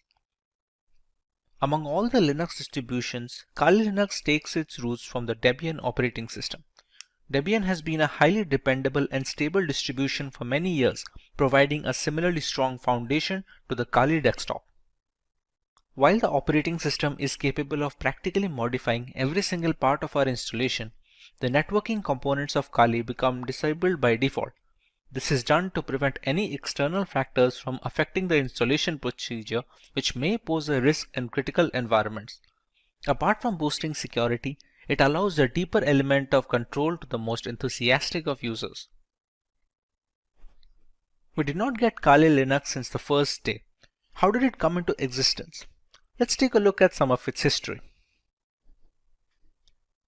Kali Linux is based on years of knowledge and experience in building penetration testing and operating systems. During all these project lifelines, there have been only a few different developers, as the team has always been small. The first project was called WOPEX, which stands for White Hat Knopex. As can be inferred from the name, it was based on the Knopex operating system as its underlying OS. WOPEX had releases ranging from version 2.0 to 2.7. This made way for the next project, which was known as WAX, or the longhand being White Hat Slacks. The name change was because the base OS was changed from Knopex to Slacks. WAX started at version 3 as a nod, it carrying on from WOPEX. There was a similar OS being produced at the same time, Auditor Security Collection, often being shortened to just Auditor, which was once again using Knopex. Its efforts were combined with WAX to produce Backtrack. Backtrack was based on Slackware from version 1 to version 3, but switched to Ubuntu later on with version 4 to version 5. Using the experience gained from all of this, Kali Linux came after Backtrack in 2013. Kali started off using Debian stable as the engine under the hood before moving to Debian testing when Kali Linux became a rolling operating system. Now that we understand the history and the purpose of Kali Linux, let us learn a little more about its distinct features. The latest version of Kali comes with more than 600 penetration tools pre-installed. After reviewing every tool that was included in Backtrack, developers have eliminated a great number of tools that either simply did not work or which duplicated other tools that provided the same or similar functionality. The Kali Linux team is made up of a small group of individuals who are the only ones trusted to commit packages and interact with the repositories, all of which is done using multiple secure protocols. Restricting access of critical code bases to external assets greatly reduces the risk of source contamination, which can cause Kali Linux users worldwide a great deal of damage as a direct victim of cybercrime. Although penetration tools tend to be written in English, the developers have ensured that Kali includes true multilingual support, allowing more users to operate in their native language and locate the tools they need for the job. The more comfortable a user feels with the intricacies of the operating system, the easier it is to maintain a stronghold over the configuration and the device in general. Since ARM-based single-board systems like the Raspberry Pi are becoming more and more prevalent and inexpensive, the development team knew that Kali's ARM support would need to be as robust as they could manage with fully working installations. Kali Linux is available on a wide range of ARM devices and has ARM repositories integrated with the mainline distributions, so the tools for ARM are updated in conjunction with the rest of the distribution. All this information is necessary for users to determine if Kali Linux is the correct choice for them. If it is, what are the ways that they can go forward with this installation and start their penetration testing journey? The first way to use Kali Linux is by launching the distribution in the live USB mode. This can be achieved by downloading the installer image file or the ISO file from the Kali Linux website and flashing it to a USB drive with a capacity of at least 8 GB. Some people don't need to save their data permanently, and a live USB is the perfect solution for such cases. After the ISO image is flashed, the thumb drive can be used to boot a fully working installation of the operating system, with the caveat that any changes made to the OS in this mode are not written permanently. Some cases allow persistent usage in live USBs, but those require further configuration than normal situations. But what if the user wants to store data permanently in the installed OS? The best and the most reliable way to ensure this is the full-fledged hard disk installation. This will ensure the complete usage of the system's hardware capabilities and will take into account the updates and the configurations being made to the OS. This method is supposed to override any pre-existing operating system installed on the computer, be it Windows or any other variant of Linux. The next alternative route for installing Kali Linux would be to use virtualization software such as VMware or VirtualBox. The software will be installed as a separate application on an already existing OS, and Kali Linux can be run as an operating system in the same computer as a window. The hardware requirements will be completely customizable, starting with the allotted RAM to the virtual hard disk capacity. The usage of both a host and guest operating system like Kali Linux allows users a safe environment to learn while not putting their systems at risk. If you want to learn more about how one can go forward with this method, we have a dedicated video where Kali Linux is being installed on VMware while running on a Windows 10 operating system. You can find the link in the description box to get started with your very own virtual machine. The final way to install Kali Linux is by using a dual boot system. To put it in simple words, the Kali Linux OS will not be overwriting any pre-installed operating system on a machine, but will be installed alongside it. When a computer boots up, the user will get a choice to boot into either of these operating systems. Many people prefer to keep both the Windows and Kali Linux installed, so the distribution of work and recreational activities is also allotted effectively. It gives users a safety valve should their custom Linux installation run into any bugs that cannot be fixed from within the operating system. Now, for the convenience of explanation, we're going to install Kali Linux today on a virtual machine software known as VMware. VMware is able to run multiple operating systems on a single host machine, which in our case is a Windows 10 system. To get started with Kali Linux installation, we have to go to the website to download an image file. We go to Get Kali, and as you can see, there are multiple platforms on which this operating system can be inverted. As per our requirement, we're going to go with the virtual machine section. As you can see, it is already recommended by the developers. This is the download button, which will download a 64-bit ISO file.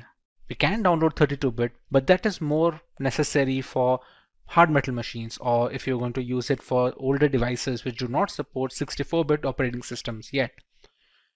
After clicking on the download button, we can see we have a WinRAR archive which will have the ISO files. For now, we have downloaded the ISO file and it is already present with me. So we can start working on the VMware side of things. Once the ISO file is downloaded, we open up VMware Workstation. We go to File and we create a new virtual machine. In these two options, it is highly recommended to go with the typical setup rather than the custom one. The custom is much more advanced and requires much more information from the user, which is beneficial for developers and people who are well versed with virtualization software, but for 90% of the cases, typical setup will be enough. Here, we can select the third option, which will be I will install the operating system later. In some operating systems, we can use the ISO file here directly and VMware will install it for us. But for right now, in the case of Kali Linux, the third option is always the safest. Kali Linux is a Linux distribution, so we can select Linux over here, and the version, as you can see here, have multiple versions such as the multiple kernels. Every distribution has a parent distribution. For example, Kali Linux has Debian, and there are other distributions which are based or forked from some parent distribution. Kali Linux is based off Debian, so we can go with the highest version of Debian, which is the Debian 10.x 64-bit. Go on next. We can write any such name. We can write Kali Linux so that it will be easier to recognize the virtual machine among this list of virtual machine instances. The location can be any location you decide to put. By default, it should be the documents folder, but anywhere you put, it will hold up all the information of the operating system. All the files you download, all the configurations you store, everything will be stored in this particular location that you provide. When we go next, we are asked about the disk capacity. This disk capacity will be all the storage that will be provided to your virtual machine of Kali Linux. Think of your Windows device. If you have a 1 terabyte of hard drive, you have the entirety of the hard disk to store data on. How much data you give here, you can only store up to that amount of data. Not to mention, some amount of capacity will be taken up by the operating system itself to store its programs and applications. For now, we can give around, let's say, 15 GB of information. Or if its recommended size for Debian is 20, you can just go ahead at 20. It depends all on the user case. If you are going to use it extensively, you can even go as high as 50 or 60 GB if you have plans to download many more applications and perform multiple different tests. Another option we get over here is storing virtual disks as a single file or storing them into multiple files.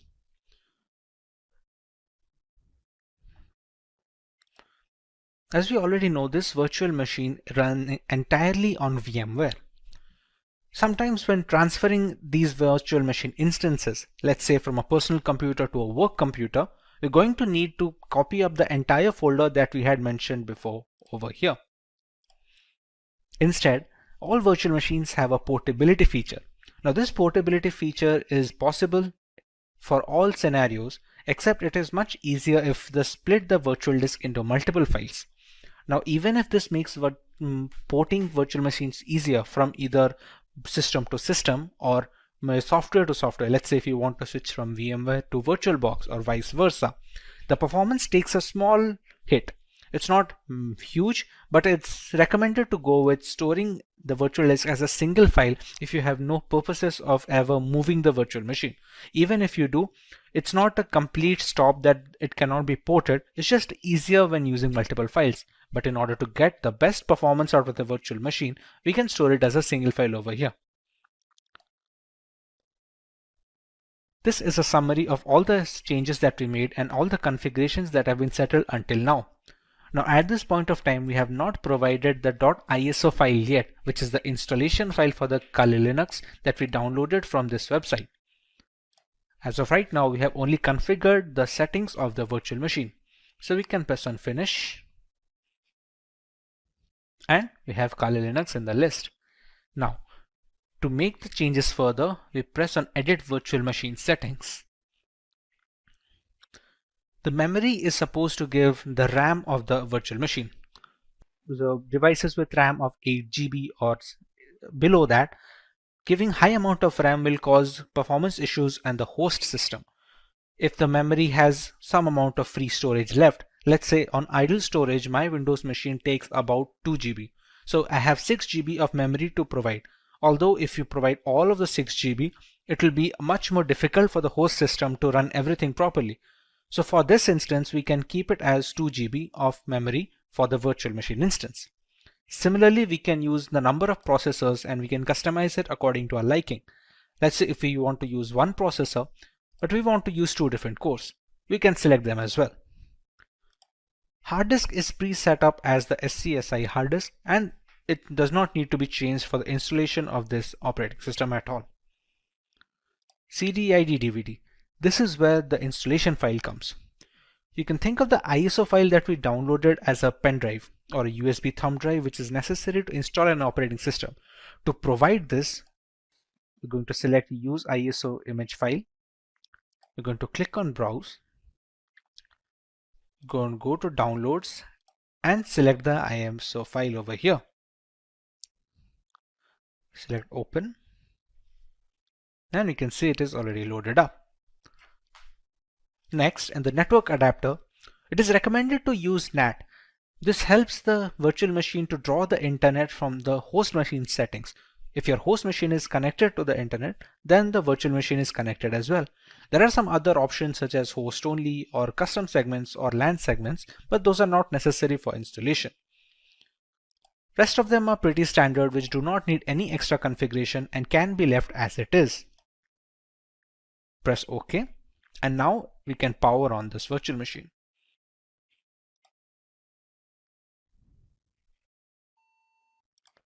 In this screen, we can choose how we want to proceed with the installation. We have a Start Installer option over here. So we're going to press Enter on that.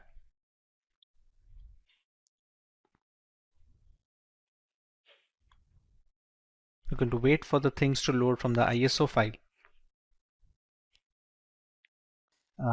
The first step in the installation is choosing the language of the operating system. For this, we can go with English as standard. This is a location. This will be used for setting up the time and some of the internal settings which depend entirely on the location of the user. So for this, we're going to go with India.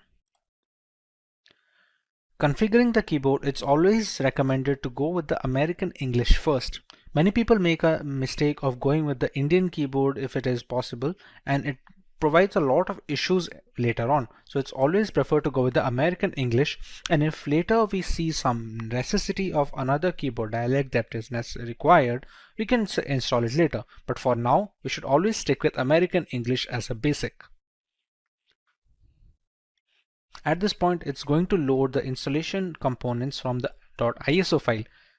It is a big file of 3.6 GB, so it has a lot of components that need to be put into the virtual machine, which can also be used to detect hardware.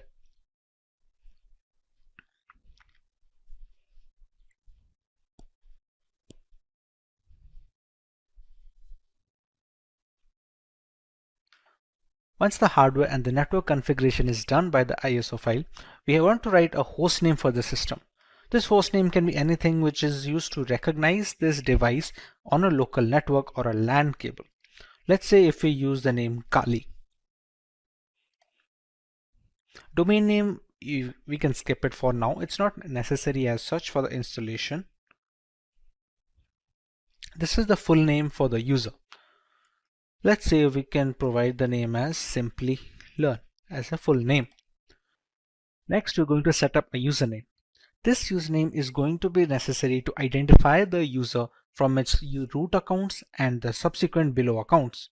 For now, we can give it as something as simply123. Now we have to choose a password for the user. Now remember, since this is the first user that is being added onto this newly installed operating system, it needs to be a password for the administrator. We can use whichever password we like over here and use the same password below and press on continue. At this point, it's going to detect on the components on which the operating system can be installed. Like here, there are multiple options like the use entire disk. Use entire disk and set up LVM. Use entire disk and set up encrypted LVM. For newcomers, it is recommended to just use the first one, since LVM encryption is something that you can learn afterwards when you're much more hands-on with the Linux operating system. For now, we're going to use the use entire disk guided installation and press on continue.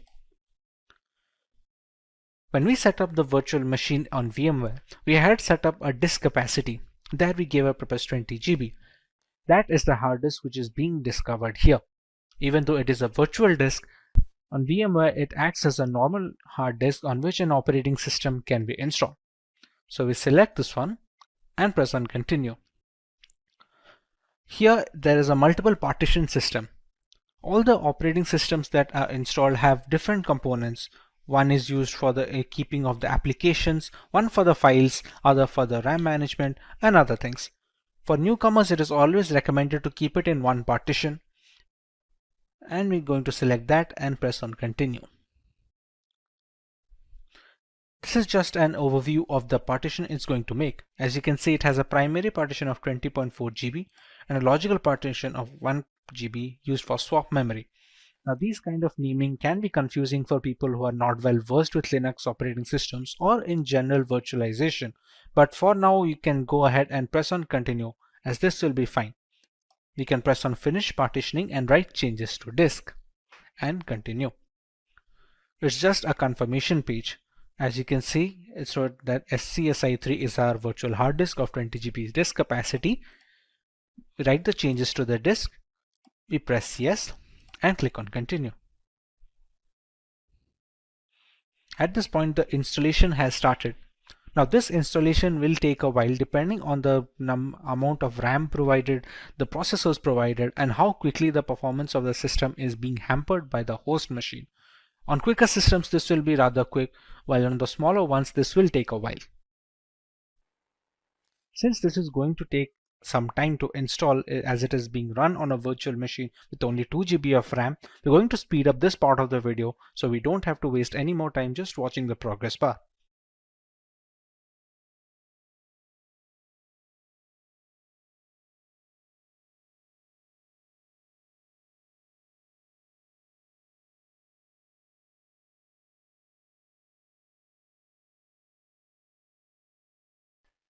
Now that our core installation is completed, it's asking us to configure a package manager.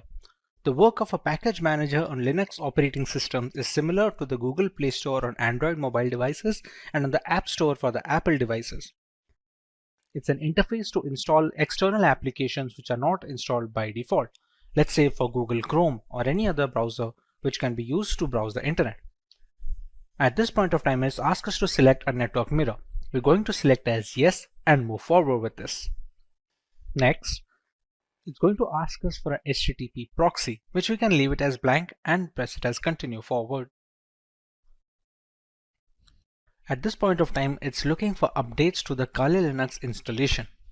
This will fetch the new builds from the Kali server, so the installation is always updated to the latest version.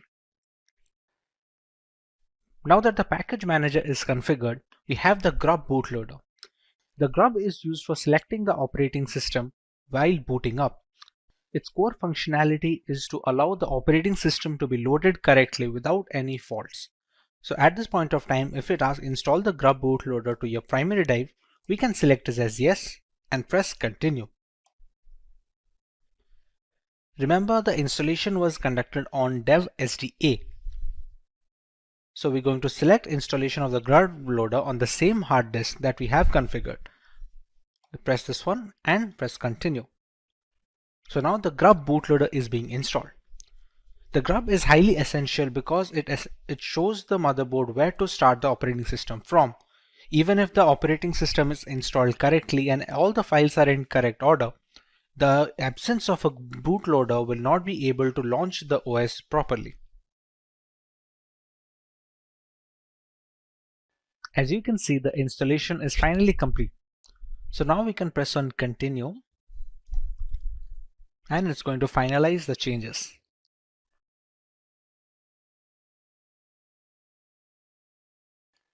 Now you can see Kali Linux being booted up straight away. It doesn't check for the ISO file anymore since the operating system is now installed onto the virtual hard disk storage that we had configured before.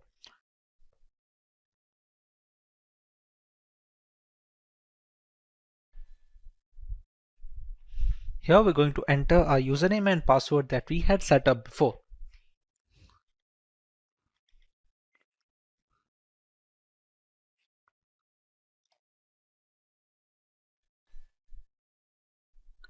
And we have the Kali Linux system booted up.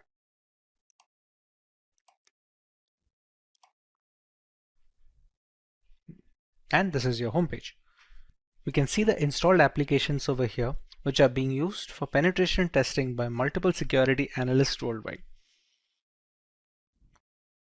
All of these come pre-installed with Kali Linux, and others can be installed using the apt package manager that we had configured. We can see our full name over here. And with this, our installation of the Kali Linux is complete. With cybercrime getting more and more complex by the day, corporations are in the need of trained personnel in the field of cybersecurity. Ethical hacking and penetration testing had always been necessary for organizations and the general public to protect the system against malicious attackers. However, with the exponential growth in cyber attacks, the necessity of being trained in ethical hacking is at an all-time high. Many such professionals tend to use Linux distributions for their penetration testing activities. There are specific operating systems which are catered to ethical hackers. These operating systems come pre-installed with the necessary tools and scripts required for ethical hacking. Probably the most famous operating system in this bracket is Kali Linux. For today's video, we will learn about this distribution made by and for hackers. We take you through the intricacies of its hardware and software specifications. Let's take a look at the agenda for today. We start by learning about Kali Linux and a basic explanation of its purpose. We take a look at the history of Kali Linux from the story of its origin to its current day exploits. Next, we learn a few distinct features of Kali Linux that make it an attractive choice for penetration testers worldwide.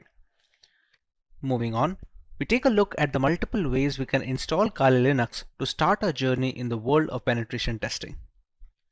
In the next few sections, we compare it to an industry rival operating system by the name of Parrot Security Operating System. We take a look at the OS on a grassroots level. Next, we learn about the standout features of Kali Linux and Parrot Security with their unique offerings. We make a direct comparison between Kali and Parrot Security OS as far as their hardware specifications and all-around usability is concerned. We make a conclusion as to which operating system caters to which category of user. In the next topic, we take a detailed look at how we can install Kali Linux on a Windows 10 system using the VMware virtualization software. Moving on, we go through some of the reasons why people should choose Kali Linux as their primary operating system when it comes to ethical hacking and penetration testing. In the next section, we cover the 5 different phases of penetration testing, where each stage is a crucial segment in the entire cycle of an ethical hacking campaign. We also take a look at the most popular tools installed in Kali Linux that are used regularly by ethical hackers as a part of their professional work. Coming to a few live demonstrations, we start by learning some Linux terminal basic commands, set up proxy chains to maintain our privacy on the internet, run a few Nmap scans to find information about our victims, use Wireshark to detect insecure browser traffic traveling through HTTP web pages, learn about Metasploit and its components, and finally use Metasploit to hack into a Windows 10 machine and grant ourselves root access or the admin access, which basically gives us the key to the entire machine. It's no secret that the majority of our internet usage is at the risk of being hacked, be it via unsafe messaging applications or misconfigured operating systems. To counteract this void of digital security, penetration testing has become the norm when it comes to vulnerability assessment. Kali Linux is an operating system that has become a well-known weapon in this fight against hackers. A Linux distribution that is made specifically for penetration testers, Kali Linux has layers of features that we will be covering in today's lesson. Let's take a look at the topics to be covered in this video. We start by learning about Kali Linux and a basic explanation of its purpose. We take a look at the history of Kali Linux from the story of its origin to its current day exploits. Next, we learn a few distinct features of Kali that make it an attractive choice for penetration testers worldwide. Finally, we take a look at the multiple ways we can install Kali Linux to start our journey in the world of penetration testing. Let's start by learning about Kali Linux in general. Kali Linux, which is formerly known as Backtrack Linux, is an open source Linux distribution aimed at advanced penetration testing and security auditing. It contains several hundred tools that are targeted towards various information security tasks such as penetration testing, security research, computer forensics, and reverse engineering. Kali Linux is a multiple platform solution accessible and freely available to information security professionals and hobbyists. Among all the Linux distributions, Kali Linux takes its roots from the Debian operating system. Debian has been a highly dependable and stable distribution for many years, providing a similarly strong foundation to the Kali desktop. While the operating system is capable of practically modifying every single part of our installation, the networking components of Kali become disabled by default. This is done to prevent any external factors from affecting the installation procedure, which may pose a risk in critical environments. Apart from boosting security, it allows a deeper element of control to the most enthusiastic of users. We did not get Kali Linux since the first day. How did it come into existence? Let's take a look at some of its history. Kali Linux is based on years of knowledge and experience in building penetration testing and operating systems. During all these project lifelines, there have been only a few different developers, as the team has always been small. The first project was called WOPEX, which stands for White Hat Knopex. As can be inferred from the name, it was based on the Knopex operating system as its underlying OS. WOPEX had releases ranging from version 2.0 to 2.7. This made way for the next project, which was known as VAX, or the longhand being White Hat Slacks. The name change was because the base OS was changed from Knoppix to Slacks. WAX started at version 3 as a nod, it carrying on from Wapix. There was a similar OS being produced at the same time, Auditor Security Collection, often being shortened to just Auditor, which was once again using Knoppix. Its efforts were combined with WAX to produce Backtrack. Backtrack was based on Slackware from version 1 to version 3, but switched to Ubuntu later on with version 4 to version 5. Using the experience gained from all of this, Kali Linux came after Backtrack in 2013. Kali started off using Debian Stable as the engine under the hood before moving to Debian testing when Kali Linux became a rolling operating system. Now that we understand the history and the purpose of Kali Linux, let us learn a little more about its distinct features. The latest version of Kali comes with more than 600 penetration tools pre-installed.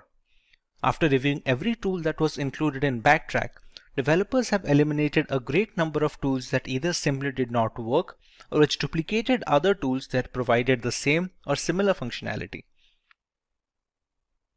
The Kali Linux team is made up of a small group of individuals who are the only ones trusted to commit packages and interact with the repositories, all of which is done using multiple secure protocols. Restricting access of critical code bases to external assets greatly reduces the risk of source contamination, which can cause Kali Linux users worldwide a great deal of damage as a direct victim of cybercrime. Although penetration tools tend to be written in English, the developers have ensured that Kali includes true multilingual support, allowing more users to operate in their native language and locate the tools they need for the job. The more comfortable a user feels with the intricacies of the operating system, the easier it is to maintain a stronghold over the configuration and the device in general. Since ARM-based single-board systems like the Raspberry Pi are becoming more and more prevalent and inexpensive, the development team knew that Kali's ARM support would need to be as robust as they could manage with fully working installations. Kali Linux is available on a wide range of ARM devices and has ARM repositories integrated with the mainline distributions, so the tools for ARM are updated in conjunction with the rest of the distribution. All this information is necessary for users to determine if Kali Linux is the correct choice for them. If it is, what are the ways that they can go forward with this installation and start their penetration testing journey? The first way to use Kali Linux is by launching the distribution in the live USB mode. This can be achieved by downloading the installer image file or the ISO file from the Kali Linux website and flashing it to a USB drive with a capacity of at least 8 GB. Some people don't need to save their data permanently, and a live USB is the perfect solution for such cases. After the ISO image is flashed, the thumb drive can be used to boot a fully working installation of the operating system, with the caveat that any changes made to the OS in this mode are not written permanently. Some cases allow persistent usage in live USBs, but those require further configuration than normal situations. But what if the user wants to store data permanently in the installed OS? The best and the most reliable way to ensure this is the full-fledged hard disk installation. This will ensure the complete usage of the system's hardware capabilities and will take into account the updates and the configurations being made to the OS. This method is supposed to override any pre-existing operating system installed on the computer, be it Windows or any other variant of Linux. The next alternative route for installing Kali Linux would be to use virtualization software such as VMware or VirtualBox. The software will be installed as a separate application on an already existing OS, and Kali Linux can be run as an operating system in the same computer as a window. The hardware requirements will be completely customizable, starting with the allotted RAM to the virtual hard disk capacity. The usage of both a host and guest operating system like Kali Linux allows users a safe environment to learn while not putting their systems at risk. If you want to learn more about how one can go forward with this method, we have a dedicated video where Kali Linux is being installed on VMware while running on a Windows 10 operating system. You can find the link in the description box to get started with your very own virtual machine. The final way to install Kali Linux is by using a dual boot system. To put it in simple words, the Kali Linux OS will not be overwriting any pre-installed operating system on a machine, but will be installed alongside it.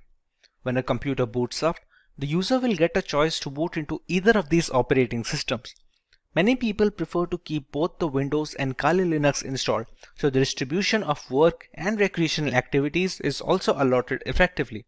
It gives users a safety valve should their custom Linux installation run into any bugs that cannot be fixed from within the operating system. Professionals in security testing, penetration testing, and ethical hacking utilize Linux as their preferred operating system. It provides several configurable distributions that you may configure based on your end use.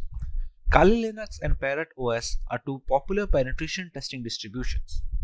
While these operating systems each have unique offerings, the overall choice can differ between personnel thanks to their various tools and hardware specifications. Today we will look at both these distributions and settle on the perfect choice for each type of user. Let's go through the agenda for this video. We will learn about Kali Linux and Parrot Security OS from scratch, while understanding their primary selling points as a Linux distribution catered towards penetration testers. Next, we know about some features of these operating systems that stand out of their package.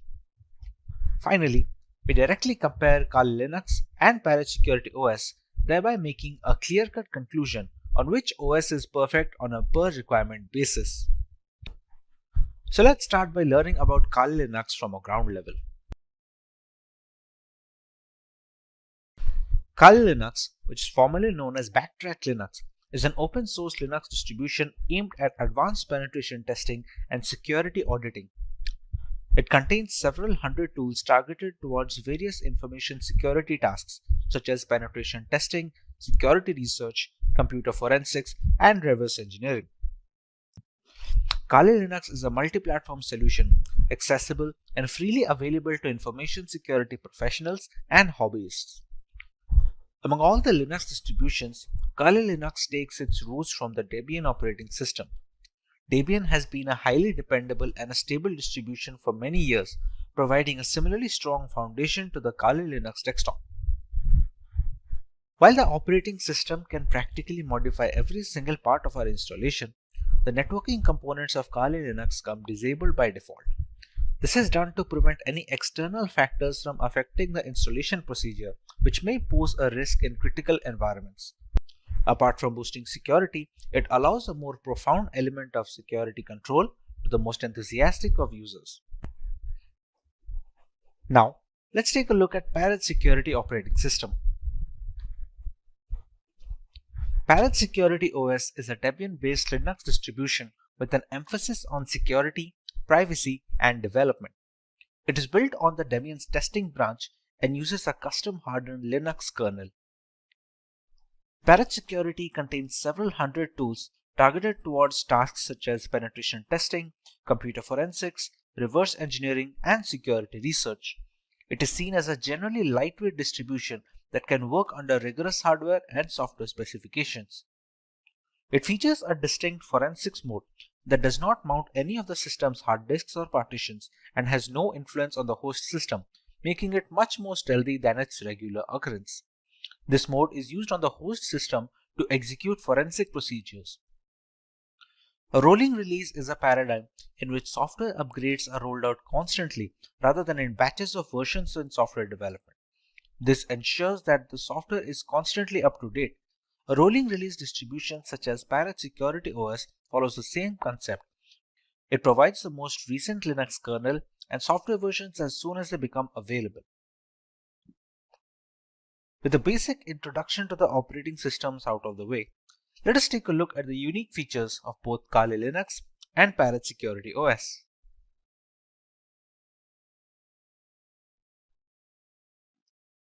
The latest version of Kali Linux comes with more than 600 penetration tools pre-installed. After reviewing every tool included in Backtrack, developers have eliminated a significant number of tools that either simply did not work or duplicated other tools that provided the same and similar functionality. The Kali Linux team comprises a small group of individuals who are the only ones trusted to commit packages and interact with the repositories, all of which is done using multiple secure protocols. Restricting access of critical code bases to external assets dramatically reduces the risk of source contamination, which can cause Kali Linux users worldwide a great deal of damage as a direct victim of cybercrime. Although penetration tools tend to be written in English, the developers have ensured that Kali includes proper multilingual support, allowing more users to operate in the native language and locate the tools they need for their job. The more comfortable a user feels with the intricacies of the operating system, the easier it is to maintain a strong hold over the configuration and the device in general. Since ARM-based single-board systems like the Raspberry Pi are becoming more prevalent and inexpensive, the development team knew that Kali's ARM support would need to be as robust as they could manage with fully working installations. Kali Linux is available on a wide range of ARM devices and has ARM repositories integrated with the mainline distribution, so the tools for ARM are updated in conjunction with the rest of the distribution. Let's take a look at some of the features of Parrot Security operating system now. Along with a giant catalog of scripts, Parrot Security OS has its own hardened Linux kernel modified explicitly to provide as much security and resistance to hackers as possible in the first line of defense. The configurations in the operating system act as the second gateway, taking care of malicious requests and dropping them off. This is particularly beneficial since should there be a scenario where the latest Linux kernel is causing some particular issue, the Parrot OS development team will most likely iron it out first before passing it on as an update.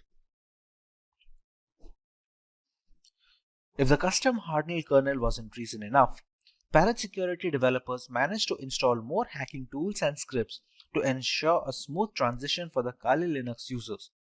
All the tools you find in Kali are present in Parrot OS and a few extra ones for good measure.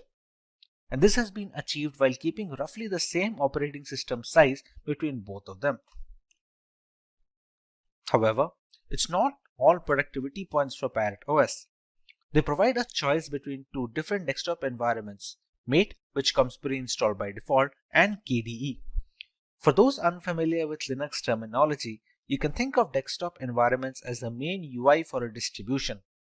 Being highly modular in nature, one can use Parrot Security OS while adding another desktop environment that they find appealing. While Kali Linux has only a single option, Parrot Security has provided two optimized builds with Mate Desktop and KDE Desktop. One of the primary advantages of Parrot OS over Kali Linux is that it's relatively lightweight. This implies that it takes significantly less disk space and computing power to function correctly, with as little as 320 MB of RAM required. In reality, Parrot OS is designed to operate successfully off a USB stick, but Kali Linux does not work well from a USB drive and is generally installed in a virtual machine. Parrot OS is more of a niche distribution if you're searching for something lighter than Kali Linux. Features are great, but what about performance? Real-world metrics. Let us compare both these operating systems directly with respect to their hardware specifications and usability. In the end, we can decide on what distribution is fit for each type of user.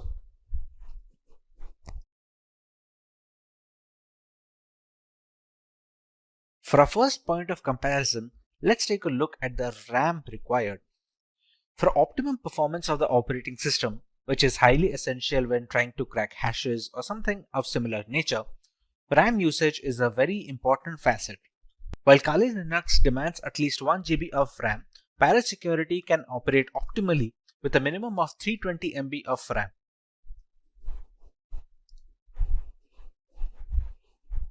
For correctly displaying graphical elements, Kali Linux requires GPU-based acceleration, while this is not the case with Parrot Security OS, which doesn't require any graphical acceleration needed from the user side. Once these operating systems are installed on VMware using their live boot ISOs, they take up a minimum amount of hard disk storage. Both of these operating systems have a recommended disk storage of minimum of 20 GB in Kali Linux and a minimum of 15 GB in Parrot Security, so they can install all the tools necessary in the ISO file. When it comes to the category and the selection of tools, Kali Linux has always been the first in securing every single tool available for hackers in the penetration testing industry. Security, on the other hand, has managed to take it up a notch. While specializing in wireless pen testing, Security makes it a point that all the tools that Kali Linux provides has been included in the ISO, while simultaneously adding some extra tools that many users will have to install from third-party sources in Kali Linux. Being a decade-old penetration testing distribution, Kali Linux has formed up a very big community with strong support signature. Security, on the other hand, is still growing, and it is garnering much more interest among veteran penetration testers and ethical hackers. A primary drawback of Kali Linux is the extensive hardware requirement. To perform optimally, it requires higher memory than Security. It also needs graphical acceleration while demanding more virtual hard disk storage. Security, on the other hand, was initially designed to run off a USB drive directly, thereby requiring very minimal requirements from a hardware perspective, like just 320 MB of RAM and no graphical acceleration needed. This means Security is much more feasible for people who are not able to devote massive resources to either their virtual machine or on their laptop hard disk directly. With the comparison done between both of these operating systems, let's take a look at the type of users both of these are catered to. One can go with Kali Linux if they want the extensive community support offered by its users, if they want to go with a trusted development team that have been working on this distribution since many years, if they have a powerful system which can run Kali Linux optimally without having to bottleneck performance, and if they are comfortable with a semi-professional environment which may or may not be very useful for new beginners. One can decide to go with Security if they want to go with a very lightweight and lean distribution that can run pretty much on all systems. It also has a lot of tools pre-installed, and some of them are not even present on Kali Linux. It is much more suitable for underpowered rigs where users do not have a lot of hardware resources to provide to the operating system, and thereby it is much more feasible for people with underpowered laptops or no graphical acceleration. Compared to Kali Linux, Security's desktop environment is also relatively easier to use for new beginners. For people who are just getting into ethical hacking, Security does a relatively better job of introducing them to the operating system and to the various tools without having to dump them into the entire intricacies. The installation of Kali Linux. There are multiple ways to install Kali Linux. We can either install it on a normal hard drive in a virtual machine software such as VMware or VirtualBox, or we can do that in hard bare metal machines. Now, for the convenience of explanation, we're going to install Kali Linux today on a virtual machine software known as VMware. VMware is able to run multiple operating systems on a single host machine, which in our case is a Windows 10 system. To get started with Kali Linux installation, we have to go to the website to download an image file. We go to Get Kali, and as you can see, there are multiple platforms on which this operating system can be inverted. As per our requirement, we're going to go with the virtual machine section. As you can see, it is already recommended by the developers. This is the download button, which will download a 64-bit ISO file. We can download 32-bit, but that is more necessary for hard metal machines, or if you're going to use it for older devices which do not support 64-bit operating systems yet. After clicking on the download button, we can see we have a WinRAR archive which will have the ISO files. For now, we have downloaded the ISO file and it is already present with me. So we can start working on the VMware side of things. Once the ISO file is downloaded, we open up VMware Workstation. We go to File and we create a new virtual machine. In these two options, it is highly recommended to go with the typical setup rather than the custom one. The custom is much more advanced and requires much more information from the user, which is beneficial for developers and people who are well versed with virtualization software, but for 90% of the cases, typical setup will be enough. Here, we can select the third option, which will be I will install the operating system later.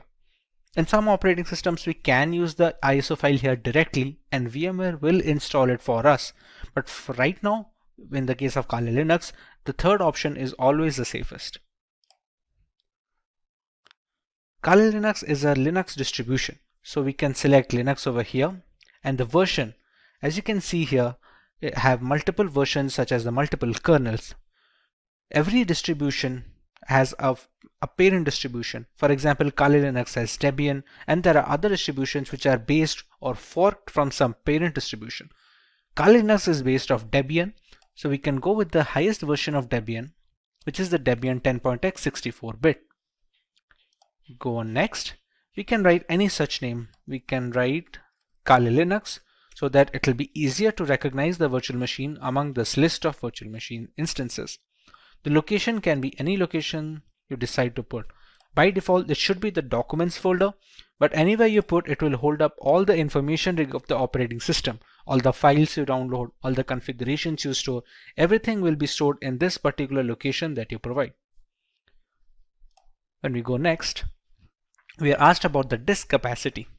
This disk capacity will be all the storage that will be provided to your virtual machine of Kali Linux. Think of your Windows device. If you have a 1 terabyte of hard drive, you have the entirety of the hard disk to store data on. How much data you give here, you can only store up to that amount of data.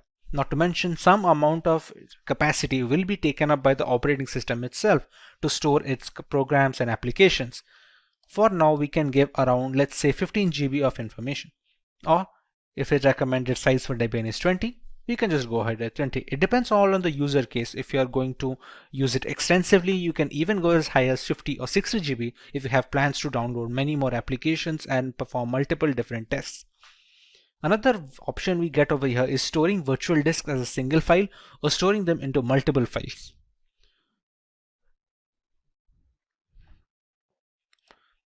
As we already know, this virtual machine runs entirely on VMware. Sometimes when transferring these virtual machine instances, let's say from a personal computer to a work computer, we're going to need to copy up the entire folder that we had mentioned before over here. Instead, all virtual machines have a portability feature. Now this portability feature is possible for all scenarios, except it is much easier if they split the virtual disk into multiple files.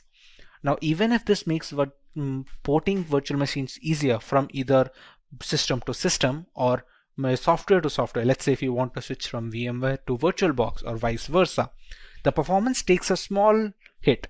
It's not huge, but it's recommended to go with storing the virtual disk as a single file if you have no purposes of ever moving the virtual machine. Even if you do, it's not a complete stop that it cannot be ported. It's just easier when using multiple files. But in order to get the best performance out of the virtual machine, we can store it as a single file over here. This is a summary of all the changes that we made and all the configurations that have been settled until now. Now at this point of time, we have not provided the .iso file yet, which is the installation file for the Kali Linux that we downloaded from this website. As of right now, we have only configured the settings of the virtual machine. So we can press on Finish. And we have Kali Linux in the list.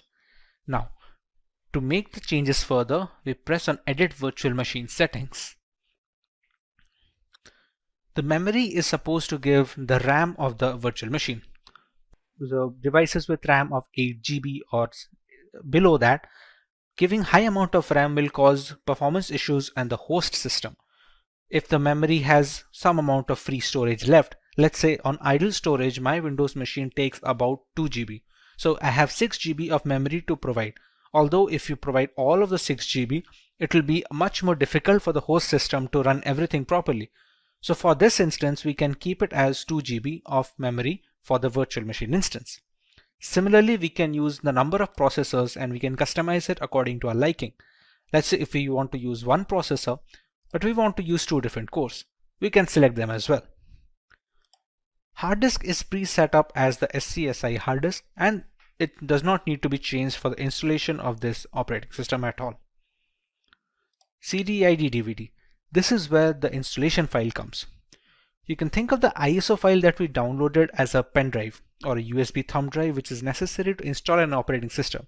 To provide this, we're going to select Use ISO image file. We're going to click on Browse.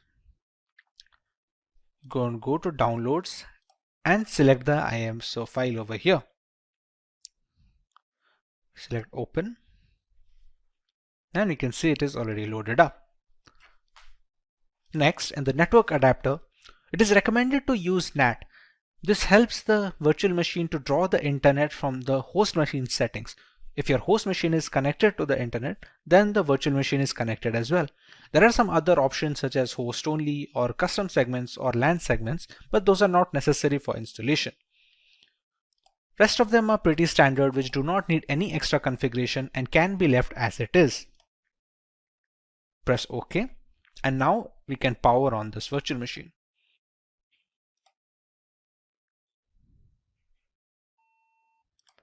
In this screen, we can choose how we want to proceed with the installation. We have a Start Installer option over here. So we're going to press Enter on that.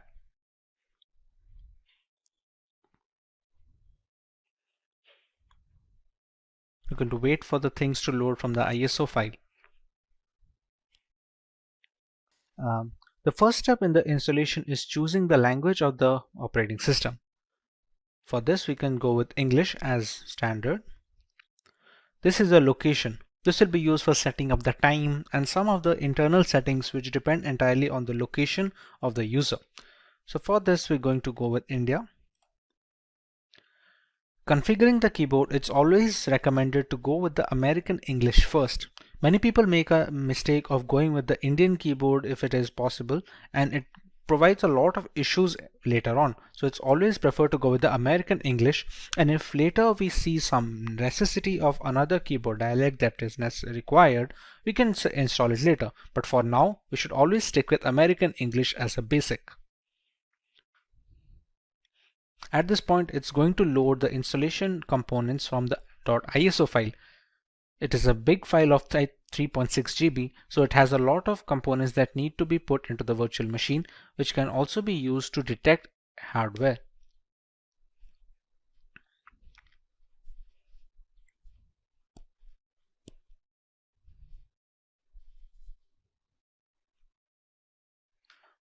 Once the hardware and the network configuration is done by the ISO file, we want to write a host name for the system. This host name can be anything which is used to recognize this device on a local network or a LAN cable. Let's say if we use the name Kali. Domain name, we can skip it for now. It's not necessary as such for the installation. This is the full name for the user. Let's say we can provide the name as Simplilearn as a full name. Next, we're going to set up a username. This username is going to be necessary to identify the user from its root accounts and the subsequent below accounts. For now, we can give it as something as simply123. Now we have to choose a password for the user. Now remember, since this is the first user that is being added onto this newly installed operating system, it needs to be a password for the administrator. We can use whichever password we like over here and use the same password below and press on continue.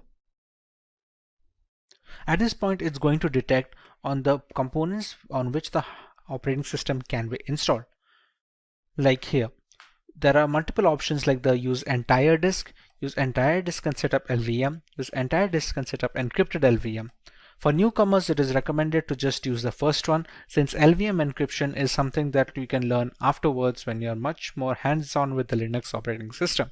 For now, we're going to use the use entire disk guided installation and press on continue. When we set up the virtual machine on VMware, we had set up a disk capacity. There we gave a purpose 20 GB. That is the hard disk which is being discovered here. Even though it is a virtual disk, on VMware it acts as a normal hard disk on which an operating system can be installed. So we select this one and press on continue. Here there is a multiple partition system. All the operating systems that are installed have different components. One is used for the keeping of the applications, one for the files, other for the RAM management and other things. For newcomers, it is always recommended to keep it in one partition. And we're going to select that and press on continue. This is just an overview of the partition it's going to make. As you can see, it has a primary partition of 20.4 GB and a logical partition of 1 GB used for swap memory. Now, these kind of naming can be confusing for people who are not well versed with Linux operating systems or in general virtualization. But for now, you can go ahead and press on continue, as this will be fine. We can press on finish partitioning and write changes to disk and continue. It's just a confirmation page. As you can see, it's wrote that SCSI3 is our virtual hard disk of 20 GB disk capacity. We write the changes to the disk. We press yes and click on continue. At this point, the installation has started. Now, this installation will take a while depending on the amount of RAM provided, the processors provided, and how quickly the performance of the system is being hampered by the host machine. On quicker systems, this will be rather quick, while on the smaller ones, this will take a while. Since this is going to take some time to install, as it is being run on a virtual machine with only 2 GB of RAM, we're going to speed up this part of the video so we don't have to waste any more time just watching the progress bar.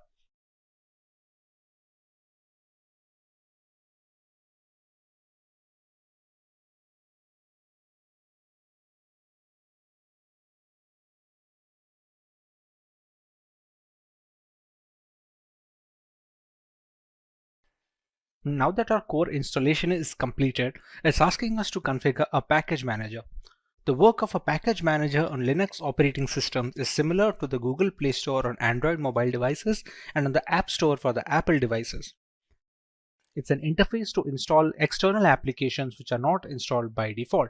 Let's say for Google Chrome or any other browser which can be used to browse the internet. At this point of time, it's asked us to select a network mirror. We're going to select as yes and move forward with this. Next, it's going to ask us for an HTTP proxy, which we can leave it as blank and press it as continue forward. At this point of time, it's looking for updates to the Kali Linux installation. This will fetch the new builds from the Kali server, so the installation is always updated to the latest version. Now that the package manager is configured, we have the grub bootloader. The grub is used for selecting the operating system while booting up. Its core functionality is to allow the operating system to be loaded correctly without any faults. So at this point of time, if it asks install the grub bootloader to your primary drive, we can select this as yes and press continue. Remember, the installation was conducted on dev SDA. So we're going to select installation of the grub loader on the same hard disk that we have configured. We press this one and press continue. So now the grub bootloader is being installed. The grub is highly essential because it shows the motherboard where to start the operating system from. Even if the operating system is installed correctly and all the files are in correct order, the absence of a bootloader will not be able to launch the OS properly. As you can see, the installation is finally complete. So now we can press on continue and it's going to finalize the changes.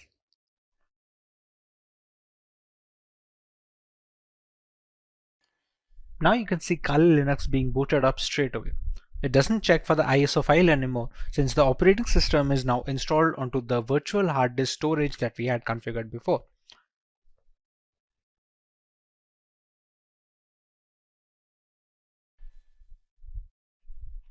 Here we're going to enter our username and password that we had set up before.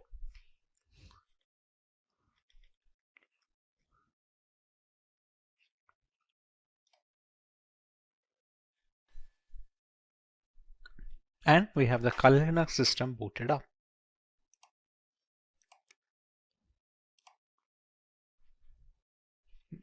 And this is your homepage. We can see the installed applications over here, which are being used for penetration testing by multiple security analysts worldwide. All of these come pre-installed with Kali Linux, and others can be installed using the apt package manager that we had configured. We can see a full name over here. And with this, our installation of the Kali Linux is complete.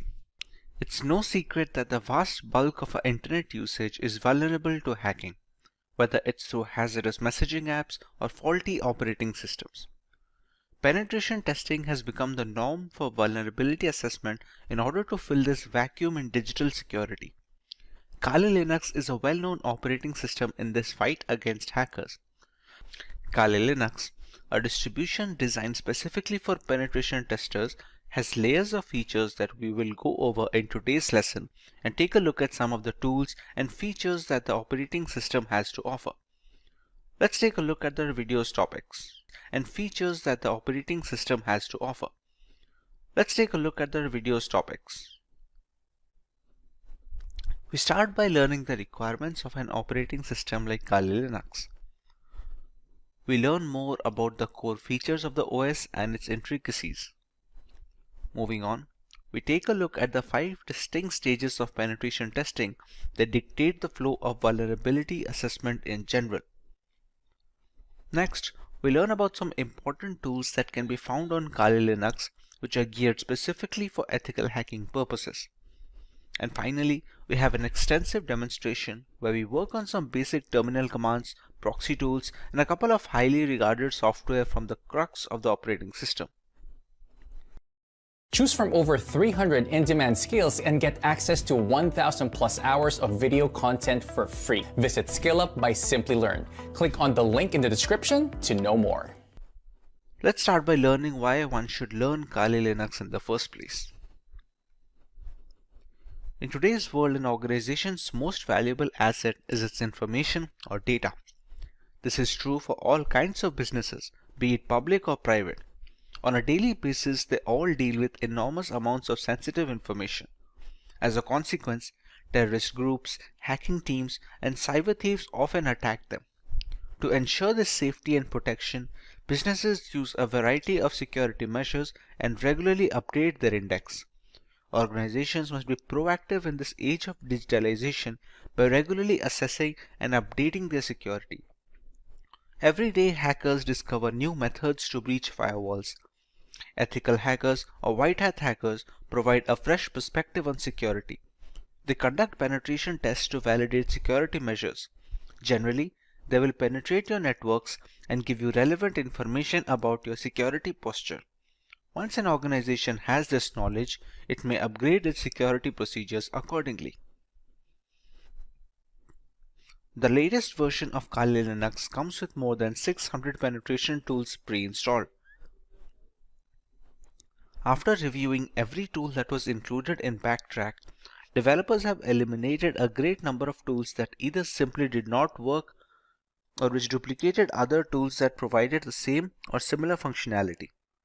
Occasionally, when conducting penetration testing or hacking, we must automate our activities since there may be hundreds of conditions and payloads to test, and manually examining everything is time-consuming. To improve our productivity, we utilize tools that come pre-packaged with Kali Linux. These tools not only save us time, but also accurately capture and process the data. The Kali Linux team is made up of a small group of individuals who are the only ones trusted to commit packages and interact with the repositories, all of which is done using multiple secure protocols. Restricting access of critical code bases to external assets greatly reduces the risk of source contamination. Although penetration tools tend to be written in English, the developers have ensured that Kali includes true multilingual support, allowing more users to operate in their native language and locate the tools they need to do for the job. Since ARM-based single board systems like the Raspberry Pi are becoming more and more prevalent and inexpensive, the development team knew that Kali's ARM support would need to be as robust as they could manage with fully working installations. Kali Linux is available on a wide range of ARM devices and has ARM repositories integrated with the mainline distribution, so tools for ARM are updated in conjunction with the rest of the distribution tools. Now that we understand the necessity for an operating system like Kali Linux, let us take a look at some of its core features and offerings to the ethical hacking world. Kali Linux, formerly known as Backtrack Linux, is an open source Linux distribution which is aimed at advanced penetration testing and security auditing. It contains several hundred tools targeted towards various information security tasks such as penetration testing, security research, computer forensics, and reverse engineering. Kali Linux is a multi-platform solution accessible and freely available to information security professionals and hobbyists. Among all the Linux distributions, Kali Linux takes its roots from the Debian operating system. Debian has been a highly dependable and stable distribution for many years, providing a similarly strong foundation to the Kali Linux desktop. While the operating system is capable of practically modifying every single part of our installation, the networking components of Kali Linux come disabled by default. This is done to prevent any external factors from affecting the installation procedure, which may pose a risk in critical environments. Apart from boosting security, it allows a deeper element of security and control to the most enthusiastic of users. Let us now take a look at the 5 stages or phases of penetration testing. This is the first stage of the penetration test, which is known as the reconnaissance phase. In this stage, the security researcher collects information about the target. It can be done actively, which means you are collecting information without contacting the target, or even both. It helps security firms gather information about the target system, network components, active machines, open ports and access points, operating system details, etc. This activity can be performed by using information available in the public domain and using different tools. The next phase is more tool-oriented rather than performed manually, and it is the scanning phase. The penetration tester runs one or more scanner tools to gather more information about the target. The penetration tester runs one or more scanner tools to gather information about the target. By using various scanners such as war dialers, port scanners, network mappers, and vulnerability scanners, the tester collects as many vulnerabilities which help to turn an attack in a more sophisticated way. The next stage is known as the gaining access phase. In this phase, the penetration tester tries to establish a connection with the target and exploit the vulnerabilities found in the previous stage. Exploitation may be buffer overflow attacks, denial of service or DOS attacks, session hijacking, and many more. Basically, penetration tester extracts information and sensitive data from servers by gaining access using different tools. In the maintaining access phase, the penetration tester tries to create a backdoor for himself. It helps him to identify hidden vulnerabilities in the system and can later act as a gateway to retrieve control of the system. In the final phase of covering tracks, the penetration tester tries to remove all logs and footprints which help the administrator identify his presence. This helps the tester to think like a hacker and perform corrective actions to mitigate those activities. Now that we understand the basics of penetration testing and how ethical hackers go about their way, let us take a look at some notable tools which can be used on Kali Linux.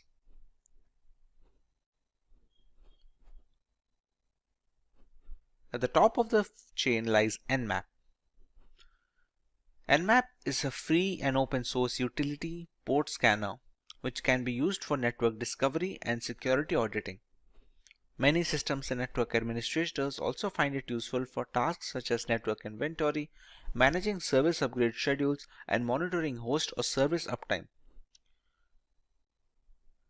It is most beneficial in the early stages of ethical hacking, where a hacker must figure the possible entry point to a system before running the necessary exploits, thus allowing the hacker to leverage any insecure openings and breach the device. It's a part of the scanning phase of the penetration testing. Nmap uses raw IP packets in novel ways to determine what hosts are available on the network, what services these hosts are offering, what operating systems they are running and their versions, what type of packet filters and firewalls are in use, and dozens of other characteristics. It was designed to rapidly scan large networks but works fine against single hosts as well. Since every application that connects to a network needs to do so via a port, The wrong port or server configuration can open a can of worms which lead to a thorough breach of the system and ultimately a fully hacked device. Next on the list we have Metasploit. The Metasploit framework is a very powerful tool that can be used by cybercriminals as well as ethical hackers to probe systemic vulnerabilities on networks and servers. As a part of the third stage of penetration testing, it's an open source framework which can be easily customized and used with most operating systems. With Metasploit, the ethical hacking team can use a ready-made or custom code and introduce it into a network to probe for weak spots. As another flavor of threat hunting, once these flaws are identified and documented, the information can be used to address systemic weaknesses and prioritize solutions. Once a particular vulnerability is identified and the exploit is fed into the system, there are a host of options for the hacker.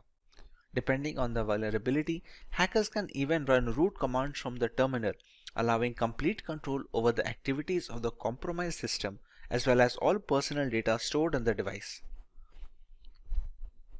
A big advantage of Metasploit is the ability to run full-fledged scans on a target system, thereby giving a detailed picture of the security index of said system.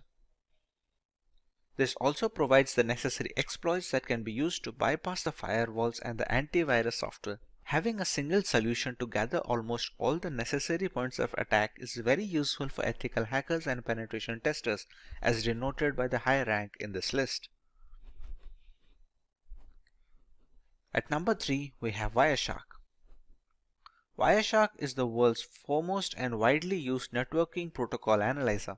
It lets you see what's happening on your network at a microscopic level and is the de facto standard across many commercial and non-profit enterprises, government agencies, and educational institutions. Wireshark is a popular open source tool to capture network packets and converts them to human-readable binary format. It provides every single detail of the organization's network infrastructure. It consists of devices designed to help measure the ins and outs of the network. The information collected through Wireshark can be used for various purposes, such as real-time or offline network analysis, identification of the traffic coming onto your network, its frequency, and its latency between specific hops. This helps network administrators generate statistics based on real-time data. Wireshark is also a cross-platform tool that can be installed on Windows, Linux, and Mac systems to enable hackers in all ecosystems to monitor network traffic irrespective of the operating system.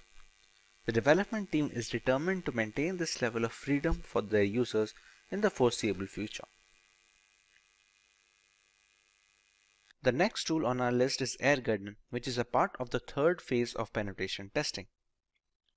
This is a multi-use bash script for Linux systems to hack and audit wireless networks like our everyday Wi-Fi router and its counterparts. Along with being able to launch denial of service attacks on compromised networks, this multi-purpose Wi-Fi hacking tool has very rich features which support multiple methods for Wi-Fi hacking, including multi-field WPS hacking modes, all-in-one WEP attack, handshake file capturing, evil twin attacks, pixie dust, and so much more.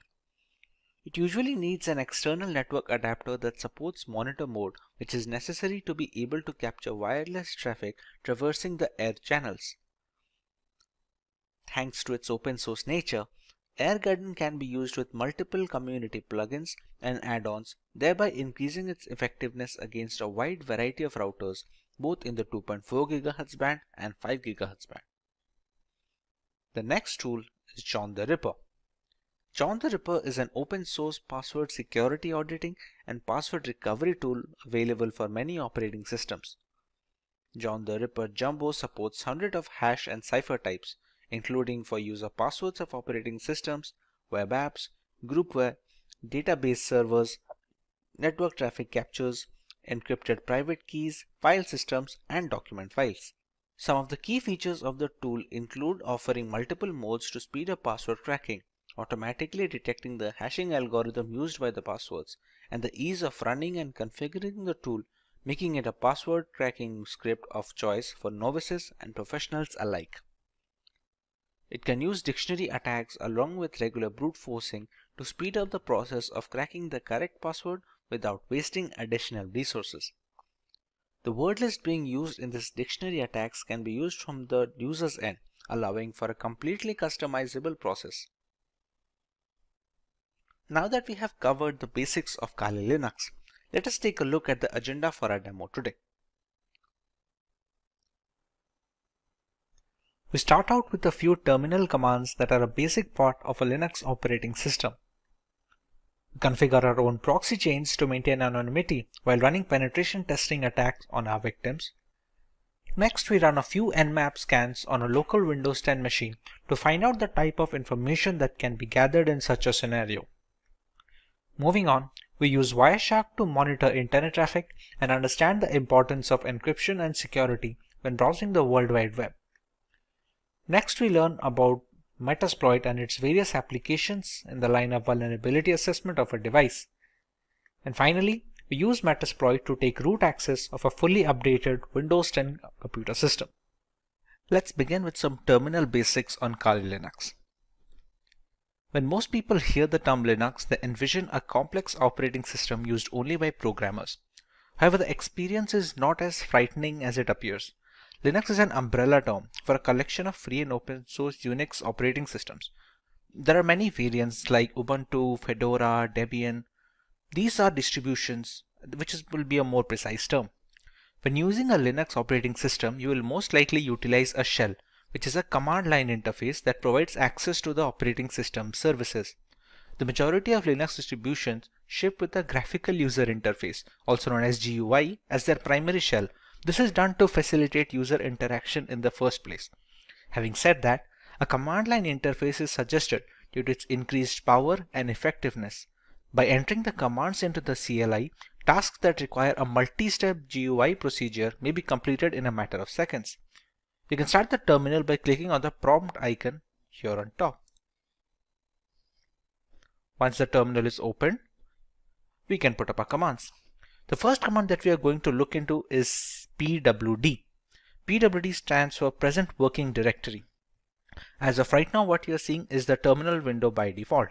If I write pwd and press enter, this shows the directory in which the terminal is being run on. As of right now, it's in the nf folder of my desktop, which is specifically this folder. If I open up this folder, you can see it is currently empty, as in it has no contents. If I use another command known as mkdir, which is supposed to stand for make directory, and I write nf2, shortage for new folder 2. If I open up the nf, you can see the new folder is created. This is how the pwd command works.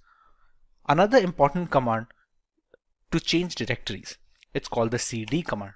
Let's say right now if I am in nf, I want to create a new file in nf2 folder or something else in the nf2 folder.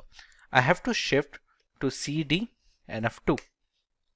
Now if I write pwd, it will show the present working directory of home, Simplilearn, desktop, nf, and inside that I am in nf2 right now. It is done to navigate through the Linux files and directories. It requires either the full path or just the name of the directory. If we have to move a completely different folder on a completely different file, then we can use the entire path like this. For now, cd works. Another few commands is we can write cd ... and it will come back one folder. Now the pwd will be just nf and not nf2. Let's say we are in this folder and we want to go a different file.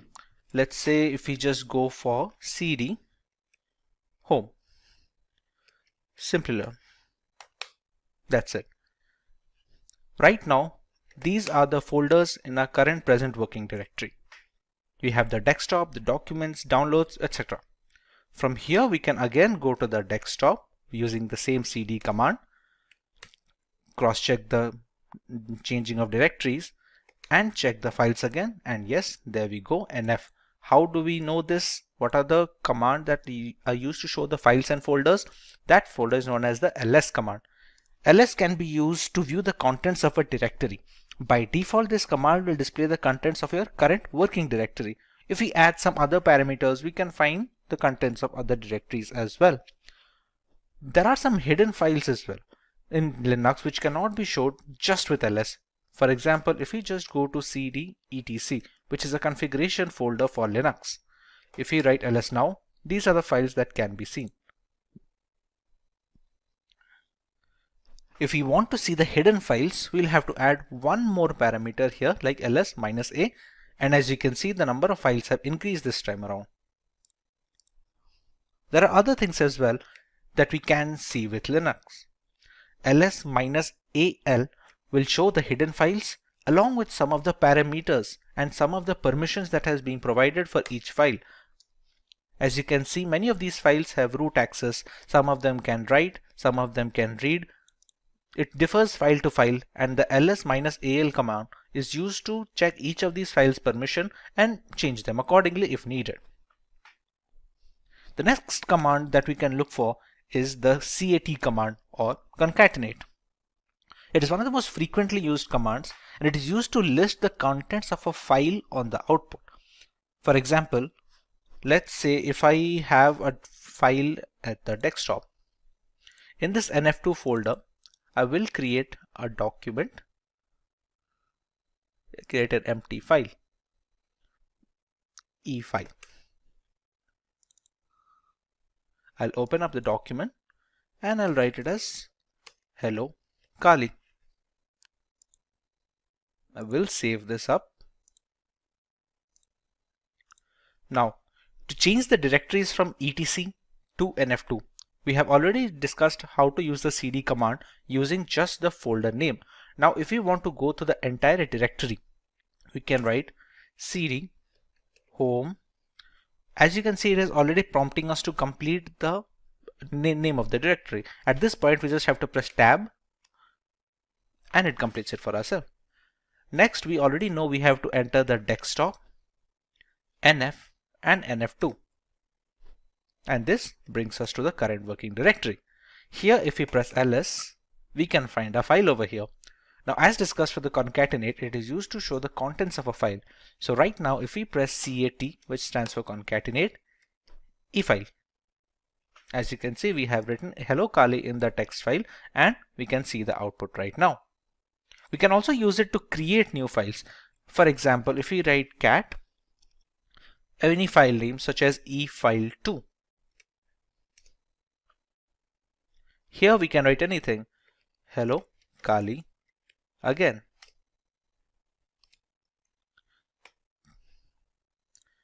Once we press Ctrl C here, we can check e-file2 and we have hello Kali again printed over here.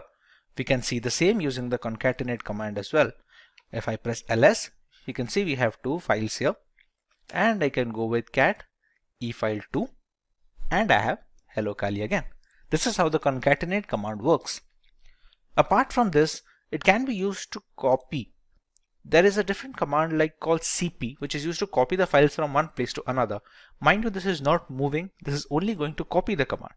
For example, currently our pwd, which is the present working directory, is in the nf2 folder, as you can see over here. Let's copy the e-file2 to the nf folder. We can write cp e-file2 and give the path of the nf folder, which will be home, Simplilearn, desktop, and nf. Now if I press ls, I'll find both the files in nf2 since I copied. To go back to the nf folder again, we can again use the same command of we can again use the home, Simplilearn, desktop, and just nf. No nf2 this time, just nf. As you can see, this will change back our present working directory. Now when we press ls, we will find the e-file2 file and the nf2 folder, and we can confirm this using the GUI as well. This is the nf folder, and you can see the nf2 folder and the e-file2 document. If I write cat e-file2,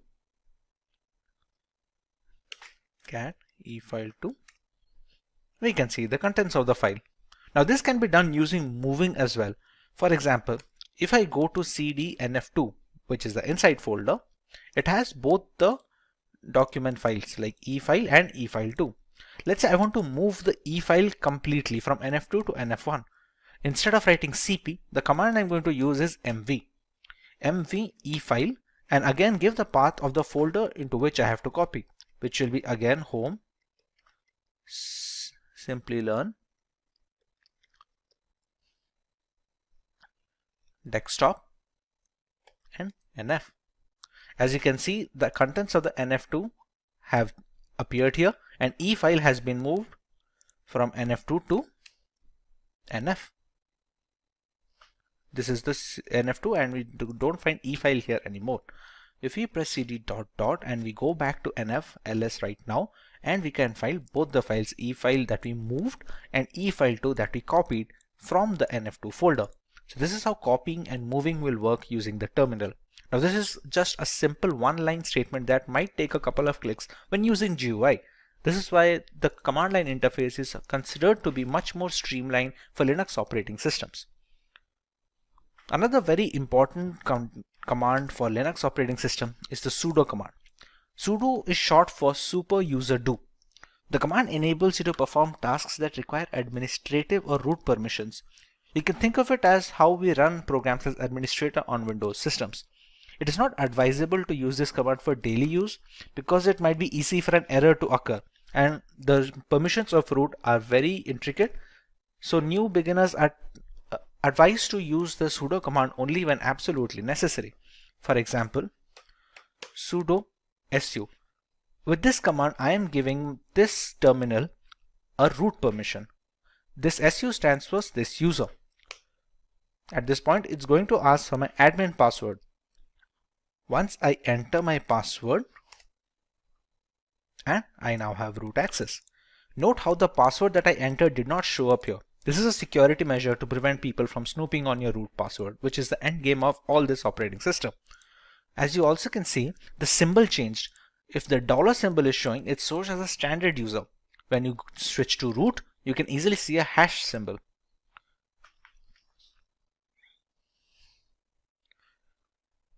This opens up a separate shell inside this terminal command. For example, we can exit out of the root user to the standard user using the command exit. And once again, we have the dollar sign and the root has vanished over here. There are some commands that will only work with administrative access. For example, when updating the Kali Linux system, we have to use apt update. As you can see, it says problem unlinking the file because permission denied. Now let's try this using sudo apt update. As you can see, it is updating the package repositories which work as the software installed on the system. This can be done using either writing the sudo command every time we want to perform a root access, or we can just write sudo su once and write apt update alone. The fetching is complete over here. For the second example, let's say I just write sudo su, and this time it's not going to ask me the password because at this current terminal process, I've already provided the root password once and it is in memory right now. Now, when we used to update the system, we had to write sudo apt update. That was because we were running it as a standard user. Now we are running it as a root user. So all we have to write is apt update, and it's going to continue its work. There you go. Another command that can be useful is the ping command. It's pretty self-explanatory. It's going to be checking the internet connectivity. You can be used to check internet connectivity, or you can see if there is a local server on your system which needs to be pinged. Then you can check that. For example, if we have to write ping, and we can use either IP address or domain. Let's say if we want to check that if we can access google.com using this Kali Linux installation or not. We can write ping google.com, and you can see it shows the bytes being sent and received and how much time it took to take up the request. This can be done for local systems as well. For example, this installation of Kali Linux is being run on a virtual machine. Once this machine is running, I still have my host machine running over here, the IP address of which is 192.168.29.179. If I try to ping this from here,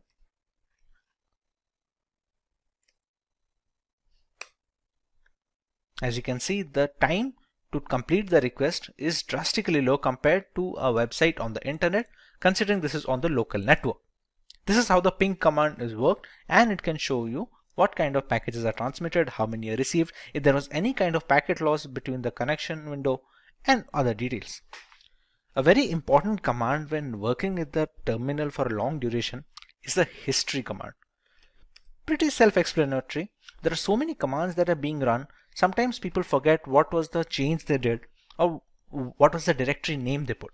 A history command helps to recover some of the commands that you have written. It doesn't go all the way back, but it takes up many commands that were inputted in the last few processes. This is how the history command works. These are some of the most commonly used terminal commands. If you want to learn more about this terminal and every other feature of this, please let us know in the comment section, and we'll try to make an in-depth tutorial, especially if you could repeat. If you want to learn more about the terminal, please let us know in the comment section, and we will try to make an in-depth tutorial specifically for terminal commands on Linux. Moving on, we learn how to configure proxy chains on our system. Proxying refers to the technique of bouncing your internet traffic through multiple machines to hide the identity of the original machine. It is a good tool that hackers use to accomplish this goal is proxy chains. Essentially, you can use proxy chains to run any program to a proxy server. This will allow you to access internet from behind a restrictive firewall which hides your IP address. Proxy chains even allows you to use multiple proxies at once by chaining them together. One of the most important reasons that proxy chains is used in a security context is that it's easy to evade detection. Attackers often use proxies to hide their true identities while executing an attack. And when multiple proxies are chained together, it becomes harder and harder for a forensic professional to trace the traffic back to the original machine. When these proxies are located across countries, investigators would have to obtain warranties in the local jurisdictions where every proxy is located. To see how proxy chain works, let's open Firefox first and check our current IP address. Write Firefox, and there we go.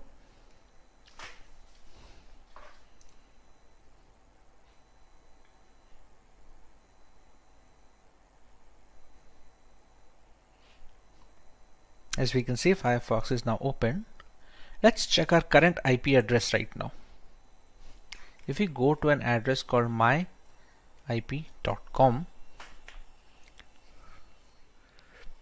and you can see it easily detects our country is in India, and this is a public IP address.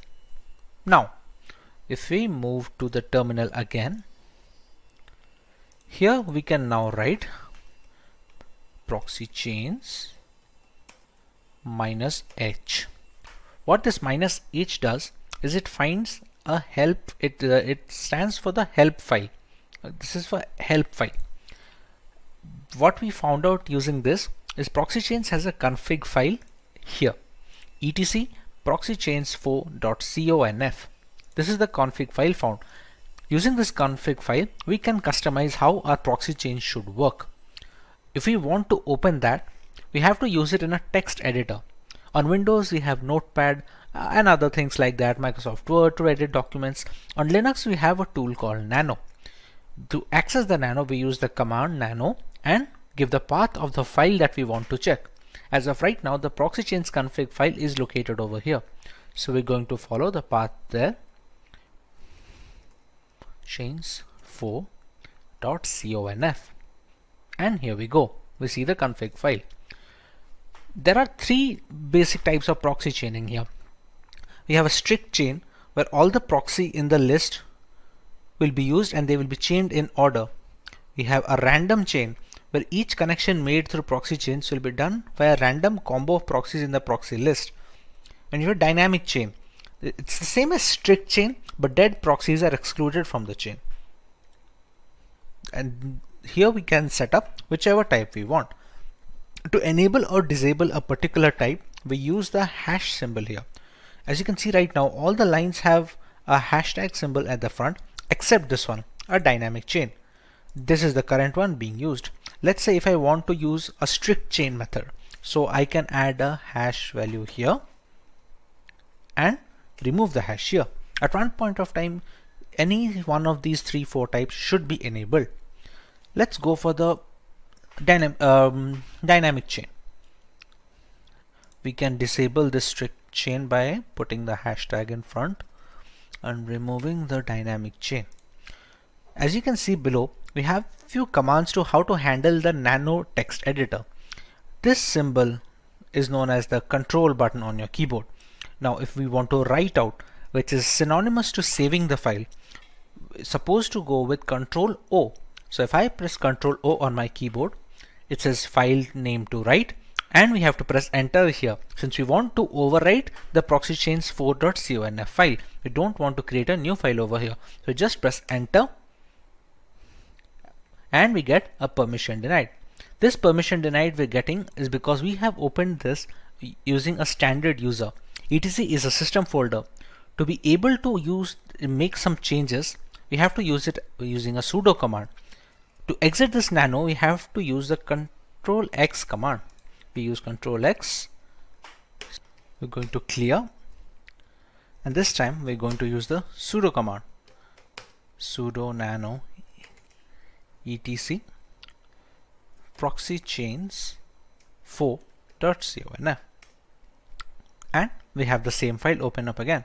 Now this time if we want to make a change, let's say we're going to add a strict chain instead of a dynamic chain, we remove the hashtag from strict. We're going to use Control O for the save file option. We're going to press enter and it says wrote 160 lines. Again, if we want to reverse this change, we put the hashtag over here, enable dynamic chain, we press Control O, press enter, and it says wrote 160 lines. Now we can exit straight away using the Control X format. Right now we have not provided any file or a proxy chain. We can have proxy IP addresses from the internet, but we have to make sure that they are safe and they don't snoop on our data. When there is no proxy chains being provided personally, it's going to use the Tor network, but for that we have to start Tor. Tor is a service in Linux. To know more about this Tor, we can write sudo systemctl, which is used to know the status of services on the Linux operating system, and status of Tor. Systemctl, sorry, instead of stl, it should be systemctl status Tor. As you can see, it is a Tor service, anonymizing overlay network for TCP connections, and it's currently inactive. Now to start this up, we have to write sudo systemctl start Tor. Now if we repeat the same sudo systemctl status Tor, as you can see, it's active now. You can see the green logo over here. Okay. To integrate the Firefox and the browser, we can use the proxy chains command directly over here. We can write proxy chains. We can use Firefox to launch our web browser, and let's say if we want to visit google.com. We press enter and the Firefox window is launched, and it should open up google.com next. And there we go. If we go to myip.com once again, as you can see, we have a different IP address and the country is unknown as well. So this is how we can use proxy chains to anonymize internet usage when using Kali Linux. Next on our agenda is the ability to scan networks using Nmap. At its core, Nmap is a network scanning tool that uses IP packets to identify all the devices connected to a network. You can learn more about Nmap using their help file. As you can see, these are some of the parameters that can be used when scanning ports of a system. You can see the version and the URL of the service over here. The primary uses of Nmap can be broken into 3 core processes. First, the program gives you detailed information on every IP active on your network, and then each IP can then be scanned. Secondly, it can also be used to providing a lot of live hosts and open ports, as well as identifying the OS of every connected device. Thirdly, Nmap has also become a valuable tool for users looking to protect personal and business websites. Using Nmap to scan your own web server, particularly if you're hosting your website from home, is essentially simulating the process that a hacker would use to attack your site. Attacking your own site in this way is a powerful way of identifying security vulnerabilities. As we already discussed, the host Windows 10 machine on this system has an IP address of 192.168.29.179. If you want to test the OS scan of this system, we're going to first get the root permission over here. We use the sudo command, and now we are a root user. We're going to launch the command nmap -o, which is supposed to be an OS detection scan. The IP address we can use of the host system 192.168.29.179. In a legitimate penetration testing scenario, we can use the IP address of the vulnerable device over here. We are going to let it scan for a while, and it's going to give us some guesses on what can the OS be.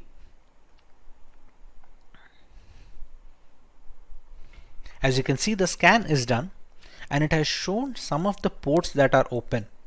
You can see the MSRPC port open, the HTTPS 443 port open, which is used to connect to the internet, and it has some aggressive OS guesses as well. For example, it thinks there's a 94% chance that it's going to be a Microsoft Windows XP Service Pack 3.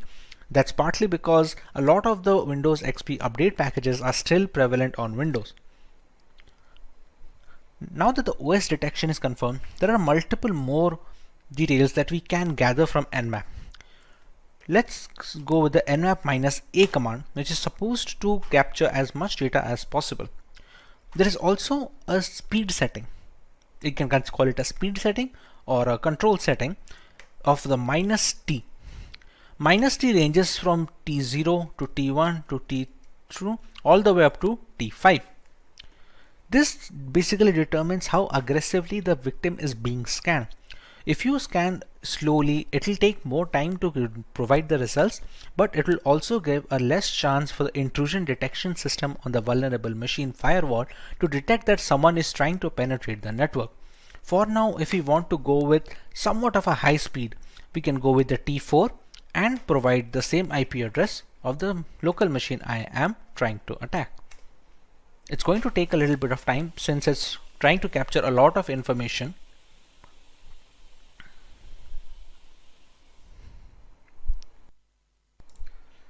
As you can see, the results are now here. It launched a scan and took a few top ports that are most likely vulnerable from a Windows XP perspective, and it showed a few ports over here. It has not shown 991 filtered ports, which could not be attacked anyway since they were closed for outside access. It shows a few fingerprint settings like the connection policies and the port details. It shows an HTTP options, some other intricate details that can be used when you attacking its servers. It shows a VMware version that it's running and some few other ports over here. Apart from that, we also have the aggressive OS guesses over here, just like we did with the -o, and you can see this time it is showing Windows 7 as 98%. No exact OS matches, since if there was any exact OS matches, we could have seen 100% chances over here. This is a trace route. A trace route will be the time and the path a connection request takes from the source to the destination. For example, this request went from 192.168.72.2 to a destination address. Since this is a local machine, it took only a single step. On multiple occasions, if you're trying to access a remote system, it's going to be a number of trace routes when it jumps from firewall to firewall and router to router. This is how we can use Nmap to find information about a system and find some vulnerable ports we can access. Moving on, we have a tutorial on how to use Wireshark to sniff network traffic. To start using Wireshark, we're going to have to open the application first. Now, during installation of Wireshark, there is an option to enable if non-root users can be able to capture traffic or not. In my installation, I have disabled that. So I will be launching Wireshark when using the root user itself. Also, to capture data, we need an external Wi-Fi adapter. You can see it over here in the VM tab, removable devices, RE-Link 802.1 and WLAN. This is an external Wi-Fi adapter which is inserted into my USB system. You can see it over here. If I write iwconfig, this is the one, WLAN 0. This is absolutely necessary because we need to have a monitor mode required. We won't need it for sniffing data on Wireshark right now, but it's going to be necessary later on in this tutorial as well, as we will see. For now, we can just start up Wireshark by writing its name on the command line, and it should start the program. Here we go.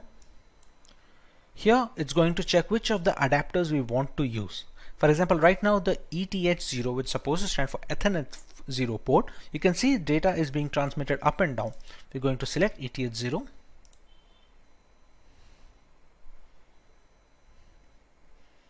And we have started capturing data.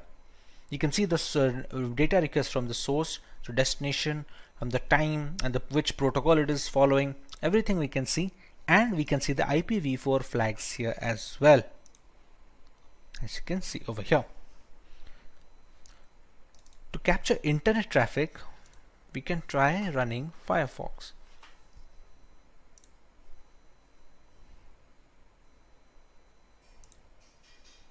If we just write wikipedia.com,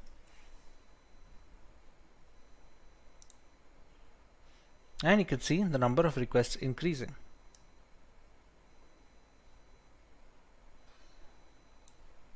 Okay, this is a spelling mistake. Wikipedia.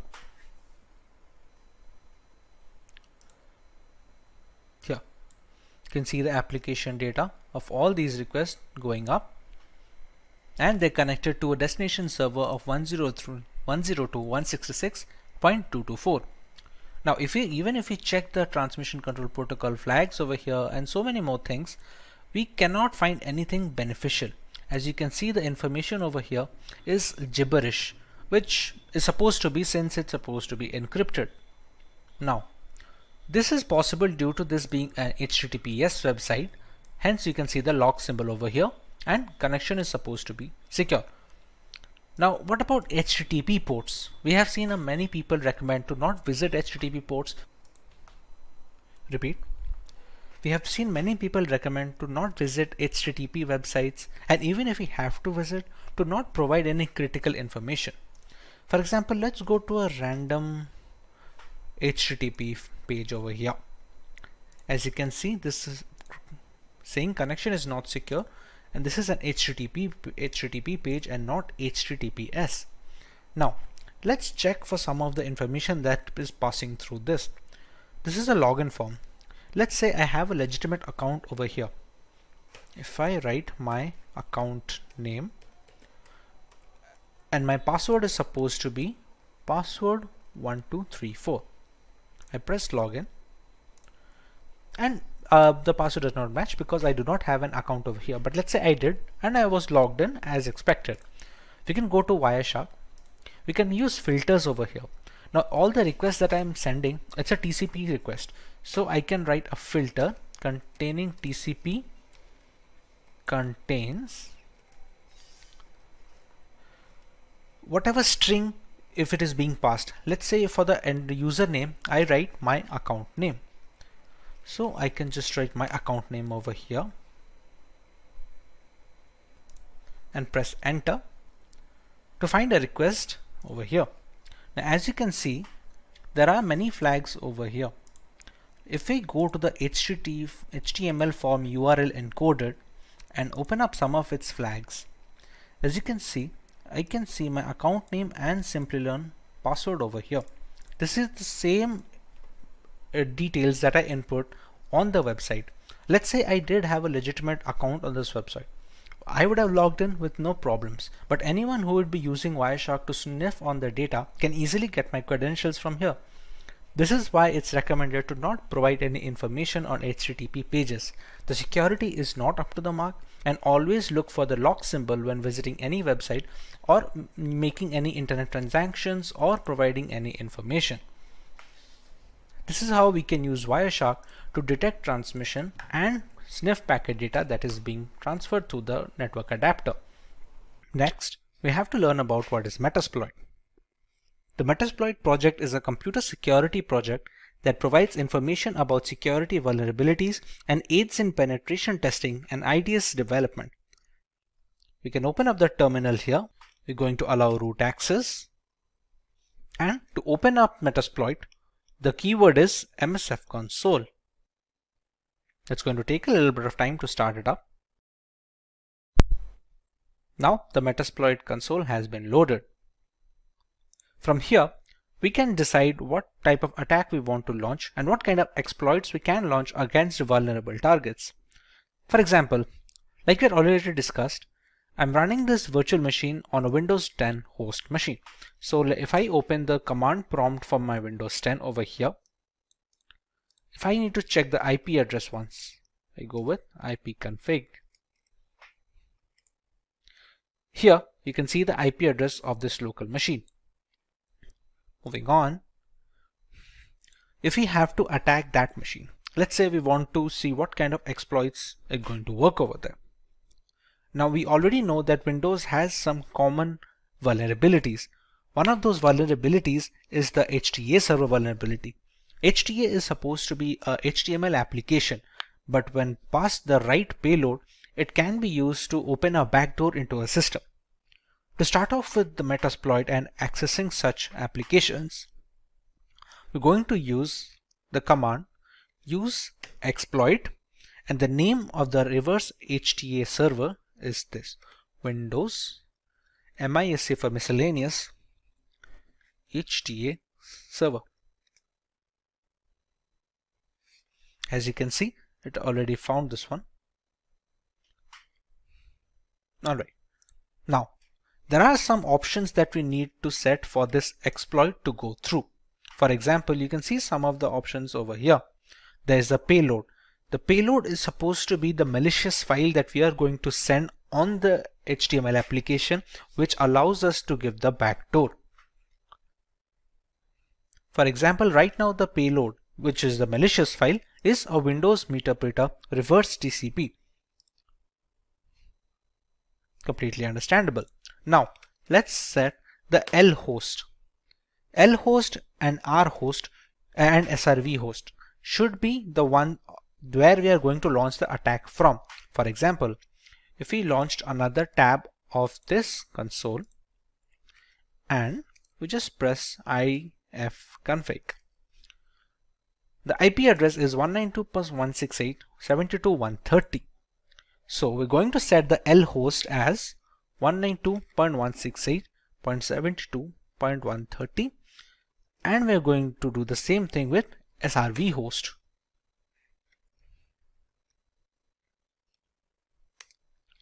We're going to set a port where we need to capture the backdoor access.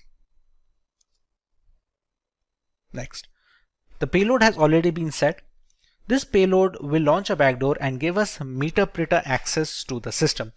Meterpreter can be considered as an upgrade of a normal command prompt shell. We will look into it once we get the access in the first place. Now that we have set the commands, we can press on exploit and press enter.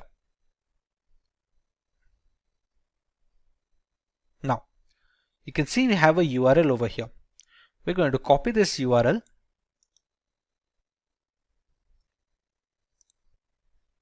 Once the URL is copied, we take it into the browser and paste it. This will ask us to download this file. Now, as per browser security settings, this file should be blocked by default. We can decide to keep it, and with the correct formulation of this malicious package, even the website browser antivirus softwares will not be able to detect good payloads. We're going to save this file and we're going to open it. Publisher could not be verified. If we press run and we go back to our Meterpreter access over here, you can see it has already captured a URL of an HT server and it is writing delivering payload. Just have to wait for a few seconds till the payload is delivered. It has sent this much amount of data. MetaPeter session 1 is opened and we should get the access soon. There we go. Now, to understand where is the session set, we can write sessions -i. As you can see, it has a MetaPeter over here. We're going to write sessions -i. The session ID is 1, so we're going to write 1. And we have the MetaPeter access. Now to get a fair idea of the system, we're going to write sysinfo, and it's going to the computer name, the OS, architecture, all these things. We can write the help command to see what are the things that we can get out of the system. We can take screenshots, we can control the webcam and start a video chat. We can take a lot of things over here. There are other commands as well where we can change the file directory, like the cat command, cd command. There are so many things that work in the normal CMD which we can run on the MetaPeter as well. Now if we want to access this command prompt of the system directly, we can go with this. We have to write shell, and there we go. We are in the downloads folder right now. To see if this is the same computer or not, we're going to write ipconfig. As you can see, it is our victim machine with 192.168.29.171. We can just press exit and we're back with the MetaPeter access. This is how we can use MetaPeter and Metasploit to gain access to a Windows 10 machine. Next, let's take a look at how we can get root access from a Windows 10 system.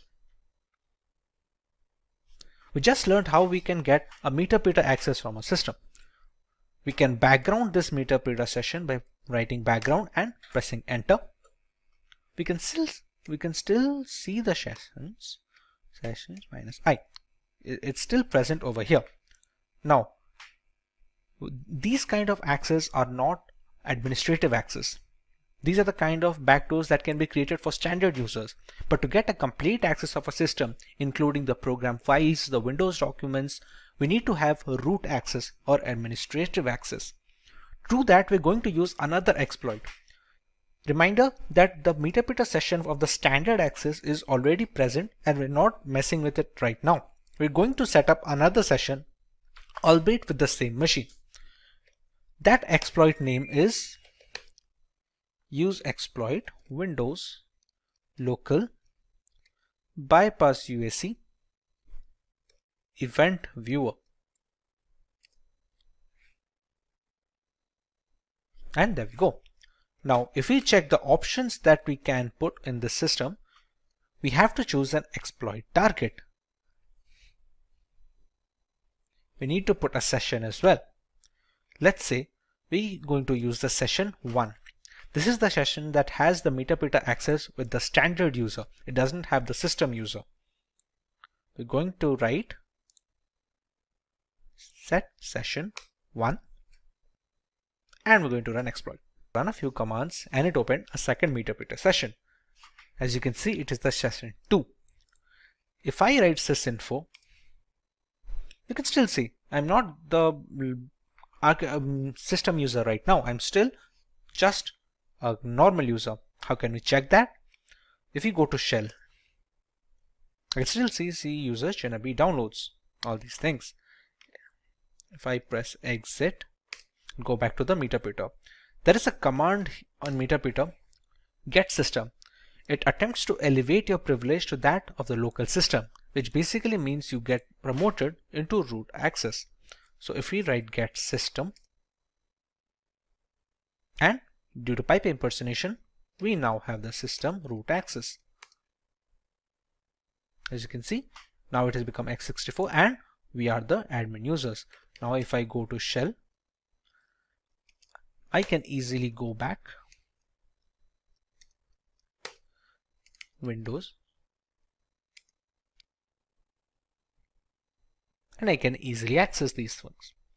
This kind of control over the Windows folders and the program files folders, these kind of things are not possible if you are not an admin access or the command prompt has not been run with admin permissions. This is how we can use privilege escalation to get into an admin access system. We use the second exploit, which was the bypass UAC event viewer exploit, and Essentially used it with the first session.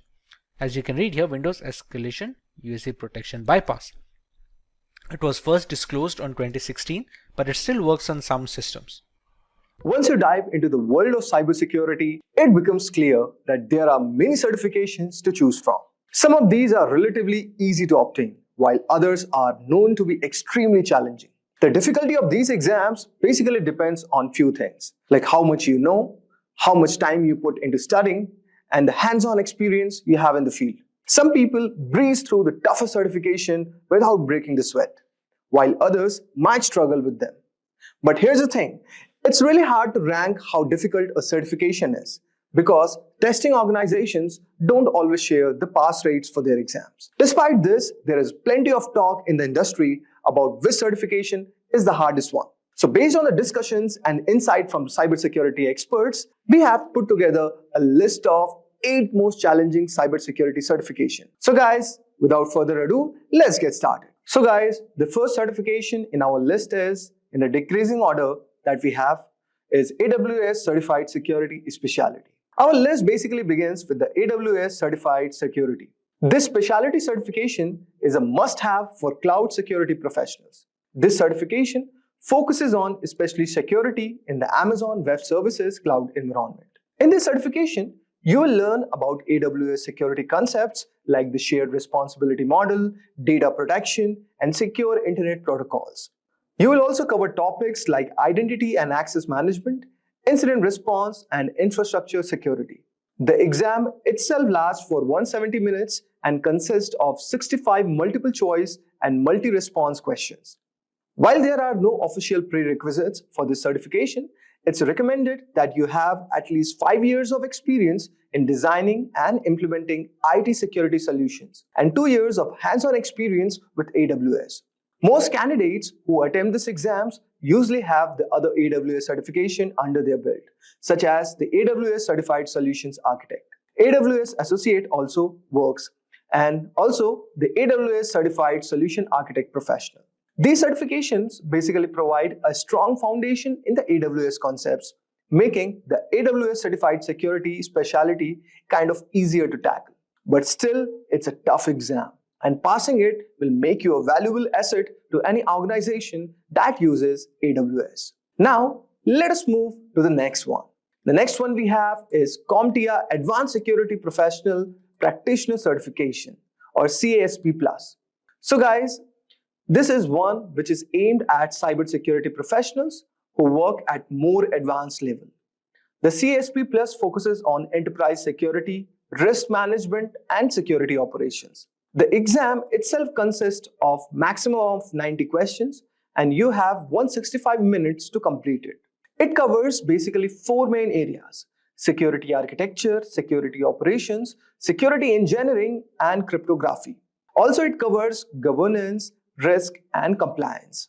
Each area requires you to have a deep understanding of complex topics, making these exams quite comprehensive. The CASP Plus is often compared to the Certified Information Systems Security Professional, or CISSP certification exam, and it is an alternative for certain US Department of Defense roles. If you are aiming for a career in the government cybersecurity, then this could be a certification for you. Now let us move on to our next certification. So guys, our next certification is GIAC Certified Incident Handler Certification, or GCIS certification. This is for those candidates who are focused on incident handling and response. The GIAC Certified Incident Handler is a key certification. With cybersecurity threats becoming more sophisticated, the ability to handle incidents effectively is very critical. This certification teaches you how to respond to incidents, investigate computer crimes, and understand common hacks and exploits. The GCIS exams include 106 questions and last for 4 hours. You will need to have scored at least 70% to pass this certification exam. It is a certification that's perfect for people working on the front lines of cybersecurity, such as system administrators, security experts, and security architects. This certification will give you a hands-on experience with tools like Nmap, Metasploit, and Netcat, which are basically used to carry out some of the most common hacks. So if you are a part of first response team in the cybersecurity, then this certification will be extremely useful for you. Now, let us move to our next certification. That is CISM, or Certified Information Security Manager certification. So guys, the Certified Information Security Manager certification is highly valued for those aiming to move into leadership roles within the cybersecurity. It is specifically focusing on the management side, making it ideal for professionals who want to lead and govern an organization's information security program. Rather than diving deep into the technical aspects, CISM is all about managing the overall security infrastructure, accessing risk, and also implementing policies that ensure security at the organizational level. To earn the CISM certification, candidates must have at least 5 years of work experience in the field of information security, with at least 3 years of those as an information security management role. The exam is going to test your knowledge in the 4 key areas: information security governance, risk management, information security program, and incident management. This ensures that you are well versed in both designing security systems and managing them within a real-world business environment. The exam consists of 150 multiple choice questions, and the candidates are given 4 hours to complete it. The scoring system is based on a scale of 200 to 800, and you will need to achieve at least 450 to pass this exam. This means that not only do you need to be well prepared, but you will also need to manage your time efficiently to complete all the questions within the allocated time. Although guys, the CISM focuses more on the management side than the technical cybersecurity, the experience required to even sit for these exams makes it one of the most challenging certification exams to earn. You will need to demonstrate your ability to assess risk, develop comprehensive security strategies, and manage a security program in a business context. For those aiming for higher level of management role, this is a must-have certification that you should go for. Now, let us move to our next certification. That is Certified Information Security Professional certification. The CISSP certification is often considered the gold standard in the field of information security. It is one of the most respected and recognized certifications worldwide, both in the private sector and within the government institutions. If you are aiming to establish yourself as a serious cybersecurity professional, then the CISSP can be a career-defining certification.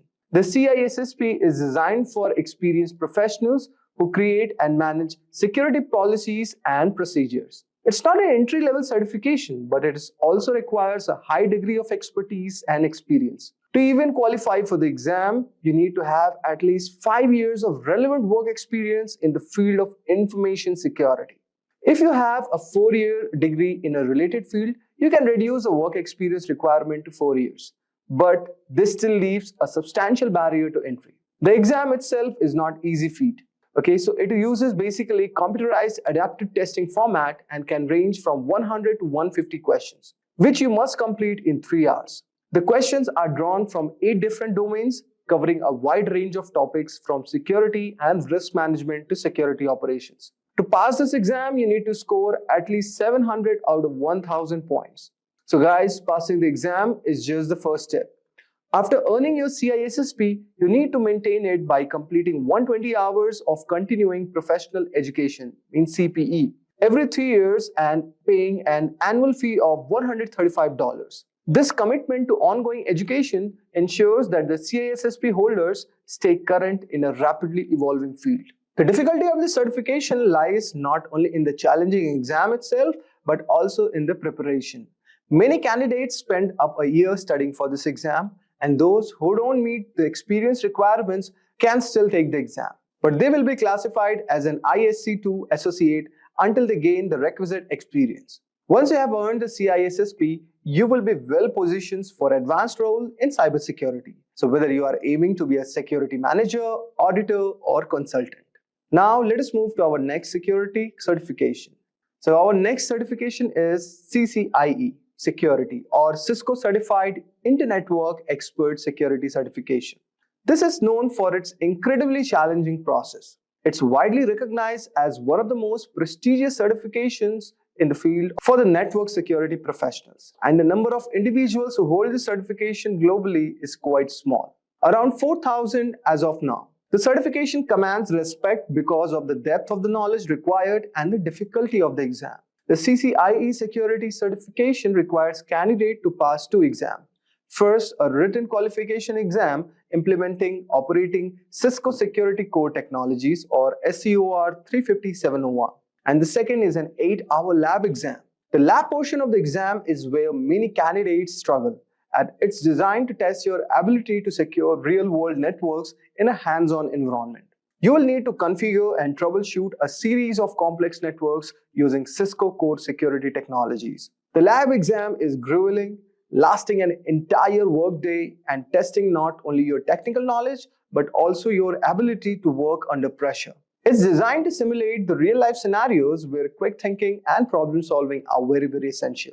So guys, passing this exam is a massive achievement, and the CCIE Security Certification is highly sought after by employers. Due to the difficulty of both written and lab exams, the CCIE Security Certification is generally aimed at high experienced professionals who have extensive knowledge of Cisco technologies.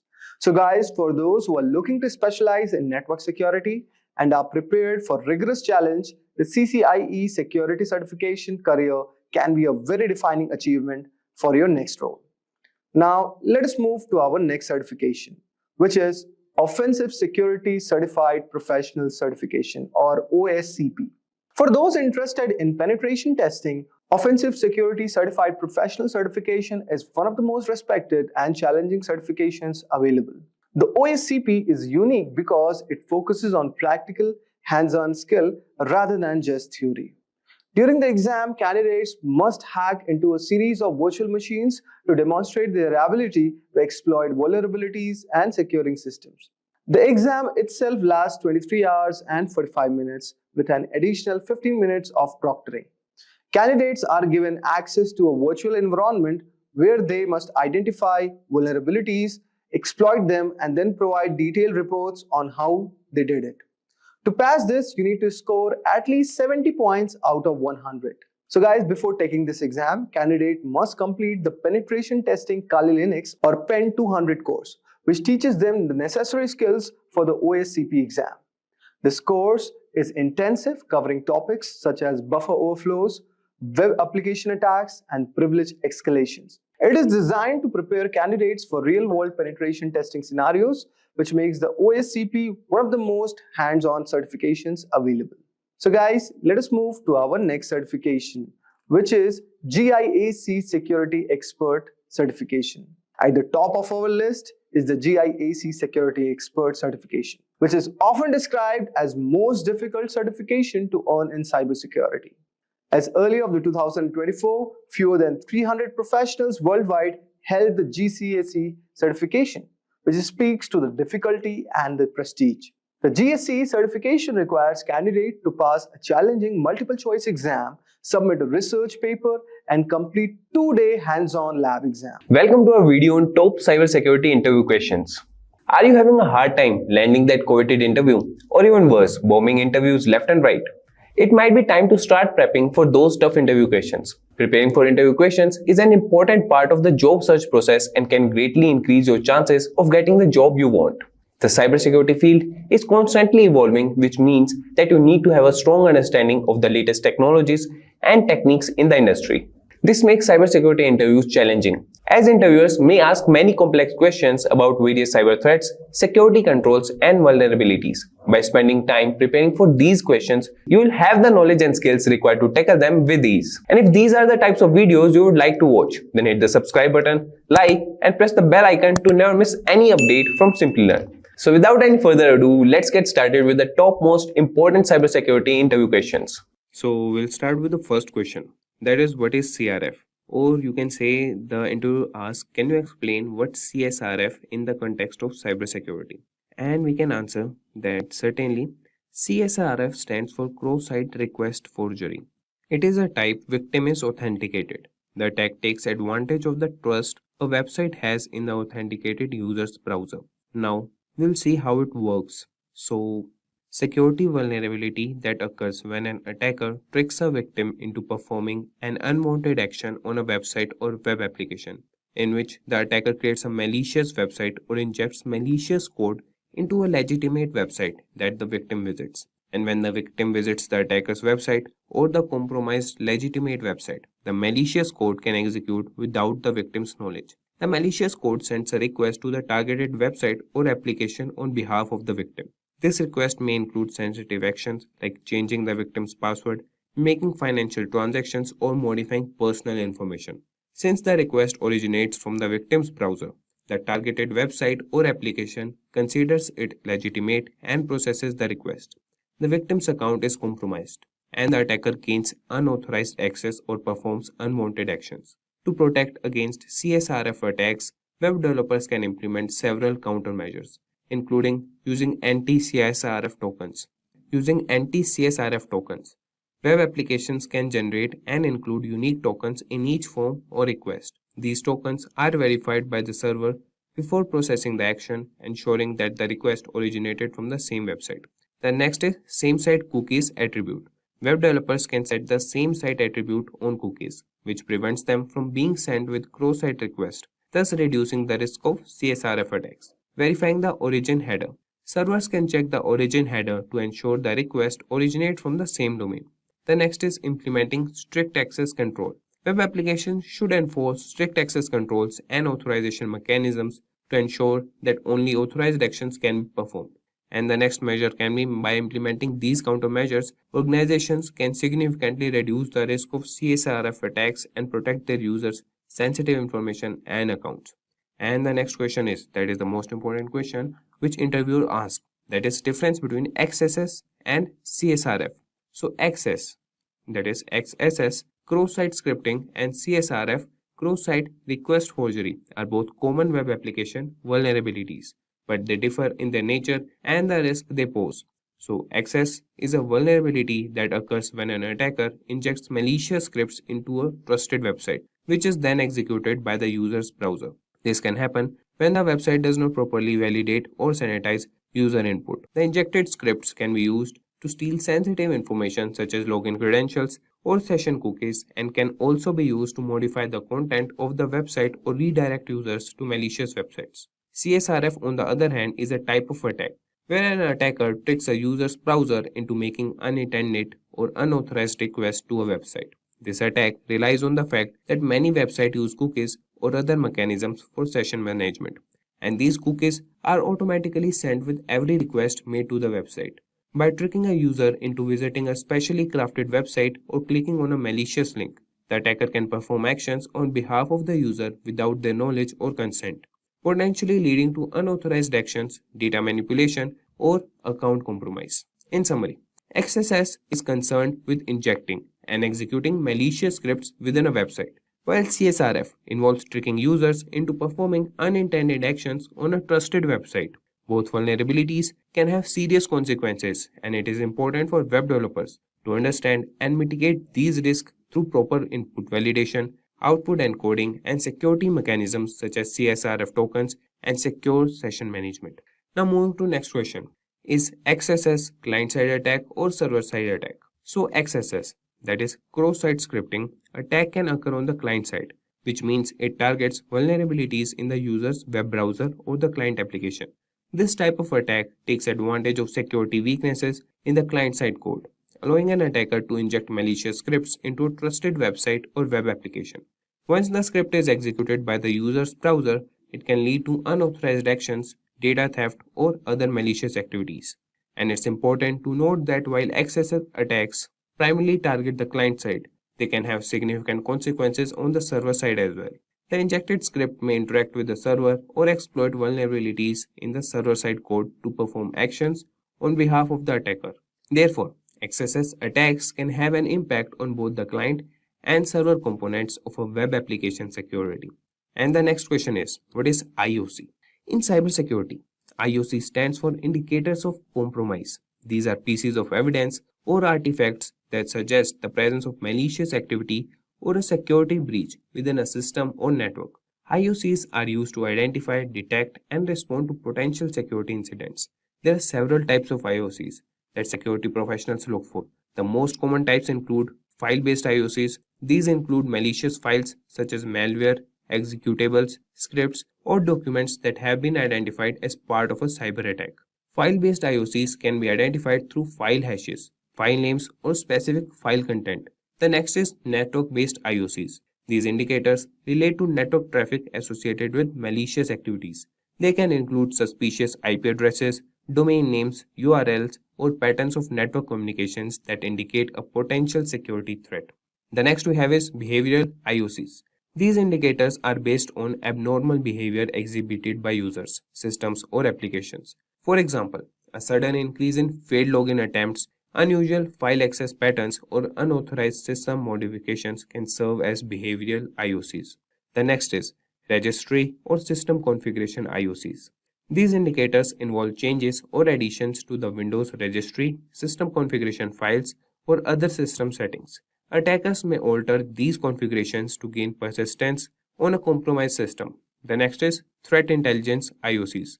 These IOCs are derived from external sources, such as cybersecurity vendors, government agencies, or threat intelligence platforms. They provide information about known malicious actors, their tactics, techniques, and procedures, and specific indicators associated with their activities.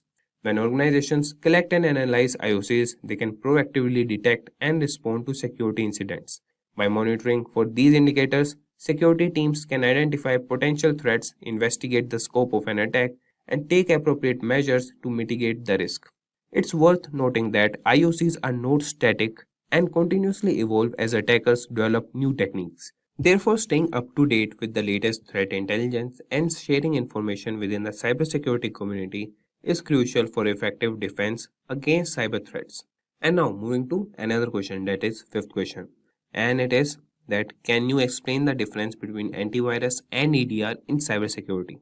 So antivirus and endpoint detection and response, that is EDR, are both important components in cybersecurity, but they serve different purposes. We'll see them.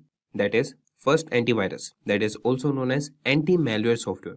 It is designed to detect, prevent, and remove known types of malicious software such as viruses, bombs, trojans, and ransomware. It relies on signature-based detection, where it compares the code patterns or files or programs against a database of known malware signatures. When a match is found, the antivirus software takes appropriate action to quarantine or delete the infected file. On the other hand, the EDR goes beyond traditional antivirus solutions by providing real-time monitoring, detection, and response capabilities at the endpoint level. EDR solutions are designed to detect and respond to sophisticated and advanced threats that may evade traditional antivirus software. They use a combination of techniques including behavioral analysis, machine learning, and threat intelligence to identify malicious activities and potential threats. EDR solutions continuously monitor endpoints such as workstations, servers, and mobile devices for any suspicious activities or anomalous behavior. They collect and analyze vast amounts of endpoint data, including process executions, network connections, file changes, and system configurations to identify potential security incidents. If a threat is detected, EDR solutions provide detailed visibility into the incident, allowing security teams to investigate, contain, and respond to the threat in real time. While antivirus focuses on known threats and relies on signature-based detection, EDR solutions are more proactive and capable of identifying previously unseen or zero-day threats. They offer enhanced threat hunting capabilities, allowing security analysts to search for indicators of compromise, that is IOCs, and identify potential vulnerabilities or security gaps in the environment. In summary, antivirus is an essential component in protecting against known malware, while EDR provides advanced threat detection, real-time monitoring, and incident response capabilities to defend against sophisticated and emerging threats. Combining both antivirus and EDR solutions can significantly enhance an organization's overall cybersecurity posture. Now, moving to another question, that is IPS versus firewall. That is, can you explain the difference between IPS and a firewall in cybersecurity? So, an IPS, that is intrusion prevention system, and a firewall are two distinct but complementary security mechanisms. Let's see the differences between them. So, a firewall acts as a barrier between an internal network and external network, typically the internet. It examines incoming and outgoing network traffic based on predefined rules or policies. Its primary function is to enforce access controls and permit or deny network traffic based on factors such as IP addresses, ports, protocols, and application types. Firewalls work at the network layer, layer 3, or the transport layer, layer 4 of the network stack. On the other hand, an IPS is designed to detect and prevent network-based attacks. It goes beyond the basic access control functions of a firewall.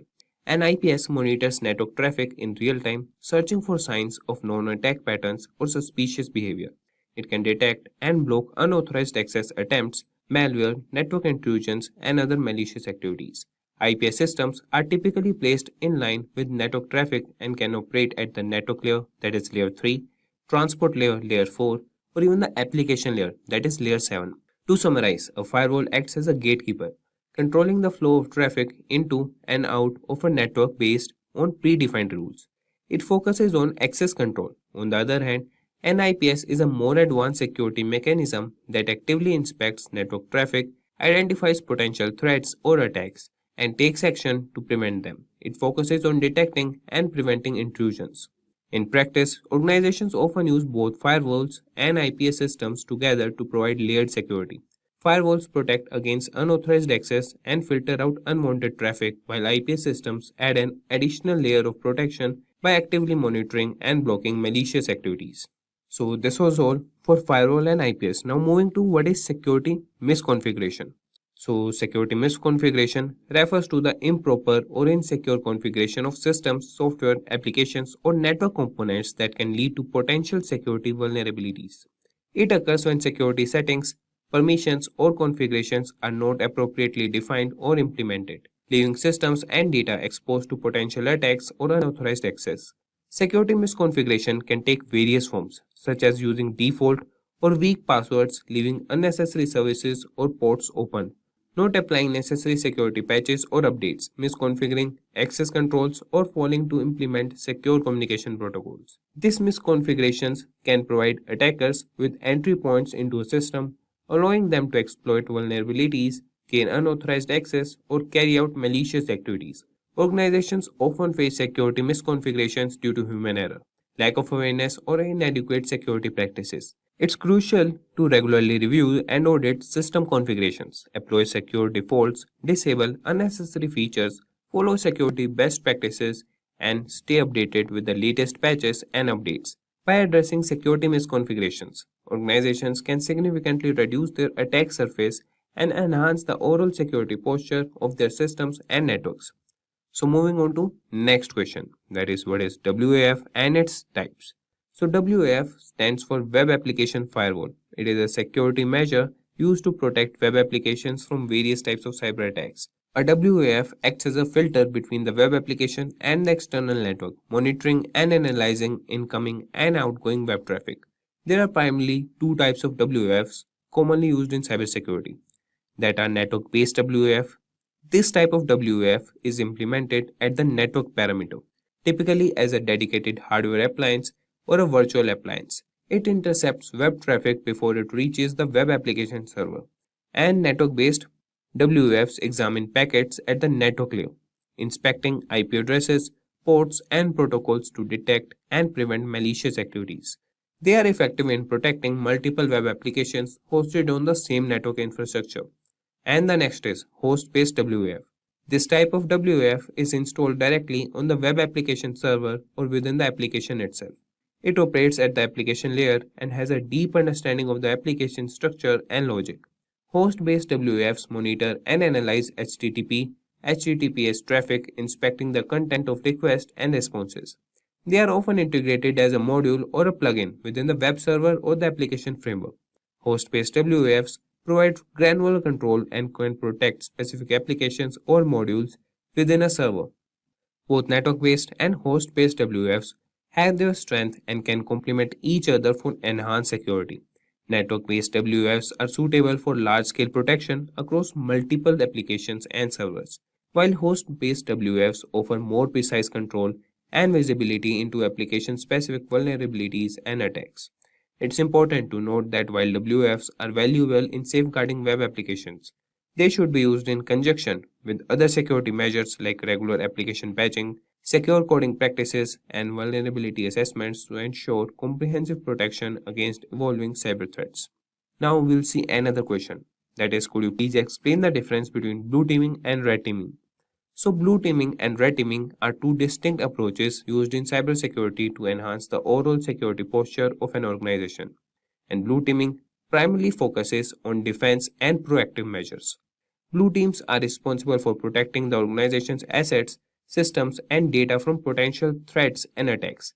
They typically include cybersecurity professionals within the organizations who work to identify vulnerabilities, monitor networks, and implement security controls. Blue teams conduct risk assessments, perform security audits, and develop incident response plans. They also monitor security systems, analyze logs, and use various tools to detect and mitigate threats. Essentially, blue teams act as a defenders, ensuring that the organization's defenses are strong and resilient. On the other hand, red teaming takes an offensive approach. Red teams are independent groups or individuals who stimulate real-world cyber attacks to evaluate the effectiveness of the organization's security controls and practices. Their goal is to identify weaknesses, gaps, and vulnerabilities in the system. Red teams use tactics similar to those of real attackers, such as social engineering, penetration testing, and vulnerability assessments to uncover potential security flaws. By adopting the perspective of an attacker, red teams provide valuable insights into the organization's security vulnerabilities, allowing the blue team to improve their defenses. In summary, blue teaming is focused on defense, while red teaming is focused on offense. Blue teams work to prevent and mitigate cyber threats, while red teams act as adversaries to identify weaknesses and improve the organization's security. The collaboration between blue and red team is crucial in maintaining a strong security posture and effectively protecting sensitive information. So this was all. That is the difference between blue teaming and red teaming. Now moving on to the 10th question, that is what is false positive and false negative in case of IDS. So in the context of intrusion detection system, that is IDS, false positive and false negative are two important terms used to describe the accuracy of the system in identifying and classifying security events. A false positive occurs when an IDS incorrectly identifies a benign activity or event as malicious. On the other hand, a false negative happens when an IDS fails to detect an actual malicious activity or event. It occurs when an intrusion or attack goes unnoticed and is not flagged by the system. This can be quite dangerous as it allows malicious activities to go undetected, potentially causing harm to the system or network. Ideally, an IDS should strive to minimize both false positives and false negatives. However, there is often a trade-off between the two. Increasing the sensitivity of an IDS to reduce false negatives may result in more false positives, and vice versa. Balancing the detection accuracy is crucial to ensure that genuine threats are identified while minimizing the number of false alarms. So, to improve the effectiveness of an IDS, continuously monitoring, fine-tuning of detection rules, and incorporating machine learning algorithms can be employed. Additionally, it's important for security teams to carefully analyze and validate alerts to distinguish between false positive and true threats, ensuring efficient incident response and mitigation. Now moving to another question, that is what is TLD? So TLD stands for top level domain in the field of cybersecurity. In the context of the internet, a top level domain refers to the last segment of a domain name located after the final dot. It is also commonly known as domain extension. Examples of TLDs include .com, .org, .net, .gov, .edu, and country-specific TLDs like .uk, .fr, or .au. TLDs play a significant role in cybersecurity as they help identify the purpose or category of a website. Cybersecurity professionals often analyze TLDs to assess potential security risk or determine the legitimacy of a domain. Malicious actors may exploit certain TLDs such as those associated with phishing, malware distribution, or fraudulent activities. Security measures like blacklisting or filtering can be implemented based on TLDs to protect users from accessing potentially harmful websites. Overall, understanding TLDs is essential in the cybersecurity field as it aids in identifying and evaluating potential threats, enhancing website security, and safeguarding users' online experiences. So this was all about TLD. So the next question is, can you explain what name servers are in the context of cybersecurity? So in the realm of cybersecurity, name servers play a crucial role in functioning of the internet. A name server, also known as a DNS server, domain name system, is responsible for translating human-readable domain names such as www.example.com into IP addresses such as numerical representations that computers use to communicate with each other. In simple terms, when a user types a domain name into a web browser, the name server is responsible for resolving that domain name to the corresponding IP address of the server hosting the website. This process is essential for establishing connections and enabling communication between devices on the internet. From a cybersecurity perspective, name servers are vital because they act as authoritative sources for domain names resolution. However, they can also be targeted by malicious actors in various attacks such as DNS spoofing or DNS hijacking, which aims to manipulate the translation process. So, to mitigate this risk, organizations employ various security measures such as implementing DNSSEC, domain name system security extensions, to secure ensure the integrity and authenticity of DNS data. DNS firewalls and intrusion detection systems can also be utilized to detect and prevent malicious activities targeting name servers. Overall, name servers serve as critical infrastructure component for the internet, and safeguarding their integrity is essential in maintaining a secure online environment. So the next question is, what is canonical name in the context of cybersecurity? So canonical name refers to a standardized and authoritative name assigned to a network resource, such as a domain, host, or IP address. It is used to establish a consistent and unambiguous naming convention across different systems and networks. The canonical name serves as a unique identifier for the resource, ensuring that it can be accurately located and accessed within a network or across the internet. The canonical name is commonly represented as a fully qualified domain name, FQDN, for a website, which includes the domain name and all its subdomains. For example, www.example.com is the canonical name for the website example.com. By using the canonical name, organizations can maintain a centralized and reliable reference point for accessing resources, making it easier to manage and secure their network infrastructure. In cybersecurity, the concept of canonical name is particularly relevant when dealing with activities such as network monitoring, access control, and threat detection. It allows security administrators to establish policies and rules based on the canonical names of resources, ensuring consistent enforcement and effective security measures. By leveraging canonical names, organizations can enhance their cybersecurity posture by effectively managing and protecting their network resources, facilitating accurate identification and control of assets, and enabling efficient incident response and mitigation strategies. So, this was all about canonical name in cybersecurity. Now, moving on to another popular question, that is, what details you find when you search IP or domain for DNS lookup. So, when performing a DNS lookup for an IP domain in the field of cybersecurity, there are several key details that can be obtained. These details provide valuable information for assessing the cybersecurity posture and potential risk associated with the IP or domain in question.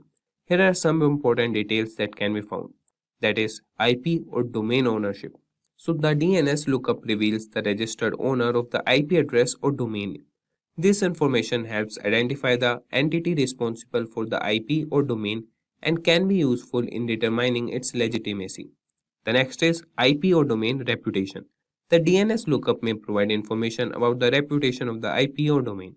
This reputation score indicates whether the IP or domain has been involved in malicious activities in the past.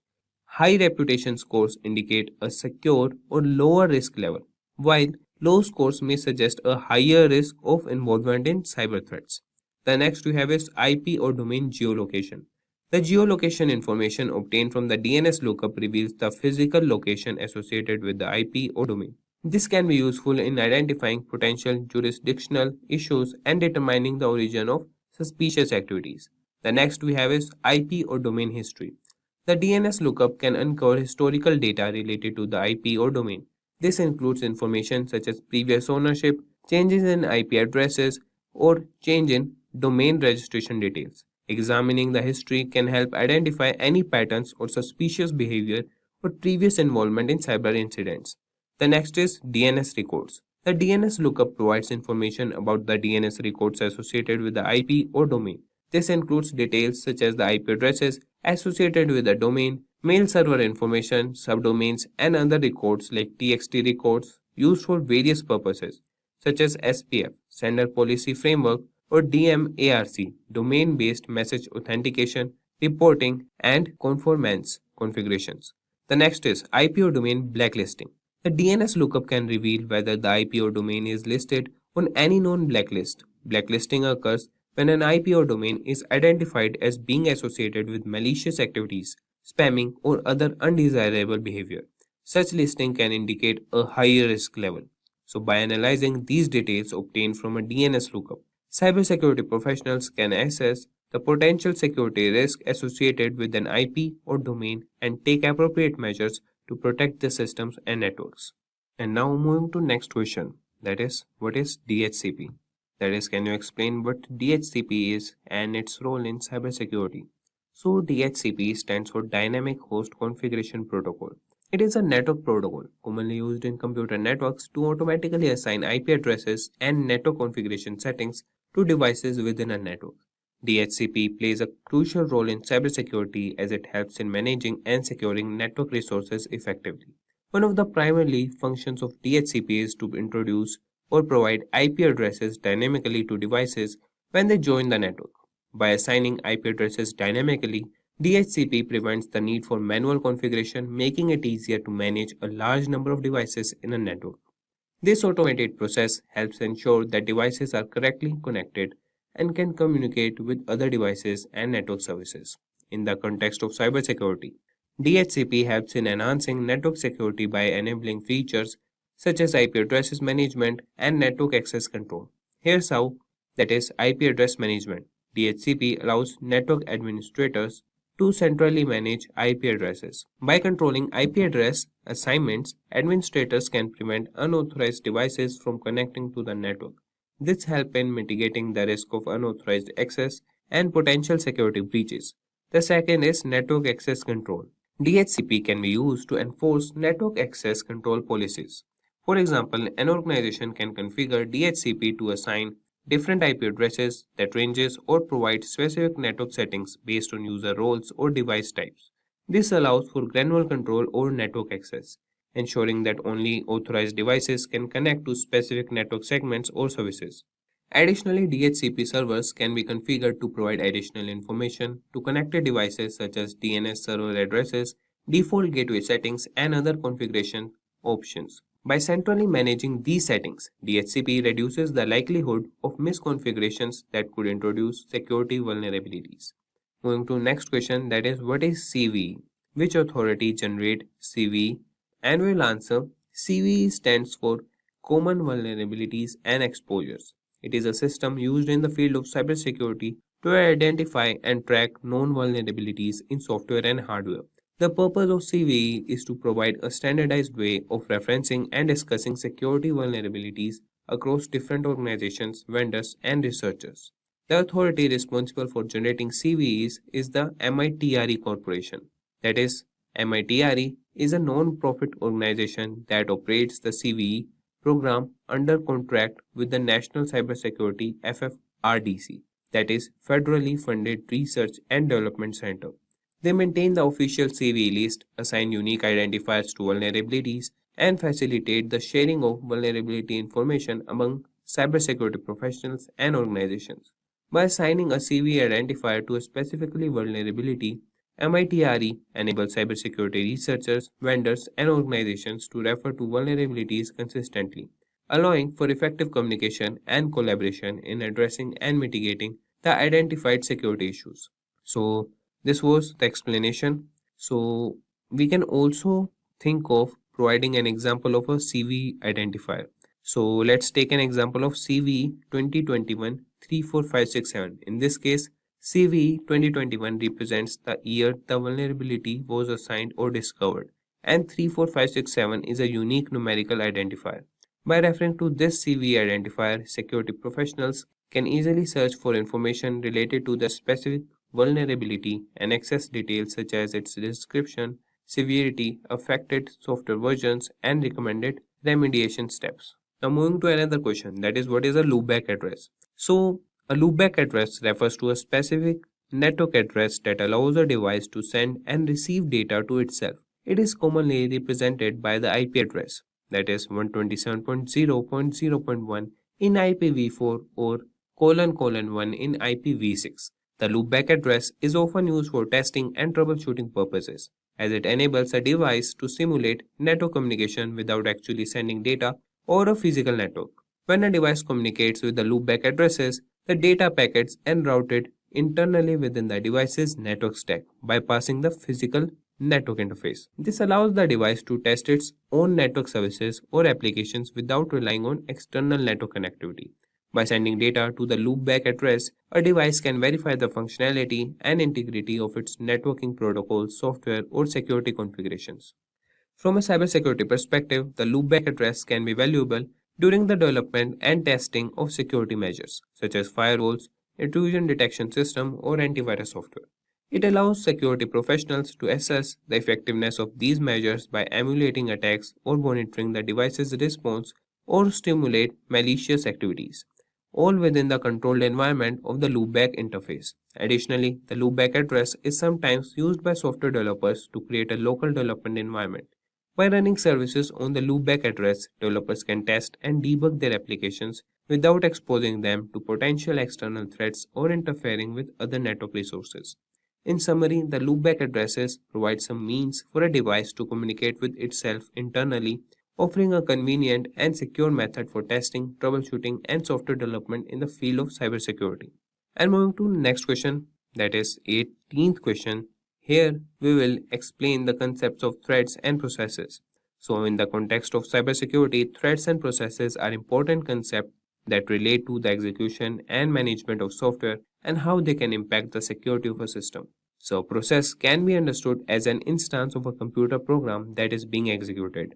It represents a set of resources such as memory, files, and system state allocated by the operating system to execute the program.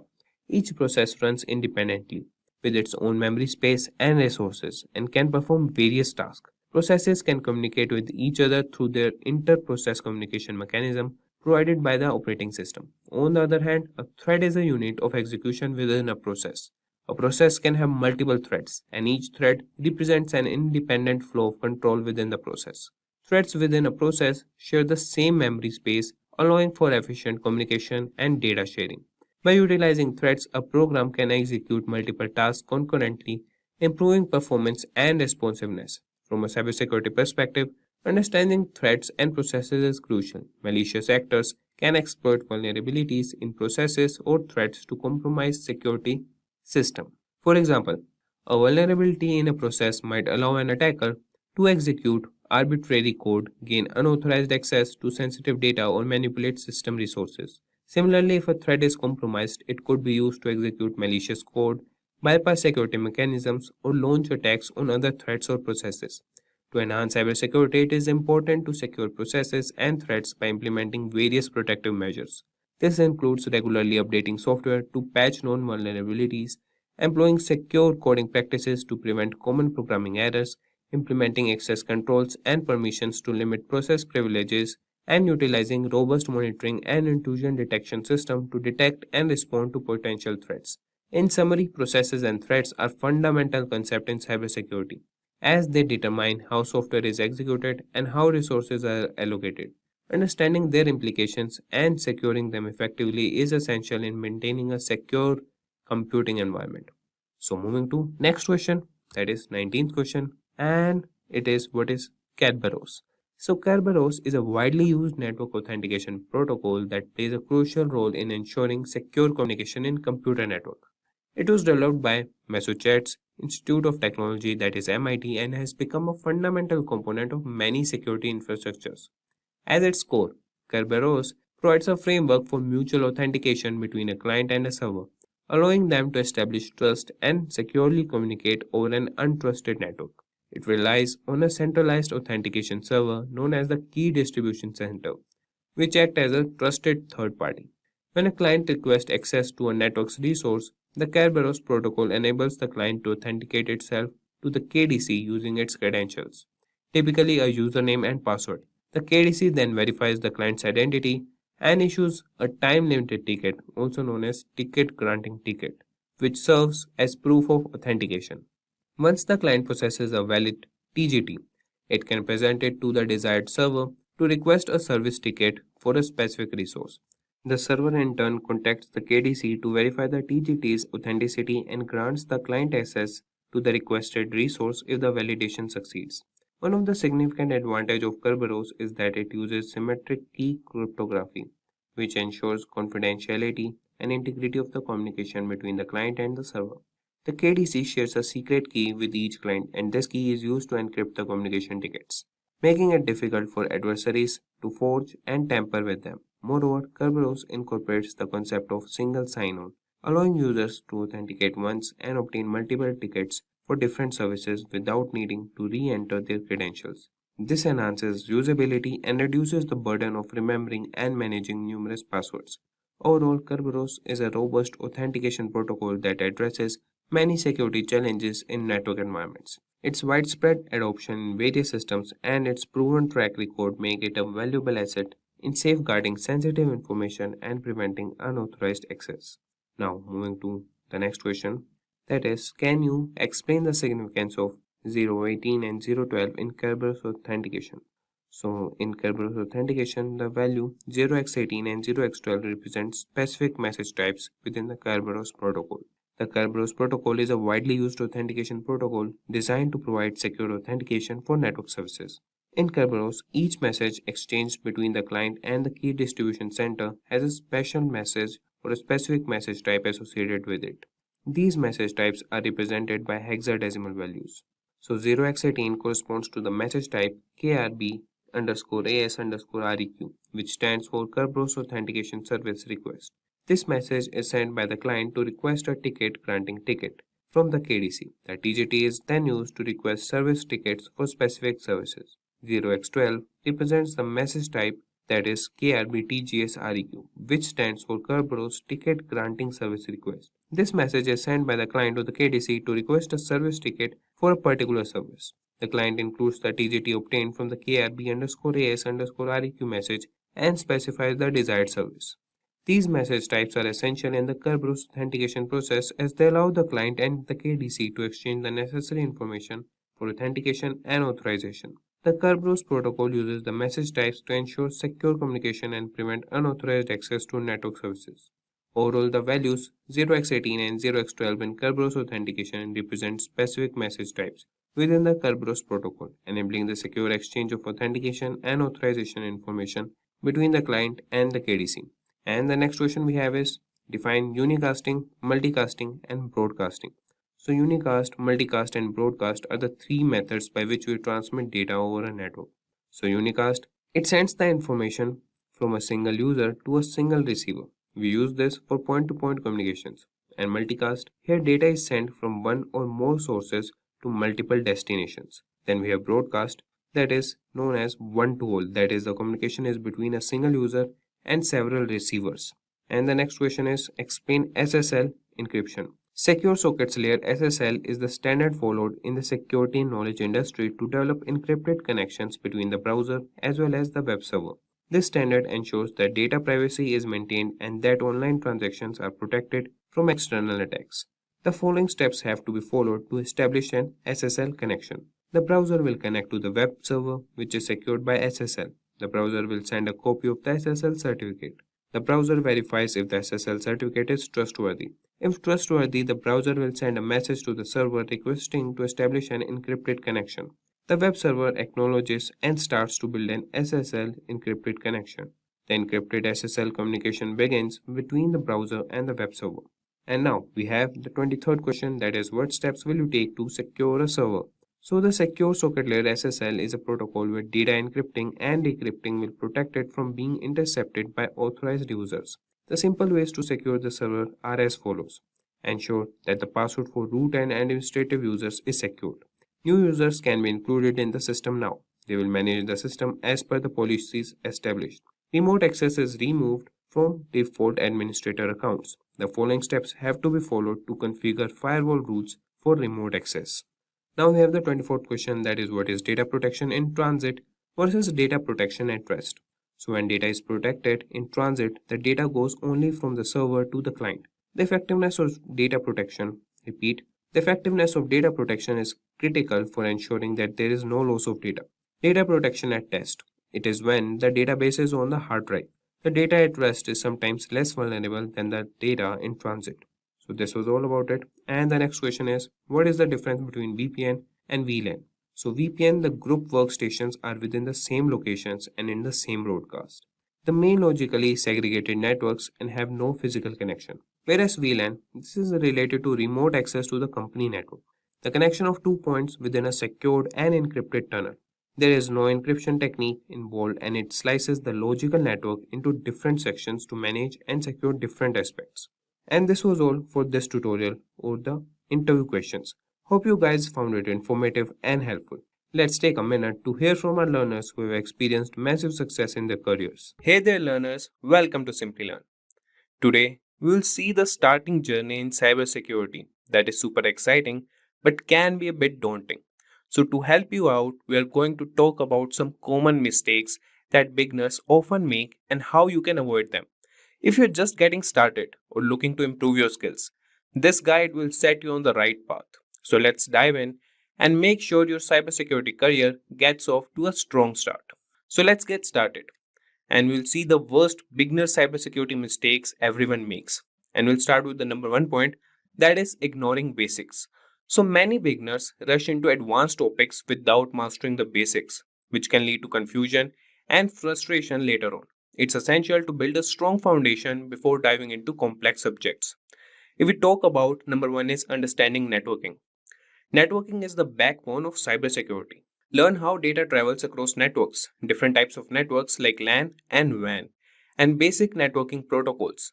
Knowing how network protocol functions help you understand how attacks occur and how to defend against them. Then comes mastering operating systems. So operating systems are another critical area. Whether it's Windows, Linux or Mac OS, you need to know how different OS work and learn about file systems, user management, and basic command line skills. So this knowledge is crucial for tasks like malware analysis and system hardening. Then comes the basic coding skills. So coding is an invaluable skill in cybersecurity. You can start with a simple language like Python and learn how to write scripts to automate tasks, analyze data, and understand the logic behind software vulnerabilities. So basic coding skills will help you comprehend how attacks are carried out and how to develop countermeasures.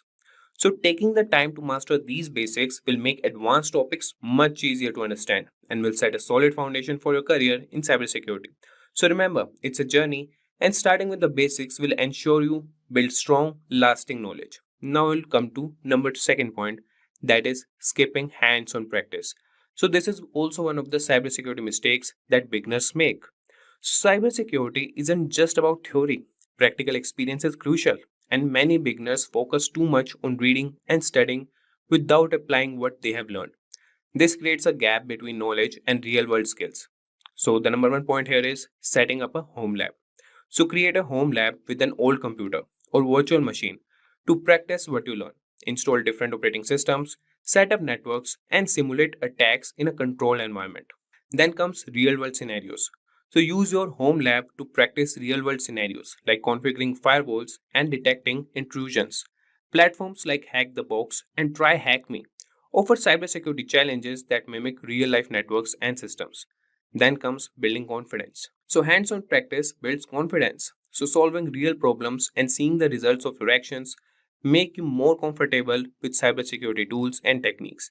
And this confidence is crucial when making quick, informed decisions in this field. So gaining practical experience bridges the gap between theory and practice, making you a more effective and confident cybersecurity professional.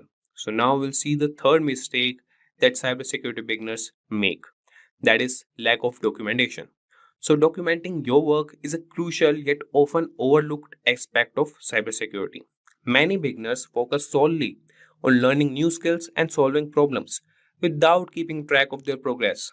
However, good documentation practices can significantly enhance your learning experience. And by keeping detailed notes on what you learn, the tools you use, and the methods you apply, you create a valuable resource for future reference. And this habit helps you review and reinforce your knowledge, making it easier to remember complex concepts.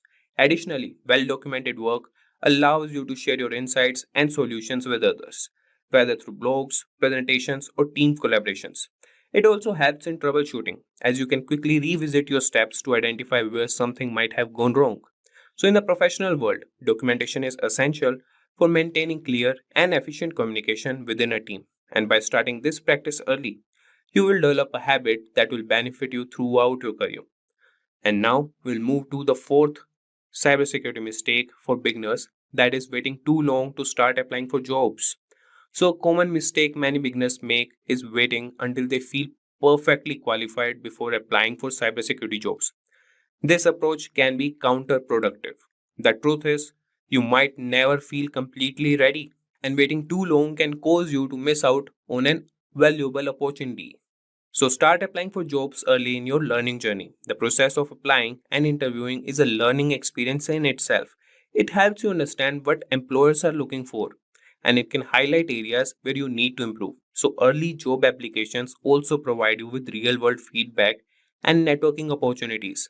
Remember, many entry level positions are designed for people who are still learning and growing in this field. So, employers often value enthusiasm, willingness to learn, and problem solving skills as much as they do technical knowledge.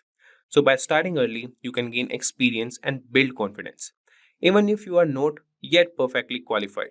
And then comes the next mistake, that is trying to qualify for all jobs. So, in the vast field of cybersecurity, trying to qualify for every job out, there is a common but misguided approach. Cybersecurity encompasses a wide range of specialties, from network security and ethical hacking to incident response and security analysis.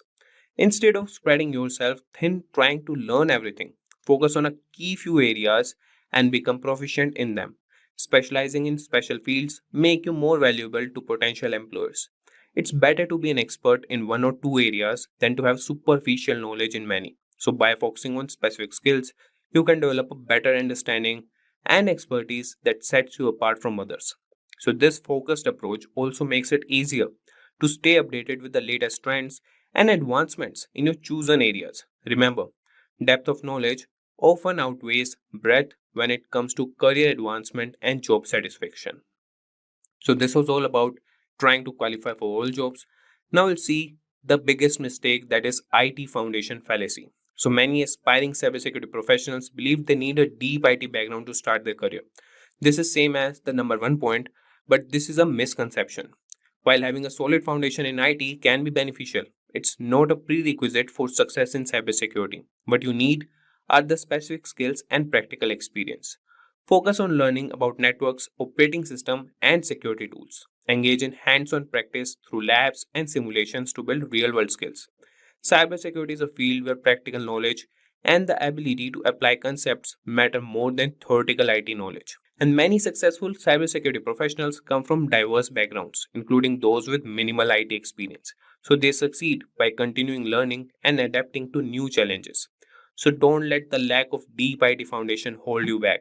Concentrate on gaining the skills and experience that are directly relevant to the cybersecurity roles you are interested in. Now moving to number 7, that is not attending cybersecurity events. So attending cybersecurity events is one of the best ways to stay updated and connected in the field. These events, including conferences, webinars, and meetups, offer a wealth of information on the latest trends, tools, and threats in cybersecurity. They provide a platform to learn from experts, gain insights into industry developments, and discover new technologies. Additionally, these events are excellent networking opportunities, meeting other professionals that can lead to job opportunities, collaborations, and mentorship. Building a network within the cybersecurity community can provide support and guidance throughout your career.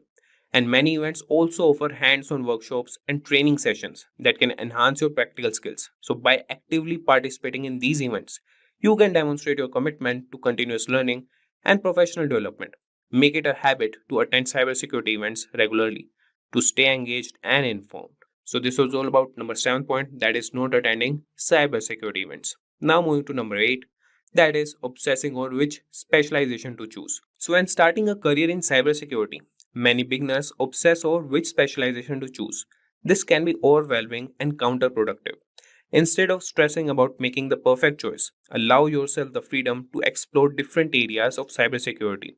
The field is diverse, with specializations like penetration testing, incident response, security analysis, and more. Take the time to experiment with various topics and see what interests you the most.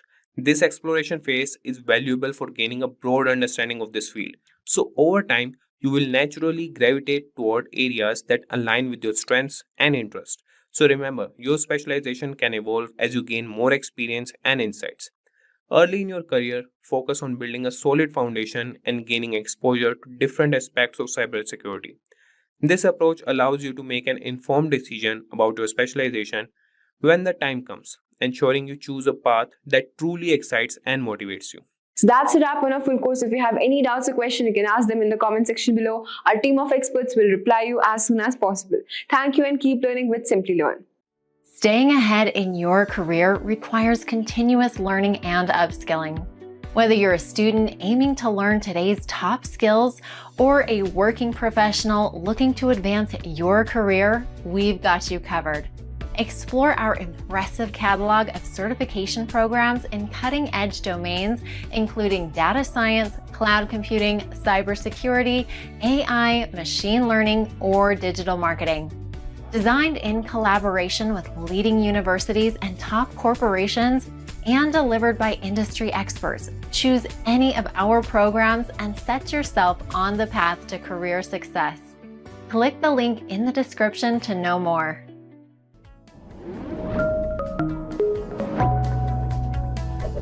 Hi there, if you like this video, subscribe to the Simplilearn YouTube channel and click here to watch similar videos. To nerd up and get certified, click here.